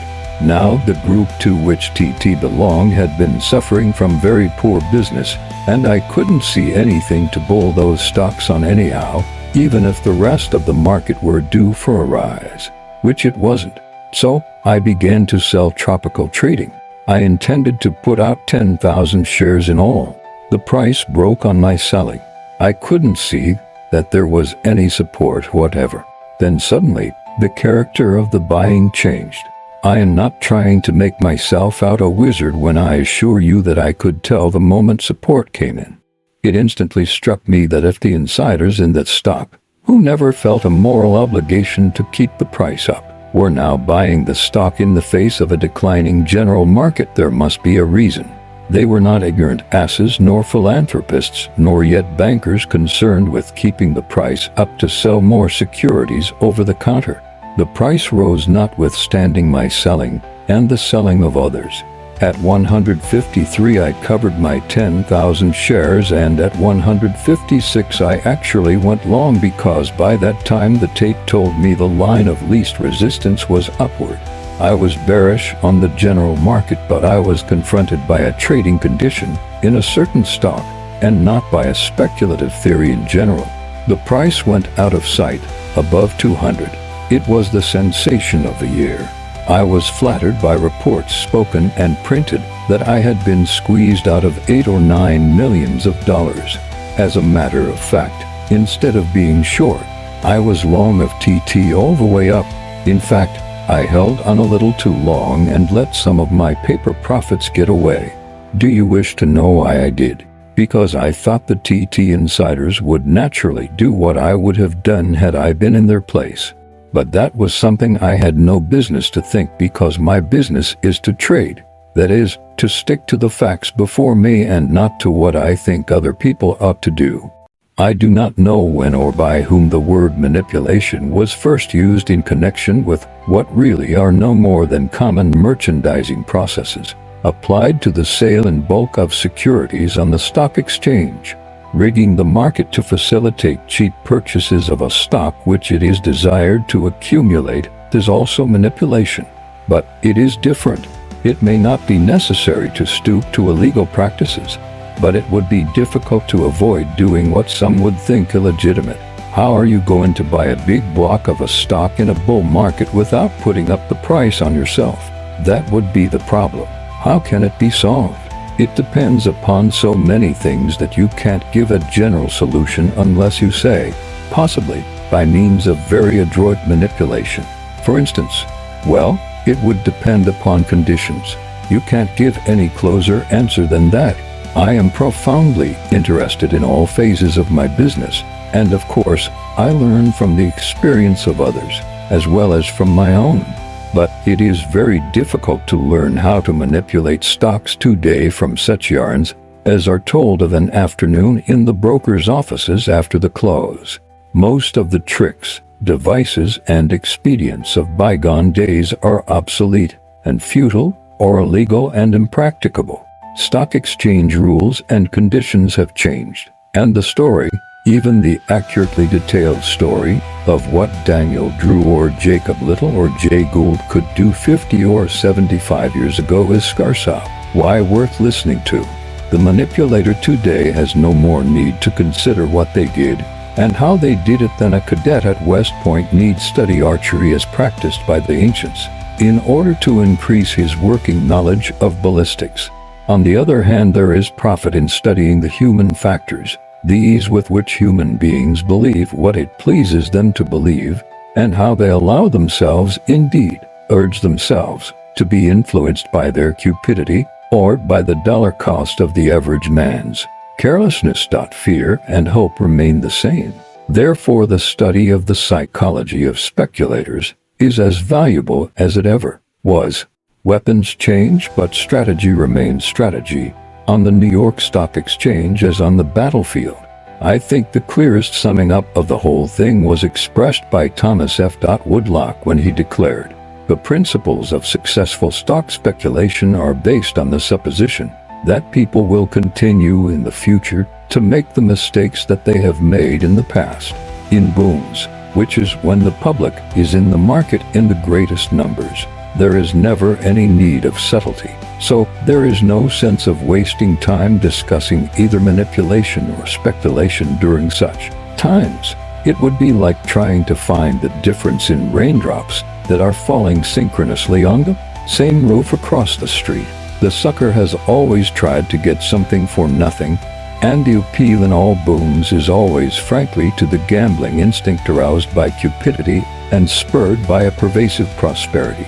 People who look for easy money invariably pay for the privilege of proving conclusively that it cannot be found on this sordid earth. At first, when I listened to the accounts of old-time deals and devices, I used to think that people were more gullible in the 1860s and 70s than in the 1900s. But I was sure to read in the newspapers that very day or the next something about the latest Ponzi or the bust-up of some bucketing broker, and about the millions of sucker money gone to join the silent majority of vanished savings. When I first came to New York, there was a great fuss made about wash sales and matched orders, for all that such practices were forbidden by the stock exchange. At times the washing was too crude to deceive anyone. The brokers had no hesitation in saying that the laundry was active whenever anybody tried to wash up some stock or other, and as I have said before, more than once they had what were frankly referred to as bucket shop drives, when a stock was offered down 2 or 3 points in a jiffy just to establish the decline on the tape and wipe up the myriad shoestring traders who were long of the stock in the bucket shops. As for matched orders, they were always used with some misgivings by reason of the difficulty of coordinating and synchronizing operations by brokers, all such business being against stock exchange rules. A few years ago, a famous operator canceled the selling, but not the buying part of his matched orders, and the result was that an innocent broker ran up the price 25 points or so in a few minutes, only to see it break with equal celerity as soon as his buying ceased. The original intention was to create an appearance of activity. Bad business, playing with such unreliable weapons. You see, you can't take your best brokers into your confidence, not if you want them to remain members of the New York Stock Exchange. Then also, the taxes have made all practices involving fictitious transactions much more expensive than they used to be in the old times. The dictionary definition of manipulation includes corners. Now, a corner might be the result of manipulation, or it might be the result of competitive buying, as, for instance, the Northern Pacific corner on May 9, 1901, which certainly was not manipulation. The Stutz corner was expensive to everybody concerned, both in money and in prestige, and it was not a deliberately engineered corner at that. As a matter of fact, very few of the great corners were profitable to the engineers of them. Both Commodore Vanderbilt's Harlem corners paid big, but the old chap deserved the millions he made out of a lot of short sports, crooked legislators, and aldermen who tried to double-cross him. On the other hand, Jay Gould lost in his northwestern corner. Deacon S.D. White made $1 million in his Lackawanna corner, but Jim Keane dropped $1 million in the Hannibal and St. Joe deal. The financial success of a corner, of course, depends upon the marketing of the accumulated holdings at higher than cost, and the short interest has to be of some magnitude for that to happen easily. I used to wonder why corners were so popular among the big operators of a half-century ago. They were men of ability and experience, wide awake and not prone to childlike trust in the philanthropy of their fellow traders. Yet they used to get stung with an astonishing frequency. A wise old broker told me that all the big operators of the 60s and 70s had one ambition, and that was to work a corner. In many cases this was the offspring of vanity, in others, of the desire for revenge. At all events, to be pointed out as the man who had successfully cornered this or the other stock was in reality recognition of brains, boldness, and boodle. It gave the corner the right to be haughty. He accepted the plaudits of his fellows as fully earned. It was more than the prospective money profit that prompted the engineers of corners to do their damnedest. It was the vanity complex asserting itself among cold-blooded operators. Dogs certainly ate dog in those days with relish and ease. I think I told you before that I have managed to escape being squeezed more than once. Not because of the possession of a mysterious ticker sense, but because I can generally tell the moment a shrap out of the buying in the stock makes it imprudent for me to be short of it. This I do by common sense tests, which must have been tried in the old times also. Old Daniel Drew used to squeeze the boys with some frequency and make them pay high prices for the Erie shares they had sold short to him. He was himself squeezed by Commodore Vanderbilt in Erie, and when old Drew begged for mercy, the Commodore grimly quoted the Great Bear's own deathless distich: "He that sells what isn't his'n must buy it back or go to prison." Wall Street remembers very little of an operator who for more than a generation was one of its titans. His chief claim to immortality seems to be the phrase watering stock. Addison G. Jerome was the acknowledged king of the public board in the spring of 1863. His market tips, they tell me, were considered as good as cash and banked. From all accounts he was a great trader and made millions. He was liberal, to the point of extravagance, and had a great following in the street, until Henry Keep, known as William the Silent, squeezed him out of all his millions in the old southern corner. Keep, by the way, was the brother-in-law of Gov. Roswell P. Flower. In most of the old corners the manipulation consisted chiefly of not letting the other man know that you were cornering the stock which he was variously invited to sell short.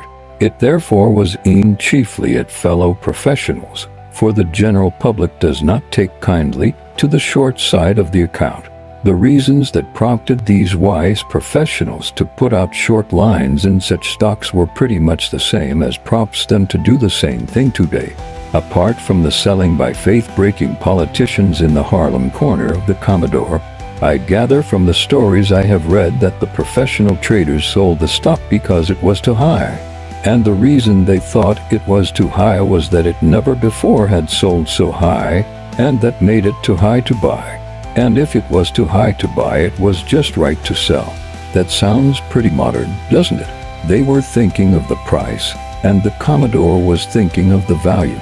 And so, for years afterwards, old-timers tell me that people used to say, "He went short of Harlem," whenever they wished to describe abject poverty. Many years ago I happened to be speaking to one of Jay Gould's old brokers. He assured me earnestly that Mr. Gould not only was a most unusual man, it was of him that old Daniel Drew shiveringly remarked, "His touch is death," but that he was head and shoulders above all other manipulators past and present. He must have been a financial wizard indeed to have done what he did. There can be no question of that. Even at this distance I can see that he had an amazing knack for adapting himself to new conditions, and that is valuable in a trader. He varied his methods of attack and defense without a pang because he was more concerned with the manipulation of properties than with stock speculation. He manipulated for investment rather than for a market turn. He early saw that the big money was in owning the railroads instead of rigging their securities on the floor of the stock exchange. He utilized the stock market, of course, but I suspect it was because that was the quickest and easiest way to quick and easy money, and he needed many millions, just as old Collis P. Huntington was always hard up because he always needed 20 or 30 millions more than the bankers were willing to lend him. Vision without money means heartaches. With money, it means achievement, and that means power, and that means money, and that means achievement, and so on over and over and over. Of course, manipulation was not confined to the great figures of those days. There were scores of minor manipulators. I remember a story an old broker told me about the manners and morals of the early 60s.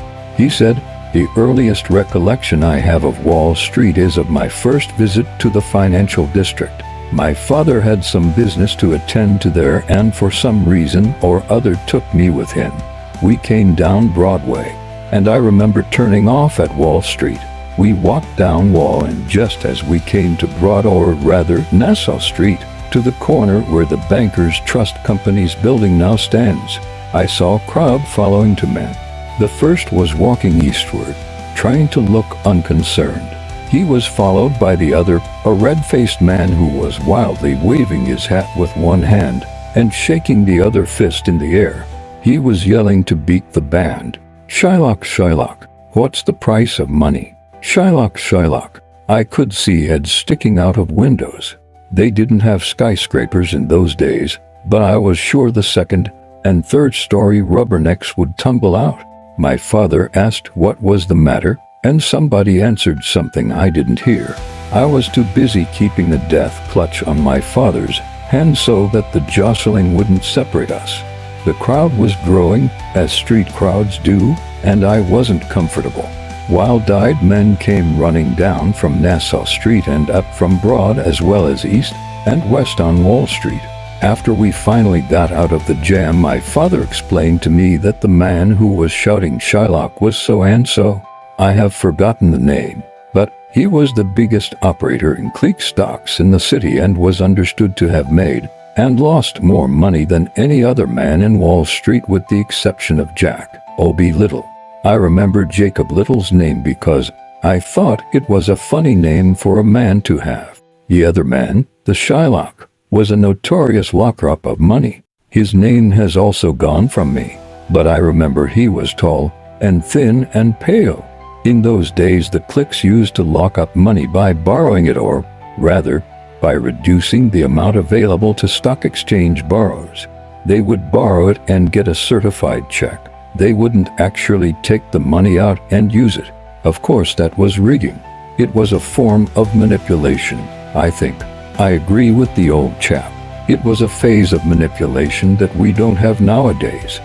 I myself never spoke to any of the great stock manipulators that the street still talks about.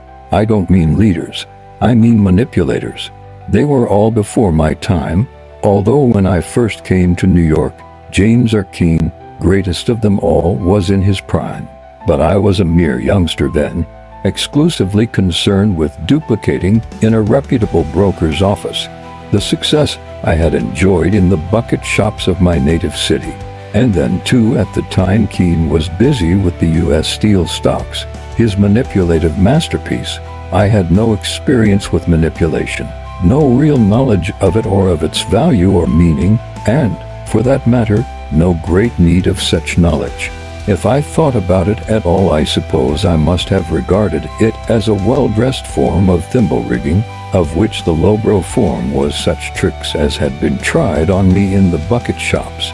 Such talk as I since have heard on the subject has consisted in great part of surmises and suspicions, of guesses rather than intelligent analyses. More than one man who knew him well has told me that Keene was the boldest and most brilliant operator that ever worked in Wall Street. That is saying a great deal, for there have been some great traders. Their names are now all but forgotten, but nevertheless they were kings in their day for a day. They were pulled up out of obscurity into the sunlight of financial fame by the ticker tape, and the little paper ribbon didn't prove strong enough to keep them suspended there long enough for them to become historical fixtures. At all events, Keene was by all odds the best manipulator of his day, and it was a long and exciting day. He capitalized his knowledge of the game, his experience as an operator, and his talents when he sold his services to the Havemeyer brothers, who wanted him to develop a market for the sugar stocks. He was broke at the time, or he would have continued to trade on his own hook. And he was some plunger. He was successful with sugar, made the shares trading favorites, and that made them easily vendable. After that, he was asked time and again to take charge of pools. I am told that in these pool operations he never asked nor accepted a fee, but paid for his share like the other members of the pool. The market conduct of the stock, of course, was exclusively in his charge. Often there was talk of treachery on both sides. His feud with the Whitnerian clique arose from such accusations. It is not difficult for a manipulator to be misunderstood by his associates. They don't see his needs as he himself does. I know this from my own experience. It is a matter of regret that Keene did not leave an accurate record of his greatest exploit, the successful manipulation of the U.S. Steel shares in the spring of 1901. As I understand it, Keene never had an interview with J.P. Morgan about it. Morgan's firm dealt with or through Talbot J. Taylor and Co., at whose office Keene made his headquarters. Talbot Taylor was Keene's son-in-law.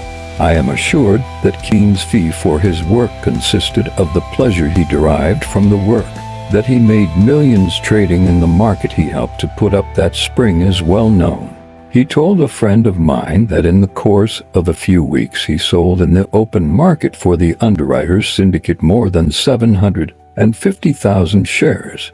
Not bad when you consider two things: that they were new and untried stocks of a corporation whose capitalization was greater than the entire debt of the United States at that time, and second, that men like D.G. Reed, W.B. Leeds, the Moore brothers, Henry Phipps, H.C. Frick, and the other steel magnates also sold hundreds of thousands of shares to the public at the same time in the same market that Keene helped to create. Of course, general conditions favored him. Not only actual business, but sentiment, and his unlimited financial backing made possible his success. What we had was not merely a big bull market, but a boom and a state of mind not likely to be seen again. The undigested securities panic came later, when Steel Common, which Keene had marked up to 55 in 1901, sold at 10 in 1903 and at 8.78 in 1904. We can't analyze Keene's manipulative campaigns. His books are not available. The adequately detailed record is non-existent. For example, it would be interesting to see how he worked in Amalgamated Copper. H. Rogers and William Rockefeller had tried to dispose of their surplus stock in the market and had failed. Finally, they asked Keene to market their line, and he agreed. Bear in mind that H. Rogers was one of the ablest businessmen of his day in Wall Street, and that William Rockefeller was the boldest speculator of the entire Standard Oil coterie. They had practically unlimited resources and vast prestige, as well as years of experience in the stock market game. And yet they had to go to Keene. I mention this to show you that there are some tasks which it requires a specialist to perform.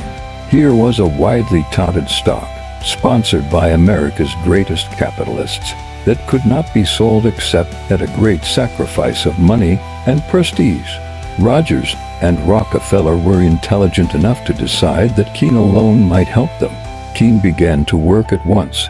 He had a bull market to work in and sold 220,000 shares of Amalgamated at around par.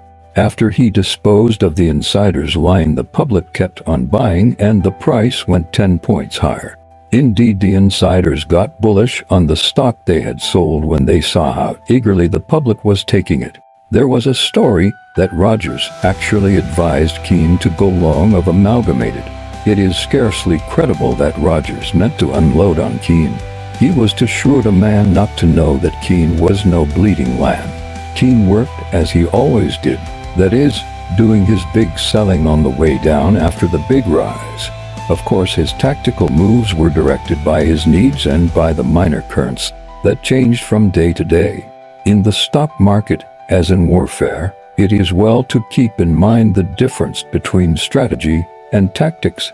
One of Keene's confidential men, he is the best fly fisherman I know, told me only the other day that during the amalgamated campaign Keene would find himself almost out of stock one day. That is, out of the stock he had been forced to take in marking up the price. And on the next day he would buy back thousands of shares. On the day after that, he would sell on balance. Then he would leave the market absolutely alone to see how it would take care of itself and also to accustom it to do so. When it came to the actual marketing of the line, he did what I told you. He sold it on the way down. The trading public is always looking for a rally, and besides, there is the covering by the shorts. The man who was closest to Keene during the deal told me that after Keene sold the Rogers-Rockefeller line for something like $20 or $25 million in cash, Rogers sent him a check for $200,000. This reminds you of the millionaire's wife who gave the Metropolitan Opera House scrubwoman 50 cents reward for finding the $100,000 pearl necklace. Keene sent the check back with a polite note saying he was not a stockbroker and that he was glad to have been of some service to them. They kept the check and wrote him that they would be glad to work with him again. Shortly after that, it was that H. Rogers gave Keene the friendly tip to buy Amalgamated at around 130. A brilliant operator, James R. Keene. His private secretary told me that when the market was going his way, Mr. Keene was irascible, and those who knew him say his irascibility was expressed in sardonic phrases that lingered long in the memory of his hearers. But when he was losing, he was in the best of humor, a polished man of the world, agreeable, epigrammatic, interesting. He had in superlative degree the qualities of mind that are associated with successful speculators anywhere. That he did not argue with the tape is plain. He was utterly fearless but never reckless. He could and did turn in a twinkling if he found he was wrong. Since his day there have been so many changes in stock exchange rules and so much more rigorous enforcement of old rules, so many new taxes on stock sales and profits, and so on, that the game seems different. Devices that Keene could use with skill and profit can no longer be utilized. Also, we are assured, the business morality of Wall Street is on a higher plane. Nevertheless, it is fair to say that in any period of our financial history, Keene would have been a great manipulator because he was a great stock operator and knew the game of speculation. From the ground up, he achieved what he did because conditions at the time permitted him to do so. He would have been as successful in his undertakings in 1922 as he was in 1901 or in 1876, when he first came to New York from California and made $9 million in 2 years. There are men whose gait is far quicker than the mob's. They are bound to lead, no matter how much the mob changes. As a matter of fact, the change is by no means as radical as you'd imagine. The rewards are not so great, for it is no longer pioneer work, and therefore is not pioneer's pay. But in certain respects, manipulation is easier than it was, in other ways much harder than in Keene's day. There is no question that advertising is an art, and manipulation is the art of advertising through the medium of the tape. The tape should tell the story the manipulator wishes its readers to see. The truer the story, the more convincing it is bound to be, and the more convincing it is, the better the advertising is. A manipulator today, for instance, has not only to make a stock look strong but also to make it be strong. Manipulation, therefore, must be based on sound trading principles. That is what made Keene such a marvelous manipulator. He was a consummate trader to begin with. The word manipulation has come to have an ugly sound. It needs an alias.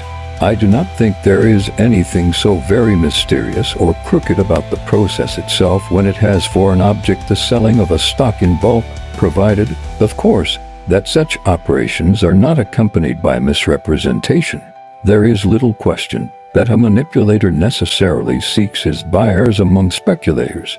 He turns to men who are looking for big returns on their capital and are therefore willing to run a greater than normal business risk. I can't have much sympathy for the man who, knowing this, nevertheless blames others for his own failure to make easy money. He is a devil of a clever fellow when he wins, but when he loses money the other fellow was a crook, a manipulator. In such moments, and from such lips the word connotes the use of marked cards. But this is not so. Usually the object of manipulation is to develop marketability, that is, the ability to dispose of fair-sized blocks at some price at any time. Of course, a pool, by reason of a reversal of general market conditions, may find itself unable to sell except at a sacrifice too great to be pleasing. They then may decide to employ a professional, believing that his skill and experience will enable him to conduct an orderly retreat instead of suffering an appalling rout. You will notice that I do not speak of manipulation designed to permit considerable accumulation of a stock as cheaply as possible, as for instance, in buying for control, because this does not happen often nowadays. When G. Gould wished to cinch his control of Western Union and decided to buy a big block of the stock, Washington E. Connor, who had not been seen on the floor of the stock exchange for years, suddenly showed up in person at the Western Union post. He began to bid for Western Union. The traders to a man laughed at his stupidity in thinking them so simple, and they cheerfully sold him all the stock he wanted to buy.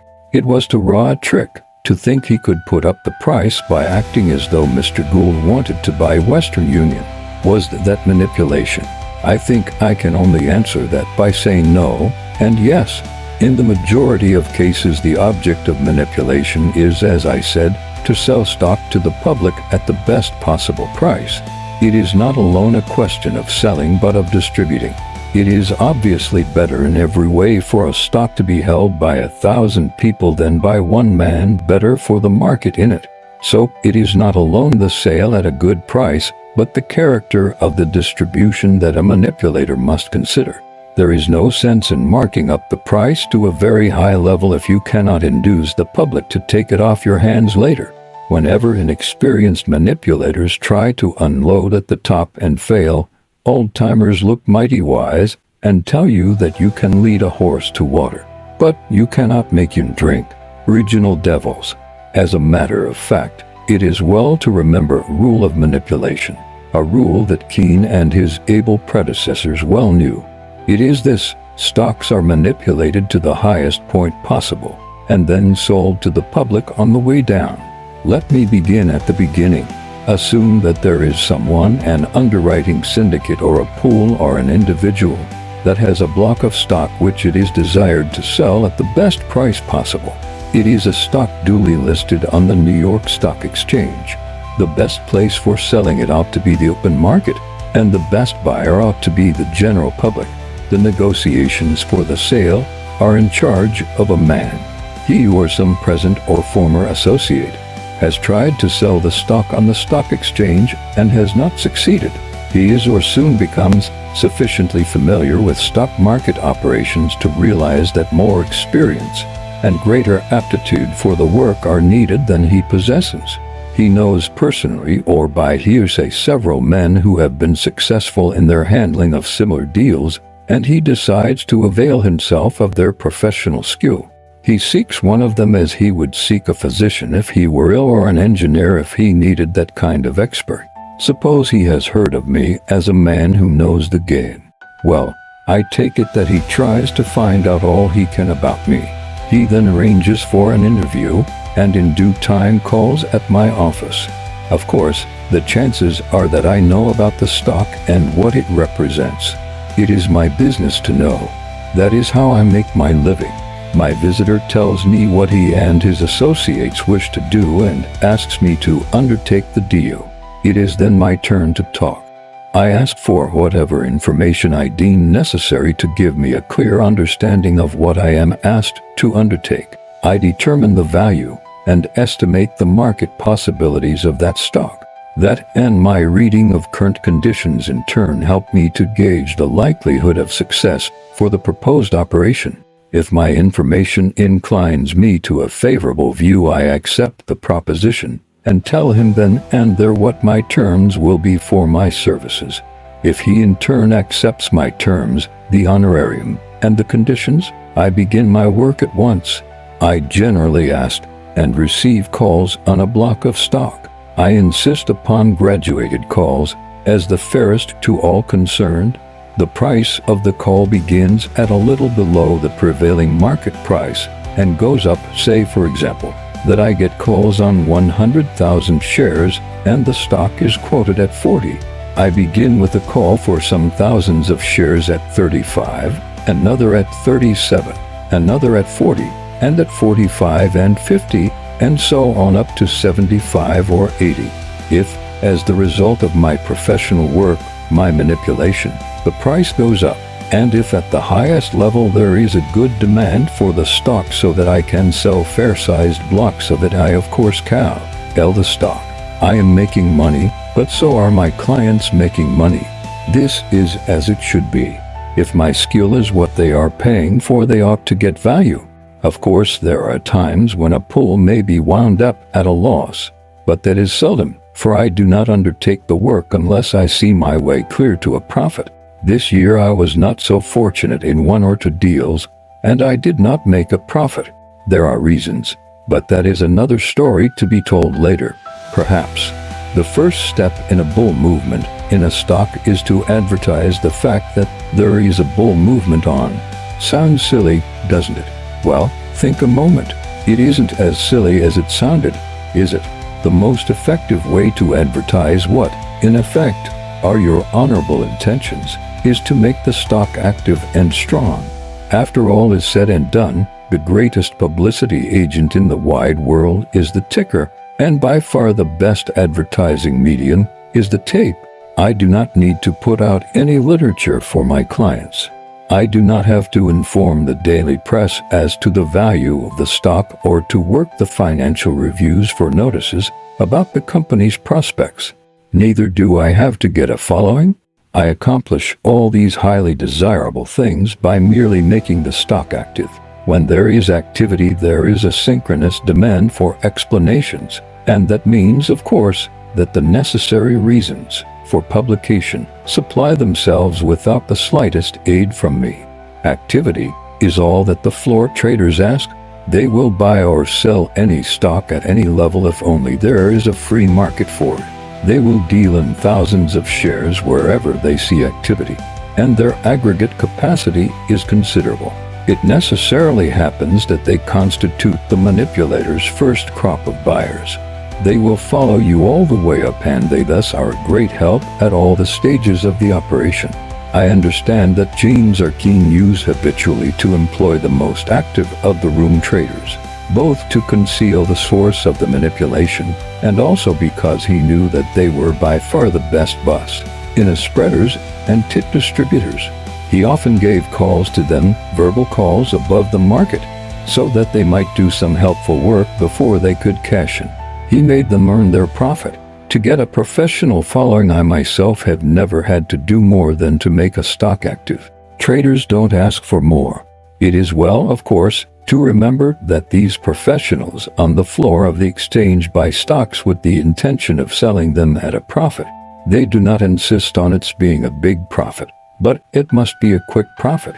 I make the stock active in order to draw the attention of speculators to it for the reasons I have given. I buy it, and I sell it, and the traders follow suit. The selling pressure is not apt to be strong where a man has as much speculatively held stock sewed up in calls as I insist on having. The buying therefore prevails over the selling, and the public follows the lead not so much of the manipulator as of the room traders. It comes in as a buyer. This highly desirable demand I feel, that is, I sell stock on balance. If the demand is what it ought to be, it will absorb more than the amount of stock I was compelled to accumulate in the earlier stages of the manipulation. And when this happens, I sell the stock short, that is, technically. In other words, I sell more stock than I actually hold. It is perfectly safe for me to do so since I am really selling against my calls. Of course, when the demand from the public slackens, the stock ceases to advance. Then I wait, say, then, that the stock has ceased to advance. There comes a weak day. The entire market may develop a reactionary tendency, or some sharp-eyed trader may perceive that there are no buying orders to speak of in my stock, and he sells it, and his fellows follow. Whatever the reason may be, my stock starts to go down. Well, I begin to buy it. I give it the support that a stock ought to have if it is in good odor with its own sponsors. And more, I am able to support it without accumulating it, that is, without increasing the amount I shall have to sell later on. Observe that I do this without decreasing my financial resources. Of course, what I am really doing is covering stock I sold short at higher prices when the demand from the public or from the traders, or from both, enabled me to do it. It is always well to make it plain to the traders, and to the public also, that there is a demand for the stock on the way down. That tends to check both reckless short selling by the professionals and liquidation by frightened holders, which is the selling you usually see when a stock gets weaker and weaker, which in turn is what a stock does when it is not supported. These covering purchases of mine constitute what I call the stabilizing process. As the market broadens, I of course sell stock on the way up, but never enough to check the rise. This is in strict accordance with my stabilizing plans.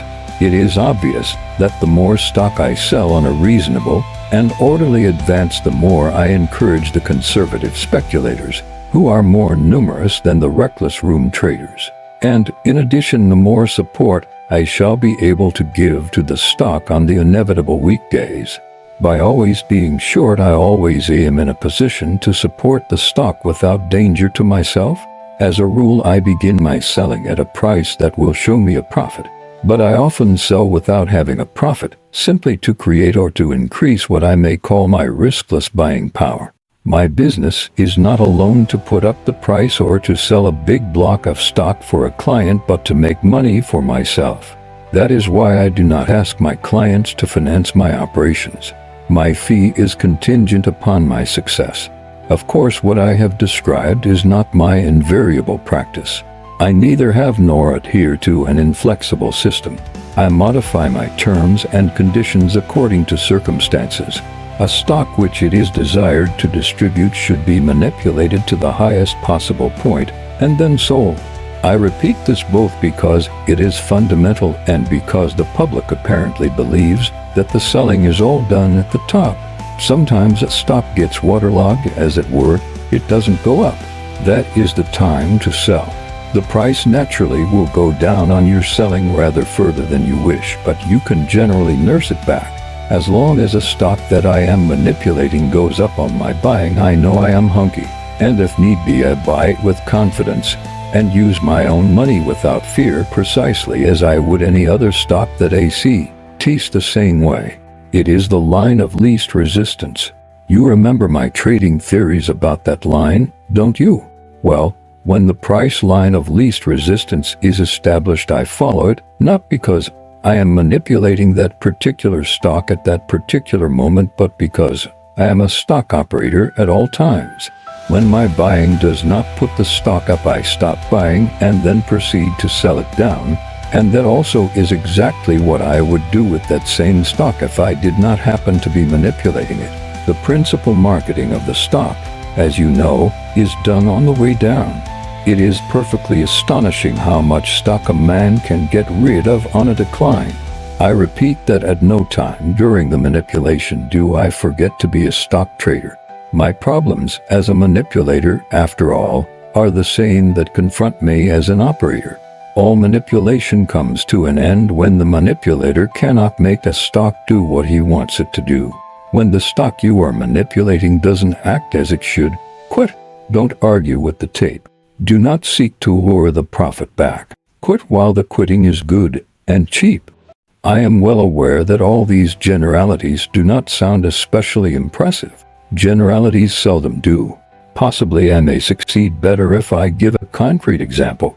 I'll tell you how I marked up the price of a stock 30 points, and in so doing accumulated only 7,000 shares and developed a market that would absorb almost any amount of stock. It was Imperial Steel.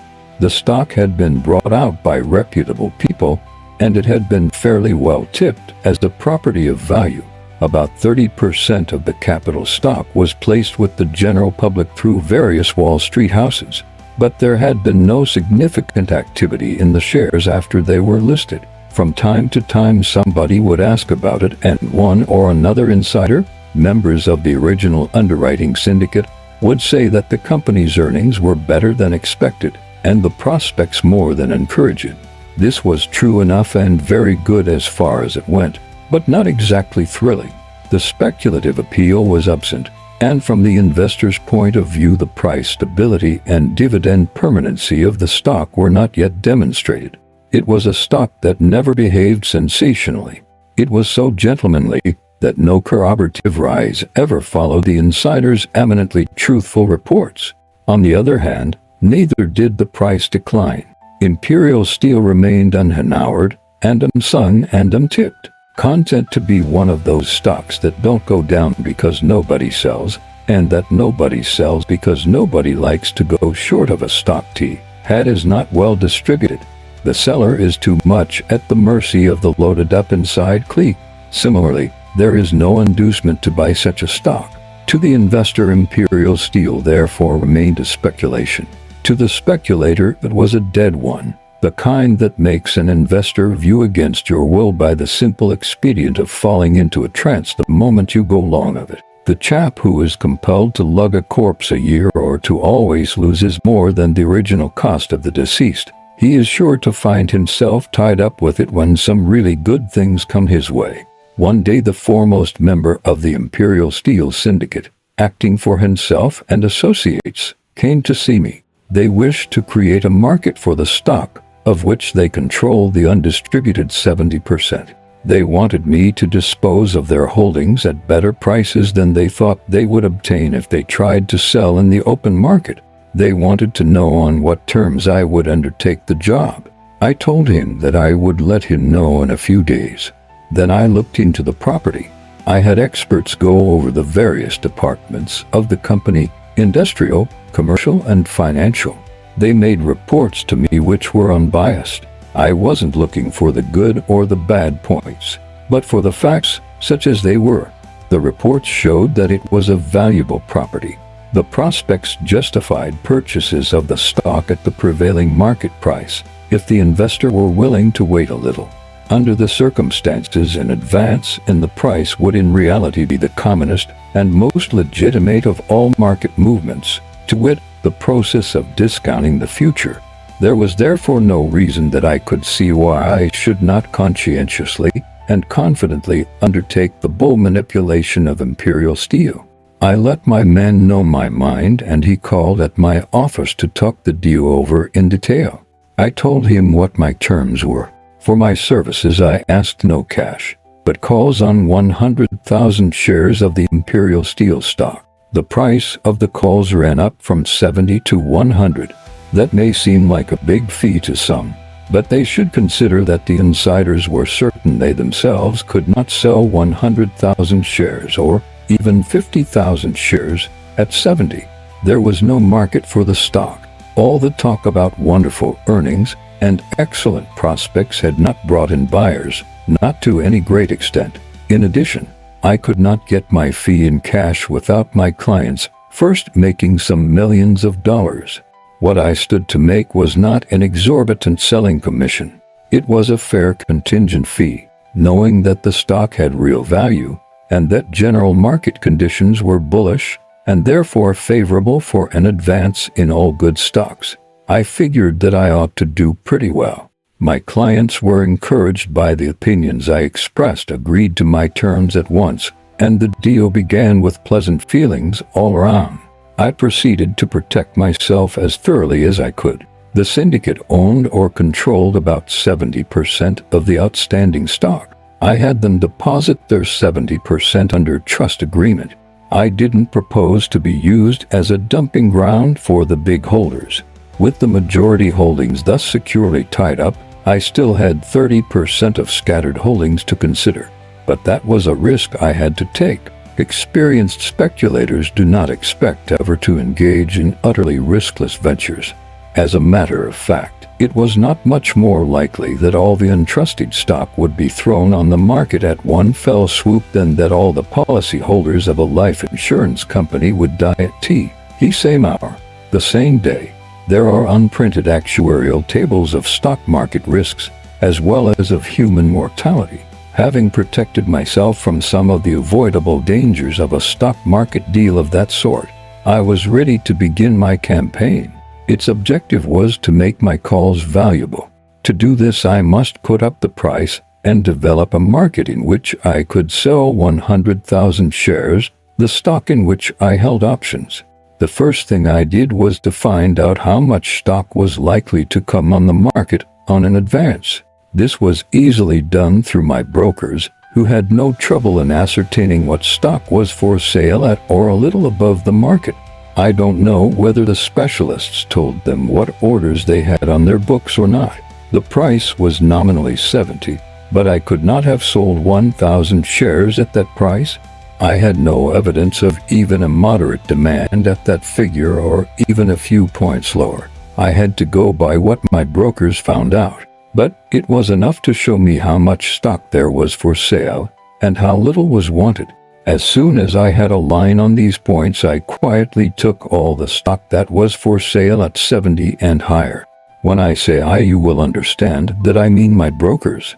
The sales were for account of some of the minority holders because my clients naturally had canceled whatever selling orders they might have given out before they tied up their stock. I didn't have to buy very much stock. Moreover, I knew that the right kind of advance would bring in other buying orders, and of course selling orders also.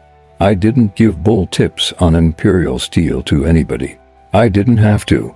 My job was to seek directly to influence sentiment by the best possible kind of publicity. I do not say that there should never be bull propaganda.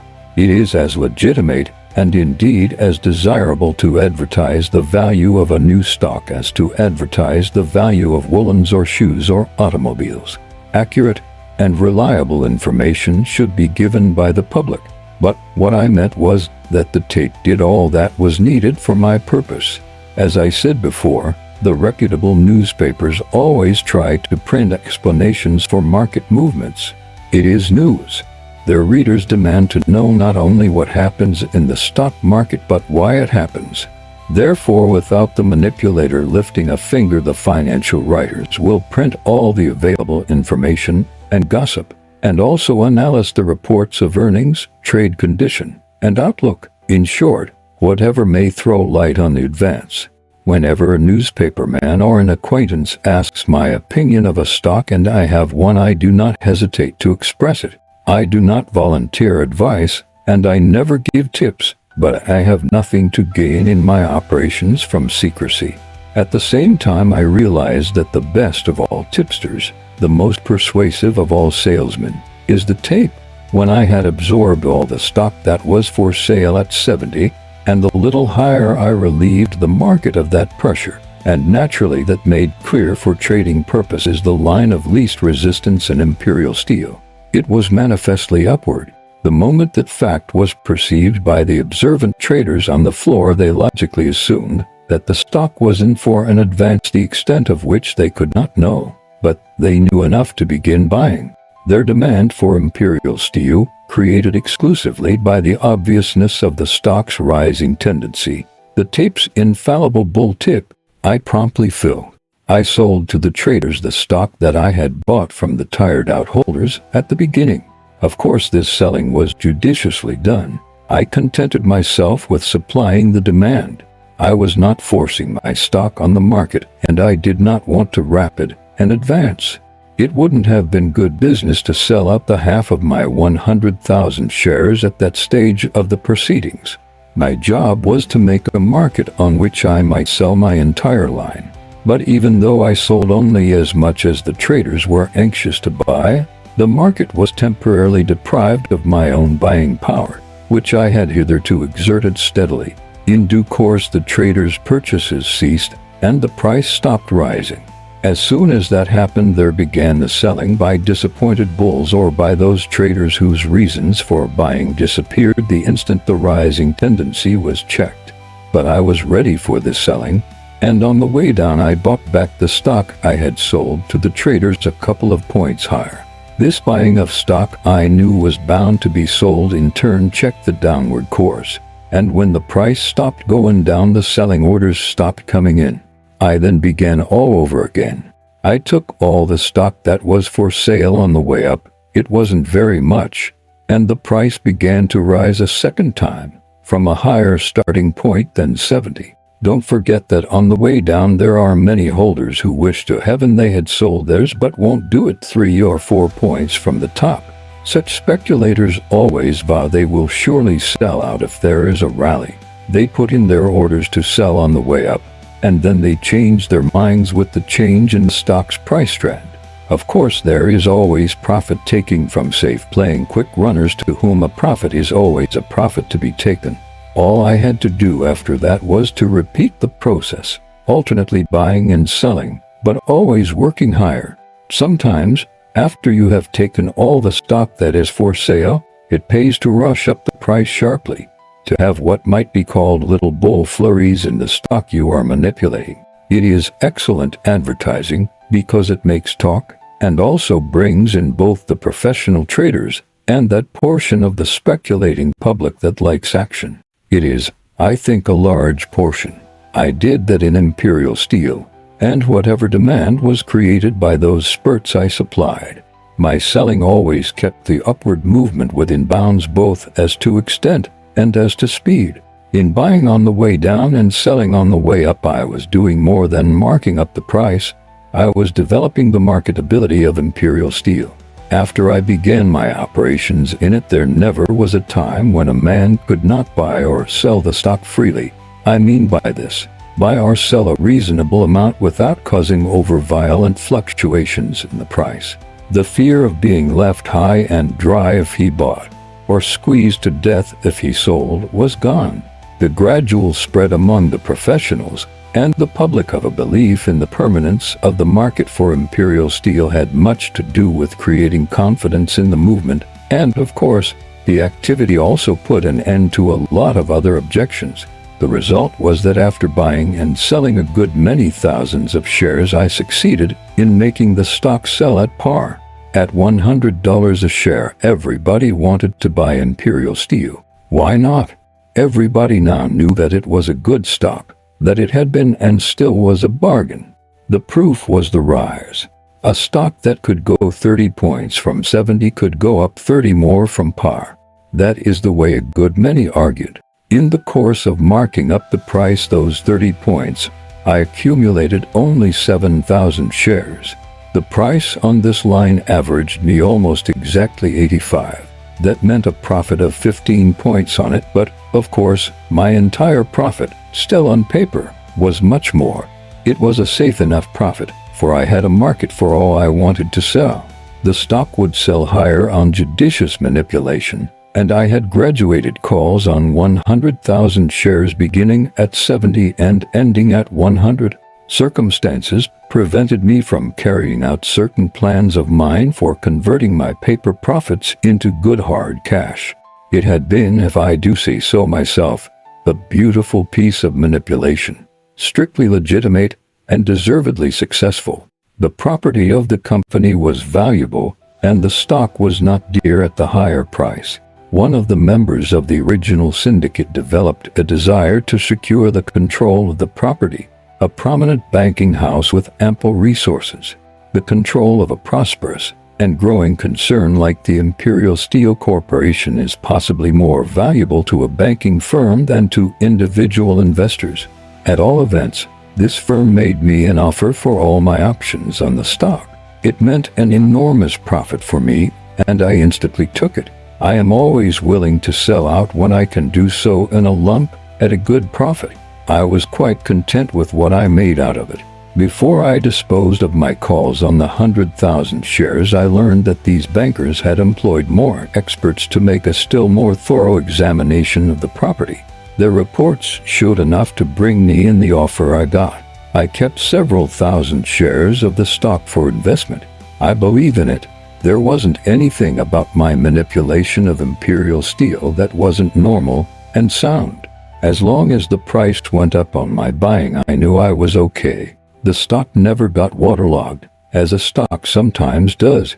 When you find that it fails to respond adequately to your buying, you don't need any better tip to sell. You know that if there is any value to a stock and general market conditions are right, you can always nurse it back after a decline, no matter if it's 20 points. But I never had to do anything like that in Imperial Steel. In my manipulation of stocks, I never lose sight of basic trading principles. Perhaps you wonder why I repeat this, or why I keep on harping on the fact that I never argue with the tape or lose my temper at the market because of its behavior. You would think, wouldn't you, that shrewd men who have made millions in their own business, and in addition, have successfully operated in Wall Street at times, would realize the wisdom of playing the game dispassionately. Well, you would be surprised at the frequency with which some of our most successful promoters behave like peevish women because the market does not act the way they wish it to act. They seem to take it as a personal slight, and they proceed to lose money by first losing their temper. There has been much gossip about the disagreement between John Prentice and myself. People have been led to expect a dramatic narrative of a stock market deal that went wrong, or some double-crossing that cost me or him millions, or something of that sort. Well, it wasn't. Prentice and I had been friendly for years. He had given me at various times information that I was able to utilize profitably, and I had given him advice which he may or may not have followed. If he did, he saved money. He was largely instrumental in the organization and promotion of the petroleum products company.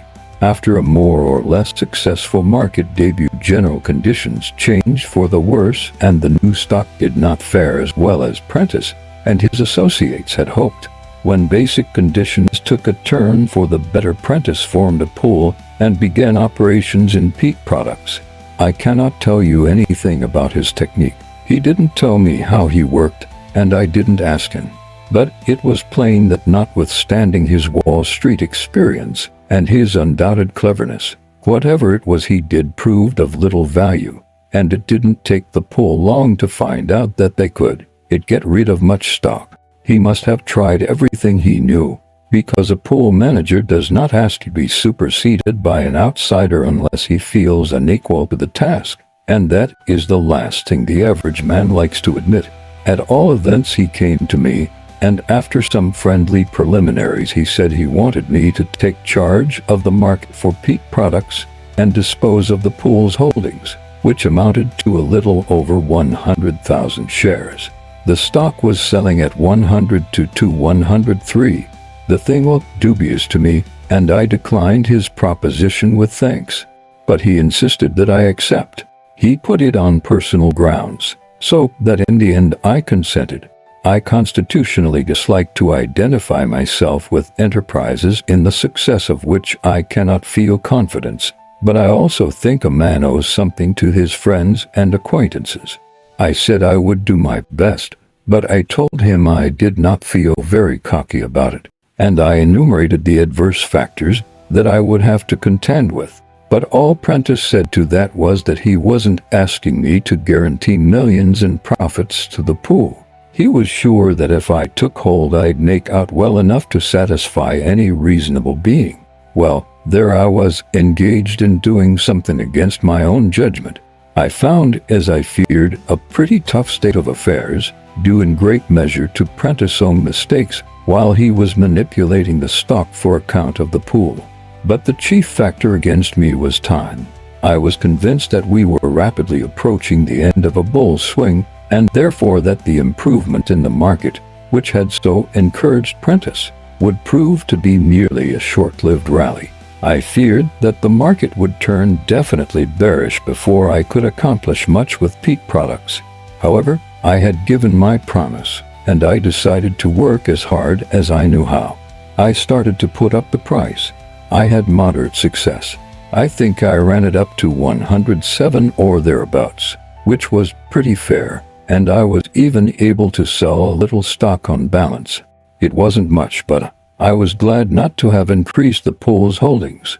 There were a lot of people not in the pool who were just waiting for a small rise to dump their stock, and I was a godsend to them. Had general conditions been better, I also would have done better. It was too bad that I wasn't called in earlier.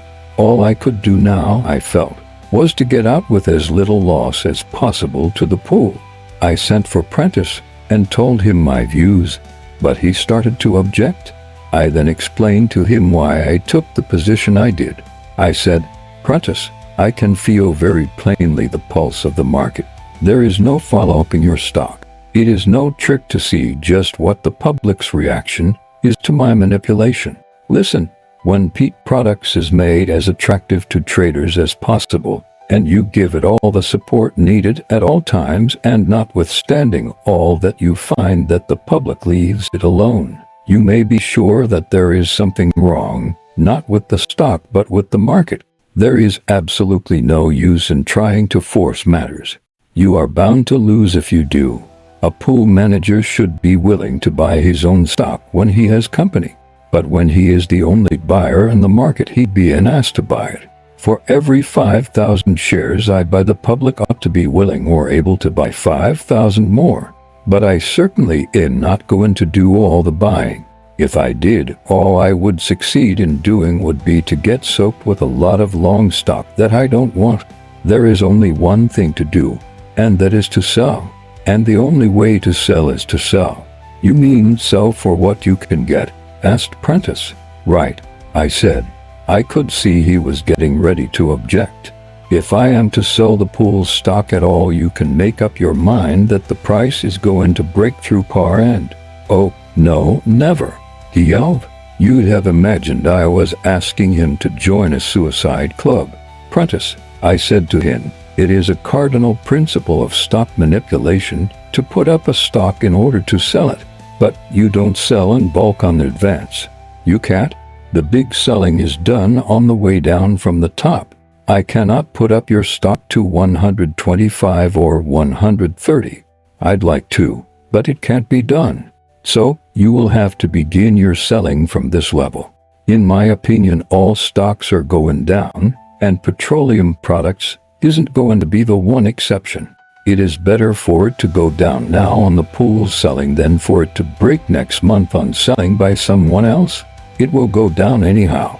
I can't see that I said anything harrowing, but you could have heard his howls in China. He simply wouldn't listen to such a thing. It would never do. It would play the dickens with the stock's record, to say nothing of inconvenient possibilities at the banks where the stock was held as collateral on loans, and so on. I told him again that in my judgment nothing in the world could prevent Peat Products from breaking 15 or 20 points, because the entire market was headed that way, and I once more said it was absurd to expect his stock to be a dazzling exception.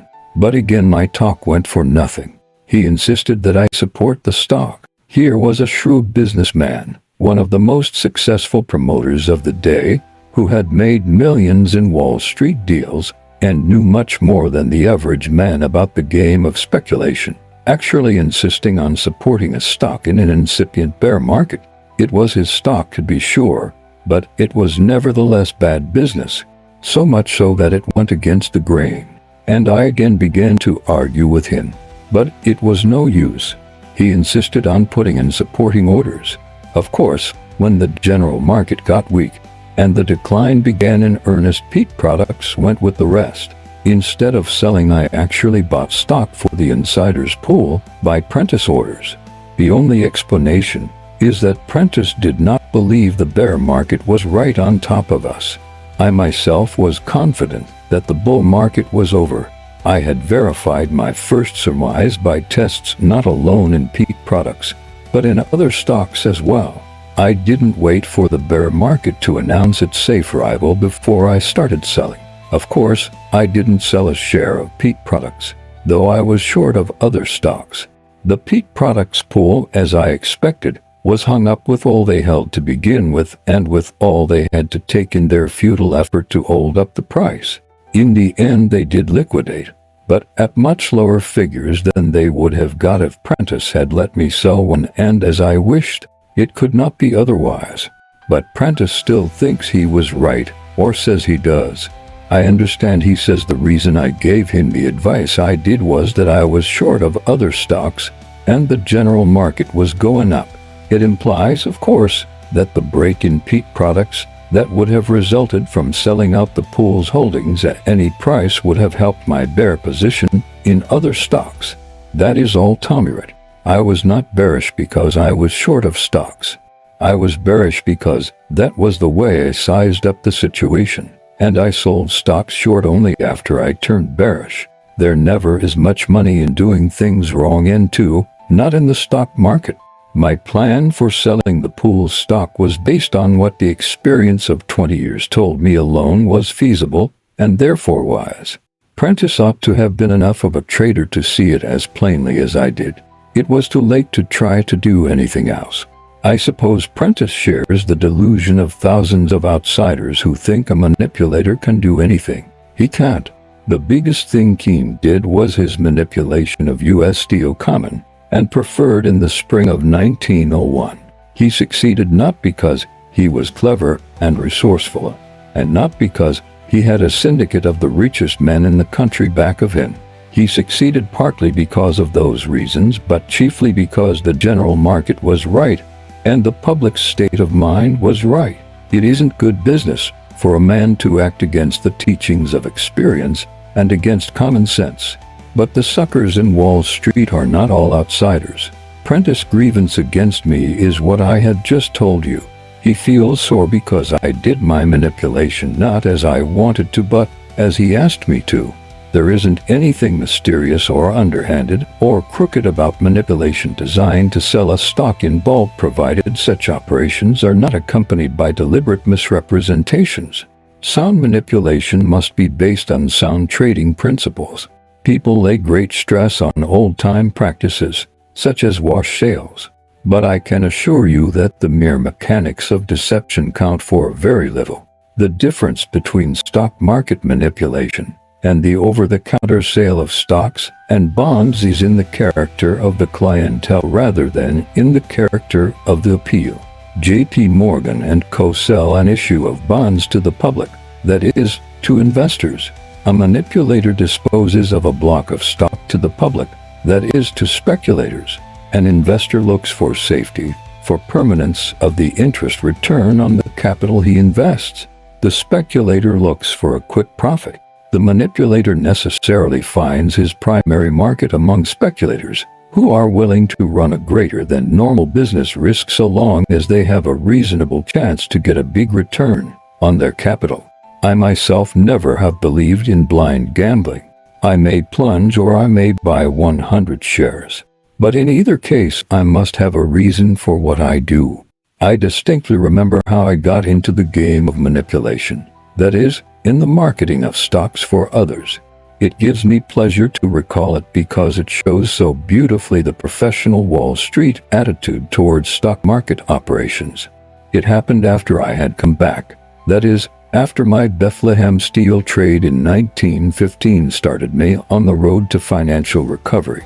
I traded pretty steadily and had very good luck. I have never sought newspaper publicity, but neither have I gone out of my way to hide myself. At the same time, you know that professional Wall Street exaggerates both the successes and the failures of whichever operator happens to be active. And of course, the newspapers hear about him and print rumors.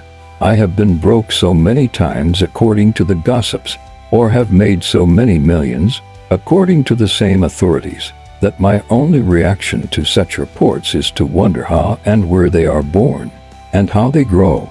I have had broker friend after broker friend bring the same story to me, a little changed each time, improved, more circumstantial. All this preface is to tell you how I first came to undertake the manipulation of a stock for someone else. The stories the newspapers printed of how I had paid back in full the millions I owed did the trick. My plungings and my winnings were so magnified by the newspapers that I was talked about in Wall Street. The day was past when an operator swinging a line of 200,000 shares of stock could dominate the market. But, as you know, the public always desires to find successors to the old leaders. It was Mr. Keen's reputation as a skillful stock operator, a winner of millions on his own hook, that made promoters and banking houses apply to him for selling large blocks of securities. In short, his services as manipulator were in demand because of the stories the street had heard about his previous successes as a trader. But Keen was gone, passed on to that heaven where he once said he wouldn't stay a moment unless he found Sisonby there waiting for him. 2 or 3 other men who made stock market history for a few months had relapsed into the obscurity of prolonged inactivity.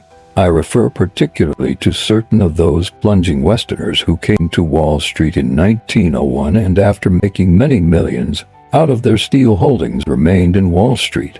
They were in reality super promoters rather than operators of the Keen type, but they were extremely able, extremely rich and extremely successful in the securities of the companies which they and their friends controlled. They were not really great manipulators, like Keen or Governor Flower. Still, the street found in them plenty to gossip about, and they certainly had a following among the professionals and the sportier commission houses. After they ceased to trade actively, the street found itself without manipulators. At least, it couldn't read about them in the newspapers. You remember the big bull market that began when the stock exchange resumed business in 1915. As the market broadened and the Allies' purchases in this country mounted into billions, we ran into a boom. As far as manipulation went, it wasn't necessary for anybody to lift a finger to create an unlimited market for a war bride. Scores of men made millions by capitalizing contracts or even promises of contracts. They became successful promoters, either with the aid of friendly bankers or by bringing out their companies on the curb market. The public bought anything that was adequately touted. When the bloom wore off the boom, some of these promoters found themselves in need of help from experts in stock salesmanship. When the public is hung up with all kinds of securities, some of them purchased at higher prices, it is not an easy task to dispose of untried stocks. After a boom, the public is positive that nothing is going up. It isn't that buyers become more discriminating, but that the blind buying is over. It is the state of mind that has changed. Prices don't even have to go down to make people pessimistic. It is enough if the market gets dull and stays dull for a time. In every boom, companies are formed primarily, if not exclusively, to take advantage of the public's appetite for all kinds of stocks. Also, there are belated promotions. The reason why promoters make that mistake is that, being human, they are unwilling to see the end of the boom. Moreover, it is good business to take chances when the possible profit is big enough. The top is never in sight when the vision is vitiated by hope. The average man sees a stock that nobody wanted at $12 or $14 a share suddenly advance to $30, which surely is the top, until it rises to $50. That is absolutely the end of the rise. Then it goes to $60, to $70, to $75. It then becomes a certainty that this stock, which a few weeks ago was selling for less than $15, can't go any higher. But it goes to $80 and to $85. Whereupon the average man, who never thinks of values but of prices, and is not governed in his actions by conditions but by fears, takes the easiest way. He stops thinking that there must be a limit to the advances. That is why those outsiders, who are wise enough not to buy at the top, make up for it by not taking profits. The big money in booms is always made first by the public, on paper, and it remains on paper. One day Jim Barnes, who not only was one of my principal brokers but an intimate friend as well, called on me. He said he wanted me to do him a great favor. He never before had talked that way, and so I asked him to tell me what the favor was, hoping it was something I could do, for I certainly wished to oblige him. He then told me that his firm was interested in a certain stock. In fact, they had been the principal promoters of the company and had placed the greater part of the stock. Circumstances had a reason that made it imperative for them to market a rather large block. Jim wanted me to undertake to do the marketing for him. The stock was Consolidated Stove. I did not wish to have anything to do with it for various reasons. But Barnes, to whom I was under some obligations, insisted on the personal favor phase of the matter, which alone could overcome my objections. He was a good fellow, a friend, and his firm, I gathered, was pretty heavily involved. So in the end I consented to do what I could. It has always seemed to me that the most picturesque point of difference between the war boom and other booms was the part that was played by a type new in stock market affairs, the boy banker.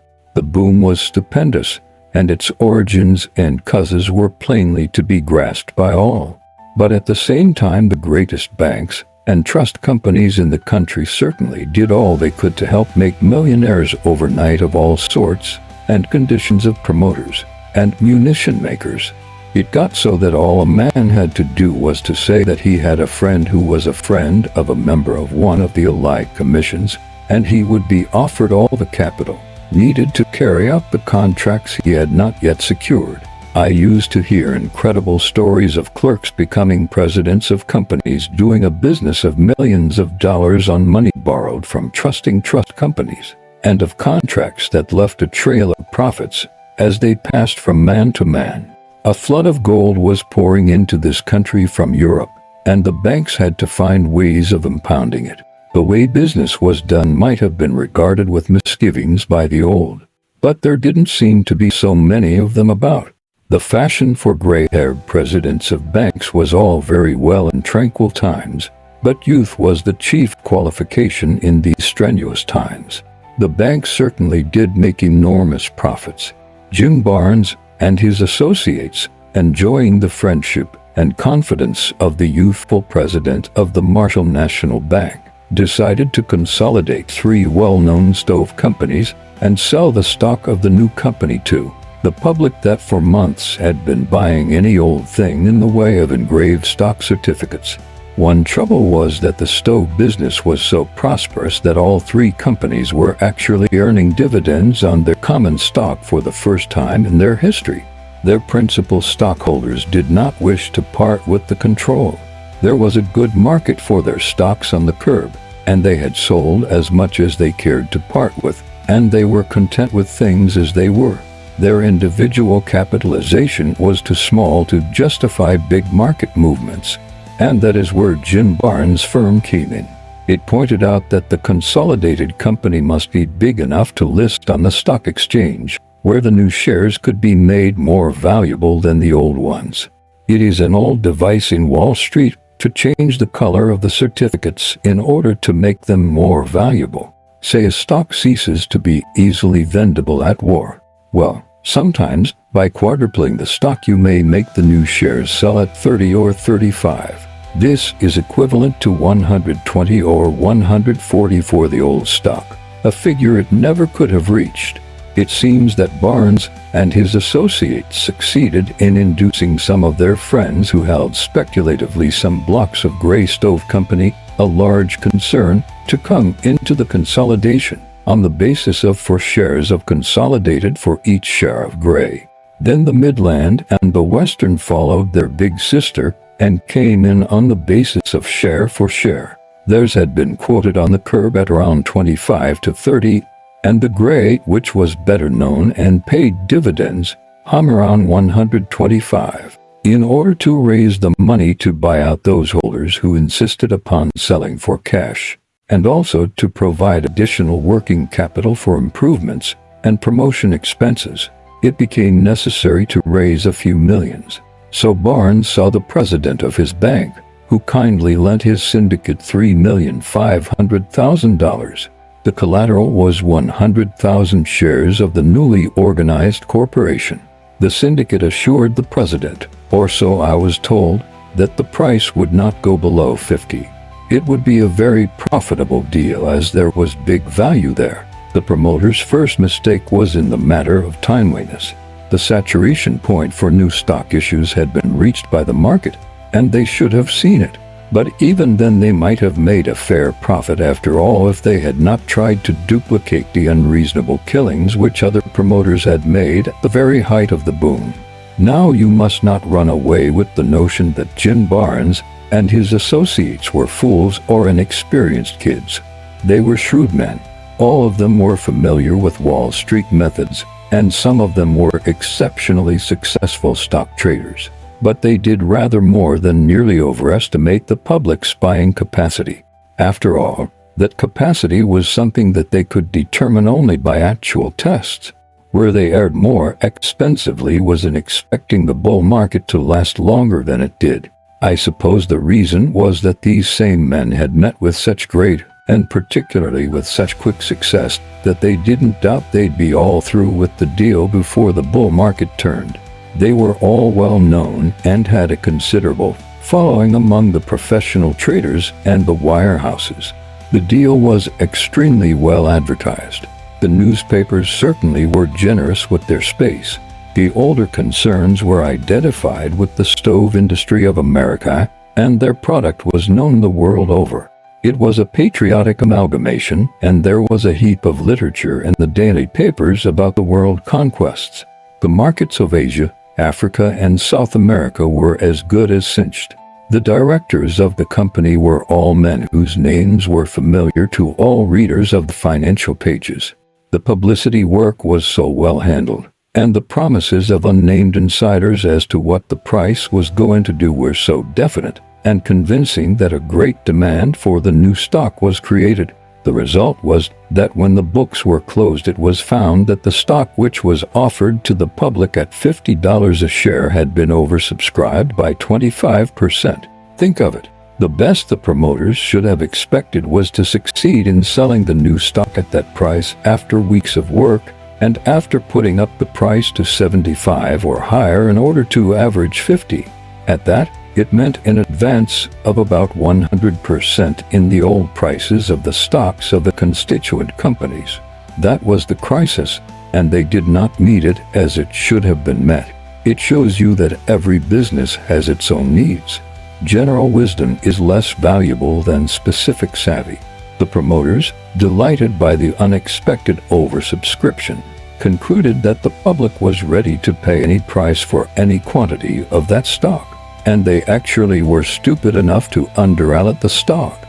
After the promoters made up their minds to be hoggish, they should have tried to be intelligently hoggish. What they should have done, of course, was to allot the stock in full. That would have made them short to the extent of 25% of the total amount offered for subscription to the public, and that, of course, would have enabled them to support the stock when necessary and at no cost to themselves. Without any effort on their part, they would have been in the strong strategic position that I always try to find myself in when I am manipulating a stock. They could have kept the price from sagging, thereby inspiring confidence in the new stock's stability and in the underwriting syndicate back of it. They should have remembered that their work was not over when they sold the stock offered to the public. That was only a part of what they had to market. They thought they had been very successful. But it was not long before the consequences of their two capital blunders became apparent. The public did not buy any more of the new stock because the entire market developed reactionary tendencies. The insiders got cold feet and did not support consolidated stove. And if insiders don't buy their own stock on recessions, who should? The absence of inside support is generally accepted as a pretty good bear tip. There is no need to go into statistical details. The price of consolidated stove fluctuated with the rest of the market, but it never went above the initial market quotations, which were only a fraction above 50. Barnes and his friends in the end had to come in as buyers in order to keep it above 40. Not to have supported that stock at the outset of its market career was regrettable, but not to have sold all the stock the public subscribed for was much worse. At all events, the stock was duly listed on the New York Stock Exchange, and the price of it duly kept sagging until it nominally stood at 37. and it stood there because Jim Barnes and his associates had to keep it there because their bank had loaned them $35 a share on 100,000 shares. If the bank ever tried to liquidate that loan, there was no telling what the price would break to. The public that had been eager to buy it at 50 now didn't care for it at 37 and probably wouldn't want it at 27. As time went on, the bank's successes in the matter of extensions of credits made people think the day of the poor banker was over. The banking business appeared to be on the ragged edge of suddenly relapsing into conservatism. Intimate friends were now asked to pay off loans for all the world as though they had never played golf with the president. There was no need to threaten on the lender's part or to plead for more time on the borrower's. The situation was highly uncomfortable for both. The bank, for example, with which my friend Jim Barnes did business, was still kindly disposed. But it was a case of, for heaven's sake, take up that loan or we'll all be in a dickens of a mess. The character of the mess and its explosive possibilities were enough to make Jim Barnes come to me to ask me to sell the 100,000 shares for enough to pay off the bank's $3,500,000 loan. Jim did not now expect to make a profit on that stock. If the syndicate only made a small loss on it, they would be more than grateful. It seemed a hopeless task. The general market was neither active nor strong, though at times there were rallies when everybody perked up and tried to believe the bull swing was about to resume. The answer I gave Barnes was that I'd look into the matter and let him know under what conditions I'd undertake the work. Well, I did look into it. I didn't analyze the company's last annual report. My studies were confined to the stock market phases of the problem. I was not going to tap the stock for a rise on its earnings or its prospects, but to dispose of that block in the open market. All I considered was what could or might help or hinder me in that task. I discovered, for one thing, that there was too much stock held by too few people, that is, too much for safety and far too much for comfort. Clifton P. Kane and Co. bankers and brokers, members of the New York Stock Exchange, were carrying 70,000 shares. They were intimate friends of Barnes and had been influential in effecting the consolidation, as they had made a specialty of stove stocks for years. Their customers had been let into the good thing. Ex-Senator Samuel Gordon, who was the special partner in his nephew's firm, Gordon Brothers, was the owner of a second block of 70,000 shares, and the famous Joshua Wolf had 60,000 shares. This made a total of 200,000 shares of consolidated stove held by this handful of veteran Wall Street professionals. They did not need any kind person to tell them when to sell their stock. If I did anything in the manipulating line calculated to bring in public buying, that is to say, if I made the stock strong and active, I could see Kane and Gordon and Wolf unloading, and not in homeopathic doses either. The vision of their 200,000 shares niggering into the market was not exactly entrancing.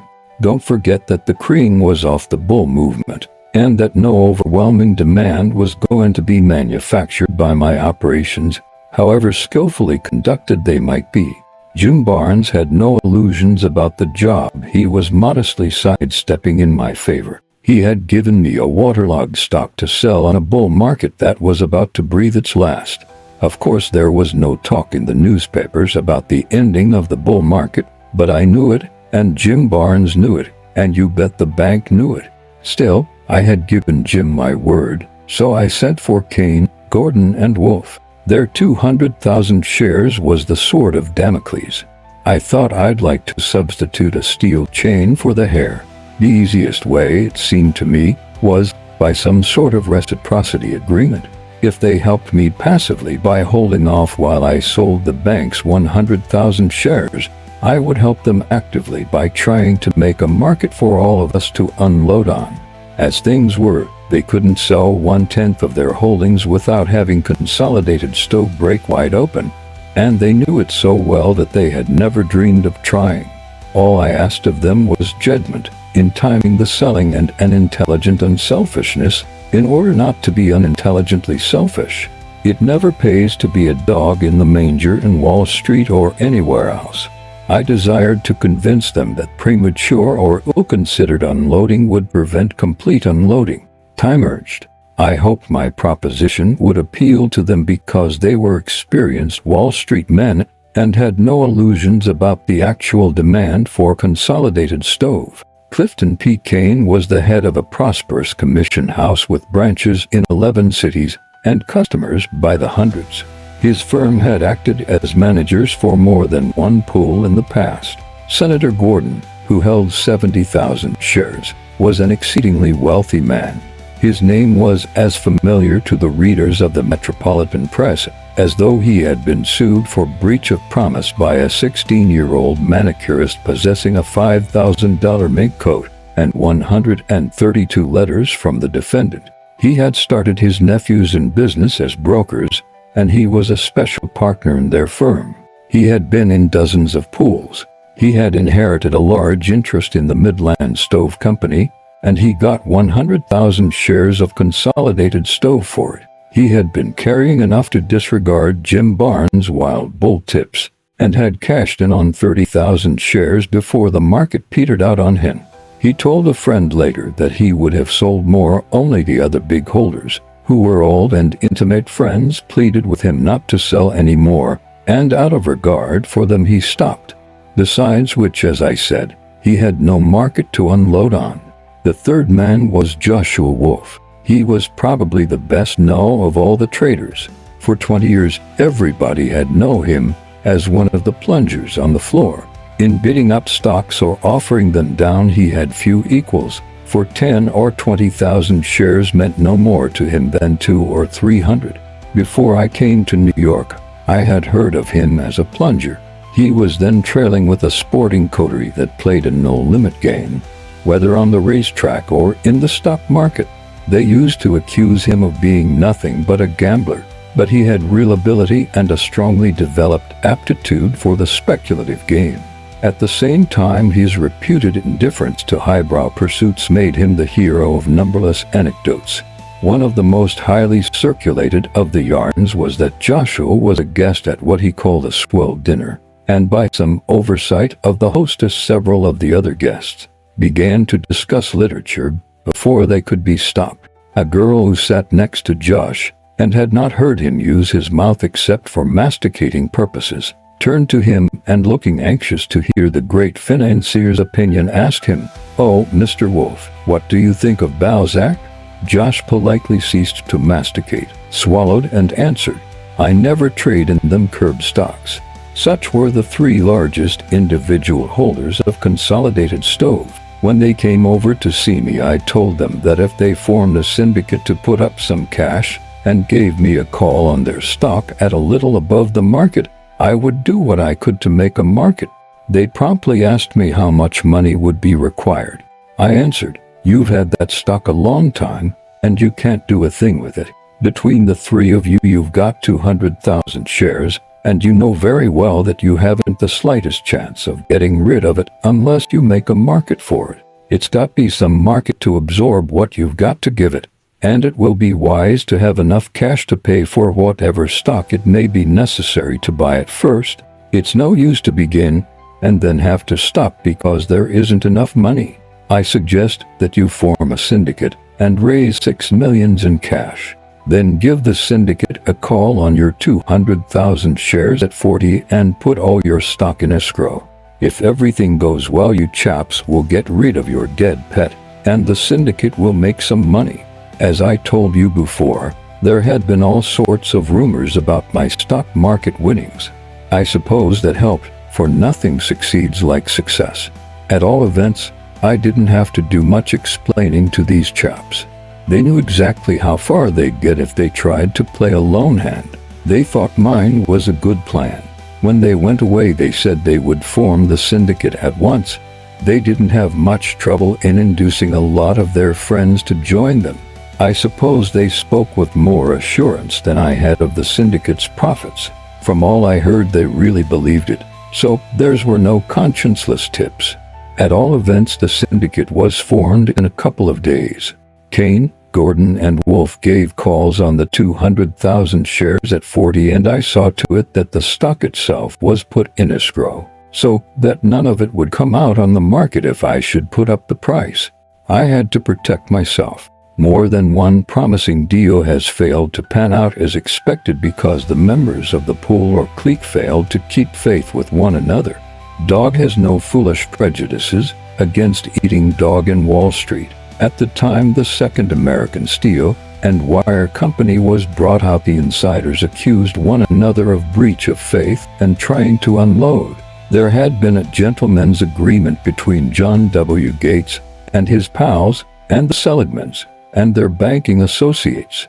Well, I heard somebody in a broker's office reciting this quatrain, which was said to have been composed by John W. Gates. The tarantula jumped on the centipede's back and chortled with ghoulish glee, "I'll poison this murderous son of a gun. If I don't, he'll poison me." Mind you, I do not mean for one moment to imply that any of my friends in Wall Street would even dream of double-crossing me in a stock deal. But on general principles, it is just as well to provide for any and all contingencies. It's plain sense. After Wolf and Kane and Gordon told me that they had formed their syndicate to put up $6 million in cash, there was nothing for me to do but wait for the money to come in. I had urged the vital need of haste. Nevertheless, the money came in driblets. I think it took 4 or 5 installments. I don't know what the reason was, but I remember that I had to send out an SOS call to Wolf and Kane and Gordon. That afternoon I got some big checks that brought the cash in my possession to about $4 million and the promise of the rest in a day or two. It began to look as though the syndicate might do something before the bull market passed away. At best it would be no cinch, and the sooner I began work the better. The public had not been particularly keen about new market movements in active stocks, but a man could do a great deal to arouse interest in any stock with $4 million in cash. It was enough to absorb all the probable offerings. If time urged, as I had said, there was no sense in waiting for the other $2 million. The sooner the stock got up to 50, the better for the syndicate. That was obvious. The next morning at the opening, I was surprised to see that there were unusually heavy dealings in Consolidated Stove. As I told you before, the stock had been waterlogged for months. The price had been pegged at 37. Jim Barnes taking good care not to let it go any lower on account of the big bank loan at 35. But as for going any higher, he'd as soon expect to see the Rock of Gibraltar shimmying across the strait as to see Consolidated Stove do any climbing on the tape. Well, sir, this morning there was quite a demand for the stock, and the price went up to 39. In the first hour of the trading, the transactions were heavier than for the whole previous half year. It was the sensation of the day and affected bullishly the entire market. I heard afterwards that nothing else was talked about in the customers' rooms of the commission houses. I didn't know what it meant, but it didn't hurt my feelings any to see Consolidated Stove perk up. As a rule, I do not have to ask about any unusual movement in any stock because my friends on the floor, brokers who do business for me, as well as personal friends among the room traders, keep me posted. They assume I'd like to know, and they telephone me any news or gossip they pick up. On this day all I heard was that there was unmistakable inside buying in Consolidated Stove. There wasn't any washing. It was all genuine. The purchasers took all the offerings from 37 to 39 and when importuned for reasons or begged for a tip, flatly refused to give any. This made the wily and watchful traders conclude that there was something doing, something big. When a stock goes up on buying by insiders who refuse to encourage the world at large to follow suit, the ticker hounds begin to wonder aloud when the official notice will be given out. I didn't do anything myself. I watched and wondered and kept track of the transactions. But on the next day the buying was not only greater in volume, but more aggressive in character. The selling orders, that had been on the specialist's books for months at above the peg price of 37 were absorbed without any trouble, and not enough new selling orders came in to check the rise. Naturally, up went the price. It crossed 40. Presently, it touched 42. The moment it touched that figure, I felt that I was justified in starting to sell the stock the bank held as collateral. Of course, I figured that the price would go down on my selling, but if my average on the entire line was 37, I'd have no fault to find. I knew what the stock was worth, and I had gathered some idea of the vendability from the months of inactivity. Well, sir, I let them have stock carefully until I had got rid of 30,000 shares, and the advance was not checked. That afternoon I was told the reason for that opportune but mystifying rise. It seems that the floor traders had been tipped off after the close the night before, and also the next morning before the opening, that I was bullish as blazes on Consolidated Stove, and was going to rush the price right up 15 or 20 points without a reaction, as was my custom. That is, my custom according to people who never kept my books. The tipster-in-chief was no less a personage than Joshua Wolf. It was his own inside buying that started the rise of the day before. His cronies among the floor traders were only too willing to follow his tip, for he knew too much to give wrong steers to his fellows. As a matter of fact, there was not so much stock pressing on the market as had been feared. Consider that I had tied up 300,000 shares, and you will realize that the old fears had been well-founded. It now proved less of a job than I had anticipated to put up the stock. After all, Governor Flower was right. Whenever he was accused of manipulating his firm's specialties, like Chicago Gas, Federal Steel, or BRT, he used to say, "The only way I know of making a stock go up is to buy it." That also was the floor trader's only way, and the price responded. On the next day before breakfast, I read in the morning papers what was read by thousands, and what undoubtedly was sent over the wires to hundreds of branches and out-of-town offices, and that was that Larry Livingston was about to begin active bull operations in Consolidated Stove. The additional details differed. One version had it that I had formed an insider's pool and was going to punish the overextended short interest. Another hinted at dividend announcements in the near future. Another reminded the world that what I usually did to a stock I was bullish on was something to remember. Still another accused the company of concealing its assets in order to permit accumulation by insiders. And all of them agreed that the rise hadn't fairly started.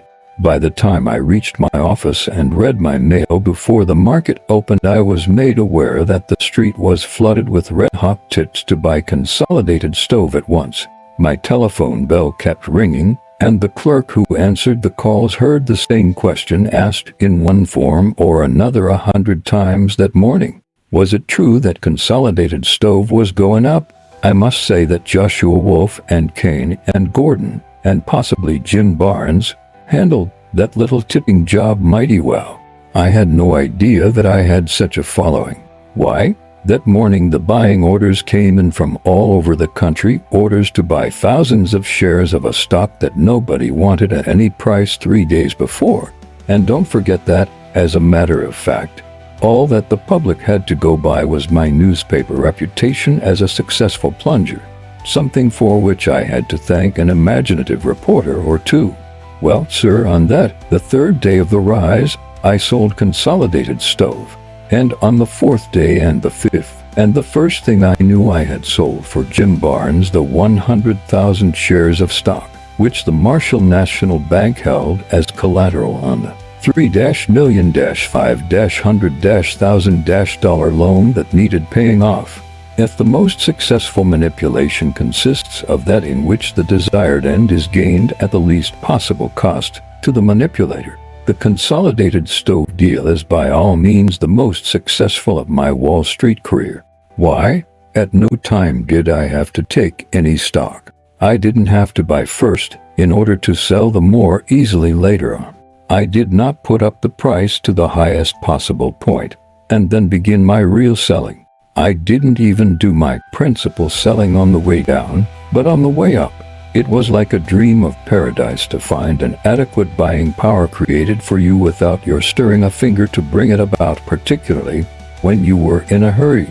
I once heard a friend of Governor Flowers say that in one of the great bull leaders' operations for the account of a pool in BRT, the pool sold 50,000 shares of the stock at a profit, but Flower and Co. got commissions on more than 250,000 shares, and W.P. Hamilton says that to distribute 220,000 shares of Amalgamated Copper, James R. Keene must have traded in at least 700,000 shares of the stock during the necessary manipulation. Some commission bill. Think of that, and then consider that the only commissions that I had to pay were the commissions on the 100,000 shares I actually sold for Jim Barnes. I call that some saving, having sold what I had engaged to sell for my friend Jim, and all the money the syndicate had agreed to raise not having been sent in, and feeling no desire to buy back any of the stock I had sold. I rather think I went away somewhere for a short vacation. I do not remember exactly, but I do remember very well that I let the stock alone, and that it was not long before the price began to sag. One day, when the entire market was weak, some disappointed bull wanted to get rid of his consolidated stove in a hurry, and on his offerings the stock broke below the call price, which was 40.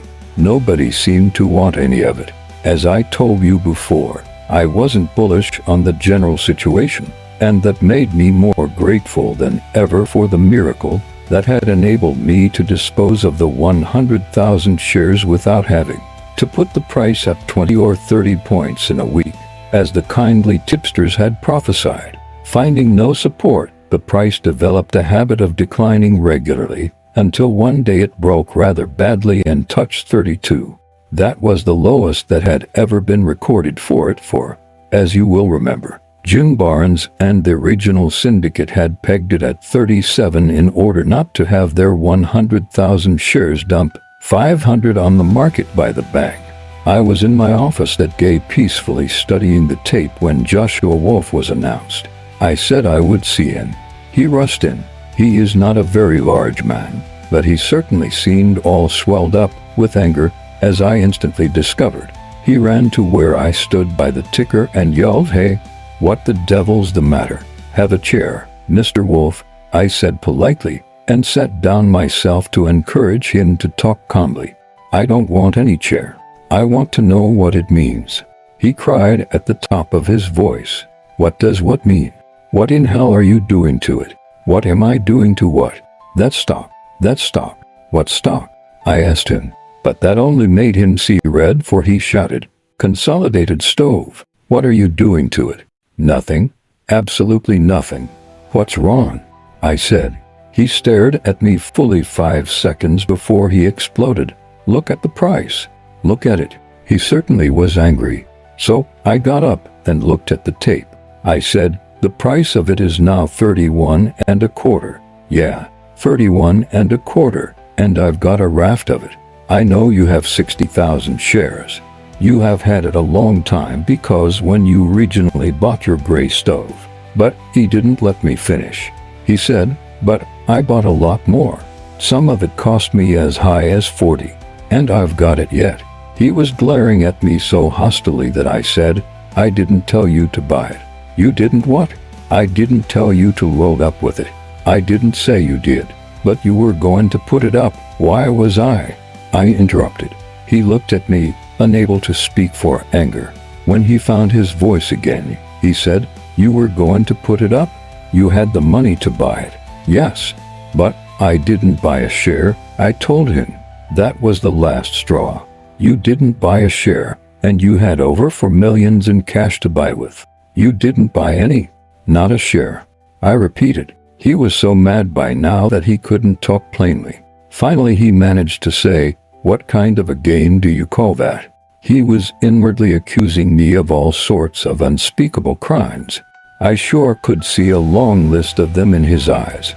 It made me say to him, "What you really mean to ask me, Wolf, is why I didn't buy from you above 50 the stock you bought below 40. Isn't that it?" No, it isn't. You had a call at 40 and for millions in cash to put up the price with. Yes, but I didn't touch the money, and the syndicate has not lost a cent by my operations. Look here, Livingston, he began. But I didn't let him say any more. You listened to me, Wolf. You knew that the 200,000 shares you and Gordon and Kane held were tied up, and that there wouldn't be an awful lot of floating stock to come on the market if I put up the price, as I'd have to do for two reasons. The first, to make a market for the stock, and the second, to make a profit out of the call at 40. But you weren't satisfied to get 40 for the 60,000 shares you'd been lugging for months, or with your share of the syndicate profits, if any. So you decided to take on a lot of stock under 40 to unload on me when I put the price up with the syndicate's money, as you were sure I meant to do. You'd buy before I did, and you'd unload before I did. In all probability, I'd be the one to unload on. I suspect you figured on my having to put the price up to 60. It was such a cinch that you probably bought 10,000 shares strictly for unloading purposes, and to make sure somebody held the bag if I didn't, you tipped off everybody in the United States, Canada, and Mexico without thinking of my added difficulties. All your friends knew what I was supposed to do. Between their buying and mine, you were going to be all hunky. Well, your intimate friends to whom you gave the tip passed it on to their friends after they had bought their lines, and the third stratum of tip-takers planned to supply the fourth, fifth, and possibly sixth strata of suckers, so that when I finally came to do some selling, I'd find myself anticipated by a few thousands of wise speculators.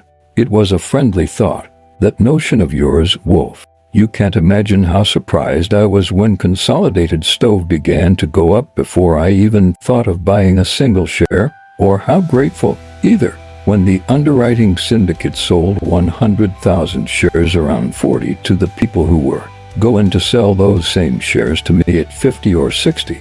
I sure was a sucker not to use the 4 millions to make money for them, wasn't I? The cash was supplied to buy stock with, but only if I thought it necessary to do so. Well, I didn't. Joshua had been in Wall Street long enough not to let anger interfere with business. He cooled off as he heard me, and when I was through talking, he said in a friendly tone of voice, "Look here, Larry, old chap. What shall we do?" "Do whatever you please." "Oh, be a sport. What would you do if you were in our place?" "If I were in your place," I said solemnly, "do you know what I'd do?" "What?" "I'd sell out," I told him. He looked at me a moment, and without another word turned on his heel and walked out of my office. He's never been in it since. Not long after that, Senator Gordon also called. He, too, was quite peevish and blamed me for their troubles. Then King joined the Anvil chorus. They forgot that their stock had been unsellable in bulk when they formed the syndicate. All they could remember was that I didn't sell their holdings when I had the syndicate's millions and the stock was active at 44, and that now it was 30 and dull as dishwater. To their way of thinking, I should have sold out at a good fat profit. Of course, they also cooled down in due time. The syndicate wasn't out a cent, and the main problem remained unchanged: to sell their stock. A day or two later, they came back and asked me to help them out. Gordon was particularly insistent, and in the end I made them put in their pool stock at 25.5. My fee for my services was to be 1/2 of whatever I got above that figure. The last sale had been at about 30. There I was with their stock to liquidate. Given general market conditions, and specifically the behavior of Consolidated Stove, there was only one way to do it, and that was, of course, to sell on the way down and without first trying to put up the price, and I certainly would have got stock by the ream on the way up. But on the way down I could reach those buyers who always argue that a stock is cheap when it sells 15 or 20 points below the top of the movement, particularly when that top is a matter of recent history. A rally's due, in their opinion. After seeing Consolidated Stove sell up to close to 44, it sure looked like a good thing below 30. It worked out as always. Bargain hunters bought it in sufficient volume to enable me to liquidate the pool's holdings. But do you think that Gordon or Wolf or Kane felt any gratitude? Not a bit of it. They are still sore at me, or so their friends tell me. They often tell people how I did them. They cannot forgive me for not putting up the price on myself, as they expected. As a matter of fact, I never would have been able to sell the bank's 100,000 shares if Wolf and the rest had not passed around those red-hot bull tips of theirs. If I had worked as I usually do, that is, in a logical, natural way, I would have had to take whatever price I could get.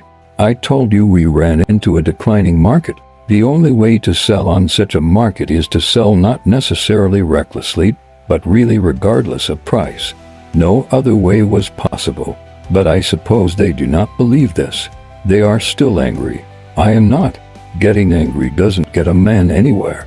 More than once it has been borne in on me that a speculator who loses his temper is a goner.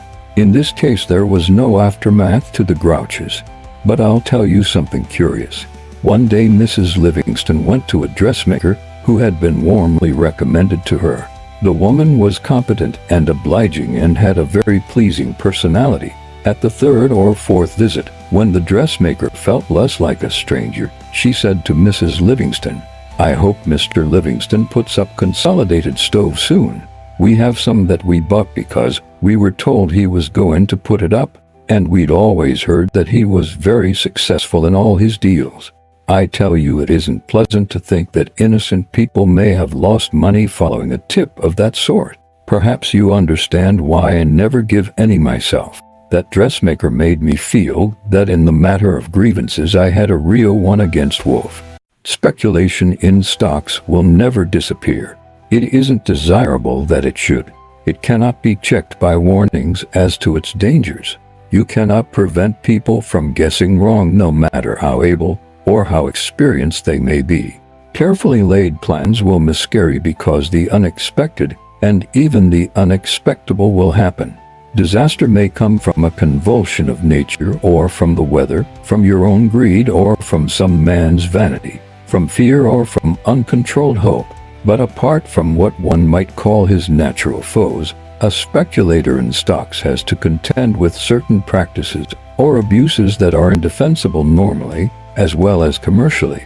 As I look back and consider what were the common practices 25 years ago when I first came to Wall Street, I have to admit that there have been many changes for the better. The old-fashioned bucket shops are gone, though bucketeering brokerage houses still prosper at the expense of men and women who persist in playing the game of getting rich quick. The stock exchange is doing excellent work not only in getting after these out-and-out swindlers, but in insisting upon strict adherence to its rules by its own members. Many wholesome regulations and restrictions are now strictly enforced, but there is still room for improvement. The ingrained conservatism of Wall Street, rather than ethical callousness, is to blame for the persistence of certain abuses. Difficult as profitable stock speculation always has been, it is becoming even more difficult every day. It was not so long ago when a real trader could have a good working knowledge of practically every stock on the list. In 1901, when J.P. Morgan brought out the United States Steel Corporation, which was nearly a consolidation of lesser consolidations, most of which were less than 2 years old, the stock exchange had 275 stocks on its list and about 100 in its unlisted department. And this included a lot that a chap didn't have to know anything about because they were small issues or inactive by reason of being minority or guaranteed stocks, and therefore lacking in speculative attractions. In fact, an overwhelming majority were stocks in which there had not been a sale in years. Today there are about 900 stocks on the regular list, and in our recent active markets about 600 separate issues were traded in. Moreover, the old groups or classes of stocks were easier to keep track of. They not only were fewer, but the capitalization was smaller, and the news a trader had to be on the lookout for did not cover so wide a field. But today, a man is trading in everything. Almost every industry in the world is represented. It requires more time and more work to keep posted, and to that extent speculation has become much more difficult for those who operate intelligently. There are many thousands of people who buy and sell stocks speculatively, but the number of those who speculate profitably is small. As the public always is in the market to some extent, it follows that there are losses by the public all the time. The speculator's deadly enemies are ignorance, greed, fear, and hope. All the statute books in the world and all the rules of all the exchanges on earth cannot eliminate these from the human animal. Accidents which not carefully conceived plans sky high also are beyond regulation by bodies of cold-blooded economists or warm-hearted philanthropists. There remains another source of loss, and that is deliberate misinformation as distinguished from straight tips. And because it is apt to come to a stock trader variously disguised and camouflaged, it is the more insidious and dangerous. The average outsider, of course, trades either on tips or on rumors, spoken or printed, direct or implied. Against ordinary tips you cannot guard. For instance, a lifelong friend sincerely desires to make you rich by telling you what he has done. That is, to buy or sell some stock. His intent is good. If the tip goes wrong, what can you do? Also against the professional or crooked tipster, the public is protected to about the same extent that he is against gold bricks or wood alcohol. But against the typical Wall Street rumors, the speculating public has neither protection nor redress. Wholesale dealers in securities, manipulators, pools, and individuals resort to various devices to aid them in disposing of their surplus holdings at the best possible prices. The circulation of bullish items by the newspapers and the tickers is the most pernicious of all. Get the slips of the financial news agencies any day and it will surprise you to see how many statements of an implied semi-official nature they print. The authority is some leading insider or a prominent director or a high official or someone in authority who presumably knows what he is talking about. Here are today's slips. I pick an item at random. Listen to this. A leading banker says it is too early yet to expect a declining market. Did a leading banker really say that? And if he said it, why did he say it? Why does he not allow his name to be printed? Is he afraid that people will believe him if he does? Here is another one about a company the stock of which has been active this week. This time the man who makes the statement is a prominent director. Now which, if any, of the company's dozen directors is doing the talking? It is plain that by remaining anonymous nobody can be blamed for any damage that may be done by the statement. Quite apart from the intelligent study of speculation, everywhere the trader in stocks must consider certain facts in connection with the game in Wall Street. In addition to trying to determine how to make money, one must also try to keep from losing money. It is almost as important to know what not to do as to know what should be done. It is therefore well to remember that manipulation of some sort enters into practically all advances in individual stocks, and that such advances are engineered by insiders with one object in view, and one only end, that is to sell at the best profit possible. However, the average broker's customer believes himself to be a businessman from Missouri if he insists upon being told why a certain stock goes up. Naturally, the manipulators explain the advance in a way calculated to facilitate distribution. I am firmly convinced that the public's losses would be greatly reduced if no anonymous statements of a bullish nature were allowed to be printed. I mean statements calculated to make the public buy or hold stocks. The overwhelming majority of the bullish articles printed on the authority of unnamed directors or insiders convey unreliable and misleading impressions to the public. The public loses many millions of dollars every year by accepting such statements as semi-official and therefore trustworthy. Say, for example, that a company has gone through a period of depression in its particular line of business. The stock is inactive. The quotation represents the general and presumably accurate belief of its actual value. If the stock were too cheap at that level, somebody would know it and buy it, and it would advance. If too dear, somebody would know enough to sell it, and the price would decline. As nothing happens one way or another, nobody talks about it or does anything. The turn comes in the line of business the company is engaged in. Who are the first to know it? The insiders or the public? You can bet it isn't the public. What happens next? Why, if the improvement continues, the earnings will increase and the company will be in position to resume dividends on the stock, or, if dividends were not discontinued, to pay a higher rate. That is, the value of the stock will increase. Say that the improvement keeps up. Does the management make public that glad fact? Does the president tell the stockholders? Does a philanthropic director come out with a signed statement for the benefit of that part of the public that reads the financial page in the newspapers and the slips of the news agencies?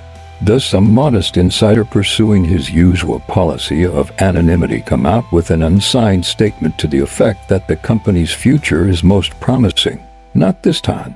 Not a word is said by anyone and no statement whatever is printed by newspapers or tickers. The value-making information is carefully kept from the public while the now taciturn prominent insiders go into the market and buy all the cheap stock they can lay their hands on. As this well-informed but unostentatious buying keeps on, the stock rises. The financial reporters, knowing that the insiders ought to know the reason for the rise, ask questions. The unanimously anonymous insiders unanimously declare that they have no news to give out. They do not know that there is any warrant for the rise. Sometimes they even state that they are not particularly concerned with the vagaries of the stock market or the actions of stock speculators. The rise continues, and there comes a happy day when those who know have all the stock they want or can carry. The street at once begins to hear all kinds of bullish rumors. The tickers tell the traders on good authority that the company has definitely turned the corner. The same modest director who did not wish his name used when he said he knew no warrant for the rise in the stock is now quoted, of course not by name, as saying that the stockholders have every reason to feel greatly encouraged over the outlook. Urged by the deluge of bullish news items, the public begins to buy the stock. These purchases help to put the price still higher. In due course, the predictions of the uniformly unnamed directors come true and the company resumes dividend payments or increases the rate, as the case may be. With that, the bullish items multiply. They not only are more numerous than ever but much more enthusiastic. A leading director, asked point blank for a statement of conditions, informs the world that the improvement is more than keeping up. A prominent insider, after much coaxing, is finally induced by a news agency to confess that the earnings are nothing short of phenomenal.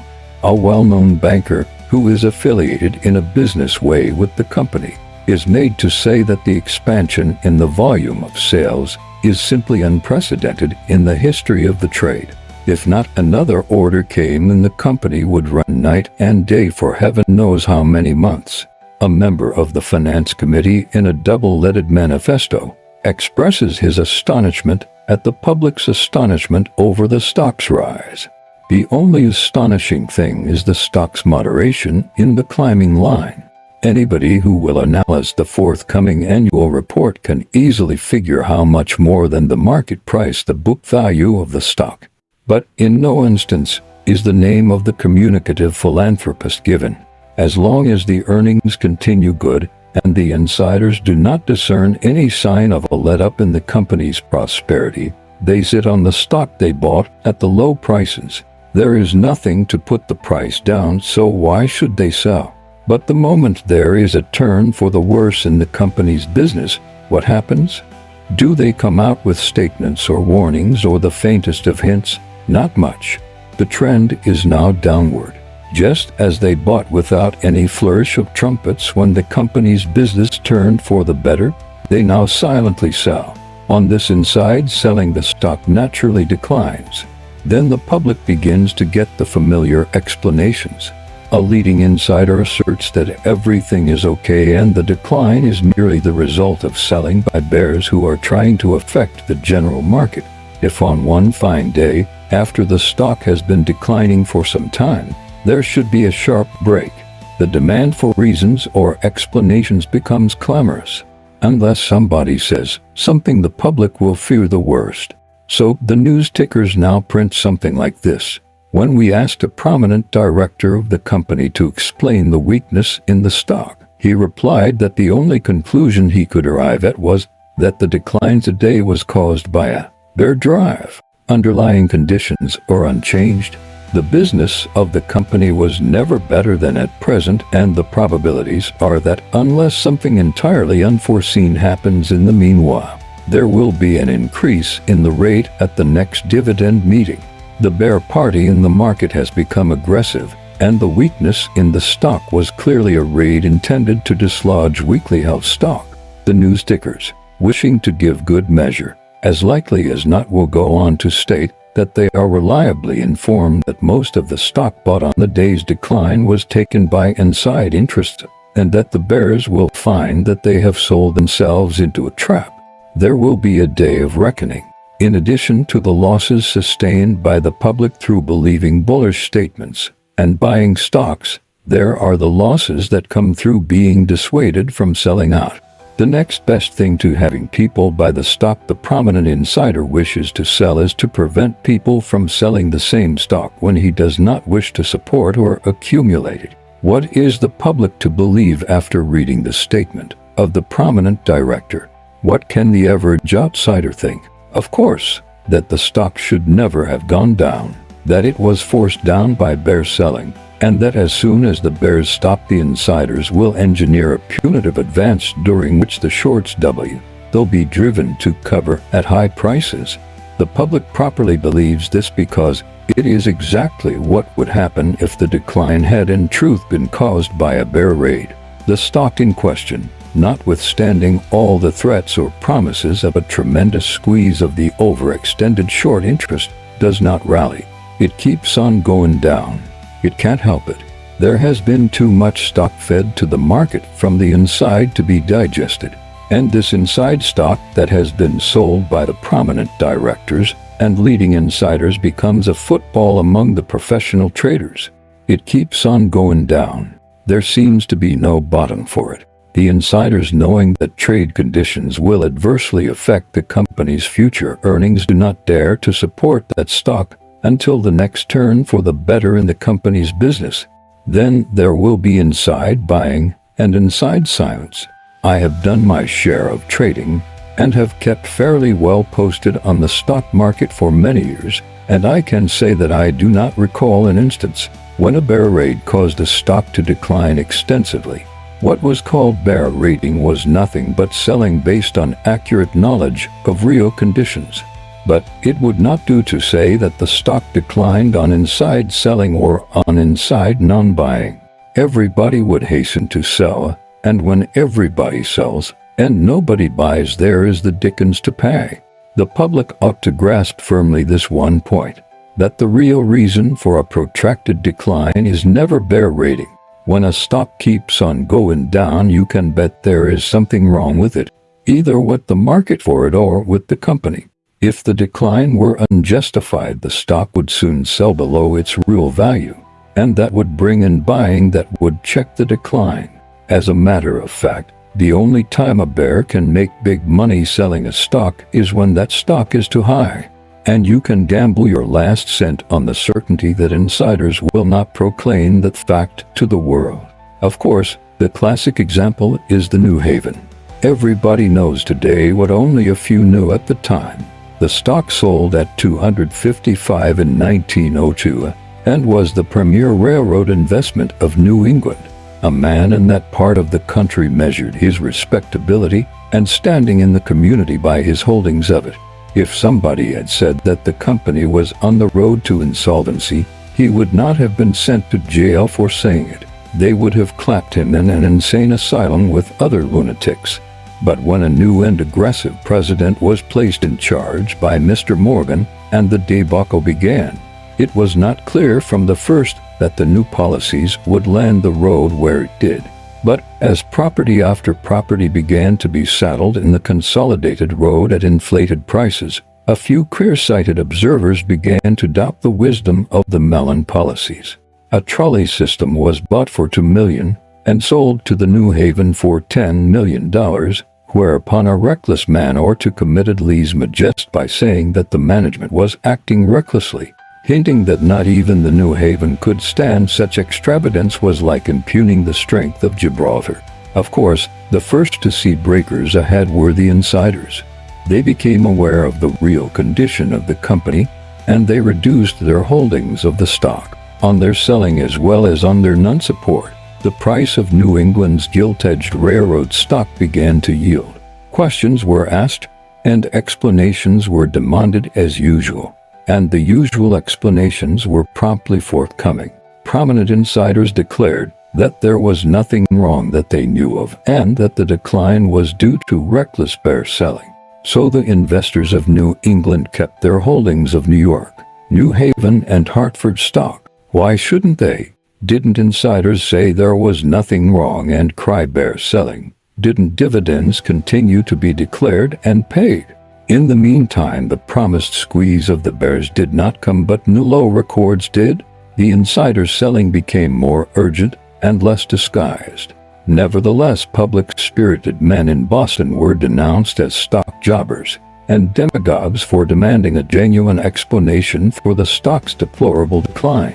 That meant appalling losses to everybody in New England who had wanted a safe investment and a steady dividend payer.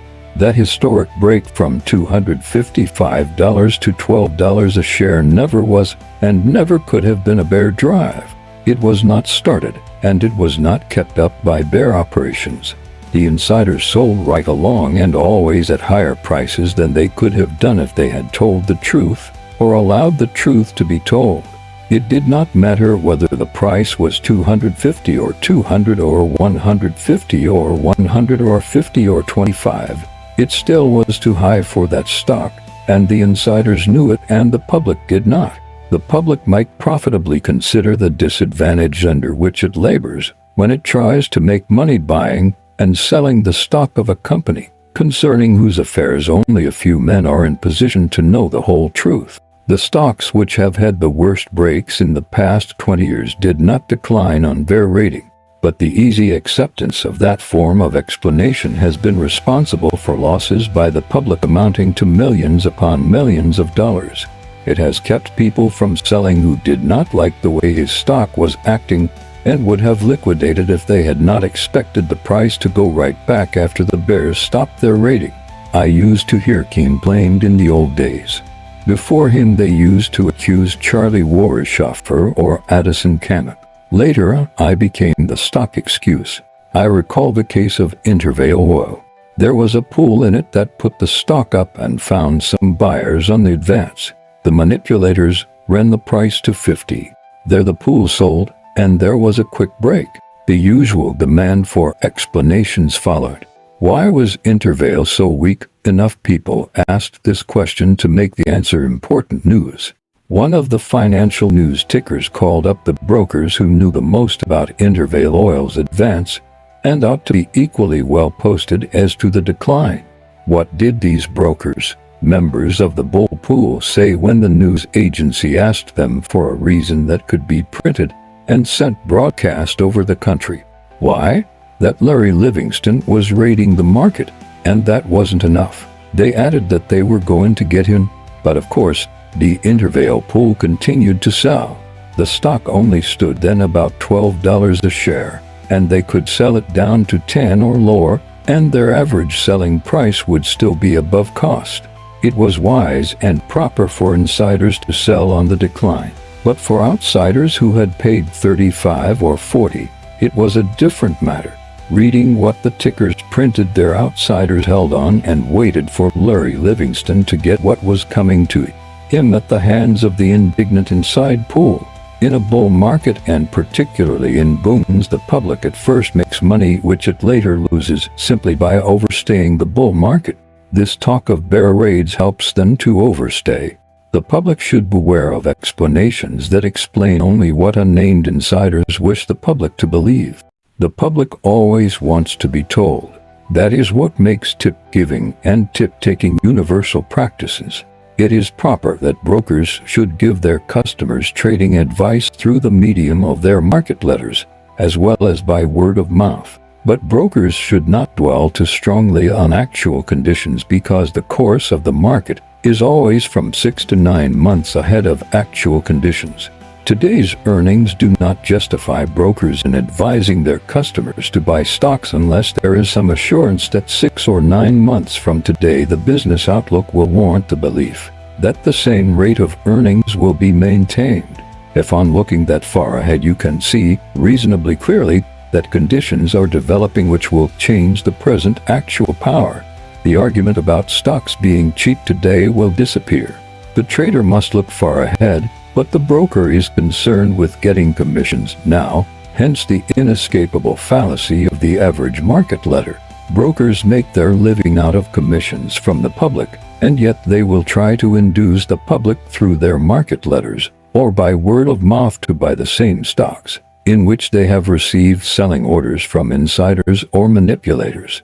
It often happens that an insider goes to the head of a brokerage concern and says, "I wish you'd make a market in which to dispose of 50,000 shares of my stock." The broker asked for further details. Let us say that the quoted price of that stock is 50. The insider tells him, "I will give you calls on 5,000 shares at 45 and 5,000 shares every point up for the entire 50,000 shares. I also will give you a put on 50,000 shares at the market." Now this is pretty easy money for the broker if he has a large following, and of course this is precisely the kind of broker the insider seeks. A house with direct wires to branches and connections in various parts of the country can usually get a large following in a deal of that kind. Remember that in any event the broker is playing absolutely safe by reason of the put. If he can get his public to follow, he will be able to dispose of his entire line at a big profit in addition to his regular commissions. I have in mind the exploits of an insider who is well known in Wall Street. He will call up the head customer's man of a large brokerage house. At times he goes even further and calls up one of the junior partners of the firm. He will say something like this, "Say, old man, I want to show you that I appreciate what you have done for me at various times. I am going to give you a chance to make some real money. We are forming a new company to absorb the assets of one of our companies, and we'll take over that stock at a big advance over present quotations. I'm going to send into you 500 shares of Bantam Shops at $65. The stock is now quoted at 72. The grateful insider tells the thing to a dozen of the headmen in various big brokerage houses. Now, since these recipients of the insider's bounty are in Wall Street, what are they going to do when they get that stock that already shows them a profit? Of course, advise every man and woman they can reach to buy that stock. The kind donor knew this. They will help to create a market in which the kind insider can sell his good things at high prices to the poor public. There are other devices of stock-selling promoters that should be barred. The exchanges should not allow trading in listed stocks that are offered outside to the public on the partial payment plan. To have the price officially quoted gives a sort of sanction to any stock. Moreover, the official evidence of a free market, and at times the difference in prices, is all the inducement needed. Another common selling device that costs the unthinking public many millions of dollars and sends nobody to jail because it is perfectly legal is that of increasing the capital stock exclusively by reason of market exigencies. The process does not really amount to much more than changing the color of the stock certificates. The juggling whereby 2 or 4 or even 10 shares of new stock are given in exchange for one of the old is usually prompted by a desire to make the old merchandise easily vendable. The old price was $1 per pound package and hard to move. At 25 cents for a quarter-pound box it might go better, and perhaps at 27 or 30 cents. Why does not the public ask why the stock is made easy to buy? It is a case of the Wall Street philanthropist operating again, but the wise trader bewares of the Greeks bearing gifts. It is all the warning needed. The public disregards it, and loses millions of dollars annually. The law punishes whoever originates or circulates rumors calculated to affect adversely the credit or business of individuals or corporations, that is, that tend to depress the values of securities by influencing the public to sell. Originally, the chief intention may have been to reduce the danger of panic by punishing anyone who doubted aloud the solvency of banks in times of stress. But of course, it serves also to protect the public against selling stocks below their real value. In other words, the law of the land punishes the disseminator of bearish items of that nature. How is the public protected against the danger of buying stocks above their real value?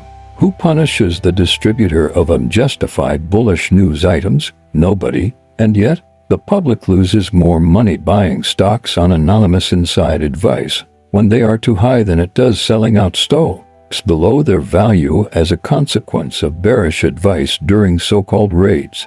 If a law were passed that would punish bull liars, as the law now punishes bear liars, I believe the public would save millions.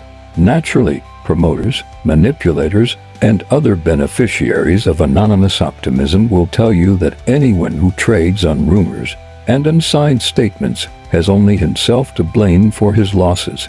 One might as well argue that anyone who is silly enough to be a drug addict is not entitled to protection. The stock exchange should help. It is vitally interested in protecting the public against unfair practices. If a man in position to know wishes to make the public accept his statements of fact or even his opinions, let him sign his name. Signing bullish items would not necessarily make them true, but it would make the insiders and directors more careful. The public ought always to keep in mind the elementals of stock trading. When a stock is going up, no elaborate explanation is needed as to why it is going up. It takes continuous buying to make a stock keep on going up, as long as it does so with only small and natural reactions from time to time. It is a pretty safe proposition to trail along with it. But if after a long steady rise a stock turns and gradually begins to go down, with only occasional small rallies, it is obvious that the line of least resistance has changed from upward to downward. Such being the case, why should anyone ask for explanations? There are probably very good reasons why it should go down, but these reasons are known only to a few people who either keep those reasons to themselves, or else actually tell the public that the stock is cheap. The nature of the game as it is played is such that the public should realize that the truth cannot be told by the few who know. Many of the so-called statements attributed to insiders or officials have no basis in fact. Sometimes the insiders are not even asked to make a statement, anonymous or signed. These stories are invented by somebody or other who has a large interest in the market. At a certain stage of an advance in the market price of a security, the big insiders are not averse to getting the help of the professional element to trade in that stock. But while the insider might tell the big plunger the right time to buy, you can bet he will never tell when is the time to sell. That puts the big professional in the same position as the public. Only he has to have a market big enough for him to get out on. Then is when you get the most misleading information. Of course, there are certain insiders who cannot be trusted at any stage of the game. As a rule, the men who are the head of big corporations may act in the market upon their inside knowledge, but they don't actually tell lies. They merely say nothing, for they have discovered that there are times when silence is golden. I have said many times, and cannot say it too often, that the experience of years as a stock operator has convinced me that no man can consistently and continuously beat the stock market, though he may make money in individual stocks on certain occasions. No matter how experienced a trader is, the possibility of his making losing plays is always present because speculation cannot be made 100% safe. Wall Street professionals know that acting on inside tips will break a man more quickly than famine, pestilence, crop failures, political readjustments, or what might be called normal accidents. There is no asphalt boulevard to success in Wall Street or anywhere else. Why additionally block traffic?